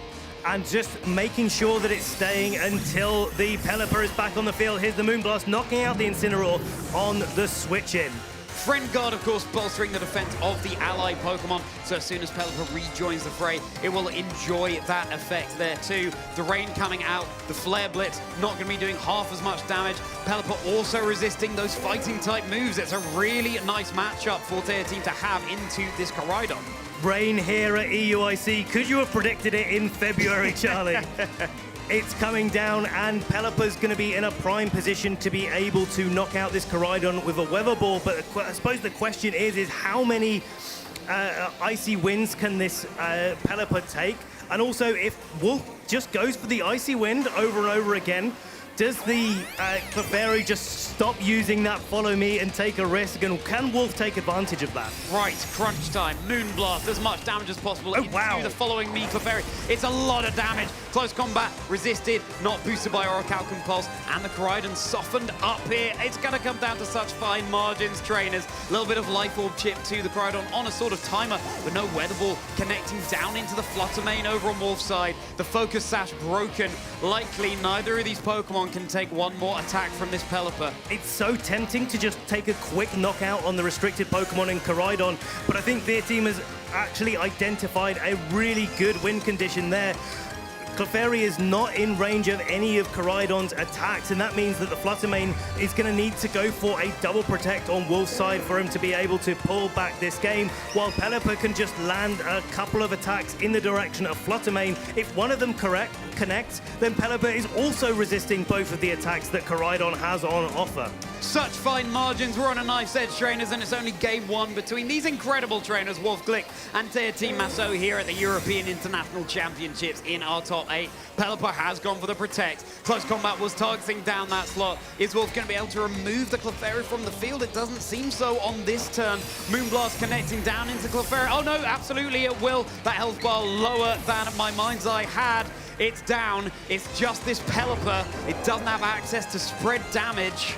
Wow, this is going to be coming down to the wire here. This Flutter Mane carrying the Focus Sash is trained in its special attack to do as much damage as physically possible, and that's why it was able to do so much to this Clefairy. Now, Fear Team could have gone for a double protect there to try to bait the protect onto the Flutter Mane, but instead it was the probably just going for a Life Dew, trying to reactivate the Focus Sash on the Pelipper, give him a little bit of an extra chance. That's a really good point, Ben. Yeah, if that Pelipper had got back up to full HP, then the Focus Sash is in play once more.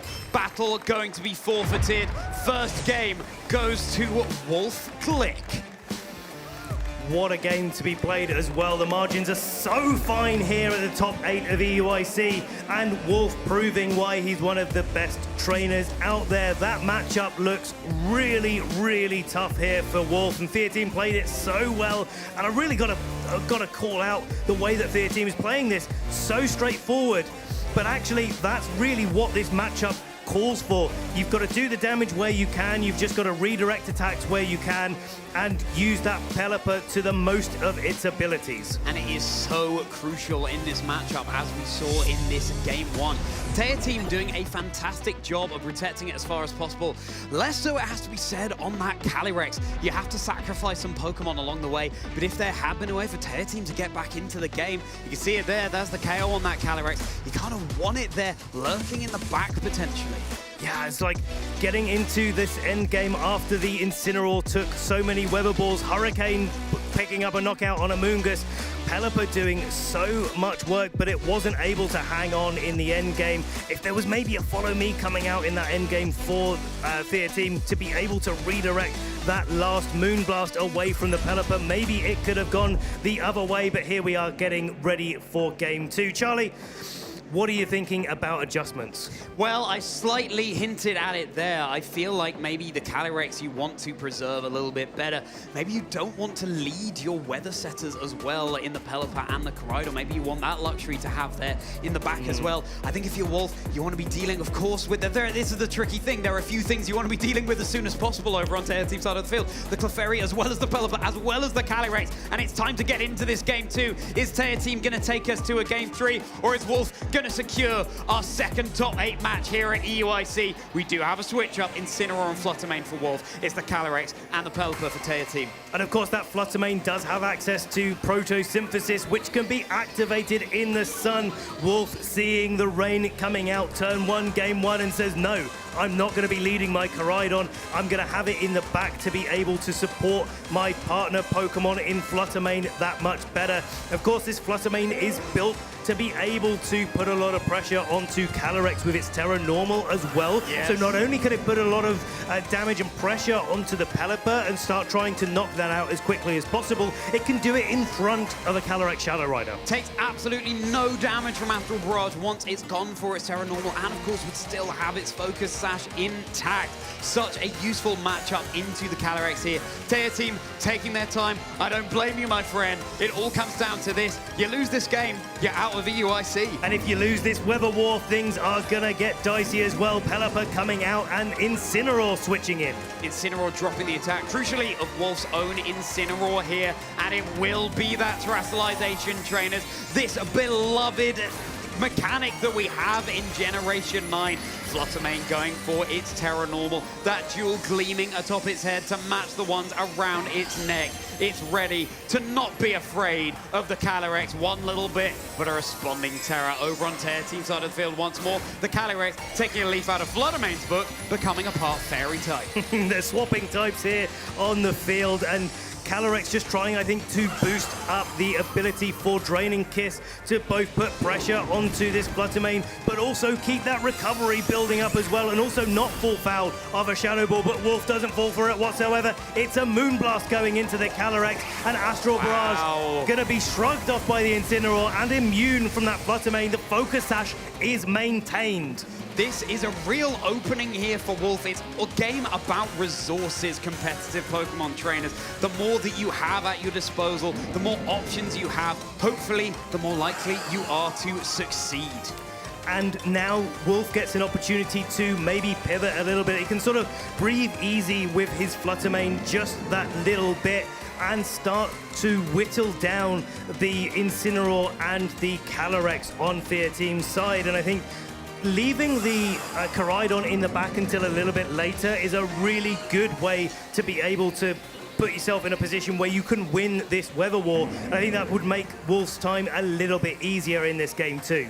Seems like Parting Shot might be coming out into this Calyrex. There was no secondary effect of the special attack drop from Moonblast on the previous turn, just weakening the Calyrex as much as possible, and indeed the Terastallization option. But no, Protect coming out from Tear Team's Calyrex here, not wanting to lose it quite as easily as in the previous game, as Tear Team goes for a Parting Shot, giving Wolf's own Incineroar a taste of its own medicine, dropping its physical attack.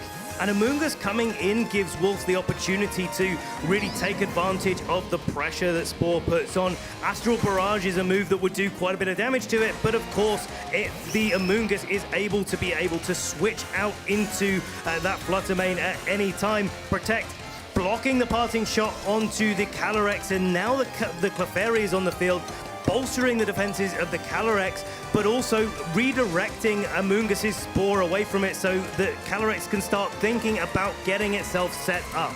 And the Fluttermane, really, the Calyrex took the Moonblast that the Fluttermane dished out really quite well. It's going to take them even better with the Clefairy's Friend Guard online. A couple of bulky Pokemon now in the field for Tear Team, what with Friend Guard bolstering Calyrex's defenses. Wolf, now Tear Team's got Wolf in a position where two Pokemon are on the field that don't do the most damage when Wolf wants those defensive Pokemon out the most.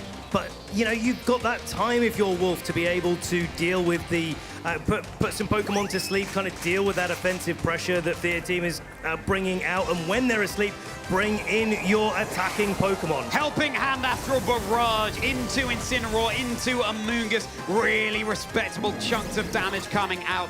but the Calyrex leaves itself vulnerable to have that special attack dropped. Helping Hand will still bolster whatever move the Calyrex locks into, but it won't be helping quite as much. And no follow me means the Amoonguss's Spore could go into the Calyrex this turn instead of going into that supportive Clefairy. So could be a real indication, a real step forward in this match. There it is! Spore, the Calyrex is going to be taking a snooze on the field here. That is the status condition that arguably gives Wolf the most opening in this match. That Calyrex is going to have at least one turn of sleep on the field where it's going to be able to do absolutely nothing. Could have after that a couple more as well, or it could have an early wait, but a really nice opening here for Wolf. Once more, the Pelipper lurky in the back, the Koraidon lurky in the back, ready to switch up the weather at any point. And this Amoonguss is ready to go on the offensive as well, because with two fairies in front of it, a Sludge Bomb would be doing a lot of damage.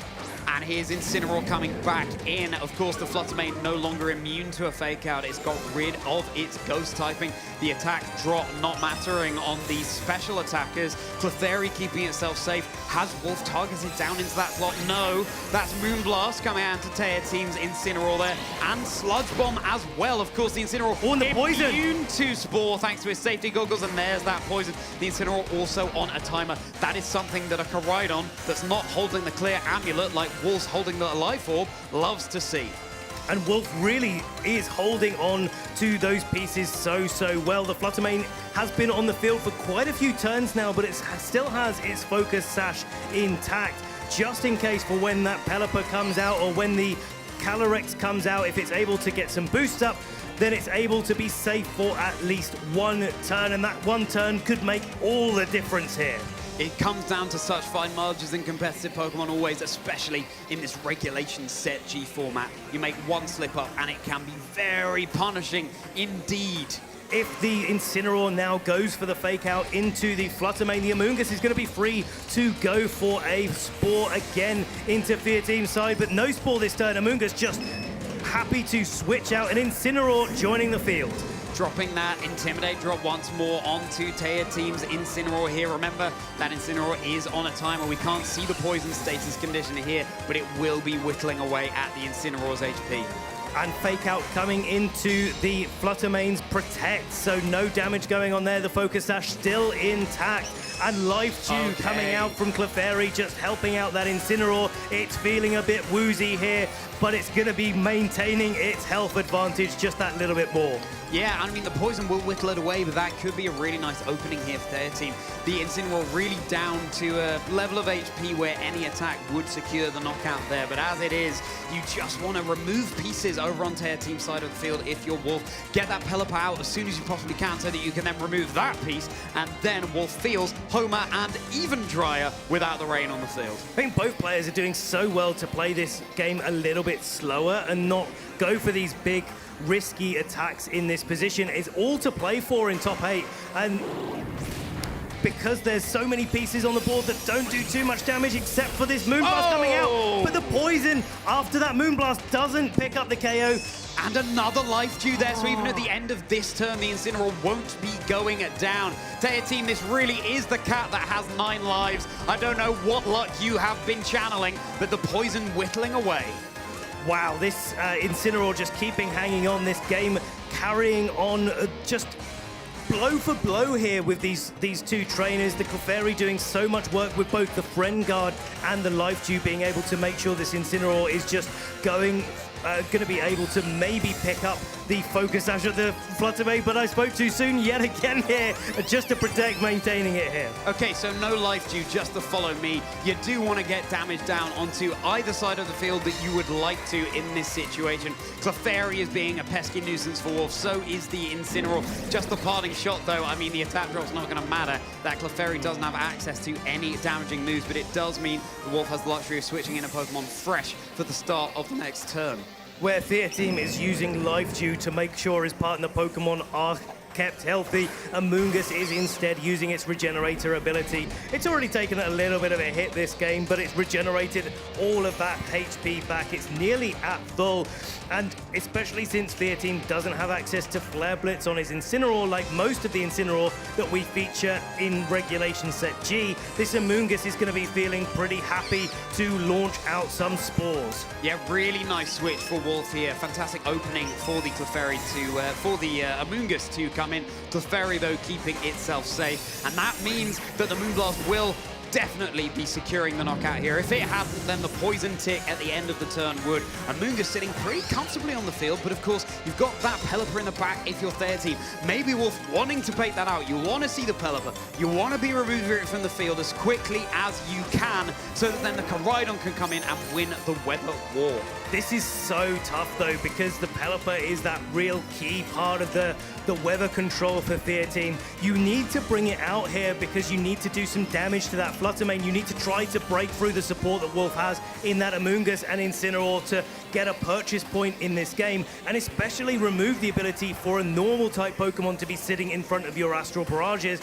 And I think what Wolf's doing so well is just keeping that in play, making the Calyrex just have to decide if it comes onto the field, like, do I go for an Astral Barrage to knock out the partner of Fluttermane, or do I have to just go for the Draining Kiss or set up some Calm Minds and not really make too much progress? Right, so follow me from the Clefairy coming out here. Seems like a Spore may well be redirected into that slot, as well as a Moonblast is taking a good chunk of damage. Hurricane into the Amoongus. It should be enough. No, the Amoongus hanging on with 22 HP, but it does get the Confusion. The Confusion could be big here. Amoongus going to be able to get this Spore off or hit itself in Confusion? Let's find out, trainers. Spore or Confusion? It's going to be the Spore. Clefairy shut down. No more redirection on the field. I'm sure Wolf is breathing a sigh of relief that that Spore was able to come off, because removing the option for Fear Team to go for its redirection really does cause Fear Team a lot of problems in this spot.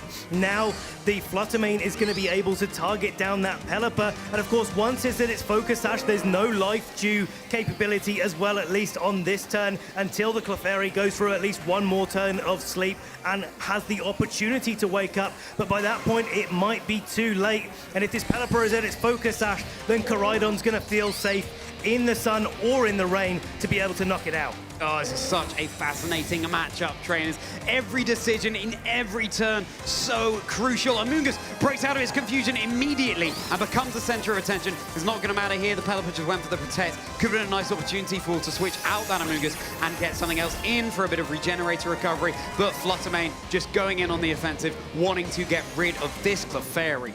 On its guaranteed turn of sleep as well, whittling it away so the Pelipper isn't able to protect itself, or switch out, and Koraidon can come in the end game, go for its Flare Blitzes. It won't be a Terra Fire Flare Blitz because the Fluttermane has used up the Terra this turn, but I think it'll probably be enough, especially with that Friend Guard removed from play and Pelipper removed from being able to reset up the rain.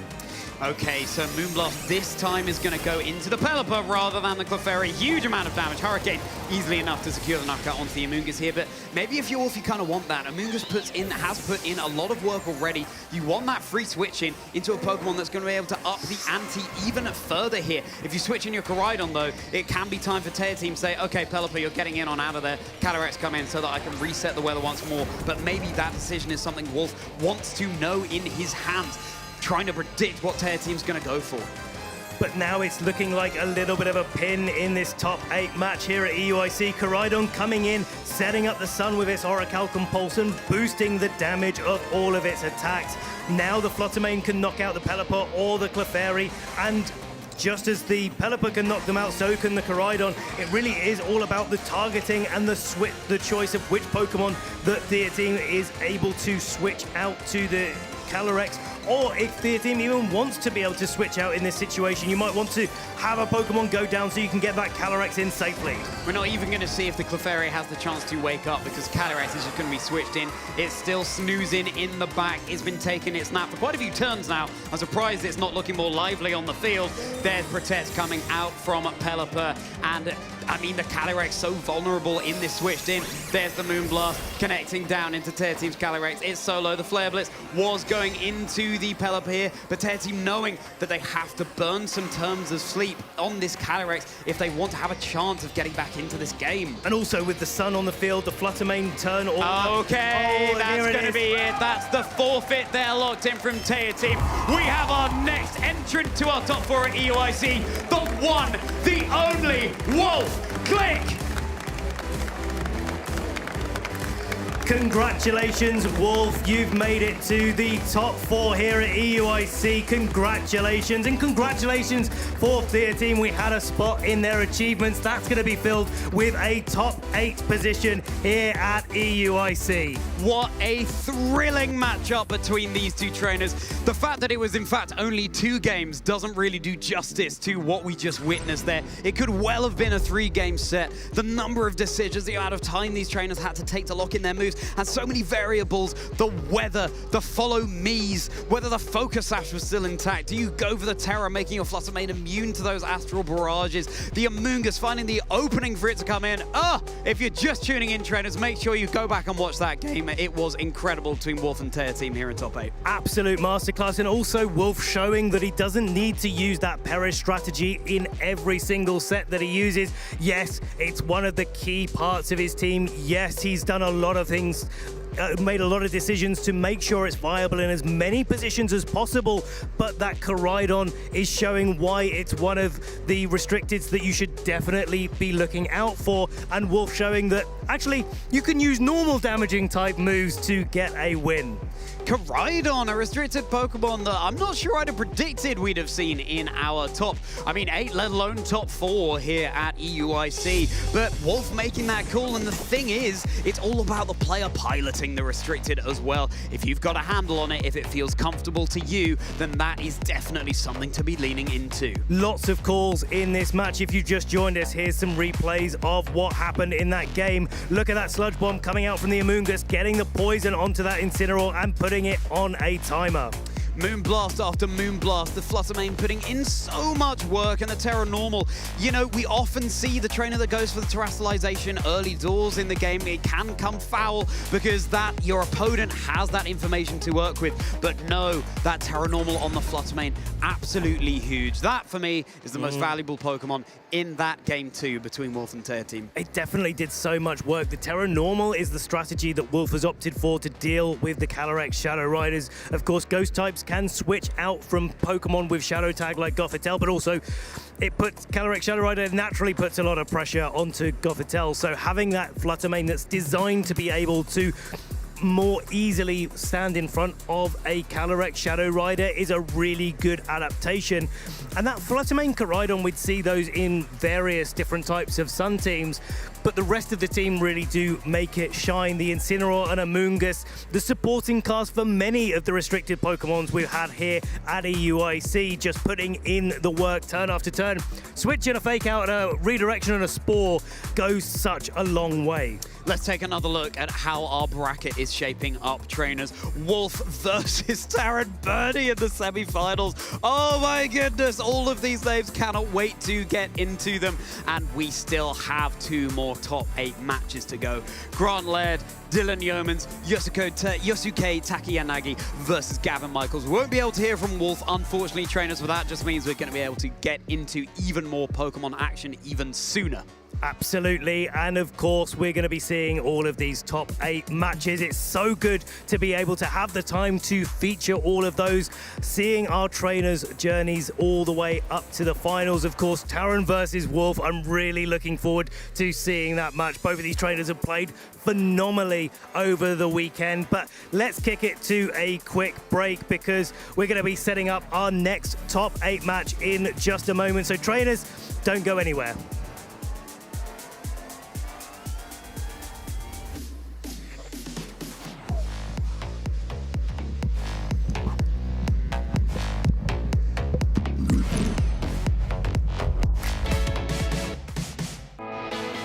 Hey, this is Spraggles. We're roaming around EUIC and we're handing out some packs. That's a pack. Let's go.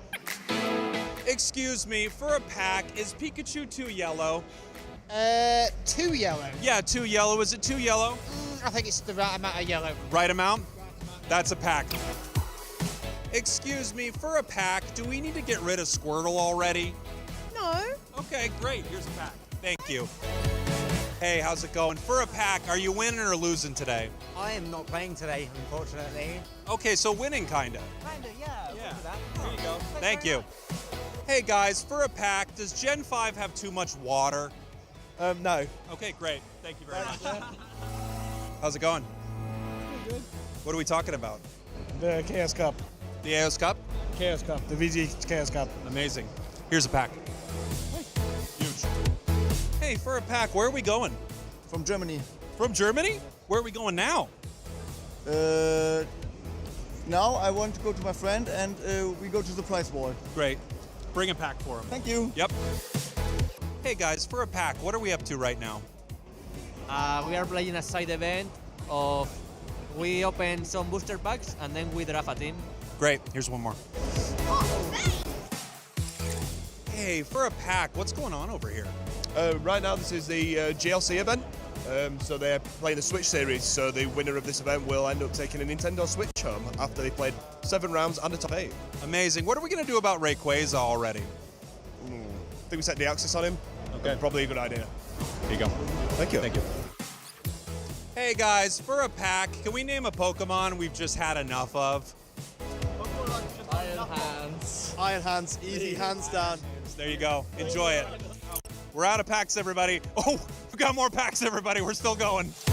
Hey, for a pack, what's a Pokemon that should be a dog but's not? Should be a dog. Yeah, but it isn't a dog yet.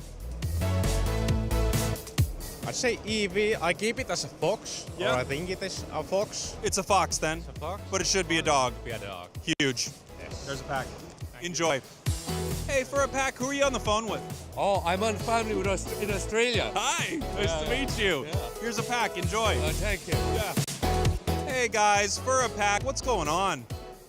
Not much. Agreed. Take it. Enjoy. Hey, for a pack, what's a Pokemon that should be more pink? Umbreon. Agreed. Good call. Enjoy. Hey guys, for a pack, can you name a Pokemon that's in Pokemon Go? Mewtwo. I believe it. Here you go. How about a Pokemon in Unite?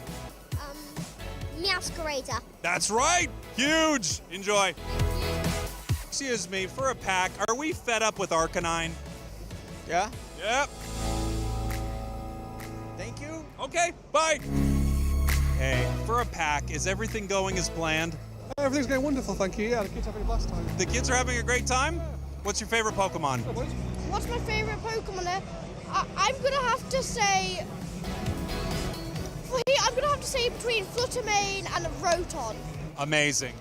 Here you go. And for my last pack, what's wrong with Fluttermane? I don't know. I don't know either. Probably nothing, right? Enjoy. Fluttermane's a great Pokemon. Okay, Fluttermane's a great Pokemon. And now we're out of packs. Goodbye.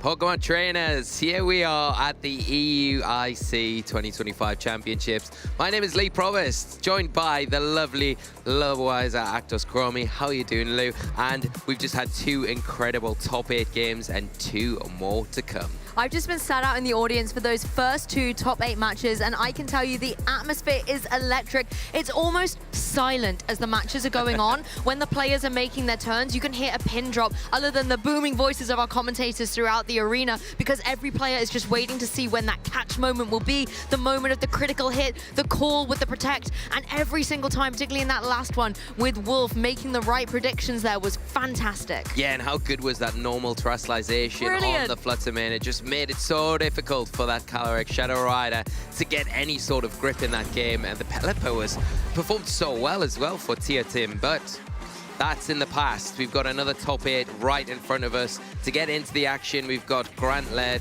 going up against Dylan Yeomans as well. Super excited to see this match. Dylan, they were able to achieve a regional top 64 finish in Birmingham earlier this season, and Grant, who we were able to showcase earlier on the broadcast, has so many top 32 accolades, but here at EUIC was able to break that curse as it was coined, and is now in our top 8 trying to get into top 4. Yeah, both these trainers are going to be able to add that top 8 to their resume. One of them will be able to add a top 4 at the very minimum.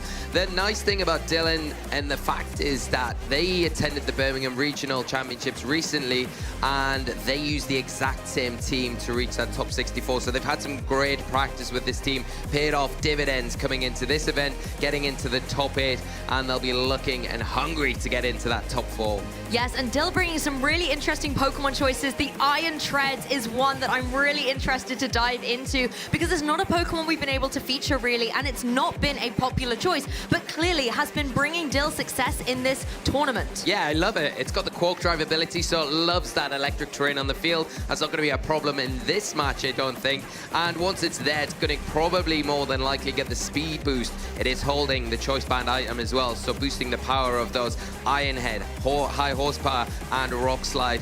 Obviously the Steel Roller as well, which is a really nice way to get rid of the terrain in certain not so great situations. Well, Grant, we were featuring on the broadcast earlier, and it was you and myself behind the desk, so we're quite familiar with this team. An almost hybrid taken from Luca Cherubelli's world-winning team back in 2014, but with a few adjustments with the Grimmsnarl and the Entei. Yeah, and you could see how that team performed earlier. The Grimmsnarl pivotal to a lot of their abilities to allow those big hitters like the Entei, the Miraidon, and of course that Choice Band Urshifu to function with that protection from the screen support, the light screen, the reflect, and also that speed control that can be so detrimental to your opponent in the Thunder Wave. I really enjoyed seeing that Grimmsnarl be so dominant in that previous game, and I wonder if things like the Thunder Wave as the speed control option are going to be relevant in this matchup for this top 8 match. The Entei as well has been a really interesting choice. We often see it running the Choice Band, for example, but that's on the Urshifu here that has allowed Grant to be able to deal so much additional damage, and even if you're just going for the U-turn, that significant extra bit of chip can be critical. Yeah, it can be, and it really proved to be that critical against Franchesco earlier on when Grant was making their way towards this top 8. Dill, on the other hand, does have a way to deal with it quite effectively in that Iron Treads. It's not only got the Steel typing for super effective damage, but it's got the Ground typing as well to give the alleviation from that pesky Thunder Wave attack that Grant has lent on pretty heavily so far in this tournament. Really like to see that, and the Steel Roller, one of these moves that's able to remove terrain from the field, I think is a really nice call coming into this meta. For this matchup, not necessarily going to be relevant except for the Miraidon. That's the one Pokemon that you're going to maybe try and want to remove the terrain from to neutralize the offensive pressure Miraidon can get from being in the terrain. Yeah, and you look at the differences between the teams. Obviously, they're both running Miraidon, both running the Iron Hands, but then the Urshifus are slightly different. Dill leaning on that single strike Urshifu, and it's got a little bit of a security blanket in that Focus Sash as well, which will allow it to hopefully get a Wicked Blow off, a Sucker Punch off at those last-ditch moments before it does go down. And the Wicked Blow, especially if it is boosted by that Terrestrialization, is going to be something to be very wary of if you are Grant.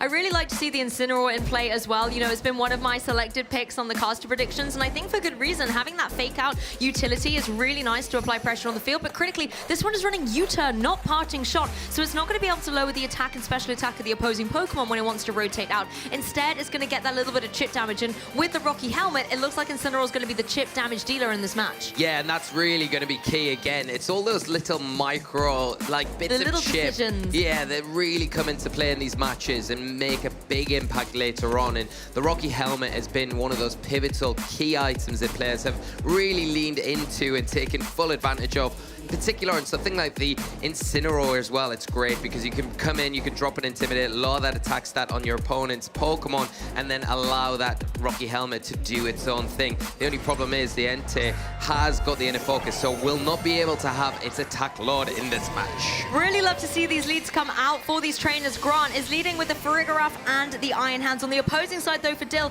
it is going to be the Iron Treads and the Miraidon. This is a really nice situation for that Quark Drive to get activated. Yeah, it is, and you can see it activating now. The Iron Tread's in a position where it can start putting on a lot of pressure, especially with that high horsepower into something like that Iron Hands. It is not going to want to contend with a choice-banded high horsepower, especially going into turn 1. And you have to be careful. You can't lock straight into something like Fake Out to get around these two threats on Dill's side of the field, because Dill could easily switch out into the Fergraph of their own and use that Armor Tail to get around what the Iron Hands is trying to do. Well, speaking of the Armor Tail Pokemon, it's giving a helping hand to that Iron Hands. The high horsepower come through. That is a one-hit KO. What a way to start off this match. That Iron Tread's really paying off. Wow. I see you, Iron Hands. I know what you're trying to do, but we're not going to allow it. High horsepower, one-hit KO, and the Miraidon hightailing it out of there with that Volt Switch. A great start for Dill in this game. If this is how the match is going to carry on, I am going to lose my voice for sure. That was such an explosive start, so dynamic.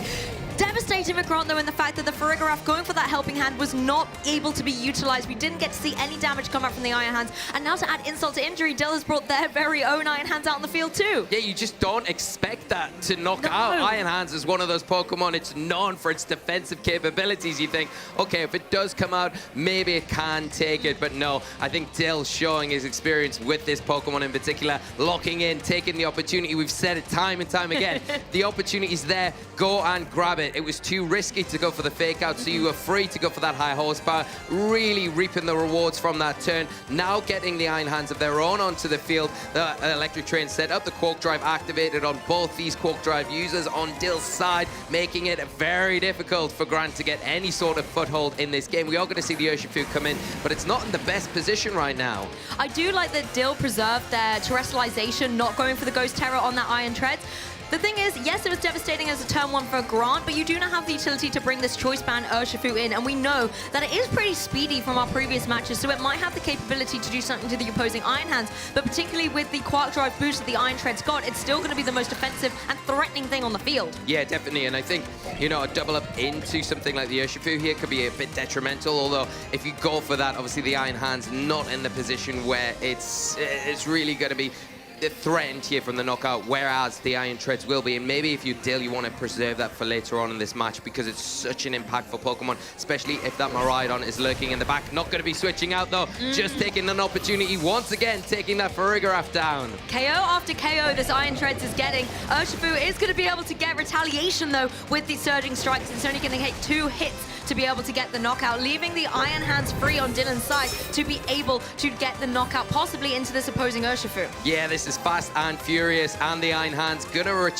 retaliate here, you know, with a low kick, and it's gonna be decent damage into that Urshifu. And what you would say is, oh yeah, well, Dill's lost the Iron Treads, but if you said at the start of the match, okay, you take the knockout on your Iron Treads, but in return you get 2 big knockouts on your opponent's side, you take that all day long. Dill setting this up perfectly. The Miraidon's coming onto the field now. Obviously, the Electric Train active, so that Hadron Engine active.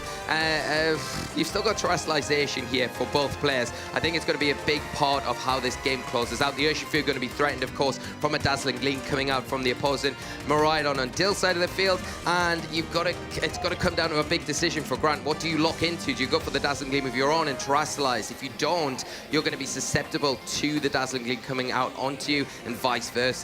Yeah, so Miraidon in a key position now to try and get some big damage off. But it's the same for both the Miraidons here in this mirror situation. And depending on how they're trained, one of them's obviously going to have the advantage speed-wise over the other. But terrestrialization is going to take to the stage. This is where some defensive plays can be made. And it's going to be the Miraidon going into that Terra Fairy. Yeah, and you know the one thing that is going to happen is that Urshifu, as long as it stays on the field, it is choice lock. Now the Miraidon going to be choice locked as well. But we are going to see a response from Grant's side as well. Looks like the Miraidon going to follow suit and go for its terrestrialization of its own into that Fairy Terror type, and maybe a couple of Dazzling Gleams fired back and forth. Who comes out better from this turn? I like this from the Miraidon's kind of saying, well, I can do that trick too. As the Miraidon on Dill's side is able to get the advantage, going for this Dazzling Gleam, it's going to be able to get the knockout on the Urshifu, do a significant chunk to the opposing Miraidon, and depending what the Iron Hands wants to follow up, maybe something like a Heavy Slam would be able to get some decent damage in play. Miraidon is going to go for this Electro Drift, however, into its counterpart across the field and take it down in one hit. That is a huge knockout, taking down the restricted on Dill's side of the field. It all comes down to this Iron Hands. Again, it is going to be able to retaliate. Is it with the Heavy Slam? Does he predict the terrestrialization? No, it is the low kick, and it does manage to just hang on. Even though it's a resisted hit, because of the way low kick operates with the weight of the Pokémon Miraidon definitely being pretty sizable, it still does a significant chunk, and another one is not going to be able to be survived by that Miraidon. Yeah, I think Dill's done enough in this match where you say, okay, well, your Miraidon is active, but it can only go for that single target attack. You're not going to be able to pick up the Iron Hands with the Electro Drift. You're probably going to have to go after the Frigoraph. You leave one of these Pokemon alone, they've got enough in their tank to take down this Miraidon on only 23 hit points. Absolutely fantastic maneuvering by Dill here. The Frigoraph now on the field again. We know it to also be a reasonably bulky Pokemon, and Miraidon is locked in here, so it's not going to be able to get the KO on either of these Pokemon, particularly as we know Iron Hands is rocking that Assault Vest, as we've seen it do time and time again to resist all of these special attacks. Yeah, and I think if you're Dill here, you've got to be sitting really confident at this point going into Game 2, because it was such a dominant performance here. The Iron Treads used so well, and even the Miraidon, you're saying, okay, well, if you go for the Electro Drift, I'm going to get a return. I'm going to get your Urshifu, remove that from the field, and put your Miraidon in such a bad position that I can lock the game up no matter what. We do see the Electro Drift come out into the Frigoraph. It does pick up a knockout, tying up the scores right now, but again, the Iron Hands left alone for the low kick to close this matchup, and Dill takes Game 1. That's very good information, though, for Grant. Even though you know you were kind of losing the end of that set because of the way Dill had positioned their Pokemon, knowing you can get the one-hit KO on that opposing Frigoraph, it's just good information to have going into Game 2. Yeah, definitely, and I think all the information you can gather, even though you did come off on the wrong side of that result, is going to be valuable going into Game 2, and you've got to really reassess what you want to do going into this next game.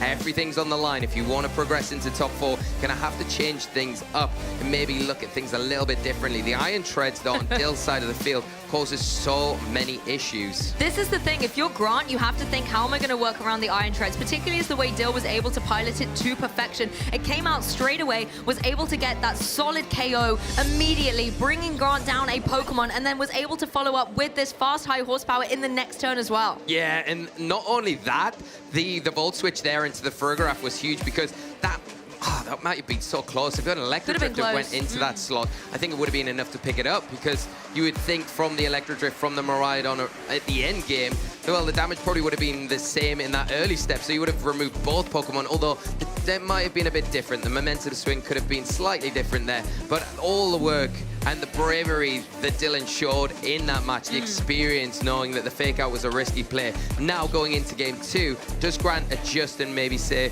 okay, I'm going to call your bluff. I don't think you're going to bring the Frigoraph in on the field. And maybe then Dylan thinks, well, just to be safe, I'm going to switch in my Frigoraph. So this is where the mind games all come into it. We know what 4 Pokemon both trainers brought to that game.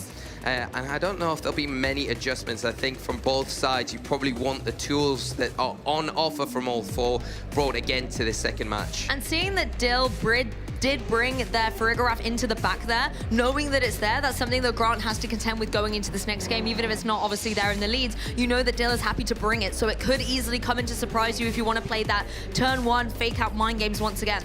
Taking a look at Grant's Pokemon though, which ones have the capability to shut down the Iron Treads? Because particularly when it gets that speed boost from the Quark Drive, it's almost unstoppable. It's got to be the Urshifu, but the problem is with the Urshifu, because it's not got a sash, it's not got a scarf, the Miraidon causes you all sorts of issues where if you see the Iron Treads and that Miraidon lead, then, well, things get very tricky very, very easily. You could go for the Terrestrialization, of course, to alleviate that electric weakness, but then Dill might see through that and just drop a Draco. That has happened before, and the Iron Treads is front and center again. These trainers are battling it out to get into top 4 at the European International Championships. Miraidon on Dill's side is setting up that beautiful electric terrain that's going to give the Iron Treads a Quark Drive boost, making sure that it's got that edge when it comes to speed, but at the same time, you're enabling the Iron Hands to get its Quark Drive activated, and you're going to be giving it an attack boost. I think if you're Grant, you can't allow your Iron Hands to go down so easily here. I think you've got to utilize that fake out, because if you don't, you get punished for it. But again, do you go for it? Because if you do, and you get caught out by a Farigiraf switch in, and the Iron Tread says, yeah, that's all right, I'm going to block that with my Armor Tail. Here is my Armor Tail coming out with a high horsepower.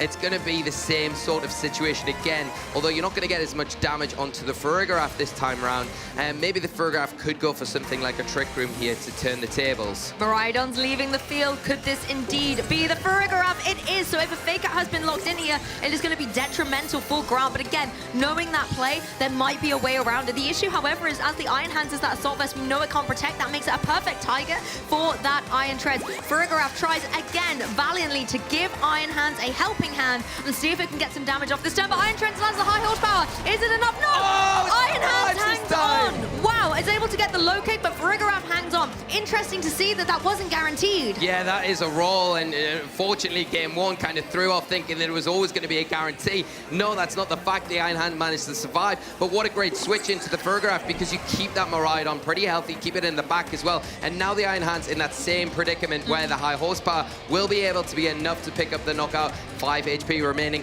and it leaves the Farigiraf in a position where it can support a little bit more, or maybe Dill takes an advantage where it's not really so threatened on the field. I can maybe get something in like the Miraidon back onto the field once I've removed that Iron Hands, and in a position where I can start Volt Switching, getting some extra damage off. Iron Tread's just not stopping here, says Iron Hands, you need to go down, follows up with the high horsepower, and this time we'll be able to get the KO. But Farigiraf is then going to be relatively unscathed. The opposing one, however, goes to Roar and says, go out of here, get rid of your electric seed boost, go away and get that defense reset when you come back onto the field. A really nice play. All the style points here from Dill, knowing that the Trick Room could be the detriment of this game plan. Going for the roll, calling the Trick Room and saying, no, see you later, Farigiraf. I'm here to stay. Iron Treads is dominating. I have not seen Raw for a hot minute. That reminds me of VGC 2017. But now being able to see it come into fruition here and shut down that potential Trick Room is a beautiful play. Farigiraf is, however, back on the field though now. Yeah, it is on the field, and it's in a position where it could go for that Trick Room again. But the Urshifu in that position where it could go for a Surging Strikes. We've seen the damage onto the Iron Treads. Iron Treads probably not able to pick up the knockout onto the Urshifu with a high horsepower. This situation may want to switch out, and if Grant sees through that, could go for the Surging Strikes into something like the Farigiraf here, set the Trick Room up and get that kind of dimensions flipped to the Urshifus in that more preferable situation. So not as easy for Dill in this situation, but we are seeing a helping hand from that Farigiraf. No Raw this time. Instead, the support helping out the Iron Treads that connects this high horsepower. The Farigiraf doesn't have its defense boost, but it doesn't need it in order to stay in the game. The U-turn is a beautiful play by the Urshifu. You can deal that damage and get the knockout on the opposing Farigiraf while allowing you to do a little bit of pivoting as well. So Urshifu will return, and we're going to see the fourth and final Pokemon coming through for Grant. Yeah, and it's got to be that Miraidon. We see it there. It is going to come onto the field. The problem here is you set the Trick Room up, okay? But there's not many turns of electric terrain left. So can this Iron Treads get through maybe one more turn, right? And if it can survive through the electric terrain, then under the Trick Room, it's going to be slower than, it's going to be faster than the Miraidon, so then threatening. And also you've got the Iron Hands to come in, which is a perfect play from Dill, because they're going to be able to start pressuring with that Pokemon, and it almost forces the Miraidon. What do you go for? Do you go for the Terastallization? It is risky, right? But you need the boost for the Dazzling Gleam, especially with a helping hand into the Iron Hands. It's a tricky situation. The Trick Room, a bit of a double-edged sword, but the Miraidon is the big threat at the minute. The Farigiraf not really posing too much of an offensive threat. The Iron Treads is something that I think Dill probably wants to preserve as best as possible because of that ability to do so much damage, right? That's the thing, there's a lot of offensive pressure on the field, and whether or not when the electric terrain goes, the Iron Treads and Miraidon have a different interaction, that's going to be something interesting that Grant has to consider, because if you set up that terrain, you want to be the one capitalizing on it. You don't want to give an advantage to your opponent like the Iron Hands on the side for Dill. Yeah, and we are going to see going right down to the last second to make these decisions here. And in response to that, a big Terastallization, and it looks like it's coming from Grant's side of the field. Yes, the Terastallization coming through on that Miraidon, once again dropping his weaknesses and turning into the Fairy type.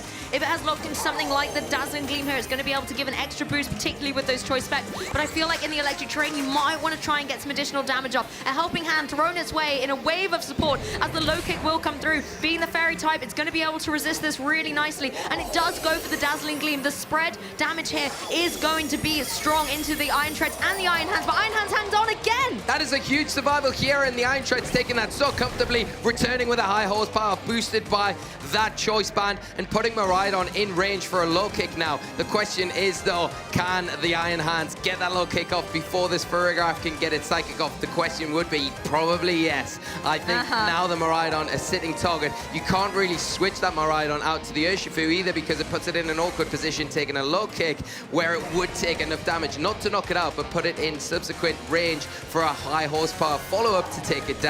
Of course, the Frederik does have the utility to work well in Trick Room with something like a Psychic, but unfortunately the Iron Hands is going to be able to have the advantage. So I feel like if you're Grant, you need to switch your Miraidon out to keep it in the game. Yes, you're going to run the risk that something like your Urshifu is going to take a lot of damage, but who do you want in the game to get the damage at the end of the day? Yeah, and that's it. I think you've got to make that decision right now. Frederik, the Pokemon leaving the field for Grant, is it the right decision? Urshifu making its way onto the battlefield.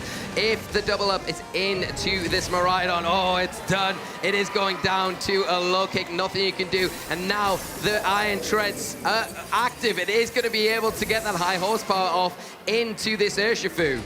Yes, it looks like it's aiming down to it, but it does manage to connect there. Will be able to do significant chunk to the Urshifu, but it is able to hang on as the electricity leaves the field. So those Quark Drives are now no longer valid. They are going to wear off both the Pokemon on Dill's side of the field. Yeah, the thing is now, I think that low kick, the high horsepower damage puts the Urshifu definitely in range of a low kick. So we'll go down to that, even if it terrestrializes out of it, which it can't anyway because the Miraidon's eating up the terrestrialization. The Frederik not able, it can get rid of the Iron Hands, of course, but it'll be going after it because the Trick Room setup, it's really come back to bite Grant in this match, and the Iron Tread's going to be in a position, once that low kick takes the Urshifu down, for the Iron Treads to wrap this up, and Dill potentially moving into top 4 of this tournament. Never thought I'd say that Iron Treads could be the unsung hero of a top 8 match, but it's really making a claim for it right now. Grant has got the back to the wall here and has to make some critical decisions to find a way to work around these Iron Treads. The Iron Hands as well, refusing to go down. One way you can work around the speed is by going for those priority moves, something like an Aqua Jet, for example,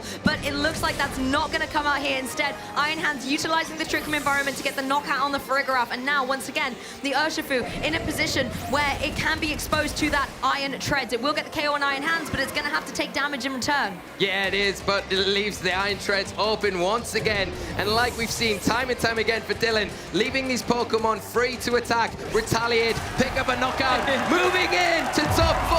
Dylan is our winner.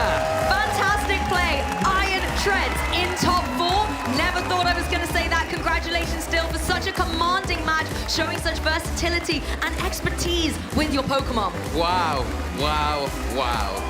What a performance from Dill. Just amazing from start to finish. Absolutely incredible.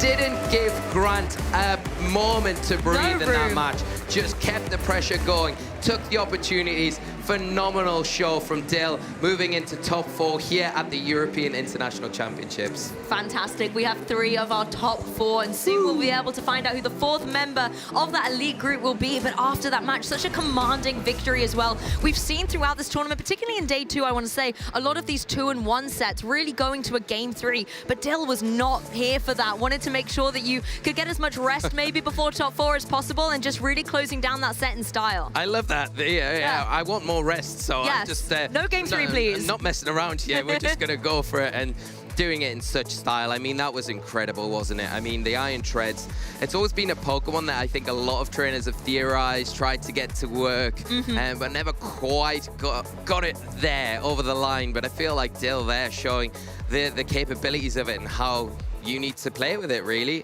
functioning so well. And making it impossible for Grant to get any sort of foothold in that match. And it's all about those team choices, isn't it?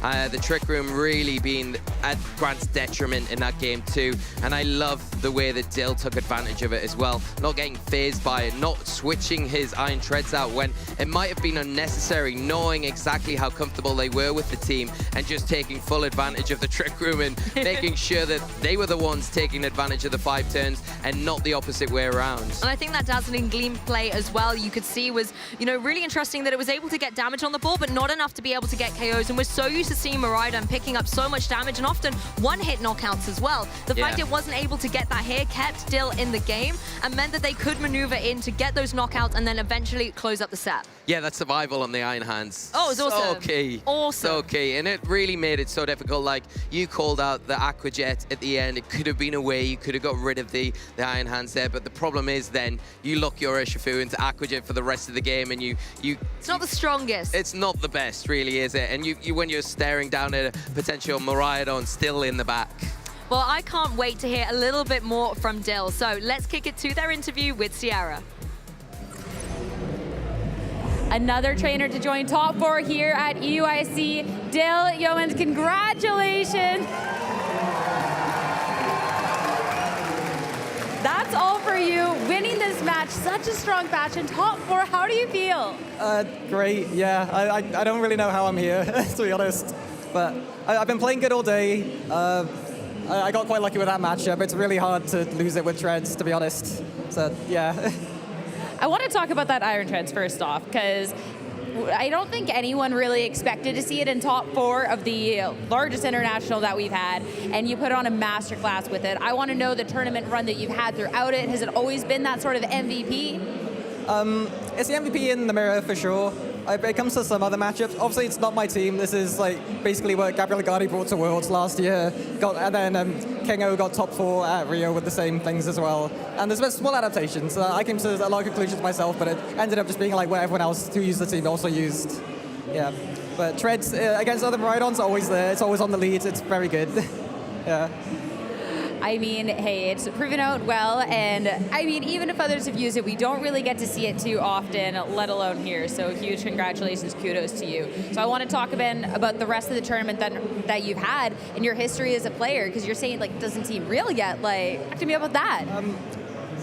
The rest of the tourney has been good. I had 2 losses in day 1, both like were pretty unlucky. In day 1, I clicked Draco 11 times, I only hit 6 of them. I've clicked it twice in day 2 and I hit both, or maybe it's 3 now. But so it's been better today. But yeah, I had some unlucky losses, but that's all I've lost to, I guess. Like, I've just been playing good all day. So yeah. Just Draco Meteor things, no big deal. So now you're the 3rd trainer, be moving on into top 4. How are you feeling? You already know 2 of those other trainers. Yeah, like I said before, I just can't believe it. Like, I'm trying to not think about it too much. I'm just like, I got another set to play. I like playing the game. I love playing the game. So just another set more against great players. Yeah, just sit down and get it over with. I was very nervous for this one, but then that kind of became excitement. And like, yeah, I think it's been good. I'm glad that it turned into an excitement. So last but not least, I know coming out here, a lot of people cheering for you. I want to give you an opportunity for any shout outs, anyone you want to thank. It's like my mind's blanking. There's so many people. Just thanks everyone who's spoken to me today, this weekend, like sent messages. Human Chris specifically for helping me build. Like, I'd never prepped with anyone else for a tournament before this. I yap a lot in a few Discords. Shout out to all the Poplios for putting up with that.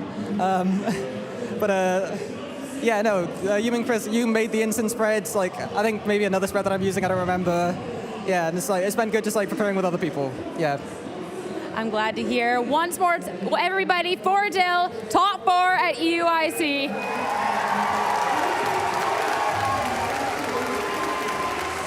Crowd going absolutely crazy, and still another top 8 match here. Right now, back to Cassius to get that started. Iron Treads, Iron Treads, Iron Treads. So exciting. I can't believe that it's in top 4. It was not on our cast predictions, not even on our radar, but it definitely will be going forward in the rest of the competition thanks to Dill.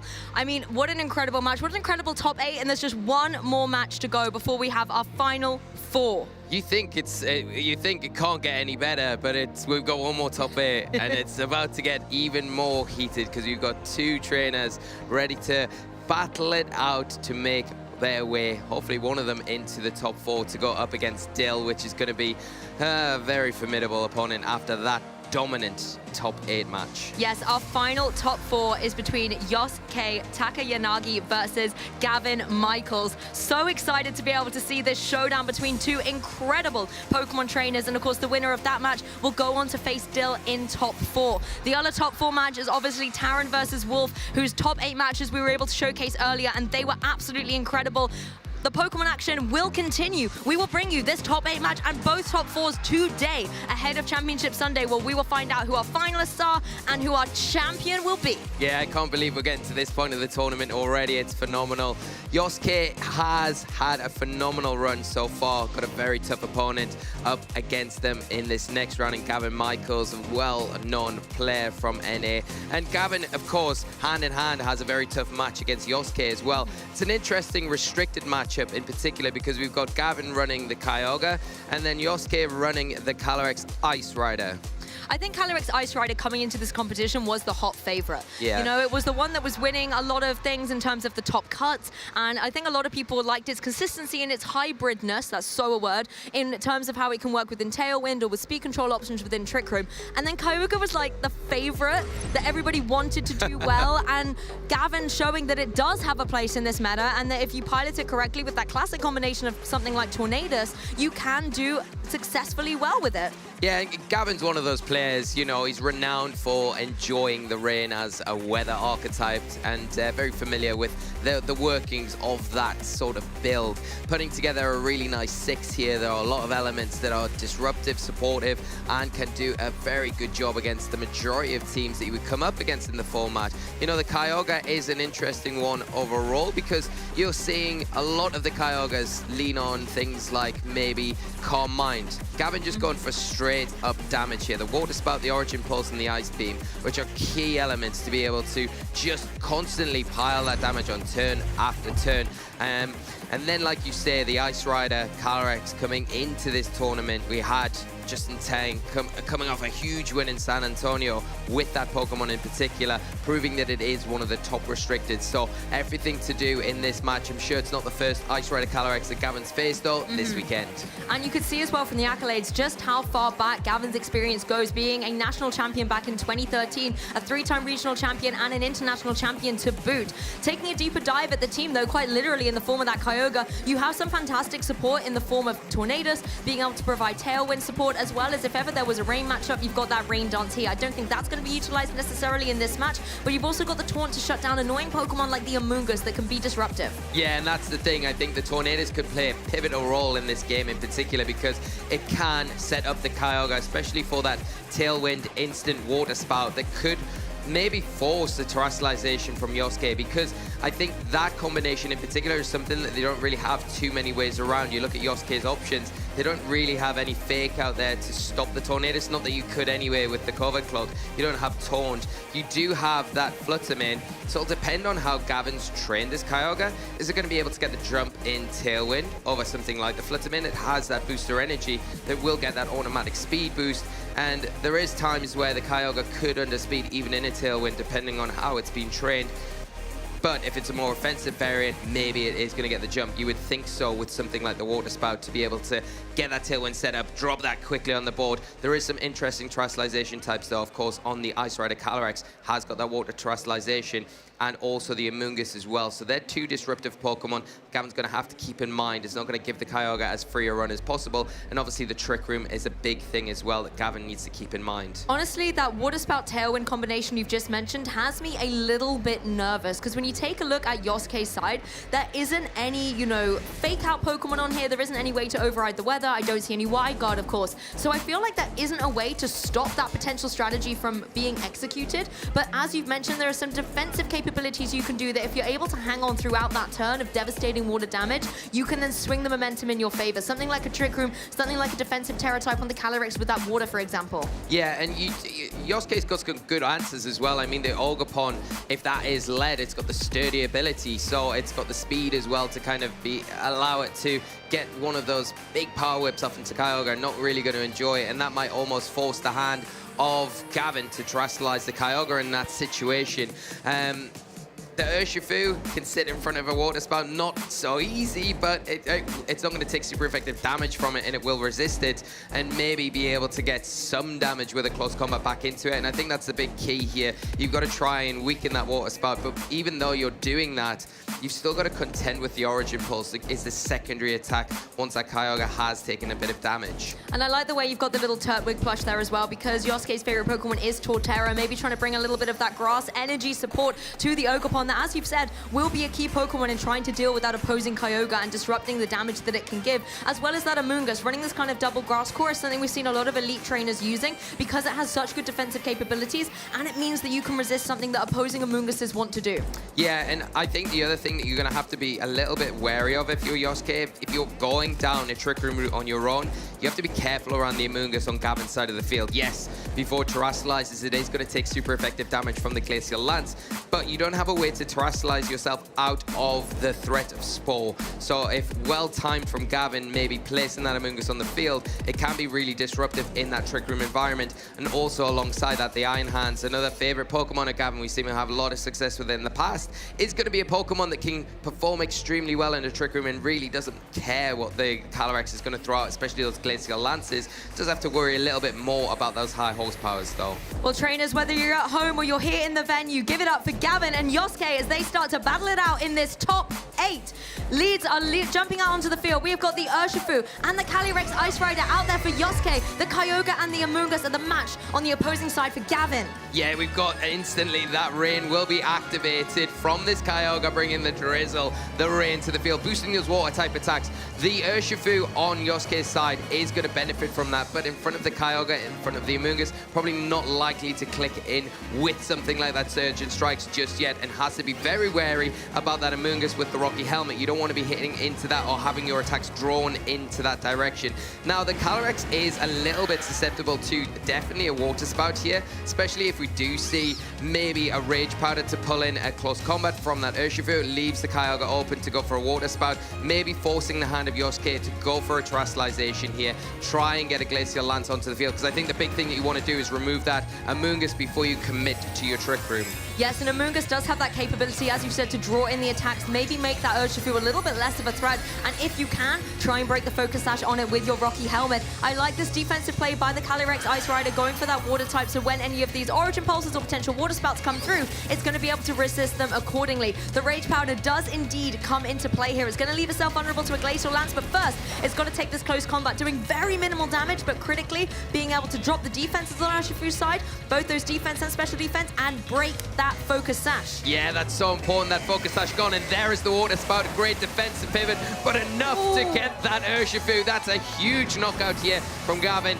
Are we going to see the Trick Room? Are we just going to see in retaliation a Glacial Lance? And it is. Is it going to be enough to get the Amoonguss? That's the question. It is enough after that close combat damage. I feel like the Amoonguss did its job though here, because you go for that Water Spout, you have now taken damage from the Glacial Lance. So if you're that Kyogre, you maybe want to shake it up a little bit now, because obviously Water Spout will be doing less damage the more damage you take. Critically though, you can see how much the Rain and the Mystic Water pay off to take down the Urshifu. Yeah, it's so huge. And now, like you say, you can lean a little bit more on your Origin Pulse. It's got a little bit of a shaky accuracy, but that's fine.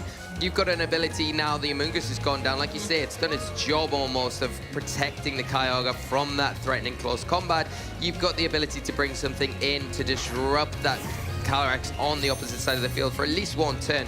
Fluttermane now coming in for Yosuke. We didn't see a Trick Room set up there. We did talk about the Trick Room being one of those options that could be leaned on a little bit if that Amoonguss does go down, but another issue is going to be that Iron Hands that has you sent to the field. It is going to threaten Fake Out Disruption onto that Calyrex, not so much onto the Fluttermane. And the Fluttermane in that awkward position, right, where it's not really going to cause too much of an issue for the Kyogre. The Moonblast, Dazzling Gleam do hit the Iron Hands for super effective damage, but it has the Assault Vest to get around that. I think you make a good point here. You know, it doesn't have the offensive pressure right now, so it's going to take the defensive Protect turn, as is the Calyrex Ice Rider. Maybe just trying to burn through another one of these turns of Rains, as well as that potential Fake Out on the Iron Hands, because that would have stopped the Calyrex in its tracks. I think critically as well, it's good that the Trick Room didn't go up, considering there was the speed boost from the Booster Energy on that Fluttermane, so kind of indicating that Yosuke wants to go a little bit more fast and offensive going into these next turns, but you've got to find a way to work around this rain. Yeah, and not only that, it's the Iron Hands that has hit the field with access to Wild Charge that is going to be super effective into that Calyrex. So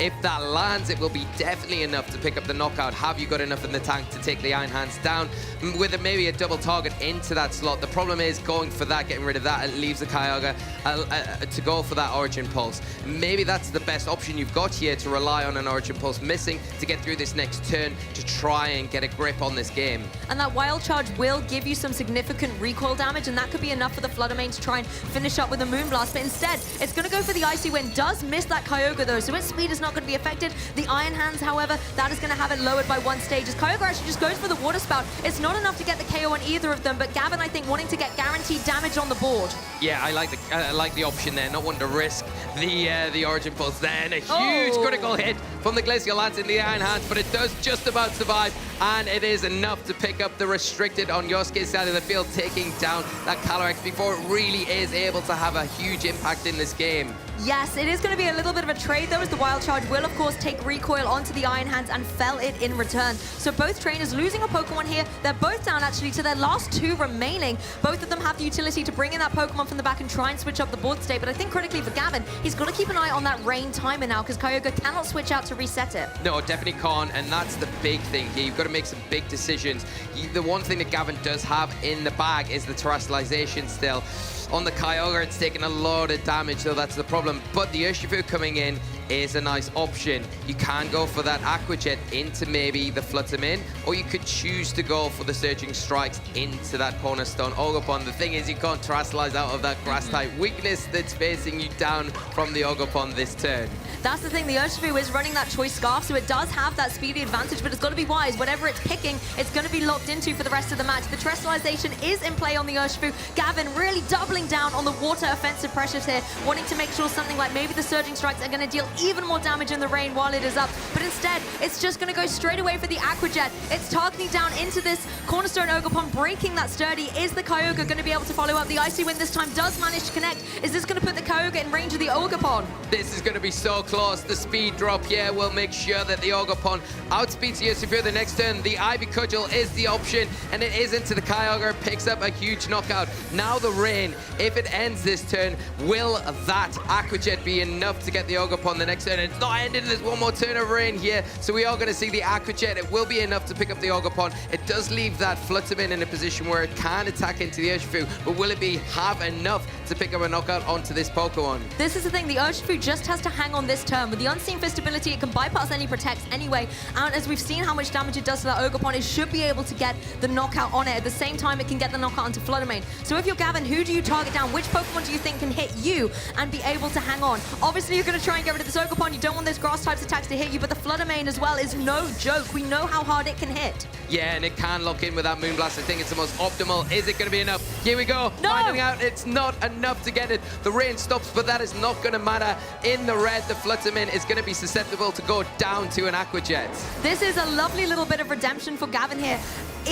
Yesterday, in Swiss Round 8, these two trainers actually battled up against each other, with Yosuke taking the victory. It was Gavin's only loss in that 11-1 record. So these trainers not only have faced against each other and have ideas on each other's teams, but they also know each other's play styles. And that's something that Gavin, I think, as an expert player, you learn a lot from your losses, right? So he will have looked and thought already, how would I have beaten him if I played him again? Now he has the opportunity to show off what he could have done. Yeah, and I think that lead was just a game plan in mind, put into action, knew exactly what they needed to do, and from the start with the Kyogre piling on the pressure, utilizing the Amoonguss in a way where, yeah, I'm just going to allow it to be the sponge here to let Kyogre do what it needs to. The Rocky Helmet breaking the sash, so well called out by yourself, so important to allow that Water Spout to then pick up the knockout with that Mystic Water. And even though the Terrestrialization, it was forced onto that Calyrex, it didn't help it much in the end. It didn't. Yes, it was able to take this Water Spout reasonably well, but the issue is your Calyrex, you actually want it to be the damage dealer, particularly if you can get KOs and get that Chilling Neigh rolling through as well, and Yosuke just wasn't able to utilize that. The Wild Charge was too much to deal with, and by going into the Water Terror type, you left yourself vulnerable to the Iron Hands, showing that Gavin just has an answer for everything here. Yeah, and I think the Iron Hands a little bit unfortunate on Gavin's side of the field as well, taking that critical hit from the Glacial Lance. I think it might have been able to stick around a little bit longer in that game if the critical hit hadn't come out. Although it did get the Wild Charge off, that was the main thing, I think, all that mattered for Gavin, but probably took it a little bit closer than what he was comfortable with. But in the end, it was able to take that Moonblast, taking away the weakness through that Terrestrialization. A really smart play, foresight almost, and locking it up, knowing that the rain had enough turns to lock up against the Ogerpon and then deal with that Fluttermane. Really beautiful play from both these trainers, and it doesn't stop. We're jumping into Game 2 here in Masters top 8. The Calyrex Ice Rider and the Urshifu are on the field for Yosuke, and it's the Urshifu and the Kyogre once again out here for Gavin. A little bit of a change-up. No Amoonguss this time around for Gavin, but the Urshifu can apply a lot of pressure, in particular to this Calyrex, and with the close combat as well, can put a bit of pressure onto the Urshifu on Yosuke's side, because Gavin's Urshifu is choice scarfed, so it can break the sash pretty freely, but we're not seeing the Kyogre stick around on the field here. Gavin's got a different game plan. Yes, wants to keep the Kyogre nice and safe in the back as Chi and Pao can join the field. Now, the Sword of Ruin ability going to be critical here for all 3 physical attackers on the field. But the Choice Scarf on Gavin's side means that he's likely going to be able to capitalize on that first and try and get some destructive KOs out on the field. He's already gone for that terrestrialization into the water type once again, meaning these surging strikes are going to be able to hit hard and furious. Yeah, and if we don't see a terrestrialization in response from the Calyrex and the surging strikes into that Pokemon, it could go down pretty quickly. But we are seeing the terrestrialization. It is into the Calyrex, turning into now a water-type Pokemon. Exactly, and depending on your target here, you'll still do a significant chunk of damage. You've got the rain, you've got the mystic water, you've got the terrestrialization as well, so everything really is going in your momentum with the Sword of Ruin boost as well. The surging strikes are actually going down into the opposing Urshifu. This not only breaks the focus sash, but will bring it down close. It's not going to be able to get the KO, and you can see Gavin a little bit frustrated by the damage here, but at least it could easily be followed up by a sucker punch in the next turn. Yeah, that's it, and I think it's key that Chen Pao sticks around on the field and not go down. It is going to take a huge close combat here, go down right to its sash, but it is going to stick around. It all depends on what this Calyrex does. Does it go for the Glacial Lance? More inclined, I think, this time around to go for the Trick Room because of the lead, but it is a high horsepower just into the Urshifu to get some valuable damage onto that Pokemon. Yeah, that's option number 3. Just try and get some good damage onto the Urshifu here. The Glacial Lance would have been nice to just pick up the KO on that Chi and Pao and, you know, be able to start getting the Chilling Neigh boost there, but considering it was the Kyogre previously, maybe it was nice here to try and get that damage on the Urshifu. Yeah, and I think that's right. Now the Urshifu on Yosuke's side of the field is really threatened as well, and with that Sucker Punch into it, and you could almost double into that slot expecting a switch, but we're not going to see the switch. Yosuke doesn't want to lose anything more than just that Urshifu this turn, and we are going to see it followed up by that Surging Strikes from the Urshifu. Now we actually get to see how much damage this will do to the Water Calyrex. Obviously, not going to be in range of getting the KO, but it looks like it will be able to take it past 50%, showing that it cannot take another one of these in a future turn. Yeah, especially when you consider that if there's no Glacial Lance here, the Chen Pao could stick around on the field if the high horsepower is opted, but not this time around. It is the Glacial Lance. It will be into the Urshifu and the Chen Pao, picking up the Chen Pao, but not that Urshifu. Crucially, it is going to get a Chilling Neigh boost though, so a +1 to its attack stats. But if the Urshifu can go for those Surging Strikes again, it doesn't matter it got that Chilling Neigh boost because it will be KO'd. However, Yosuke has the utility to bring in a Pokemon from the back. If it is something that's going to be able to apply pressure to this Urshifu, then you can keep your Calyrex a little bit safer. It's going to be that Flutter Mane. Possibly it could go for something like an Icy Wind. You could switch out your Calyrex. Yes, you'll lose that Chilling Neigh boost, but at least you'll keep it in the game. Yeah, the Flutter Mane's great here with that booster energy. You put yourself further ahead of that Urshifu now to make sure you can just pick it up before it can be detriment with those Surging Strikes, forcing it out as we see Gavin wants to keep it for later on in this match. But if you concentrate all of your efforts down onto that Urshifu, you leave the Kyogre open, and it could go for a Water Spout here. Well, the Dazzling Gleam is going to come through, like you said, Lee. The Photosynthesis boost really helping it out. The critical hit on Iron Hands for good measure. But Kyogre still has a lot of HP in the tank for this Water Spout. Not able to get any KOs, however. Dazzling Gleam paying off without that damage. Water Spout would have got a double knockout. Glacial Lance can retaliate, and it does get the knockout on the Iron Hands. The critical hit really paying off, enabling another Chilling Neigh boost for Yosuke. Yeah, and that +1 boost now turning into +2. Being enough to pick it up. Now the Urshifu coming back in. It's got access to change up the moves now, and that Aqua Jet becoming a big threat. Easy to go after the Flutter Mane. You're kind of pinned if you're Yosuke because you can't switch the Flutter Mane out. If you do, you lose your booster energy, and something coming in is going to take a heavy amount of damage from this rain boosted, terra boosted Aqua Jet, and that leaves the Calyrex open. That's why we're seeing the Protect. Are we going to see play out? The rain is on a little bit of a timer though, so yes, you do use your Flutter Mane here, but depending on what's in the back, if it can come in and maybe take a hit or two from this Urshifu, then it's in prime position to maybe try and deal some damage back. The critical thing, however, is this Water Spout still in play. The Calyrex isn't going to be able to move before the Kyogre. The Flutter Mane has gone down, so you don't have to contend with any Icy Wind. If it's something like the Cornerstone Ogerpon, however, this could be an interesting adjustment. Yeah, and it is that Cornerstone Ogerpon. It is going to have that sturdy ability. We've seen the damage in that game 1. It is going to be able to take something like that Aqua Jet, but can it take a combination? I don't think you can afford to go for a follow me here. You need to attack into one of these targets. You can't really ignore this Urshifu either. We are going to see the Kyogre just go for a protect this turn, not wanting to take any unnecessary damage as that Aqua Jet is fired out. Once again, both trainers down to their last two remaining Pokemon, and Aqua Jet is the choice that is going to try and sweep up this match. The Calyrex goes down. You don't have to contend with these Glacial Lancers anymore, but Gavin still doesn't look too comfortable because you know you have that Cornerstone Ogerpon still with Sturdy on the field. The Ivy Cudgel was indeed going into the Protect there. That's a sigh of relief. That is a great call from Gavin, and now the tables shift a little bit. The rain does stop, but that's fine because you've got the Aqua Jet. You can get some initial damage into that Ogerpon. Is it going to be enough? A double up with the Aqua Jet out Without of the rain? That is the big question. The Kyogre likely to go down to an Ivy Cudgel. That's why we're seeing that double protect tried there, but it does fail. The Aqua Jet is going to come through, but as we saw in the last game, I think it only did just over 50% in the rain. So without it, it's only going to do about a third. You're going to need some kind of critical hit to be able to cover for it. But the Ivy Cudgel is going to go down into this Urshifu. Unfortunately for the Kyogre, it was trying to go for the double protect here on Gavin's side. If it had been maybe going for that more offensive play, this could have been a cleanup for Gavin, but instead, Yosuke looking primed to take this. Yeah, great play from Yosuke. Cannot speak highly enough about that because that is a brave decision to go for that Ivy Cudgel into the Urshifu, predicting the protect. Now enough to close it up, take the Kyogre down, tie us up, and take us into a game 3. Love to see a game 3 at this stage of the competition. More Pokemon action, more high caliber plays for us to enjoy. Yeah, it's incredibly fast-paced, this game as well. Each and every turn there seems to be a knockout. There are certain terrestrializations that look like they're forced, but again, you know, you mentioned in between that first game and the second game starting that they already played in Swiss yesterday, so this is kind of a rerun for both of them. Now we're going to a game 3. The mind games get even deeper, even tougher for both players. What decisions do they make to win this game? It all going to come down to this one, who will progress to the top 4, and a lot to do for both trainers.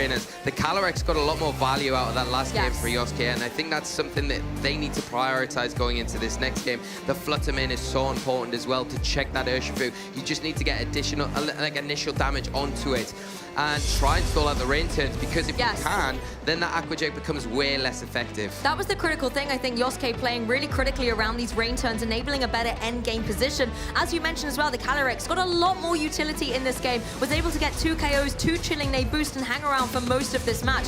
I think this was a nice opportunity here, getting rid of that Fluttermane, but you just had too much to deal with as soon as you saw that Cornerstone Ogerpon come in. The fact that it's got that Sturdy as well, making it even harder to deal with, just meant it was a bit of an uphill climb for Glavin, and particularly when the rain went away. Yeah, and again, we're talking about the Iron Hands. It took another unfortunate critical hit in that match, and that might have been the difference between it surviving or staying on the field. And are we going to have a game 3 where the Iron Hands has a clean run of it, or are we going to see more of the same? But the Iron Hands is a pivotal Pokemon, because if we ever see Yosuke flip the dimensions, I think if you're not bringing the Amoonguss like we saw in that game 2, you need to heavily lean into that Pokemon.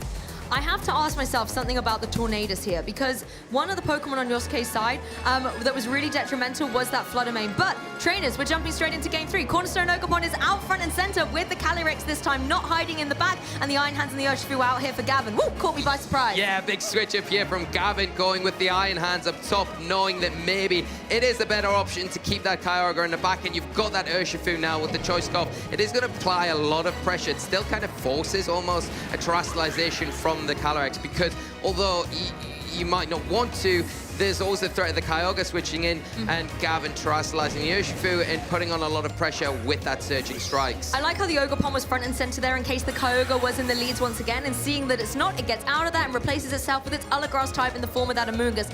Iron Hands going for the fake out into what was the Calyrex. Calyrex is protecting, so it's got that lovely shield to hide behind here, as the Urshifu, however, goes for that U-turn. I was going to say it could bypass that protect if it was targeting into that slot, but instead going to pivot out of there. Does take a little bit of damage from the Rocky Helmet though. Yeah, and I think a nice safe play, not wanting to commit too hard to anything too early on. The Kyogre now able to come onto the field. And remember, it does have that grass terrestrialization, although it's very risky in front of something like a Calyrex. The Kyogre is in a great position just to launch off something like a Water Spout here, and the Iron Hands could almost follow that up. I think from the interactions earlier in game 1, where the Fluttermane went for that big Icy Wind to lower the speed on the Iron Hands, it could indicate maybe how the speed tiering works between these two. Maybe the Iron Hands outspeeds that Calyrex out of Trick Room. I think as well the Amoonguss is interesting because it's running that Terra Water type. That will leave it quite vulnerable to something like the Iron Hands, and with the Grass typing, it can hang on quite nicely around a Water Spout. But the issue you've got to contend with is that Calyrex is going to be forced to go for that Terrestrialization, or else Iron Hands and Kyogre can just clean it up. Yeah, here we go. No Terrestrialization's coming out. Water Spout straight out the traps onto both these Pokemon. Doing some heavy damage. Glacial Lance is being used in retaliation, but it's not going to be able to get a KO here. Just chipping away at both of Gavin's Pokemon as the Iron Hands follows up with the Wild Charge.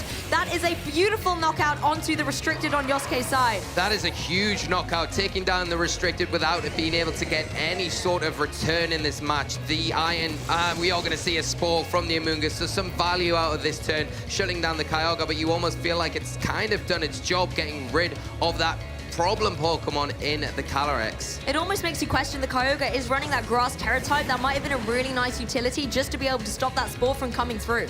Yeah, and I think it's a nice option now. Now that Calyrex is removed from the field, you can pretty safely go for that Grass Terrestrialization. You do need to worry about the close combat from the opposing Urshifu, but then you give yourself the immunity from the Spore in subsequent turns. You've got to wake up first, obviously, to make use of it, but the Iron Hands on the field as well for Gavin has that Grass Terrestrialization in its arsenal. It could go for it here, get an immunity, and take away the possibility of a Rage Powder pulling in those attacks to take advantage of the Rocky Helmet and put some damage on the board on that Urshifu, which is the next thing I think Gavin really needs to take a piece away from Yosuke to start getting closer to winning this game. Now, the Kyogre is guaranteed this turn of sleep, so Yosuke doesn't have to worry about it. Instead, can really apply all efforts into that partner slot. It actually is an adaptation, so Iron Hands leaves, Amoonguss joins, but the Amoonguss on the opposing side decides to get out of there. Doesn't want to face down against a mirror here, leaving Yosuke the utility to bring in this Ogerpon once again, knowing that that Kyogre is sleeping. Now we are going to see a Terrestrialization. This Urshifu on Yosuke's side is the Pokemon of choice, and it is the Stellar Terrestrialization type, so we'll be getting a boost one time only to all of those different type attacks. If this is a close combat into the Kyogre, it's going to be more than enough to pick it up. If it's a Surging Strikes, though, into what was the Iron Hand, it's not going to work out so well. Particularly with that Rocky Helmet, this Urshifu is going to have to take recoil 3 times. Its focus sash will be broken, and we've seen how detrimental these little chips can be in the end game. But the thing I like about the Terra Stellar is, just like you said there, it does give you so much offensive flexibility within your moves, but it has been used up on this Surging Strikes, though. It won't be able to deal as much damage going forward. Yeah, that's really a great switch from Gavin, and I love the adjustment to bring the Amoonguss to this game. Fortunately, the Kyogre does take that turn of sleep, so not going to be able to get any damage off this turn, but it can wake up from this turn on, of course. Not in the greatest spot with the Ogerpon Cornerstone on the field. It is going to threaten, and it will ignore those Rage Powders from the Amoonguss as well, so it's pretty free to go after that Kyogre this turn.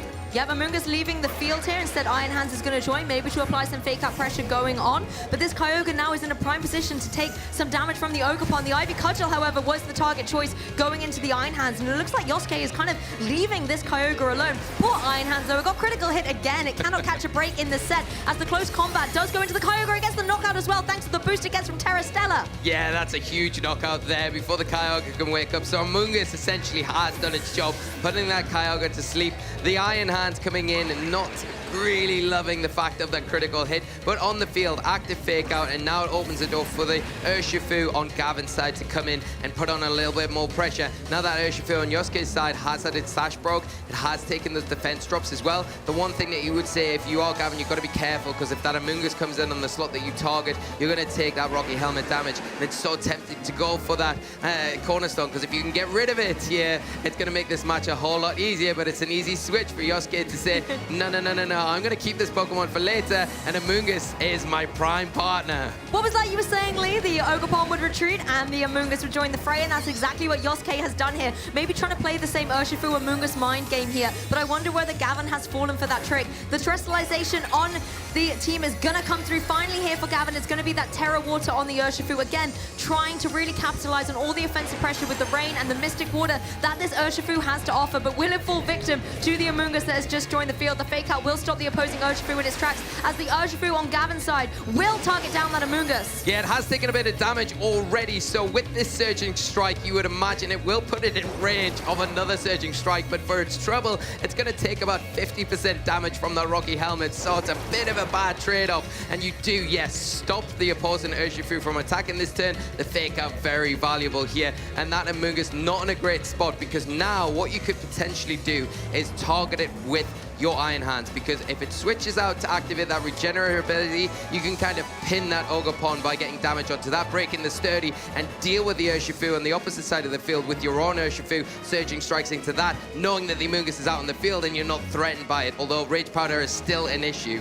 Yes, and Rage Powder seems to be what Amoonguss is going for. It is going to draw in those attacks, make itself the willing Pokemon to take on the damage away from the opposing Urshifu here, as it looks like Surging Strikes is the choice once again, of course, as it is locked in. So it's going to be able to get this damage on the field, will be able to take that little bit of recall, but only one. The fact that it's not able to get these 3 attacks onto the Amoonguss does give it that longevity. Yeah, that's huge, I think, just meaning that the Urshifu has a little bit more in the tank to go, especially with that Ogerpon lurking in the back, but not anymore. The close combat coming out. The Iron Hands left alone though, able to get an attack off into this Urshifu, and you've got to say it's going to be enough, whatever it goes for, into this slot to pick up the knockout in return. And this, of course, was the choice Scarf variant, not the Mystic Water. What was I on about earlier on? It has that speedy edge to be able to gain that momentum. The Iron Hands as well, being able to get the KO on the opposing Urshifu and regain a little bit of HP to give it some longevity. But with Iron Hands and Amoonguss against this Cornerstone Ogerpon, is it going to be enough? You've got to say it's going to be very tricky, very close as well. The one thing that you do say that Gavin has that they can utilize here is that Amoonguss and the Pollen Puff. If you can get a Pollen Puff onto your Iron Hands, you're going to be able to top up that health. It's all about Iron Hands being able to take an initial attack from that Cornerstone Ogerpon, because if it can, then I think this match opens up. The Drain Punch going to be super effective into it, of course, and it's all about the Power Whip. Can it take a knockout? And it can! Power Whip completely removes the Iron Hands from play, and now these 2 grass Pokemon, both of them have reasonable bulk, both of them have a lot of capability, but Amoonguss's Pollen Puff is only really going to be enough to break that Focus Sash. It can take another one of those. If it can get somehow the 3rd one onto this Ogerpon, then Gavin is going to be able to take this, but the Ivy Cudgel will come through onto the Amoonguss. The critical hit puts it in range. That is a huge critical hit. So unfortunate, no critical hit in return, and it looks like Yoshike will be advancing into the top 4 of this tournament. Honestly, seeing that critical hit come through, you can see why Ogerpon is so devastating. The Ivy Cudgel being able to put it right in the play. The Ivy Cudgel from the corner, Auguston, is going to be able to come through, get the knockout, and Yosuke is going to be advancing into top 4. Absolutely incredible here, right down to the wire once again at this European International Championship. Teasing us with these players through and through. Yoshike phenomenal, Gavin phenomenal, but only one of these players can fortunately travel on to the top 4 of this tournament, and it will be Yoshike. Commiserations to Gavin and commiserations to Kyogre as well. You know, it fought so valiantly in that match, but Yosuke able to once again take down Gavin Michaels in the European International Championships 2025. Swiss round 8 yesterday, top 8 today. It's the same old story. Yeah, just an amazing match for us to be able to view, spectate. Just phenomenal, great plays all around, and really is one of those games where I think we'll look back on and say that was one of the best matches we've had this weekend, and from 2 phenomenal players right down to the wire. That last moment, the critical hit from the Ogerpon, it has got a high crit chance, but it did make it a lot easier for Yosuke to close that up, when otherwise it might have been a little bit closer, because the Pollen Puff did quite a considerable bit of damage in that from the Amoonguss. It really did, and even if that first Ivy Cudgel didn't get the critical hit, I think the Amoonguss needed to get 3 Pollen Puffs down. So 100%. Even if it wasn't able to get it, then if there was the critical hit on the 3rd one, then it still would have been the same story. So the odds were a little bit dicey there, but both trainers really playing to the outs, having their 2 grass types in this kind of battle towards the end. If we take a little bit of a recap, Kyogre going to sleep, I think, was very unfortunate for Gavin here as well. He didn't want to go for that grass Terra type earlier on because of the Glacial Lance, and unfortunately that cost him. Yeah, and you can see how pivotal that Amoonguss was for Yoshike in this match, where it was able to just get that all-important spore onto the Kyogre, because any additional moves that Kyogre threw out into the field, even though the Urshifu from Yosuke's guide was resisting it, would have still been enough to pick it up after something like a close combat. And Yosuke, you know, advancing into top 4, has earned an invite to the World Championships in Anaheim. Absolutely incredible accomplishment. You can see what it means to him as well in the crowd, really getting behind this player on the stage. Yeah, you gotta love it, and see how much it means to the players as well, which is like just one of the joys about the outcomes of these matches. Of course, commiserations to Gavin, and an incredible run this weekend. Getting to top 8 is no mean feat at all, but the Ogerpon, the Cornerstone, we talked about at the top of the show today, you know, could be one of those Pokemon that has such an impact. It really creeped its way up the usage stats, and proving once again, in particular in this match, all 3 games, it was a really awkward Pokemon for Gavin to have to deal with. And I think one thing this top 8 has really shown me is the versatility of Urshifu. Earlier when we were looking at kind of the day 2 meta and looking at the non-restricted Pokemon, Urshifu Rapid Strike was right up there #1, over 50% usage, and I kind of questioned it. I was like, why is it so far ahead? But in this top 8, what we've been able to see is kind of Choice Band, Choice Scarf, we've seen Mystic Water, we've seen Focus Sash. There's so many different items on it. It's hard to keep track of them sometimes. Yeah. But being able to see how versatile this Pokemon can be and fill whatever niche or defensive opportunity or offensive pivot that you need on a team, it has that flexibility to do so. Yeah, I could have called it better, and I think we're probably going to see a little bit more from Urshifu before we get to the finals, before we close the chapter on this tournament. But we do have Yosuke over on the stage with Sierra, so we can get a few more insights on how much it means to win that last match. Thank you so much, you two. I am here with the final trainer making their way to top 4 here at UIC. Yosuke, congratulations. What a match. That's not just the win, that you just earned your Worlds invite. How do you feel? おめでとうございます。WCS の招待受けてもらいましたね。どういう気持ちがありますか？ Very, very happy and pleasure. Yay!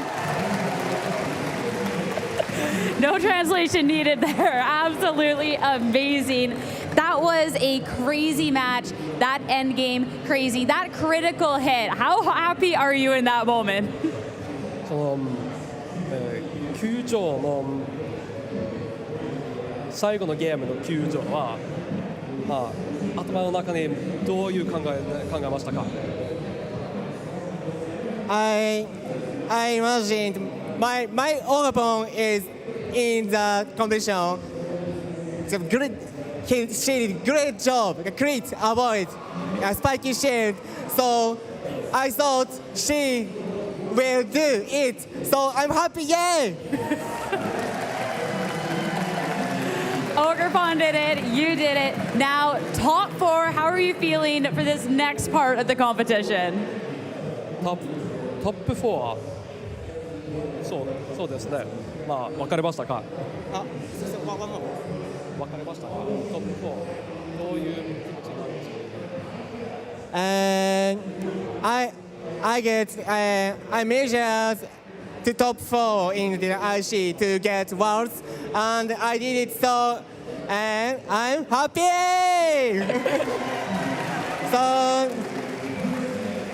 I know I didn't have the pressure because I did it. So next, I will be a champion. Love that. I'm looking forward to the match. I'll let you get rest up, but last thing, any final thoughts for the crowd here? 最後に言いたいことがありますか？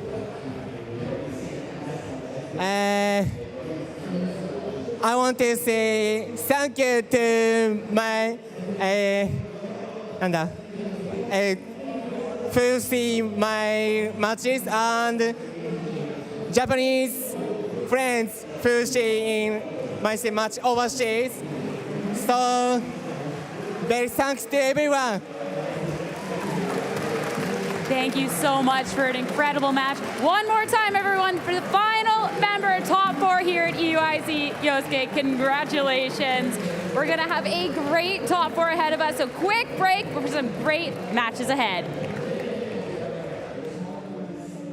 Thank you so much.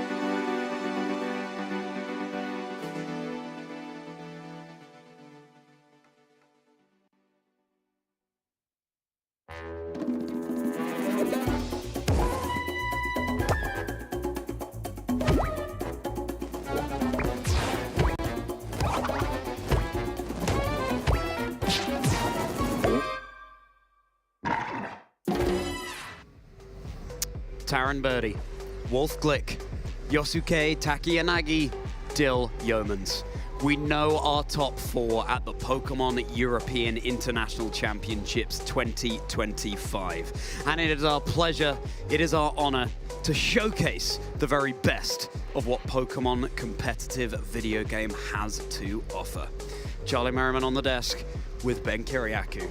Ben, the atmosphere's out there electric. Can you feel it building? I can feel it build. It's been building all weekend long, and those players in our semi-finals, just repeating what you said there, Taran, Wolfie, Dill and Yosuke are going to be battling it out for their position in the finals. All of our trainers have already locked in their World Championship invitations from getting to that top 4, but now it is all of their opportunities to make it to the finals, to get that glory, to get the crown, to get the prize points, to get the prize money as well that is on offer. It is still all up for grabs. By the end of these next 2 matches, we will know who is progressing through to our grand finals tomorrow.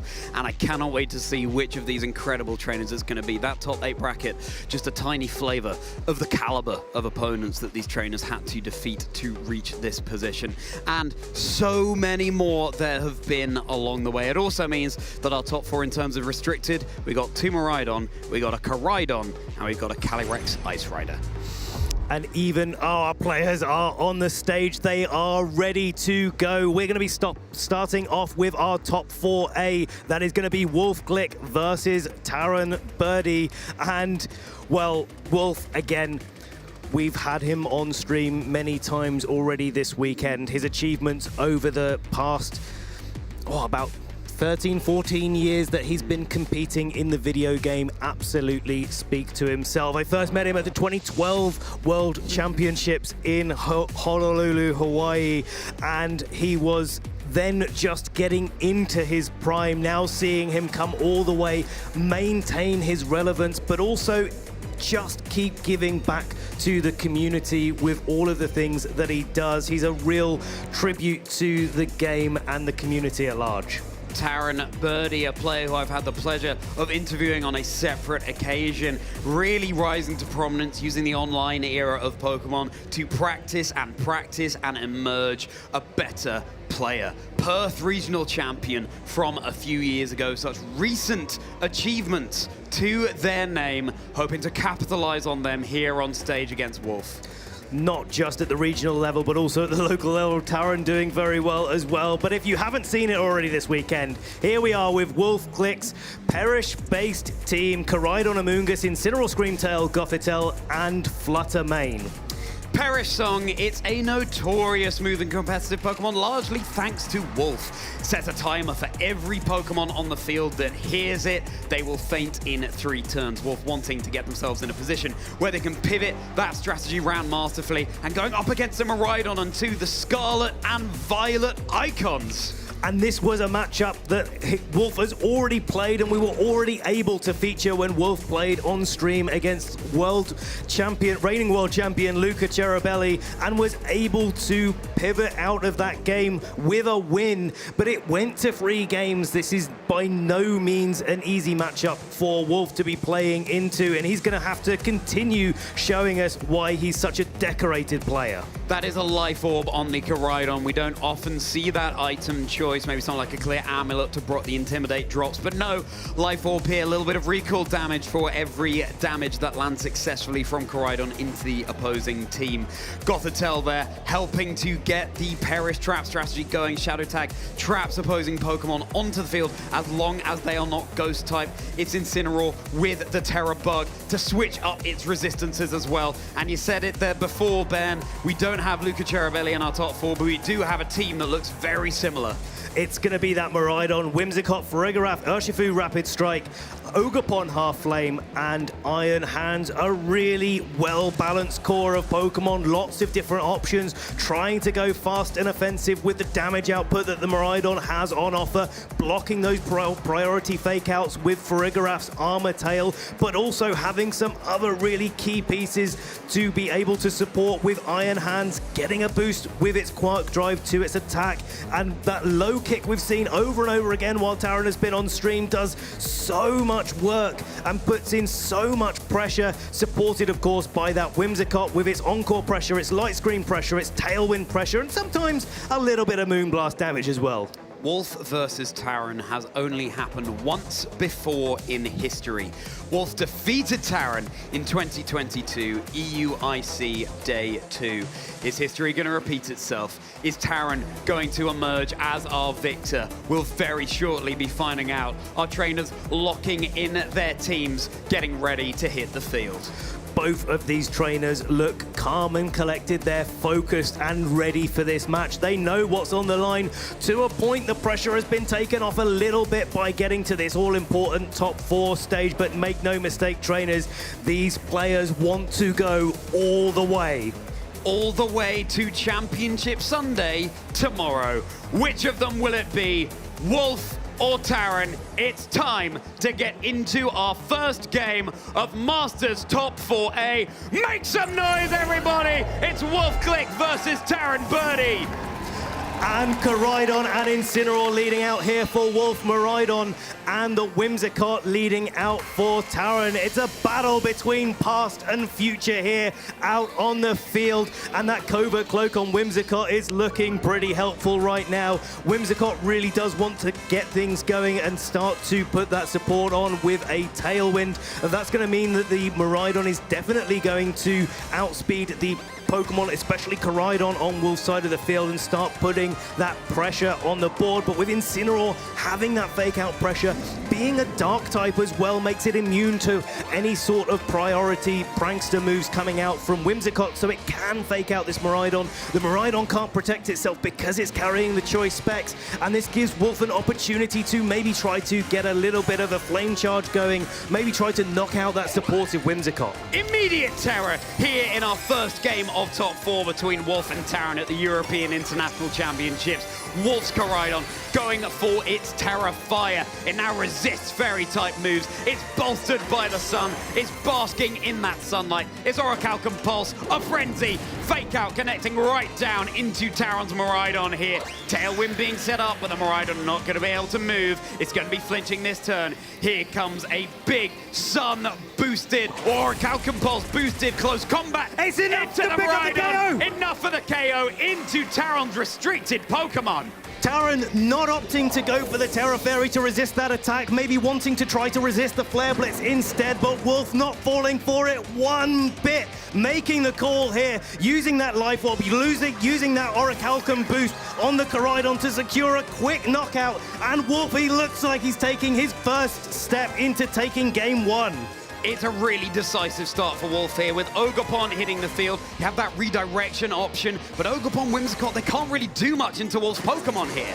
No, the Ogerpon only has access to Fire and Grass type coverage, so that Fire type Koraidon is sitting pretty nice at the moment, especially that Incineroar as well. So Taran really needs to find a way to position his Pokemon, maybe wanting to have the Whimsicott knocked out so that he can bring in a Pokemon from the back. And we just got a sneak preview of what's in the back for Wolf. It is that Perish Trap mode. Here comes Gothitelle, the shining star, wanting to put on the best possible show for its beloved trainer Wolf. Taran's going to be responding with the Terastallization here, going into the Hearthflame Mask. Ogerpon now it's got even more firepower. The sun beaming down on the field. Its Mask aglow. Its Ivy Cudgels boosted by a +1 to its attack, thanks to the Embody Aspect ability. Moonblast connecting down into Wolf's Incineroar. Every little bit of chip damage helps. Ivy Cudgel, the Scorching Firebrand. Wow! Right down into Wolf's Incineroar. Not enough! Hanging on with 12 HP. Parting Shot reducing that physical attack boost. So this Ogerpon back to neutral. More important that the Urshifu, the Incineroar was able to make it out of that turn intact and is able to come in and put fake out pressure onto Taran's side of the field a little bit later on.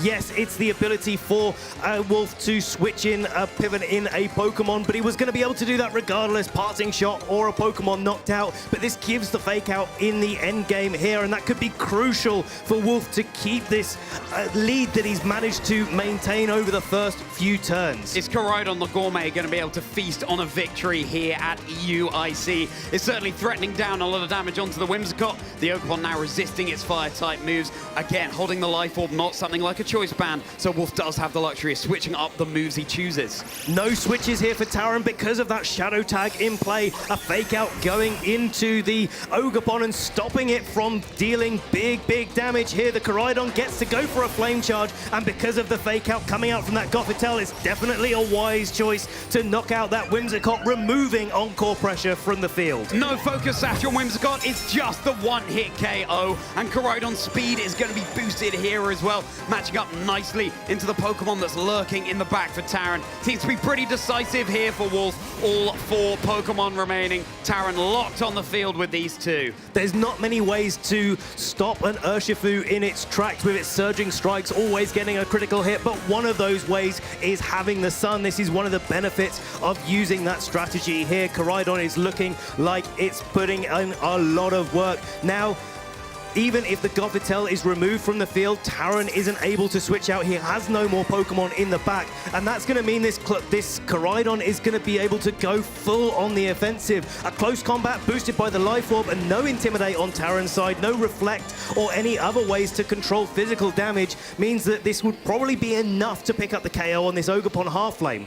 Gothitelle switching to the back here. Wolf having to position these pieces so carefully in order to get the strategy working. Incineroar coming back in with those 12 HP, and it's able to drop an Intimidate onto Taran's 2 physical attackers. Spiky Shield coming out from that Ogerpon though, so no damage going into that this turn. Is this the window that Taran needed? Close combat into the Ogerpon. It's going to leave the Urshifu able to attack this turn. Urshifu's water power is weakened in the Sun here. Little bit of chip damage from the Spiky Shield. Surging Strike seems like it's just going to be too little into the Koraidon. No, but with the Terrifier, it's going to make it. No, it's just about going to be able to secure the knockout here. So Wolf's Koraidon is down. Yes, the restricted Pokemon are down and out, but your supporting pieces put in a lot of work as well. This could be a window into the game here for Taran. We know that the Pokemon remaining on Wolf's side aren't able to put out too much damage, but there is a Scream Tail in the back with the Sun Boost activating its Protosynthesis and activating it, boosting up the speed of this Scream Tail. It's going to be able to land out a Perish Song. But then the question is whether or not Wolf is able to sort of make it out of the next 3 turns without taking too much damage. But I've just seen the lock-in of the Encore, Charlie. This Ogerpon was going for the Spiky Shield. Wolf pinning Taran in this position where if they Spiky Shield, then you can Encore it next turn. If they don't, you can just go for the Encore this turn. You don't need to go for the Perish Trap strategy. Wolf has enough gas in the tank outside of that. Ogerpon having to go for the move it used last. Another Spiky Shield here. Wolf locking down Taran on the field. We can see Taran thinking hard about how to approach this next game. This Perish Trap threat, even if Wolf doesn't go for it, applying so much pressure. And here you see this nice interaction with the booster energy on the Scream Tail. The Sun disappears from the battlefield. It's been on the field for 5 turns. Now it expires, but the booster energy is just there as an insurance policy to make sure this Scream Tail is always going first. It's going to be able to land a Perish Song. Now the Ogerpon isn't able to go for offensive moves. It can only go for that Spiky Shield over and over again. And the Urshifu is only going to be able to target 1 Pokemon at a time. Valuable thinking time for Taran here. This is something we've seen Taran do over and over again at EUIC and in previous championships, using all the time they possibly can in order to decide what move to lock in. Now, this is the other way for those at home that haven't seen this Perish strategy used before, that you can do things with Perish Song. You just go for the Perish Song at the end. Once your opponent can't switch out anymore, you take 2 key knockouts, then you go for Perish Song, and it doesn't matter what type your opponent is, as long as they can't knock you out before that Perish Song knocks them out. But Urshifu can hit through the protects here, thanks to its Unseen Fist ability, so it gives Wolf a little less wiggle room than there might have been before, and all of of a sudden, there's not much offense at all coming out from Wolf's side of the field. So let's hope that Wolf's Pokemon have what they need in order to secure this game. One thing that the Wolf's Pokemon need is to not have heard that Perish song go off, and Gothitelle is one such Pokemon. It was in the back at the time, so this Gothitelle won't be fainting after 3 turns. Now, with the Gothitelle coming in with its fake out pressuring the Urshifu, the Ogerpon is still encored into a spiky shield, so that can't go on the offensive this turn, and it looks like Wolf is going to have enough gas in the tank to be able to get to the end of this 3 turns. Spiky shield once more from the encored Ogerpon here.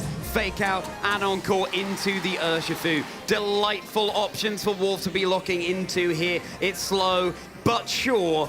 Wolf seeming like game 1 has been secured for them. It does look that way, and now the Encore has stopped onto the Ogerpon, so Wolf can go for the Encore again. The only move that Ogerpon can go for before an Encore lands into that slot yet again is the Follow Me, but Follow Me is not doing any damage either, is not making any progress for Taran. So Wolf just trying to lock in the best opportunity for him to be able to take as little damage as possible and just guarantee this first game win. Taran, though, again, the luxury in this position for Taran is having that time to be able to decide how to approach the second game, how to come up against this strategy. That's Ogerpon locked once more. Surging Strikes is just not going to be doing enough against this bulky Gothitelle. But this is good information for Taran going into game 2, because even though the sun is prevalent on the field with that Koraidon being used by Wolf, it is you do get those opportunities towards the end game to get those Surging Strikes. You really do need to know what those damage calculations are. So I think Taran's got to be taking note of that going into game 2. All of the information absolutely crucial. That Perish count is dropping trainers at the end of the next turn. The Pokemon that heard the song, which is everything apart from the Gothitelle, will be going down. Is the Urshifu, though, going to be able to have enough power to get rid of the Gothitelle from the field? It looks like it won't. Well, Urshifu has been locked by Encore into Surging Strikes, but there's another trick up Wolf's sleeve in using that Disable with the Scream Tail as well. So it's Encored only to be able to use one move, just like a choice Pokemon, but then you disable that move and it stops it from being able to act this turn. This time it won't struggle, but it won't do any damage. Struggle, the move you have to use when you're out of PP for all of your others. Deals a huge amount of recoil damage. That's going to be the Urshifu disabled there. This is what Wolf likes to do. Just taking every single opportunity to lock every aspect, every angle the opponent can go for. But again, Taran just reflecting on how game 2 can be different. This is exactly what Wolf's team is designed to do. You know, arguably, and I don't mean to sound this as a downside, but Wolf wants to stop playing the video game, really, to stop playing Pokemon, just use those moves that actually you can't do any damage calculations against. The Perish song is going to knock out all of the Pokemon on the field regardless of how they're trained. It takes a lot of guesswork out of the game. It's so difficult to execute. You have to be an absolute master at the strategy, both in your team building and both to be able to position your Pokemon well enough. That's going to be Wolf Glick claiming our first game here in our first top 4 at the European International Championships. One more win and they guarantee their spot in Championship Sunday tomorrow. If Taran wins this next game, then we go to a decisive game 3. And trainers, do you know the last time a player from the UK reached top 4 in international championships? There have been 2 in the past, and it's been one trainer who's done that. It's standing to my left right now, Ben Kiriakou. In EUIC, the first EUIC in 2017, and then a follow-up in OCIC in 2017, 4th place and 3rd place. But I'm so glad that Taran and Dill are able to join me to be making it to top 4 representing the UK. And let's see if Taran is able to bounce back from this loss and be able to come back even stronger, because in that game 1, it all came down, I think, to turn 1, close combat or flare blitz. targeting down the Miraidon. Does the Miraidon go for its Terra Fairy, or does it not? Yeah, it really was a decisive turn one, and Taran really on the back foot from that point onwards. Let's see what Taran can do to adjust. Or maybe Taran makes just the different calls that are needed. It's all of these mind games going on. Does Wolf switch up the Pokemon they are leading? Does Taran do the same? Do you have different Pokemon in the back? Do you threaten something like a Trick Room? How do you deal with the Perish Trap strategy? It's nearly time to find out, trainers. They're locked in. They're ready to go. Is it going to be Wolf or Taran? We might be finding out at the end of this next game. Let's get into our game 2 here in top 4. Both of these trainers need to dig deep. Wolf to get that win, wanting to make sure that he doesn't go to a game 3. Taran with his tournament life on the line, wanting to make it to the finals. If he's able to win this game, take us to a game 3, he gets a chance to take himself all the way to the finals. Amoonguss is joining the fray this time, trainers, alongside the Koraidon, Urshifu and Whimsicott for Taran. And it's going to be the Whimsicott putting a little bit of trouble on the field. We're going to be able to get the Tailwind up, but Urshifu, I don't think, is the Pokemon that Taran really wanted to be facing down this Amoonguss with. And what a great switch up there for Wolf coming into this game. Now, the Urshifu does have the ability to taunt the Amoonguss, so that could give a little bit of a breathing room to Taran, but because that Whimsicott is carrying a Covert Cloak instead of a Focus Sash, it's going to be put under a lot of pressure from this Koraidon. The Amoonguss holding the Mental Herb, though, so it will be able to act on this turn with a supporting move if it so chooses to do, and that's going to give Amoonguss potentially exactly the opening Wolf needs to get the advantage. Koraidon going for its Terra Fire, even shinier, under the sun that's beaming down onto the field. A roar from the past. Is the power going to be enough to secure the game for Wolf? Urshifu keeping itself safe, just wanting to scout out here. The Whimsicott oh so threatened. It's able to set up the Tailwind.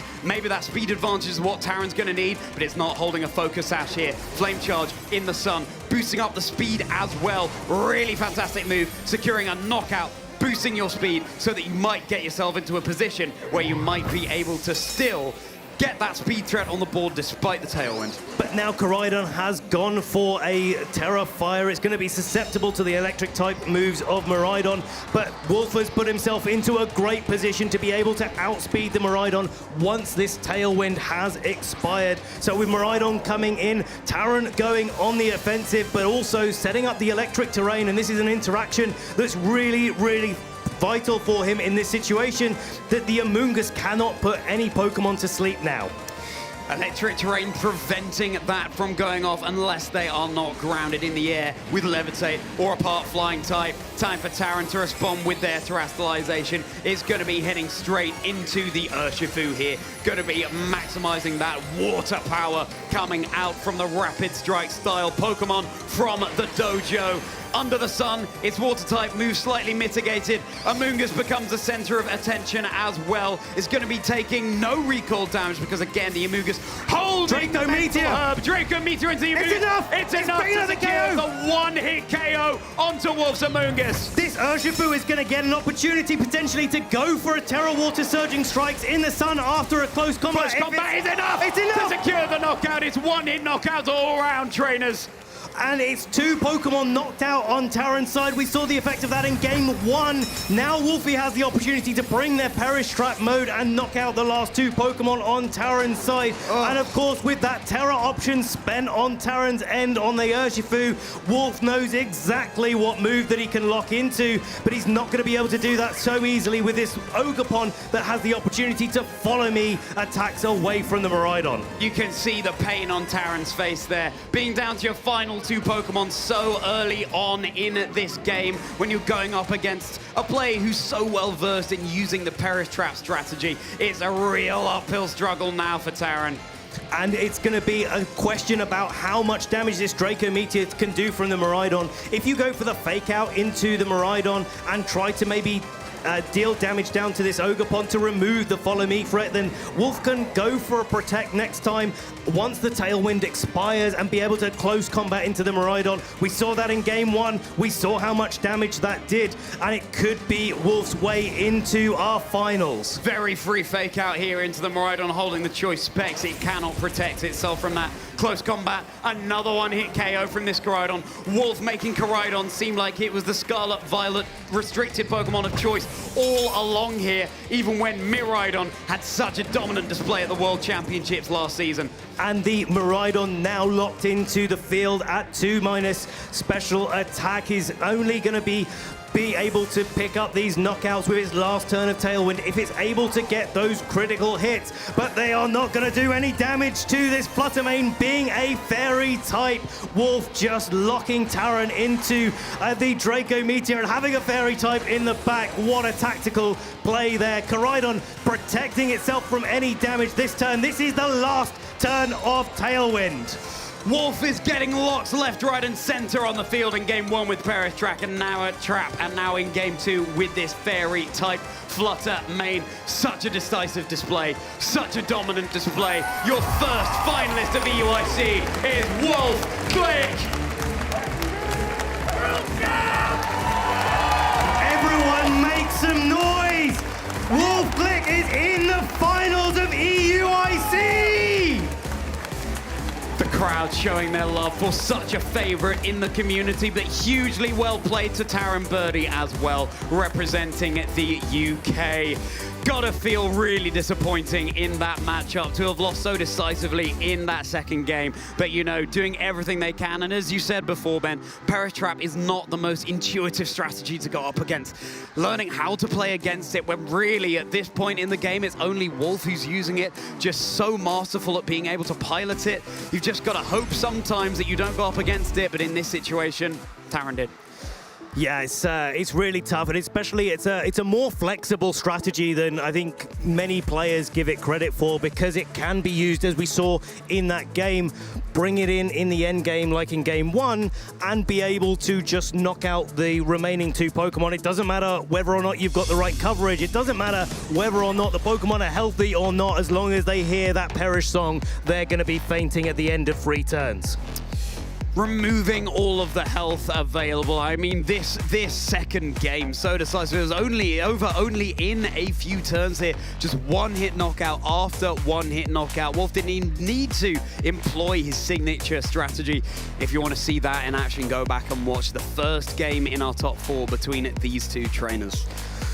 And what a display this Koraidon gave us in game 2. Just close combating, knocking out the Urshifu, knocking out the Ogerpon, and then would have been able to knock out the Miraidon if Taran hadn't locked in the forfeit in the closing turns of this game 2. And something I want to shout out, this is the first time that Wolf has made it to an IC final in 6 years since he won the North American International Championships in 2019. And he could do it all over again. Could do it again. Winning another international championships here in Europe. But only time will tell if that's going to be the case, because Wolf will have to go up against either Dill Yeomans or Yosuke Takiyanagi. And that second top 4 game we'll be bringing to you very shortly. I mean, there they are in the bracket. We're going to be showcasing that match next. Wolf now has the opportunity to get some much needed recuperation and rest time heading into Sunday tomorrow, and the opportunity to reflect on their opponent's team. We'll be watching back the stream game that you are about to watch, everybody, in order to harvest as much information as possible about the opponent's team. Dill versus Yosuke, our second top 4 feature match, and just looking at their journey into the top 8. Dill was able to beat Grant at 2-0 using that iron treads that they've been using all weekend long. And, you know, this isn't a team that Dill brought that Dill was able to build themselves, but they were able to take and tweak and be able to practice with to find a lot of success. And one of the things I really like about that particular Iron Treads choice is we've seen so many difficult Miraidon mirrors over the weekend, and when you're piloting Miraidon, that mirror is always very, very difficult. And Iron Treads just comes in and says, nope, I've got this. Leave it to the side, Rider. Let me take care of business. But this time going up against a Calyrex Ice Rider, and whether Iron Treads comes to that game remains to be seen. Well, commiserations once more to Taran there, but EUIC top 4, I mean, that's an achievement that you can't turn your nose up at. Definitely not. And I really love seeing these trainers that we haven't got to feature so much. One being Yosuke from Japan that isn't playing our regular season that we get to broadcast, has their own qualification circuit over there that they don't actually have to play as much. They punched their ticket to the World Championships already. But Dill, a trainer that we haven't seen too much of. They made top 64 in Birmingham, but now we get to add another accolade to the list there. They are ready to go. Yosuke, potentially more familiar with the way the season works in Japan, the best of one closed team sheet competitions over there. But this, of course, open team sheet best of 3. So many accolades over on Yosuke's side of the field. And glancing our eyes down that matchup here, it's going to be really fascinating to see how these Pokemon match up into each other. Yeah, it's going to be a great match for sure. The Miraidon versus the Calyrex Ice Rider. A lot of times tends to favor the Calyrex Ice Rider if they can position it well enough, maybe get a Trick Room up and try to take advantage of the speed orders more than the trying to do what the Miraidon is trying to do and go fast and offensive and just be an absolute powerhouse. Last year at EUIC, it was Nils Dunlop versus Tim Edwards in the finals, an established player versus more of a newcomer. If Dill does this, then that will be repeating that record tomorrow on Championship Sunday. Let's take a deeper look at Dill's team. Miraidon, Farigiraf, Incineroar, Urshifu Single Strike, not the Rapid Strike variant that we've been seeing on many players' teams all weekend long. Iron Treads and Iron Hands. It is so heartwarming to see Dill having such a fantastic time on stage. Clearly can't even believe it. Bringing a tear to Dill's eyes, bringing a tear to our eyes as well. The community believes in you, Dill. The community believes in you, Yosuke.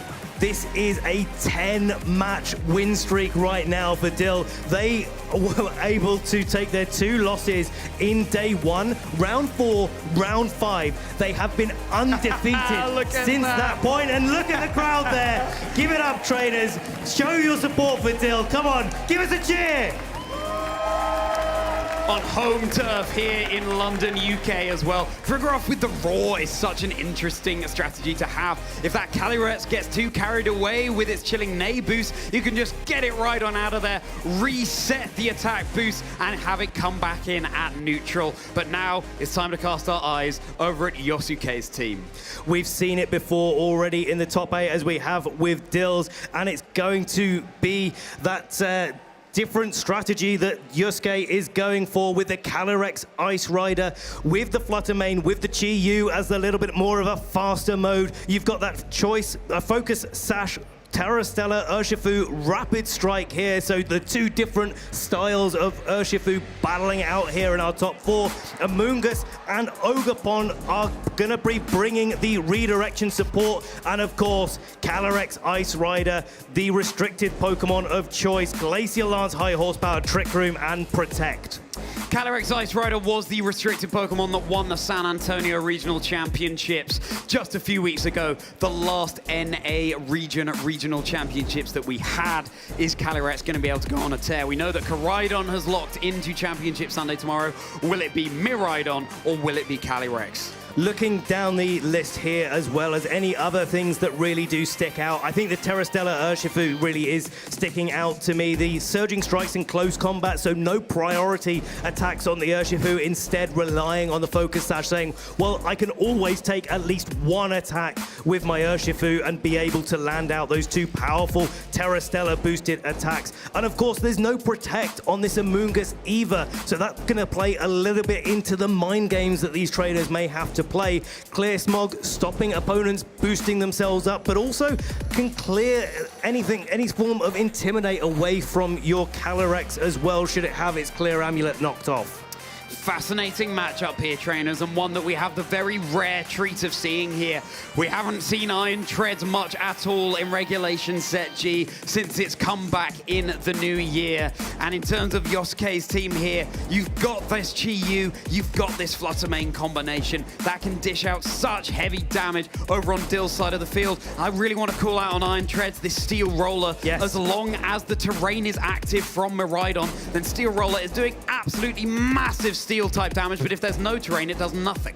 Normally, players with Miraidon want to keep that electric terrain on the field, but I think in terms of this matchup specifically, having the Steel Roller option with the choice band, with the same type attack bonus, really does fall into Dill's favor, because that Calyrex Ice Rider is going to be weak to that steel type Steel Roller unless Yosuke is able to terrestrialize away from that attack. So as a one-time, one-off attack into Calyrex, just to be able to guarantee that you're going to be able to remove it from the field, switching Miraidon, get the electric terrain, go for the Steel Roller, remove the electric terrain. Miraidon's not so happy with that.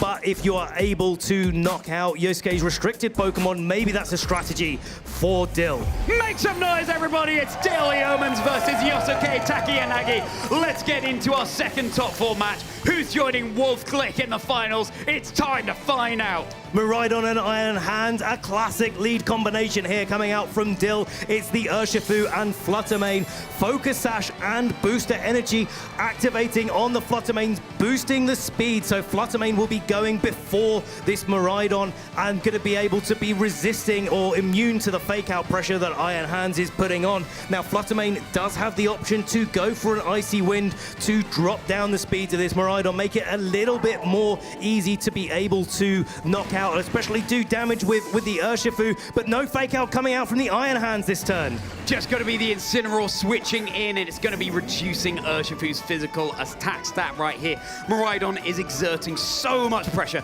over on Yosuke's side of the field, and it's immediately time for a Terra. Let's get sparkly, trainers. It's heading right into Miraidon. Miraidon going for its Terra Fairy. We've seen that time and again this weekend, and Dill choosing to rely on it yet again, boosting up the power of its Dazzling Gleam and making sure that it's not weak to any type of fairy attack coming out from the Fluttermane.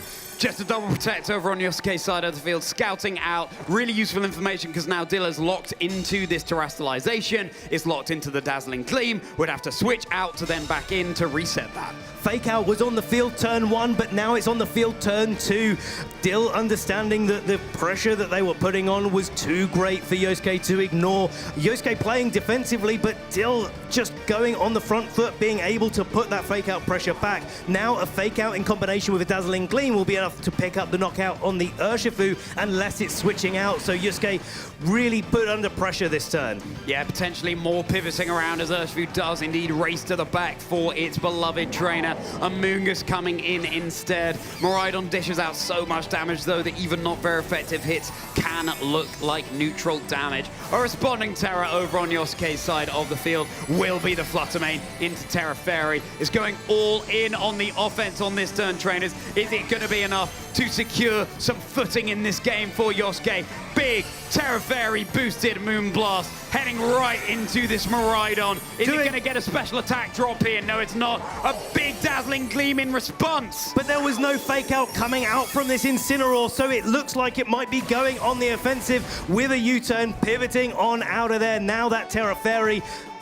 Fluttermane is not a ghost type anymore, so we know there's at least one fake out Pokemon in the back that Dill can take advantage of. And of course, in electric terrain, one of the main utilities for Amoonguss in that Spore is not going to be effective here. Iron Hands can switch in oh so safely here, getting that Quark Drive boost to its physical attack as well. Quark Drive activating on the Iron Hands, boosting up its attack and getting fake out onto the board. Now this Miraidon can keep going on the offensive because it has the fake out support from this Iron Hands. Now we've seen Dill have fake out on the field 2 times in a row, now a 3rd time already. We're only in turn 4 of this game, but only used it once. Now the Miraidon going on the defensive, switching itself out and not wanting to be knocked out by a Moonblast. And another active fake out joining the field with this Incineroar from Dill landing, and the Intimidate drop not mattering in this situation, as Protect comes out from Yosuke's Fluttermane here, just in order to scout out. Keeps himself safe from damage with the heavy slam targeted into the Amoonguss. Not quite enough for the knockout there. A little bit of chip damage back with Rocket Helmet. Pull and puff, chipping away at Iron Hands. Chipping away is definitely the way I describe that, Charlie. Only 10 HP damage coming out, but every little bit might count. These games at this stage of the tournament do come down to the wire. Now Incineroar coming in again, taking advantage of that fake out, but it's also got offensive options. We don't usually see Flare Blitz and U-turn, as well as fake out and knockoff. Amoonguss, the center of attention here, doesn't want Fluttermane to have all the spotlight. A big Terra Fairy boosted Moonblast into Dylan's Iron Hands. Not enough to secure the knockout. That Assault Vest bolstering its special defense so expertly. That U-turn enough to secure the knockout onto Yosuke's Amoonguss here. And the follow-up from Iron Hands will be targeted down into the Fluttermane. This turn order is really important, making sure the redirection was removed before the Iron Hands was able to act. Miraidon joining the field. It's still in its Terra Fairy. Beautiful crown. And the electric terrain still there as well. Big, super effective heavy slam. Securing the knockout now onto Yosuke's Fluttermane. Just the one Pokemon remaining. This looked really, really good for Dill in this situation. He's managed to pivot around his Pokemon so well, not falling for the tempting strategy of just going for those fake outs and using the pressure that he put on the field. Now Calyrex and Urshifu are going to join the field for Yosuke, so this is the opportunity for Yosuke to dig in and find a win condition. If you can get this Glacial Lance off, both of the Pokemon over on Dylan's side of the field are pretty low on their HP. Not sure if it would pick up the KO onto the Miraidon here. You might need to soften it up first with the Urshifu. But is the Calyrex even going to be able to have an opportunity to act? It's a slower Pokemon, albeit a very powerful one. Absolutely, and well, this is going to come down to the wire here, because if the Calyrex is protecting itself and the Miraidon goes, say, into it with a Volt Switch, it's not going to do so much damage. But it is the Urshifu instead that's going to be protecting Miraidon, not falling for it whatsoever, going for a Dazzling Gleam, putting that extra bit of chip damage onto the Calyrex Ice Rider. But it looks like Yosuke is going to have an opportunity to attack with a Glacial Lance. Here comes that Glacial Lance. Is it going to be enough to secure the KO on Miraidon? It is! Double KO and a double chilling Nay boost onto Yosuke's Calyrex. Yes, the pieces were falling by the wayside, but Yosuke, knowing that Calyrex had enough gas in the tank to get this boost and hopefully secure this game. Now Incineroar gets to come in, yet another fake out coming out for Dill, and to be able to reveal their final Pokemon in Urshifu as well. And it is, of course, going to be that Urshifu single strike, not the rapid strike that's on Yosuke's side. Intimidate is not going to be doing anything to Yosuke's Calyrex. Ice Rider here is holding the clear amulet, blocking that attack drop. Now, single strike style Urshifu is so much more scary in this position for Yosuke. It does have the focus sash as well. It's not just going to be a clean one-hit knockout. Detect coming out from the Urshifu, but the Terror has already been spent on Yosuke's side, so Dill is going to get a fake out into the Urshifu and going to be able to land a super effective Wicked Blow. This is one of the reasons that single strike Urshifu can be so effective. Critical hit, of course, guaranteed by the Wicked Blow. Calyrex Ice Rider is down for Yosuke, and now it's a 2-on-1 game. And with Urshifu's Focus Sash intact, you do have the Surging Strikes if you're Yosuke, but it does have the Intimidate drop. It doesn't matter because the Surging Strikes are guaranteed critical hit. And look at that. Look at how well Dill's single strike Urshifu is taking those hits. It looks like Dill might have found the way into this game. Absolutely, and the one benefit and the one downside of those surging strikes is that they critical hit all the time, which means they never critical hit. There was never an opportunity to do any more damage than he was able to do. Now the Flare Blitz follow-up into the Urshifu. It's not going to be enough to pick up the KO because, of course, it is resisted on this turn. But Urshifu on Yosuke's side can only target one Pokemon at a time. The health bars are too low over on Yosuke's side of the field. Going to be the single strike versus the rapid strike. What a beautiful way to wrap up this match in regulation set G. The Pokemon that's been so threatening throughout. Urshifu in both of its styles. Dill of the UK. Trying to imitate you here, Ben. Reaching top four, a player from the UK might just be heading through to the finals tomorrow, one game closer to doing so. They might be able to even surpass that record and be able to make it into our finals. We haven't had a UK international champion before. I'm absolutely rooting for Dill here, but also rooting for Yosuke. He's been playing so well this weekend and shown us just what a trainer that he is. I'd love to see the Iron Treads coming out, Ben, because we so rarely get the treat of seeing that. But, you know, Dill's game plan was working out masterfully there. If you're Yosuke, Ben, what do you do?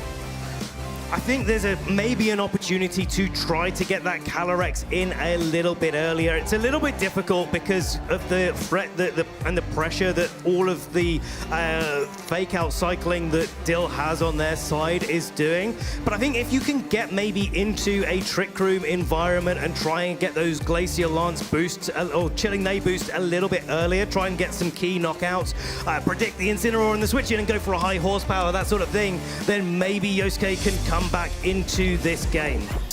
Let's remind ourselves of what went down in that game one, the game plans, the mind games going on here. Pretty early terrestrializations from the Miraidon and the Fluttermane. It was just Dill chipping away at the pieces over on Yosuke's side of the field. Iron Hands' heavy slam really coming in clutch. Fluttermane not able to terrestrialize defensively, of course. Having the single strike Urshifu with its focus sash intact, crucially, really nice to have in Dill's back pocket. It's one of those games where it went to Dill's favor early.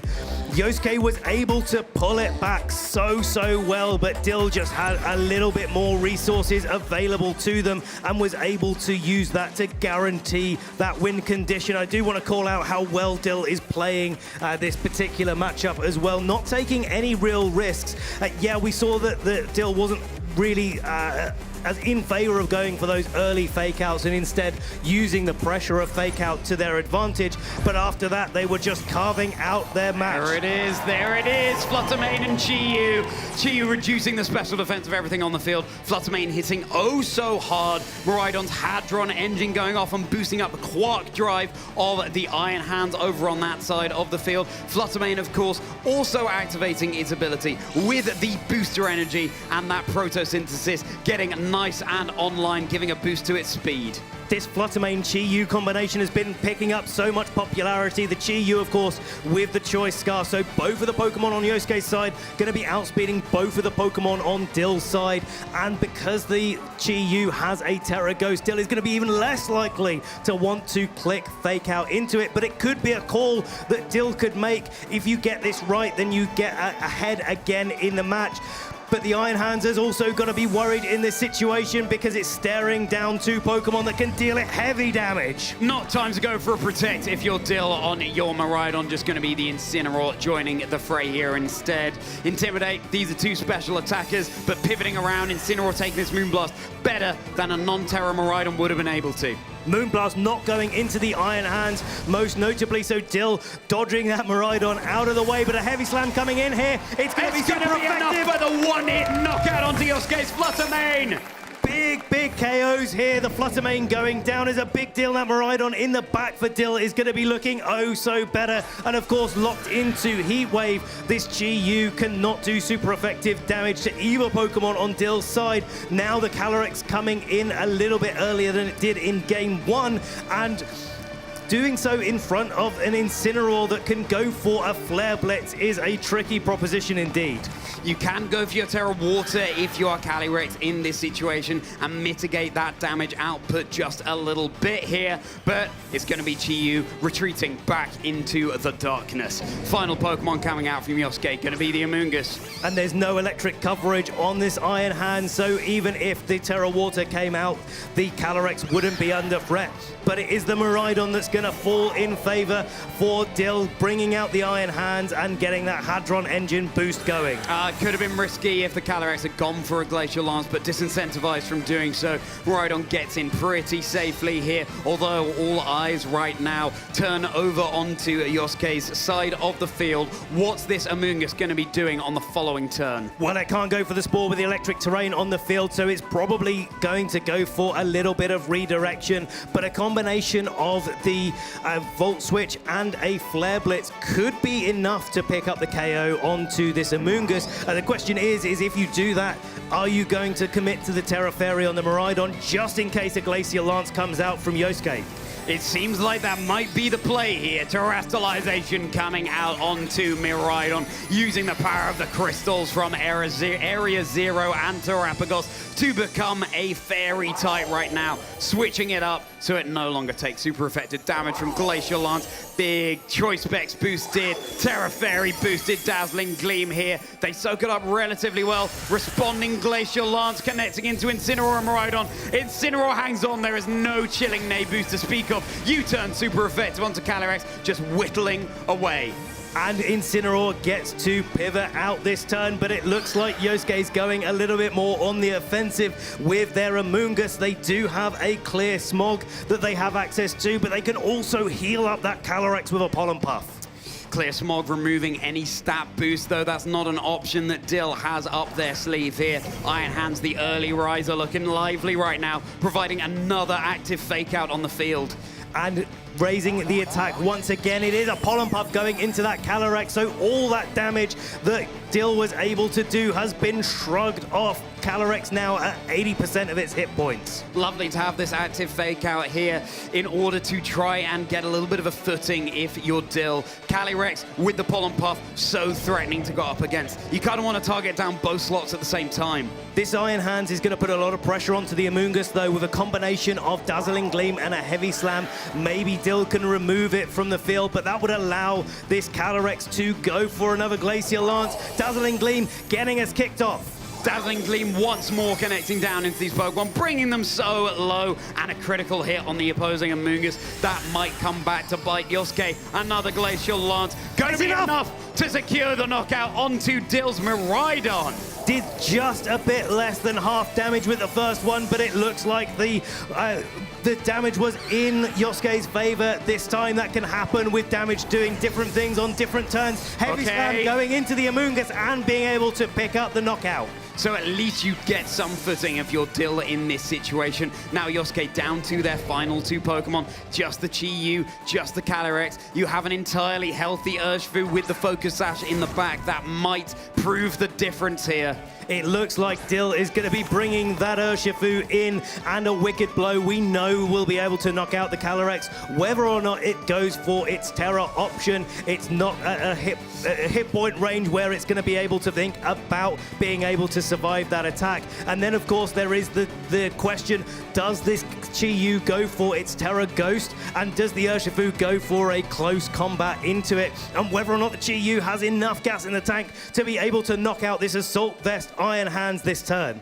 Dylan seems to be considering the active fake out on the next turn into Yosuke's Calyrex. Of course, it's got the clear amulet here. Intimidate isn't going to be dropping their stats. Yosuke is taking the time they need to decide what to lock into here. You lose this game, you are out of the tournament. Every decision matters. Iron Hands off the field, and here comes that Incineroar. Getting an Intimidate down onto the Chi-Yu, but it's not going to do anything in this situation. All eyes are on that fake out support. It's either this turn if the Incineroar makes it through, or next turn if the Iron Hands comes in after the Incineroar gets knocked out. Time for that Terrestrialization on Yosuke's side. Gonna be the Restricted, gonna be Calyrex Ice becoming Calyrex Water, taking a Wicked Blow so much better than it would have done before. Now let's turn our attention to the Urshifu. It's just going to be protecting itself, just enabling that Urshifu to come in. The Chi-Yu going for a Heat Wave. If it connects on the Incineroar, that Pokemon is down, and it does. Dill down to the final two Pokemon. Iron Hands and Urshifu and Chi-Yu and the Calyrex, and this is a really clever play here from Dill, just trying to take away the prediction from the next couple of turns. Now that the Calyrex has gone for its Terra, that means the Chi-Yu isn't able to go for its Terra, and they also know what move this Chi-Yu has locked into, and it's going to be the Heat Wave. Now the opportunity for a fake out is guaranteed to be able to land into this Chi-Yu. The close combat, the move of choice, doing slightly more damage than the Wicked Blow in this situation. Urshifu picking up the knockout here onto Calyrex. And it looks looks like this Urshifu single strike once more is going to be the deciding factor in this game. Our Masters Division top 4B between Dylan and Yosuke. It's just the Chi-Yu on the field. You're facing down two fighting types. They threaten you for super effective damage. Yosuke taking the time to decide to lock into a heat wave. Are they going to get the critical hit? No. But are they going to get a burn on the Urshifu? It doesn't really matter. The close combat should be enough to secure the knockout here. 1 HP in a dream for Dill. Single strike Urshifu connecting into the Chi-Yu. It's the knockout. Dill Yeomans of the UK is going up against Wolf Glick in the finals tomorrow. Trainers, you're making so much noise here for Dill, but see if you can get a little bit louder. Look at how much it means to Dill. It's bringing a tear to my eye. They cannot believe it. UK versus US at the European International Championships Grand Finals tomorrow. And history repeats itself. We have a very well-established player going up against a newer one. Wolf Glick versus Dill Yeomans. Of course, Nils Dunlop having gone up against Tim Edwards last year. It's been a very long time since a UK representative was able to make it this far in an international championship, but Dill has made it as far as they can so far into the finals, getting an opportunity to take it all the way. The wholesome scenes on stage just making my heart all the more warm. That embrace between those two trainers, Yosuke could not be more thrilled for their opponent. The golden sparkles flying across the stage. What an EUIC, and it doesn't end here. We have gotten all the way to find out who is going to be in our finals here at EUIC. Dill versus Wolf, UK versus US, to be able to take it home and take home all of those prize points, all of those championship points, in fact, all of that prize money, all of the extra merch that they have, but also the glory of being crowned EUIC champion. Koraidon versus Miraidon in the finals as well, Ben. Absolutely incredible. Whether you're playing Pokemon Scarlet or Pokemon Violet, you have a representative in that finals. 2025 might be the year of the snake, but will it be the year of the wolf? We will find out tomorrow. Dill Yeomans, though, could well be putting an iron treads into Wolf's tracks. And what a way. Let's just talk about that match a little bit, Charlie, because that was so well played there by Dill. It went either way. It could have gone either way at any point. There were reads going on, but Dill was able to just navigate so well through Yosuke's team. He was able to just make it, use those fake outs, use that pivoting action, use that single strike Urshifu to the best of their ability. And the crowd absolutely over the moon to see Dill doing so well. And they've just seen themselves on stream, having the time of their lives. The scenes here in London, absolutely beautiful to see. It was so wonderful to see Yosuke being so gracious in defeat as well. They've already locked in their World Championships invite by finishing in the top 4. And with that, Calyrex Ice Rider, again, the restricted Pokemon that won the San Antonio Regional Championships.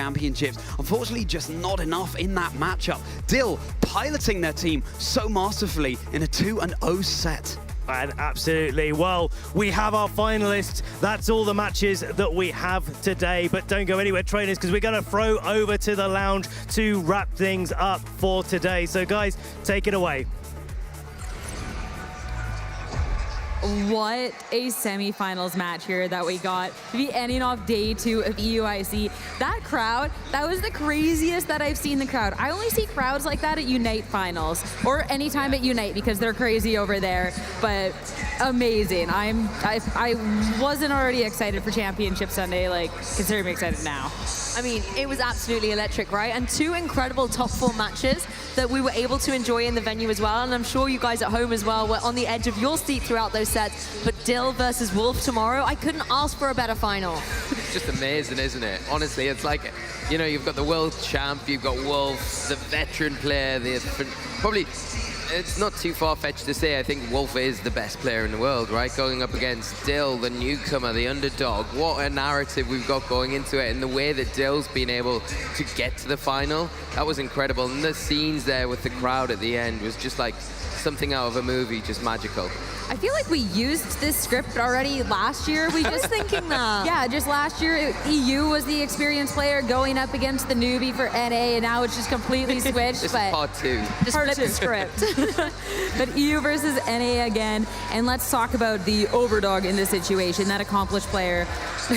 You know what? No, let's let the crowd just go nuts. Yeah. Just continue to go nuts for a second, because you know what? They deserve it. They've been working hard all day, I've got to say, not only with Pokemon video game, but as you mentioned, Pokemon Unite and all the other games we have on offer here, but VG turned up the heat in those endgame situations there. Yeah, I mean, hey, UK in the finals, UK gonna show up. I think the only other player to ever get to a top 4, let alone a wasn't so much a finals, but at least top 4 of the internationals was Ben Kiriakou. Yeah. Ever in internationals, I believe. That was a fun fact I heard. Yeah, long time ago, ages ago. So Dill bringing it back. Yeah, I can't say New Zealand is the last one now, because we're going to see that tomorrow. And I mean, what a bracket, what a run it's been. And yeah, I mean, a testament to these trainers' strength looking at these runs, specifically in these semifinals. And I mean, even before that, I mean, this is undefeated runs throughout our top 8. We had such a stacked competition. Incredible. But also, Wolf and Dill went undefeated through top 8 in the sense, didn't even drop a game, not in top 8, not in top 4. Who knows what's going to happen in finals? It'd be great to get a best of 3 thriller, though. That's what we want, and I mean, they've both been so dominant through their sides of the bracket. It's incredible, really, you know. I don't think we could have really asked for a better final. It's perfect, and I think the team comps going into the finals really interesting as well. You know, you've got on one side of the field the Scarlet player, Wolf Glick, with the Koraidon, the Sun, and then on the other side you've got Dill, you know, representing the Violet side of the game, and the Miraidon, and yeah, it's just going to be phenomenal. And we can take a quick recap of some of the things that we saw on Wolf's journey to that final. I mean, I love that you highlight those different restricted, but then it's also this very unique team, I mean, out from Wolf in terms of every single part of this composition, going up against a team that a lot of it is quite a bit of what we see with this one unique pick to help make the way through the metagame, talking about that Iron Trent. And I think that was going to be the most exciting part of all, to see that little bits of team building, how that really adapts here. Yeah, the nuances on Dill's team was really interesting to see. That Iron Treads obviously was a superstar, but you've got to give credit to the composition of the other Pokemon on their team as well. The Miraidon, so strong, so offensive, not only piloted perfectly by Dill, but by so many other players throughout this competition. The Urshifu, though, here at the end, getting those close combats to seal up the game, fantastic. Yeah, it's almost a battle of the Urshifus as well. On one side, Dill's running that single strike, Wolf's running the rapid strike. Which one's going to come out on top as well, you know? So it's not just the restricteds here. It's so many. There's a lot more at stake than just the Miraidon or the Koraidon. It'll be such an amazing day tomorrow, because either this is going to be Wolf Glick taking down, again, the largest Pokemon tournament. I feel like we're using scripts. Haven't we used that one already a couple of times? That's crazy. Going up against Dill, who, yeah, like there's been that one tournament achievement, I believe that top 20, like 64. Yeah. All of a sudden then making this crazy, terrifying run through the tournament to take down the best Pokemon player of all time. Like, what? I mean, this is the thing we're seeing in the newer generations of Pokemon is even though the veterans are doing incredibly well too and kind of banking on their expertise, there are so many newcomer stories. Justin Tang, for example, Tim Edwards at last year's EUIC. There are a lot of trainers making and breaking their rookie series and doing incredibly well at these international level events. I do love it because I think it's such a good example for everyone at home that's maybe on the edge thinking, do I go to an event, do I not? I really enjoy it, I like watching it, but I'm not too sure. Well, these players are such a great example to say, just take the step out, do it, because you never know what's going to happen. Train hard, put the work in, and look at the crowd. I love it, I love it. This is so great. I think this crowd is more going for Unite, because I think the VGC peeps have gone off to They've taken our energy. Yes, they've gone to dinner, they're resting up for tomorrow, because there is a lot of great action happening tomorrow, as it is Championship Sunday. And of course, we're all here for VG. That's just one of the great stories that is being told. Want to make sure that you hear bright and early. It is worth it. We're going to be starting off with Unite. You've already seen the crowd. They're still going nuts. It's going to be electrifying all day long.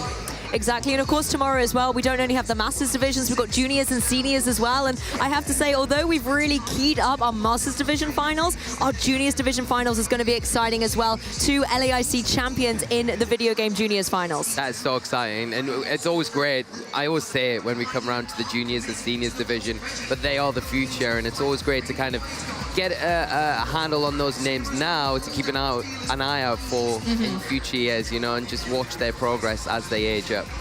I absolutely love that. So there's so much being told tomorrow. Pokemon.com/broadcast. Of course, all of the information there. Make sure that not just this event, but every event throughout the season that you are up to date, because this is just but a snapshot of the road to Worlds in Anaheim later this year. But that is it for us. We have some Unite to go watch, so we're signing off. Thank you all so much for tuning in day 2 of EUIC. We'll see you bright and early tomorrow.